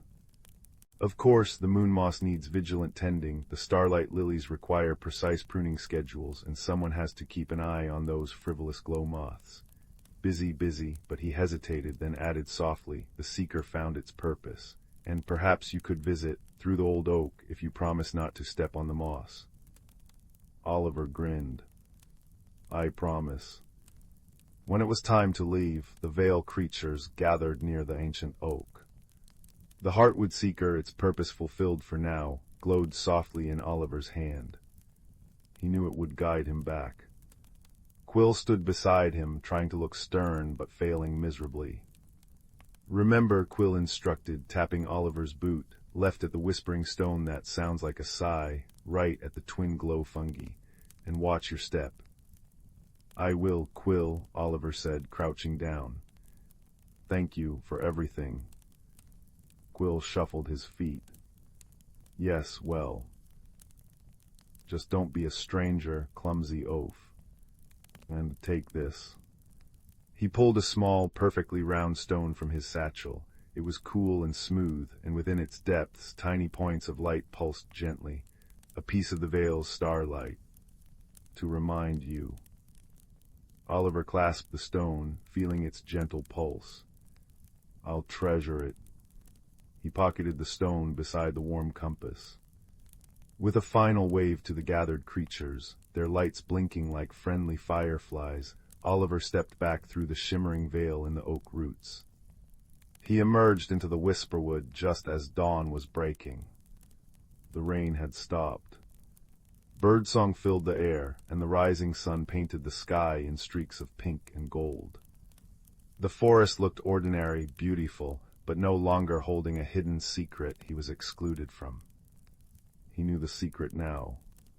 He touched the smooth stone in his pocket and felt the compass, now dormant but still warm, resting beside it. Walking home, the scent of damp earth and pine was familiar, yet infused with a new layer of meaning. He felt different. The restlessness was gone, replaced by a quiet confidence and a heart full of wonder. He had faced darkness, not with force, but with the light of kindness and courage. He had found a friend in the unlikeliest of places, and saved a world of fragile, beautiful magic. He slipped back into his house as quietly as he'd left. Up in his attic room, he placed the heartwood seeker back in its velvet nest within the cedarwood chest. He set the glowing stone on his windowsill, where it caught the first rays of the morning sun, pulsing softly. It was a beacon, a promise. As he crawled back into bed, the familiar scent of clean sheets and old books wrapped around him. The village below was waking up, the ordinary world beginning its day. Oliver closed his eyes, the images of the luminous valley, the brave little thornkin, and the radiant heartwood tree filling his mind. He had journeyed to a hidden world, faced a mystery, forged an unexpected friendship, and found his own light. The adventure was over, but the warmth of it, the gentle pulse of the Vale's starlight on his sill, and the quiet hum of the compass in its chest promised that magic was never truly far away. It lived just beyond the Vale, in the kindness of friends, and most of all within his own, newly discovered brave heart. Sleep, deep and peaceful and filled with shimmering dreams, claimed him as the sun rose fully, bathing his room in golden light. In the heart of the world, where the moon poured her silver milk upon the earth, lay the ancient forest of Eldermere. It was a place untouched by the frantic pace of the sunlit hours, a kingdom of whispers and shadows, where the very air hummed with a quiet, old magic. The trees here were not merely wood and leaf. They were living libraries, their bark etched with the stories of millennia, their roots drinking from deep, secret springs that remembered the first rainfall. On this particular night, when the moon hung full and heavy as a pearl in the velvety black sky, a young fox with fur the color of autumn leaves sat at the edge of a starlit clearing. His name was Kalen, and though he was clever and curious, a restless feeling had settled in his heart, a feeling like a pebble in his paw, unnoticed by others but impossible for him to ignore. He felt out of rhythm, as if his own small life was out of tune with the great, slow song of the forest. The clearing was awash in a gentle, ethereal light. Tiny glowworms nestled in the moss pulsed with a soft, greenish radiance, and above, will-o'-the-wisps, those playful spirits of light, danced lazy patterns in the air, their movements as fluid as water. The air itself was a symphony of soothing sounds, the distant hush of a waterfall, the delicate plink of dew dripping from a fir needle onto a broad leaf below, the rustle of the night breeze combing through the pine boughs, a sound like a mother's gentle sigh. It was here that Kalen heard it, a low, resonant hum that seemed to vibrate up from the ground itself, through the pads of his paws and into his very bones. It was the ancient oak, grandfather oak, the eldest of all the trees, whose branches scraped the stars and whose roots cradled the stories of the world. But the hum was not one of contentment. It was a note of longing, a melancholy tune that spoke of a forgotten promise. Drawn by the sound, Kalen padded softly across the clearing. The moss beneath his feet was cool and spongy, releasing a sweet, earthy scent with every step. As he neared the great tree, a shadow detached itself from a high branch and descended on silent wings. It was Orla, the great gray owl, her feathers edged in moonlight, her eyes two pools of bottomless, knowing amber. "The forest sings a wistful song tonight, little traveler," she said, her voice a soft hoot that blended perfectly with the night's melody. "You hear it too, I see, the tremor in the great song." Kalen nodded, his whiskers twitching. "It feels incomplete, like the moment between the in-breath and the out-breath stretched too long." Orla blinked slowly. "You have a listening heart, that is a rare gift. The imbalance you feel is in the seasonal heart of the forest. The magic that turns the wheel of rest and renewal has grown faint. The moon petals refuse to bloom, and without their light, the dreams of the woodland creatures will grow thin and restless." She explained that the season turner, a luminous orb woven from the first frost of winter, the first bud of spring, the longest ray of summer sun, and the most crimson leaf of autumn, was kept alight by a special nectar. This nectar came from the moon petals, rare flowers that bloomed only one night a year in a hidden grove, bathed in the light of the full moon. But the path to the grove was lost, and the petals had not bloomed for several cycles. "The grove is guarded," Orla murmured, "not by malice but by silence. To find it, you must learn to listen not with your ears alone, but with your entire being. You must understand the languages that are not made of words." And so Kalen's quest began. His first guide was not Orla, but the chattering stream that giggled over smooth, gray stones. He lay down on the bank, his chin on his paws, and simply listened. At first it was just noise. But as he let his busy thoughts settle, like sediment in a pond, the noise resolved into a language. The water wasn't just babbling, it was telling stories. The gurgle was a tale of the high mountain snows it had come from. The splash was a joke about a ticklish trout. And the gentle swish around a half-submerged log was a lullaby. Within its flowing song he heard a consistent refrain: "Follow the silver, find the stone that dreams." Trusting the water's wisdom, Kalen followed the stream deeper into the forest. The canopy grew thicker, but the bioluminescent fungi on the tree trunks provided a soft, blue guide light. He came to a place where the stream pooled before tumbling down a small cascade. There in the center of the pool lay a large, moss-covered stone. It was humming, a deep, resonant sound that made the water around it vibrate in concentric rings. This was the stone that dreams. Kalen approached it respectfully. "Great stone," he whispered. "The water sent me. I seek the way to the hidden grove." The stone's hum changed, deepening into a voice that was felt more than heard, a vibration that traveled through the earth. "Little fox," it rumbled. "The path is not walked but remembered. the trees hold the map. Ask the one who wears the stars. Thanking the stone, Kalen looked up. All around him, the trees stood tall and silent. How does one ask a tree? Remembering Orla's words, he didn't speak.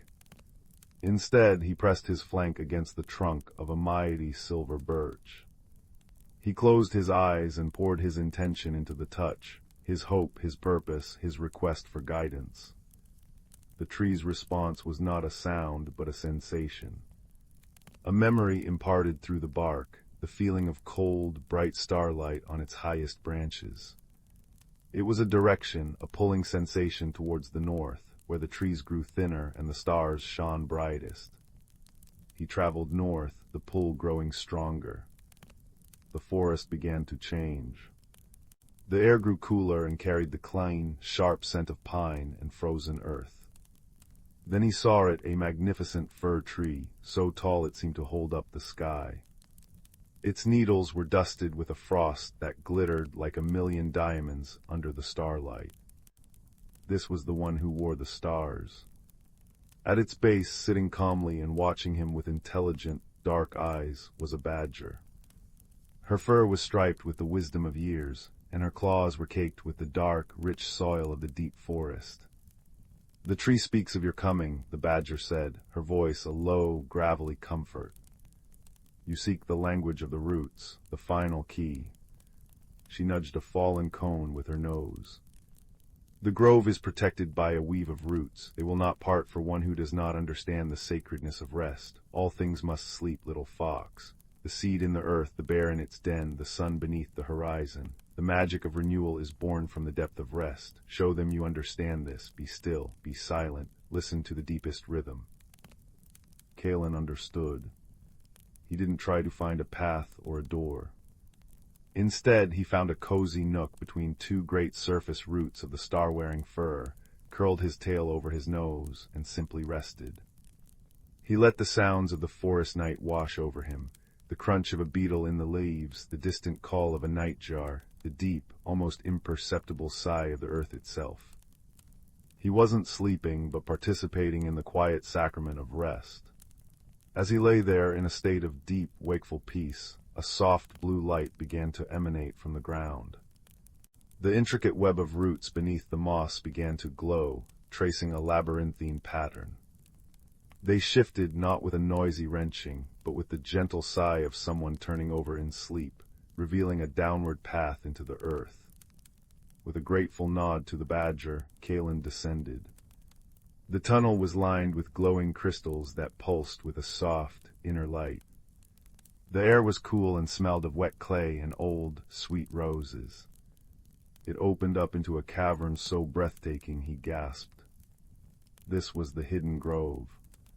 It was not under the open sky, but the cavern's ceiling was a mirror-still underground lake, reflecting the full moon above so perfectly it seemed another moon lived in the earth. And all around, growing from the cavern floor, were the moon petals. Their closed buds were like sculpted alabaster, and they began to quiver as the true moon's light, reflected through the water, touched them. One by one, they began to unfurl. There was no sound, only the breathtaking visual symphony of pearlescent petals opening to reveal a soft, golden stamen that glowed with its own light. A fragrance filled the air, a scent that was like honey, moonlight, and deepest peace all at once. This was the nectar of renewal. Kalen carefully collected the glowing nectar from several blossoms in a broad leaf Orla had given him, folded into a cunning cup. As he did, the melancholy hum that had echoed through the forest ceased, replaced by a deep, contented thrum of harmony. His restless heart stilled, finally in tune with the great song. When he emerged, the forest felt different. The air was sweeter, the shadows less deep, the sounds more melodic. Orla was waiting for him. Together they went to the base of Grandfather Oak, where a small, crystalline depression held the dormant season turner. Kalen poured the glowing nectar into it. The orb flared to life, cycling through the hues of ice blue, new leaf green, sunshine yellow, and russet red, before settling into a steady, soft white glow. A wave of palpable magic rippled out through Eldermere. The trees seemed to stand a little taller, the streams to sing a little clearer, and a profound sense of peace settled over everything. Orla looked at Kaelin, her eyes warm. "You did not learn a new language, little one. You remembered the one you were born knowing, the language of being, of listening, of resting. That is the truest magic. It turns all seasons." Kaelin made his way back to his den, as the first hint of dawn tinged the eastern sky lavender. The journey had been long, and a pleasant tiredness weighed on his limbs.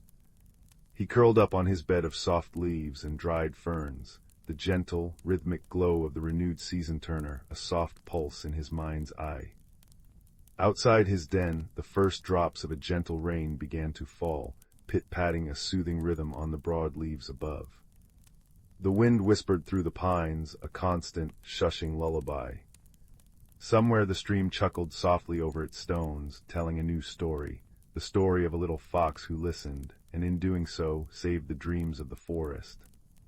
And as Kaelin drifted into a deep and peaceful sleep, he knew that rest was not an emptiness to be filled, but a cup to be drunk from deeply. And his dreams were full of silver moonbeams, glowing petals, and the deep, contented hum of a forest perfectly at peace, forever turning its gentle, magical wheel.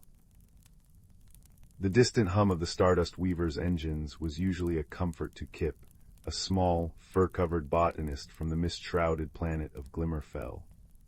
Tonight, however, it felt thin and strained against the backdrop of the unfamiliar void. Kip clutched a sprig of luminous moon moss, its soft blue glow reflecting in their wide, dark eyes as they studied the ship's other occupant, Borvan. Borvan hailed from Xerxes Prime, a world of scorching sands and towering mesas. He was easily 3 times Kip's size, his body covered in plates of smooth, heat-resistant stone that shifted subtly with his movements. His eyes, deep-set in obsidian black, seemed to absorb the light. He was the ship's engineer, a stoic figure who communicated mostly in low rumbles and practical actions. They'd been assigned together for this deep space survey mission, Kip to catalog exotic flora, Borvan to maintain the ship, and the journey had been quiet. Too quiet. Kip found Borvan intimidating, his silence misinterpreted as disapproval. Borvan, in turn, found Kip's constant nervous fluttering and tendency to communicate in soft, complex patterns of bioluminescent flashes across their fur utterly baffling and slightly alarming. Approaching survey coordinates, System Zeta-7, the ship's comm AI announced. Planetary body designated Whisper shows promising atmospheric readings for non-sentient botanical life. Kip perked up, their fur rippling with hopeful green streaks. Finally, Whisper is said to have cryoblooms that survive in absolute zero. Imagine the adaptations. Borvan merely grunted, a sound like pebbles tumbling down a slope, and focused on the console. He tapped a sequence, and the ship shuddered violently. Warning lights flared crimson across the bridge. Gravimetric shear detected. The AI's voice lost its calm. Structural integrity compromised. Brace for impact. The universe tilted. Kip let out a high-pitched chirp, instinctively flashing frantic red patterns of fear. Borvan roared, not in anger but in effort, wrestling with the controls.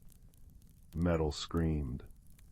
The viewscreen showed a swirling vortex of ice and debris. They'd hit an uncharted asteroid field, cloaked by Whisper's perpetual ice storms. With a final, sickening lurch, the Stardust Weaver slammed into something unforgivingly solid. The lights died, replaced by the harsh, intermittent strobe of emergency beacons. Silence descended, thick and cold, broken only by the hiss of escaping atmosphere and Kip's terrified whimpers. Borvan was the first to move, his stone plates scraping against the buckled deck. He located Kip huddled beneath a collapsed console, trembling violently, their fur pulsing erratic, frightened reds and oranges. Borvun reached out a massive hand. Kip flinched, flashing a bright, defensive yellow, a glimmerfell signal for back off. Borvun froze. He misinterpreted the flash not as fear, but as aggression, a warning flare. On Xerxes, bright lights often signaled danger or territorial challenge. He rumbled low in his chest, a sound of confusion and frustration. He needed to get them both off this dying ship, but this tiny, flashing creature seemed determined to hinder him. Cold, Kip managed to whisper, their voice thin. So cold. Their breath misted in the rapidly dropping temperature. Whisper lived up to its name, a frozen ball of ice and howling winds. Borvun understood that word. He looked at Kip's thin fur, then at the jagged tear in the hull, revealing a landscape of blinding white and razor-sharp ice spires.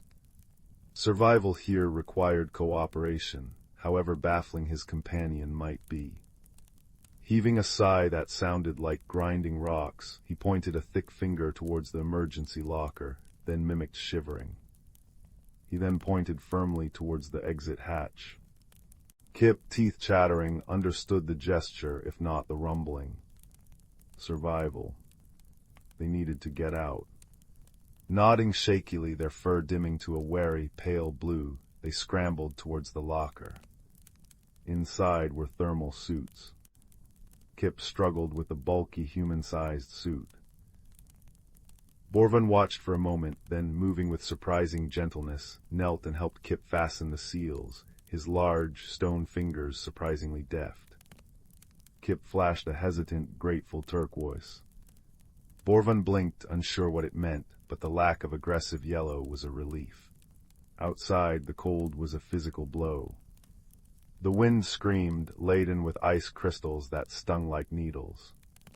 The wreckage of the Stardust Weaver was already half buried in drifts. Borvun, his stone body naturally insulating, scanned the desolate landscape. Kip, bundled in the suit, pointed a shaky hand towards a dark smudge on the horizon, a cliff face, perhaps offering shelter. The trek was agony. Kip struggled through deep snow, their small frame battling the vicious wind. Borvun moved steadily ahead, breaking a path.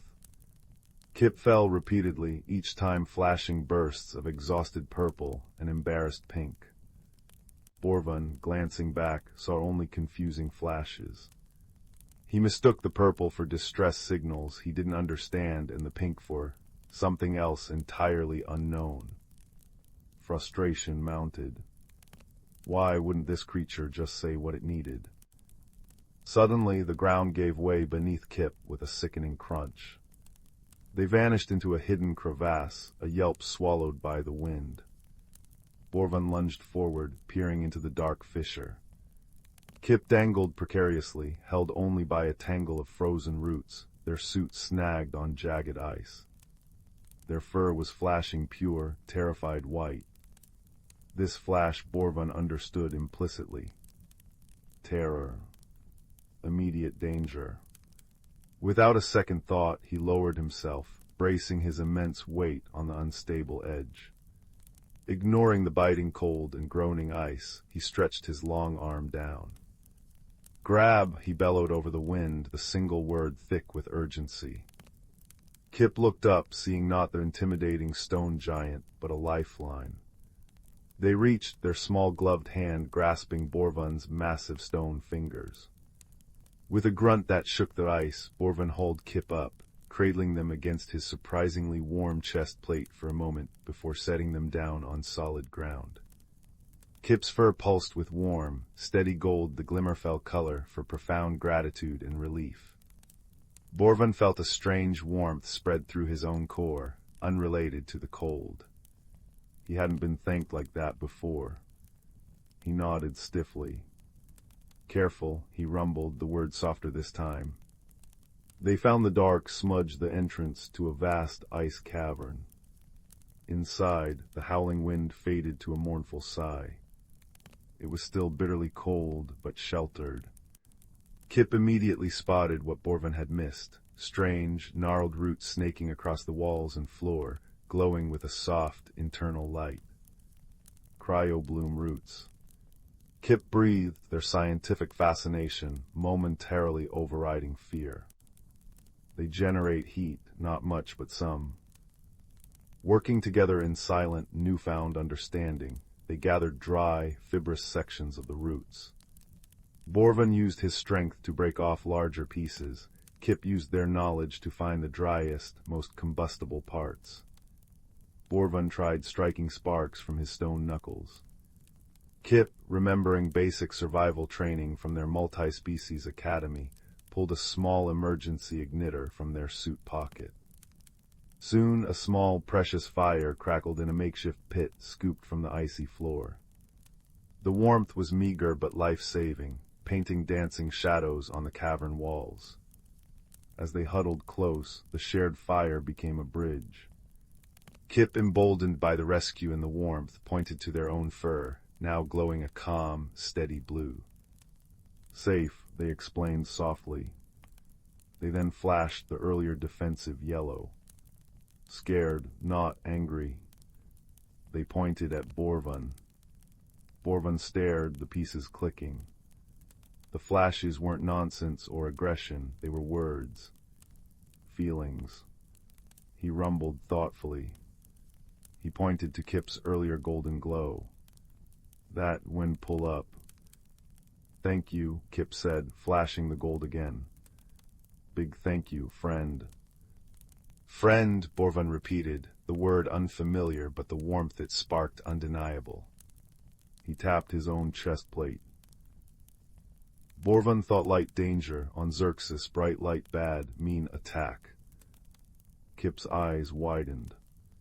Oh no, on Glimmerfell light is talk, like sound for you.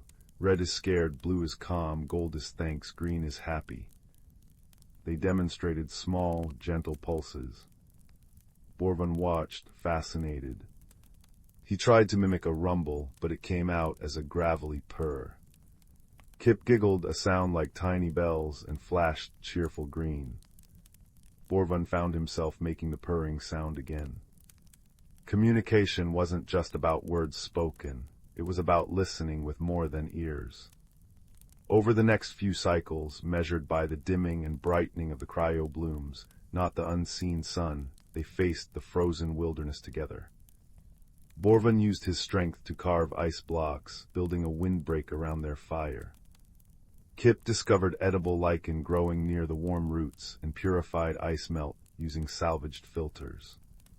They took turns keeping watch, sharing stories not with perfect words, but with gestures, drawings in the frost, and the growing language of shared experience. Kip learned that Borvan's stoicism masked a dry wit and a deep loyalty.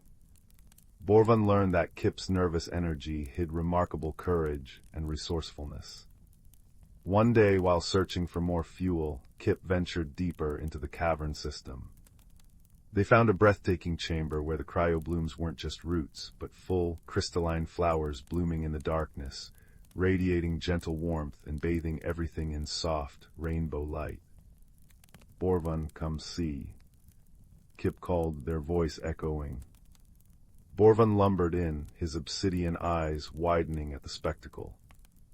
Warm, he rumbled appreciatively. Good. He noticed Kip gazing in awe at a particularly large bloom, its light shimmering like captured starlight. He saw the longing in their small frame. Without a word, Borvan carefully broke off a small, radiant crystal petal, ensuring he didn't harm the plant. He presented it to Kip. Kip took it reverently, the petal glowing in their hands, casting warm light on their fur. They looked up at Borvan, their eyes shining. They didn't flash a color. Instead, they reached out and gently placed their small hand on Borvan's massive, stone forearm. The touch was brief, warm, and spoke volumes. Borvan rumbled, a deep, contented sound. He understood. Their salvation came not long after. Kip, remembering their botany, suggested using the highly concentrated heat from a cluster of cryoblooms, focused through a salvaged piece of reflective hull plating Borvan shaped to create a powerful thermal signal. It was a long shot. They worked side by side, Kip directing the angle of the light, Borvan adjusting the reflector. For hours they sent their desperate beacon pulsing into the frozen sky, a silent plea woven from fire, ice, and newfound trust. Just as hope began to dwindle, a distinct, answering flare pierced whispers atmosphere a rescue shuttle. As the shuttle descended near their cavern, its engines a welcome roar, Kip and Borvan stood together. Kip held the glowing crystal petal. Borvan had carved a small, intricate representation of a cryobloom root from a piece of dark ice, a token for Kip. The rescue crew, a mix of species, stared in astonishment at the unlikely pair, the tiny, furred botanist and the towering stone engineer, standing side by side, not just surviving, but seemingly content. Back on the rescue ship, wrapped in thermal blankets and sipping warm broth, they sat together. The journey wasn't over, they still had to return to the bustling starbase. But the vastness of space felt different now. "You stay on ship," Borvan rumbled, looking at Kip. "After repairs, new mission, maybe." Kip looked up, their fur glowing a soft, steady blue, interwoven with threads of warm gold. They placed their small hand back on Borvan's arm, where the stone felt familiar and safe. "Yes," Kip said simply, their voice filled with a quiet certainty. Together, friends watch each other's path. Borvan rumbled again, that deep, purring sound that had become their shared language of comfort. He didn't need flashing lights to understand the warmth radiating from the small being beside him, a warmth that had melted the ice not just outside, but within. It was the warmth of trust earned, differences understood, and a friendship forged in the coldest void, now burning bright enough to light their way home, and wherever else the stars might light. In the quiet hum of the rescue ship, surrounded by the gentle light of distant suns, they knew the true meaning of their bond wasn't just about surviving the storm, but about finding a shared fire that no darkness could extinguish. And as sleep finally claimed them, safe and warm, the memory of the ice cave bloomed in their dreams, a testament to the unexpected gardens friendship could grow, even on the frozen edge of forever. The embers in the hearth glowed like sleepy fireflies as the chill of twilight settled over the village of Willowbrook. Young Finn, whose quiet footsteps barely disturbed the dew-kissed grass, paused at the edge of the whispering woods. His fingers traced the smooth surface of the pebble of embers nestled in his pocket, a curious stone passed down from his grandmother, cool to the touch by day, but pulsing with gentle warmth by night. Tonight it glowed faintly through the worn fabric, casting amber shadows on his palm. "Guide me," he whispered, though he knew not what he sought. Only that the woods called to him with a rustle like pages turning in an old book. Finn's journey began beneath a crescent moon, silver light filtering through ancient oaks whose leaves shimmered like fish scales. The air smelled of damp earth and pine resin, and the crunch of fallen acorns underfoot echoed in the stillness. He followed the pebble's soft pulse, a heartbeat against his thigh, leading him deeper where the trees grew gnarled and wise. Soon the path vanished, replaced by thick ferns that brushed his cheeks with velvet coolness. "Lost," murmured a voice like wind through reeds. Finn spun around to find nothing but shadows. Then a pair of luminous eyes blinked open, a fox with fur the color of burnt sienna, watching him from a mossy stump. "Not lost," Finn replied, surprising himself. "Just following the warmth." The fox tilted its head. "Warmth is a fine compass. Come, small traveler, the valley stirs." They wound through a tunnel of weeping willows, their tendrils parting like curtains to reveal a hidden world. Moonlight hollow lay before them, a sunken valley bathed in perpetual twilight, lit not by stars but by thousands of glowing mushrooms carpeting the ground like fallen constellations. Bioluminescent moths drifted lazily, trailing sparks of blue and gold. At the valley's heart stood a crystalline lake, its surface reflecting the shimmering fungi so perfectly it seemed a second sky lay beneath the water. It's beautiful, Finn breathed, the pebble's glow swelling in response. The fox nosed his hand. Beautiful, yes, but listen.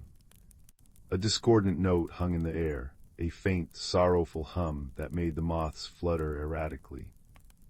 The hearthstone dims, the fox sighed. Without its song, the hollow sleeps too deeply. Winter creeps where it shouldn't. Finn learned the hearthstone was a pillar of living crystal at the lake's center, the source of the valley's gentle light and warmth. Lately its glow had waned, leaving patches of frost on the mushrooms. The fox, named Sorrel, explained that the stone's energy was sustained by harmony, by the laughter of streams, the chorus of crickets, the rustle of creatures sharing stories under the moon. But a shadow had settled over the hollow, a lonely, ice-coated creature named Rime, whose touch froze everything it loved, had retreated into silence, its despair choking the hearthstone's song. Rime hides in the frost caves, Sorrel said, whiskers drooping. It believes its coldness is a curse, but cold is just warmth waiting to be found. For days, Finn and Sorrel explored the hollow. They gathered stories like treasures. The tale of the badger who knitted moonlight into scarves, the song the willow trees sang to the tadpoles, the recipe for starlight tea brewed by elderly hedgehogs. Each night Finn pressed the pebble of embers to the hearthstone, sharing memories of his grandmother's kitchen, the scent of cinnamon rolls, the crackle of her fireplace, her voice humming lullabies. The stone's pulse strengthened, melting small circles of frost. Yet the sorrowful hum persisted, echoing from the northern cliffs. Rime fears it will shatter everything it touches, murmured a badger, her paws deep in glowing moss. Even kindness. Finn knew he must face the caves. Sorrel guided him up treacherous paths where ice flowers bloomed sharp and fragile. The air grew biting, and Finn's breath fogged before him. Deep within a cavern glittering with frozen tears, he found Rime, a creature like an overgrown snow hare, with fur like frosted glass and eyes like chips of Arctic sky. It huddled around a tiny, dying glowworm, its paws encased in ice. Go away, Rime whispered, voice cracking like thin ice.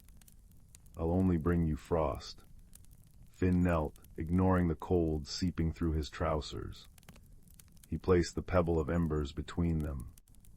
Its light spread in a pool of butterscotch warmth. My grandmother gave me this, he said softly. She said warmth isn't just for keeping, it's for sharing. He told Rime about the hollow's fading songs, about the badger's scarves, about the hedgehog's tea. They miss you, he finished. The cold isn't you, it's just what happens when warmth is locked away too long. Tentatively, Finn reached out. Rime flinched, but as Finn's fingertips brushed its icy paw, the pebble flared. A cascade of ember-bright sparks danced up Rime's arm, not melting the frost but softening it into dewdrops. Rime gasped, a sound like icicles falling into water.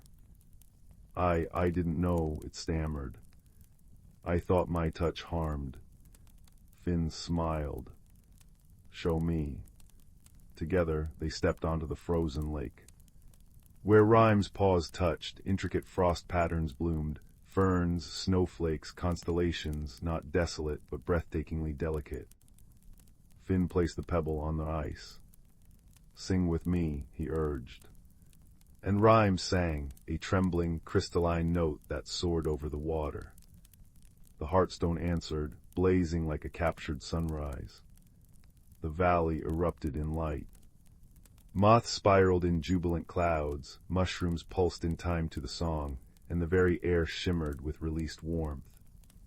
In the days that followed, Rime learned to weave frost into art, not isolation. It traced shimmering murals on cave walls and crafted ice lenses that magnified the mushroom's glow. Finn and Sorrel often sat by the lake, sharing starlight tea with the hedgehogs, while Rime sculpted ephemeral castles on the water. The pebble of embers, now nestled in a niche of the hearthstone, pulsed steadily, a testament that even the smallest warmth could thaw the deepest cold. Finn felt a quiet change within himself, too. The boy who'd entered the woods with hesitant steps now carried the valley's harmony in his bones, understanding that courage wasn't the absence of fear, but the choice to offer kindness anyway. When it was time to leave, the willow curtains parted once more. Sorrel nuzzled Finn's hand. "Remember," she said, "warmth returns to those who carry it." Finn walked home under a dawn-streaked sky, the pebble's absence light in his pocket, replaced by a profound stillness. Back in Willowbrook, he knelt by his grandmother's rose bush, touched a frost-nipped bud, and breathed softly. A tiny, perfect ice crystal bloomed on the petal, a fragile, fleeting gift. That night, as he drifted to sleep, the hearth's embers winked like familiar eyes. In his dreams, he heard a fox's chuckle, the chime of ice melodies, and the deep, resonant hum of a stone singing the world awake. And in that warmth, woven from friendship and quiet courage, Finn slept, a boy forever changed, cradled by the gentle certainty that no heart is too cold to be reached, and no night too dark to hold a hidden glow.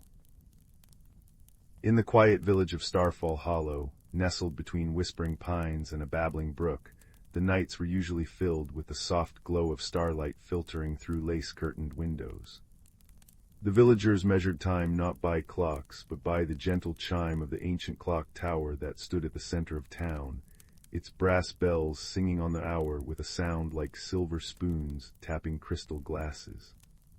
Wind chimes hanging from every porch played soft melodies with the evening breeze, and lately a gentle rain had been falling each night, its patter on cobblestones and tin roofs composing a lullaby for the entire village.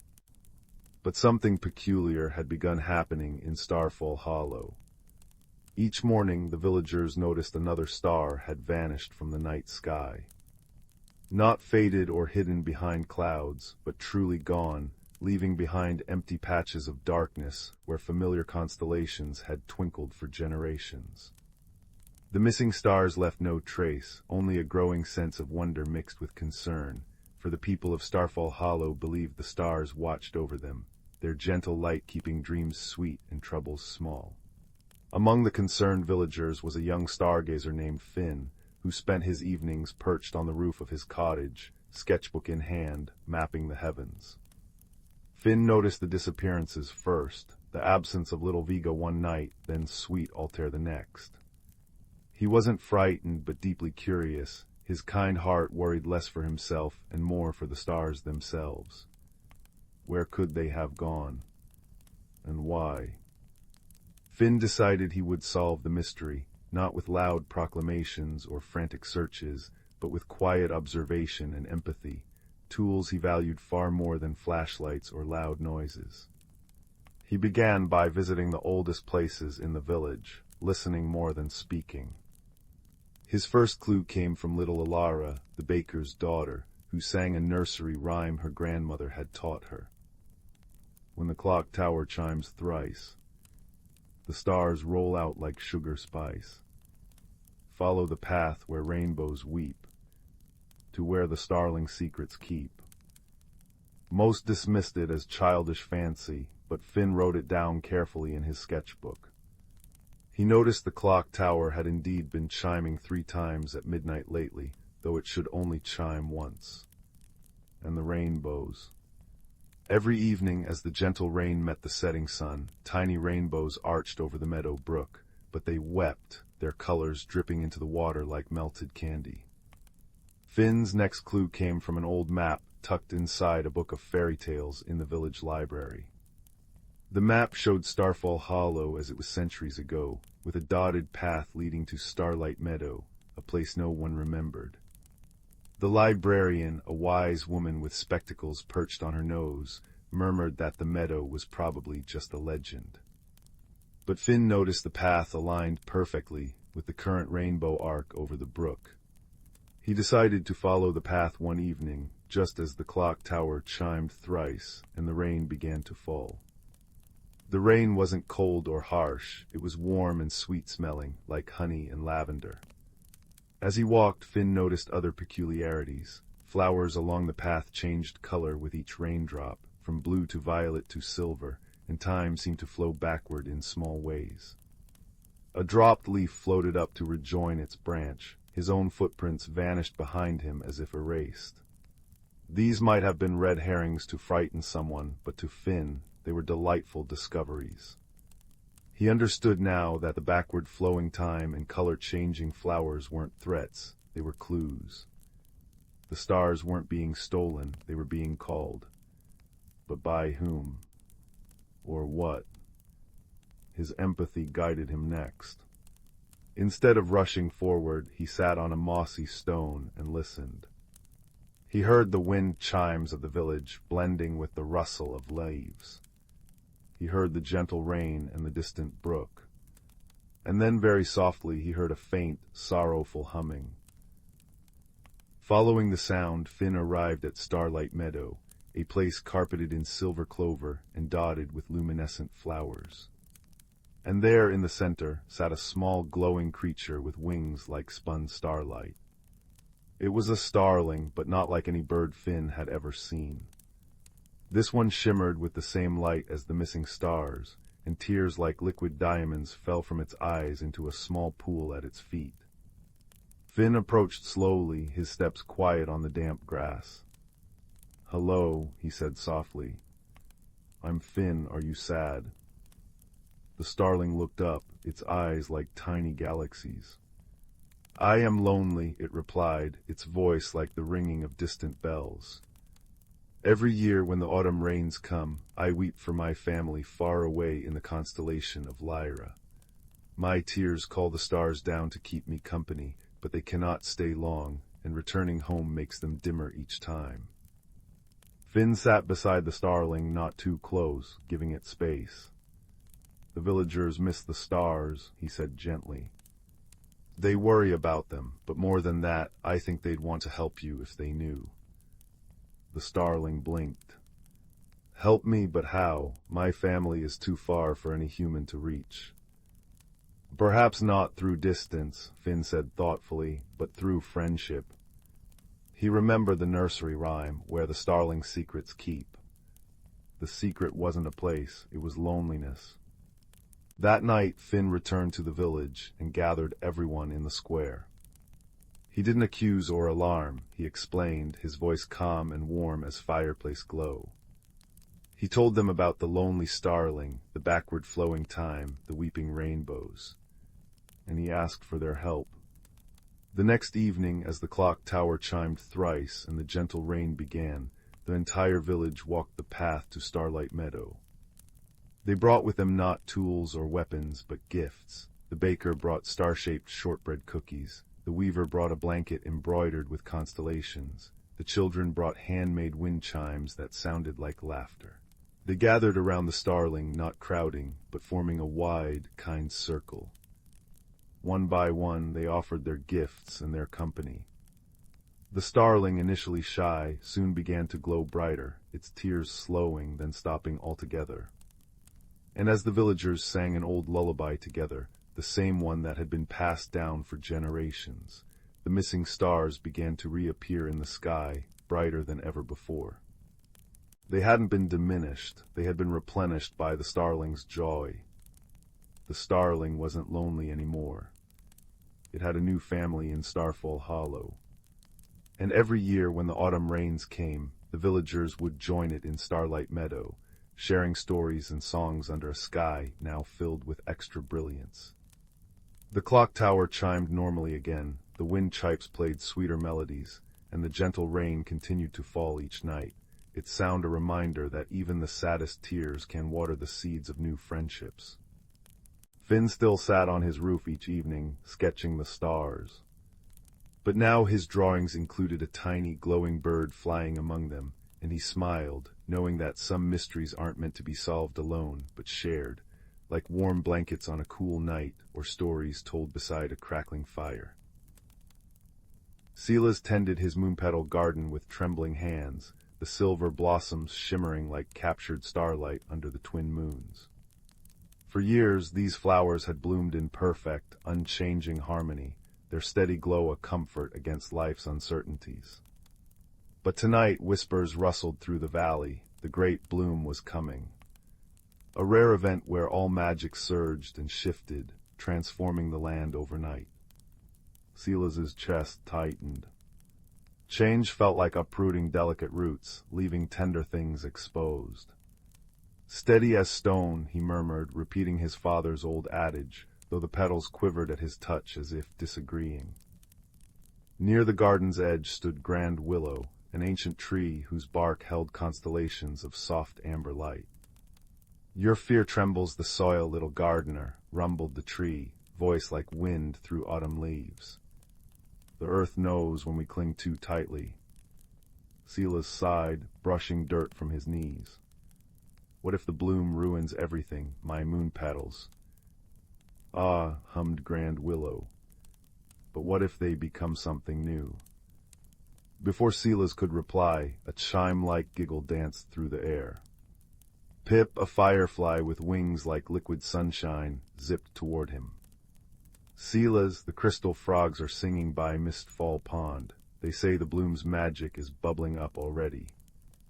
Pip's light pulsed with excitement, casting warm dapples on Silas's worried face. "Come see." Reluctantly, Silas followed.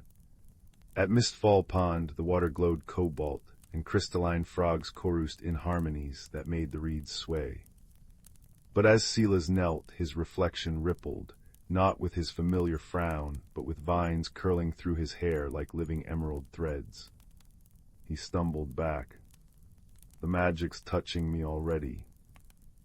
"Not touching," corrected Grand Willow gently. "Responding." Over the next days, Silas's resistance painted the garden in melancholy hues. Moon petals drooped, their light dimming. Where he walked, moss grayed beneath his boots. Even Pip's glow flickered when Silas sighed, which was often. "Change is a storm," Silas fretted, patting a wilted bloom. "It breaks things." Pip landed on his shoulder, light warm as a candle's kiss. "Remember when my wings were dull brown? I hated it, but Grand Willow said, 'Be patient. Your light needs time to find its song.'" The firefly whirled joyfully. "Now I weave sunbeams, storms water new beginnings, Silas." That night, the first wave of the great bloom arrived. Not with chaos, but a soft sigh. Moon petals dissolved into shimmering mist, and from the soil sprang slender stalks crowned with buds like spun opal. Silas cried out, but Pip nudged him toward Grand Willow. "Trust," whispered the tree. As Silas hesitantly touched a bud, magic hummed up his fingers. Vines spiraled around his wrists, blooming into tiny star-shaped flowers that pulsed with his heartbeat. Terrified, he tried to shake them off. "They're part of you now," Grand Willow murmured. "Breathe." Silas closed his eyes. Instead of fighting, he imagined the garden not as loss, but possibility. Slowly, warmth spread through him. The vines glowed brighter, and the opal buds unfurled into luminous bells that chimed in the breeze. Where his feet touched the earth, violets and lavender sprang up, weaving through the silver grass. Pip danced above them, scattering light like golden pollen. "You're growing with it," she chimed. By the bloom's peak, Silas stood transformed. Living flowers cascaded from his hair, roots curled lovingly around his ankles, and his hands glowed with gentle bioluminescence. The garden flourished in radiant layers, no longer just moon petals, but a tapestry of singing irises, floating dandelion clocks, and trees with leaves like stained glass. Where fear had grayed the moss, now emerald pathways shimmered with dewdrop fairies.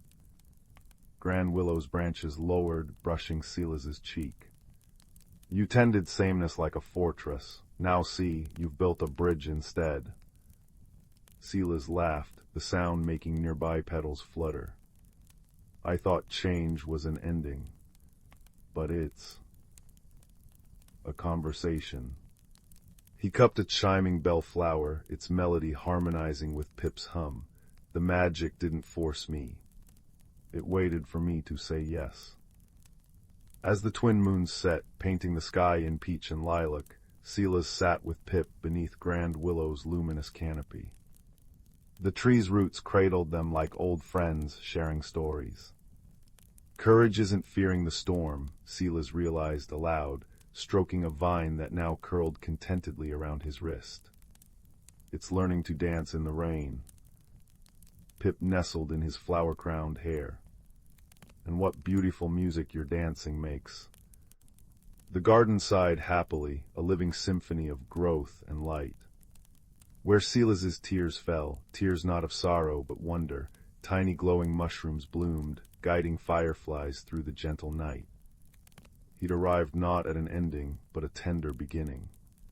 And as sleep beckoned, the magic whispered back, "Rest now, gardener. Tomorrow's blooms will be even sweeter."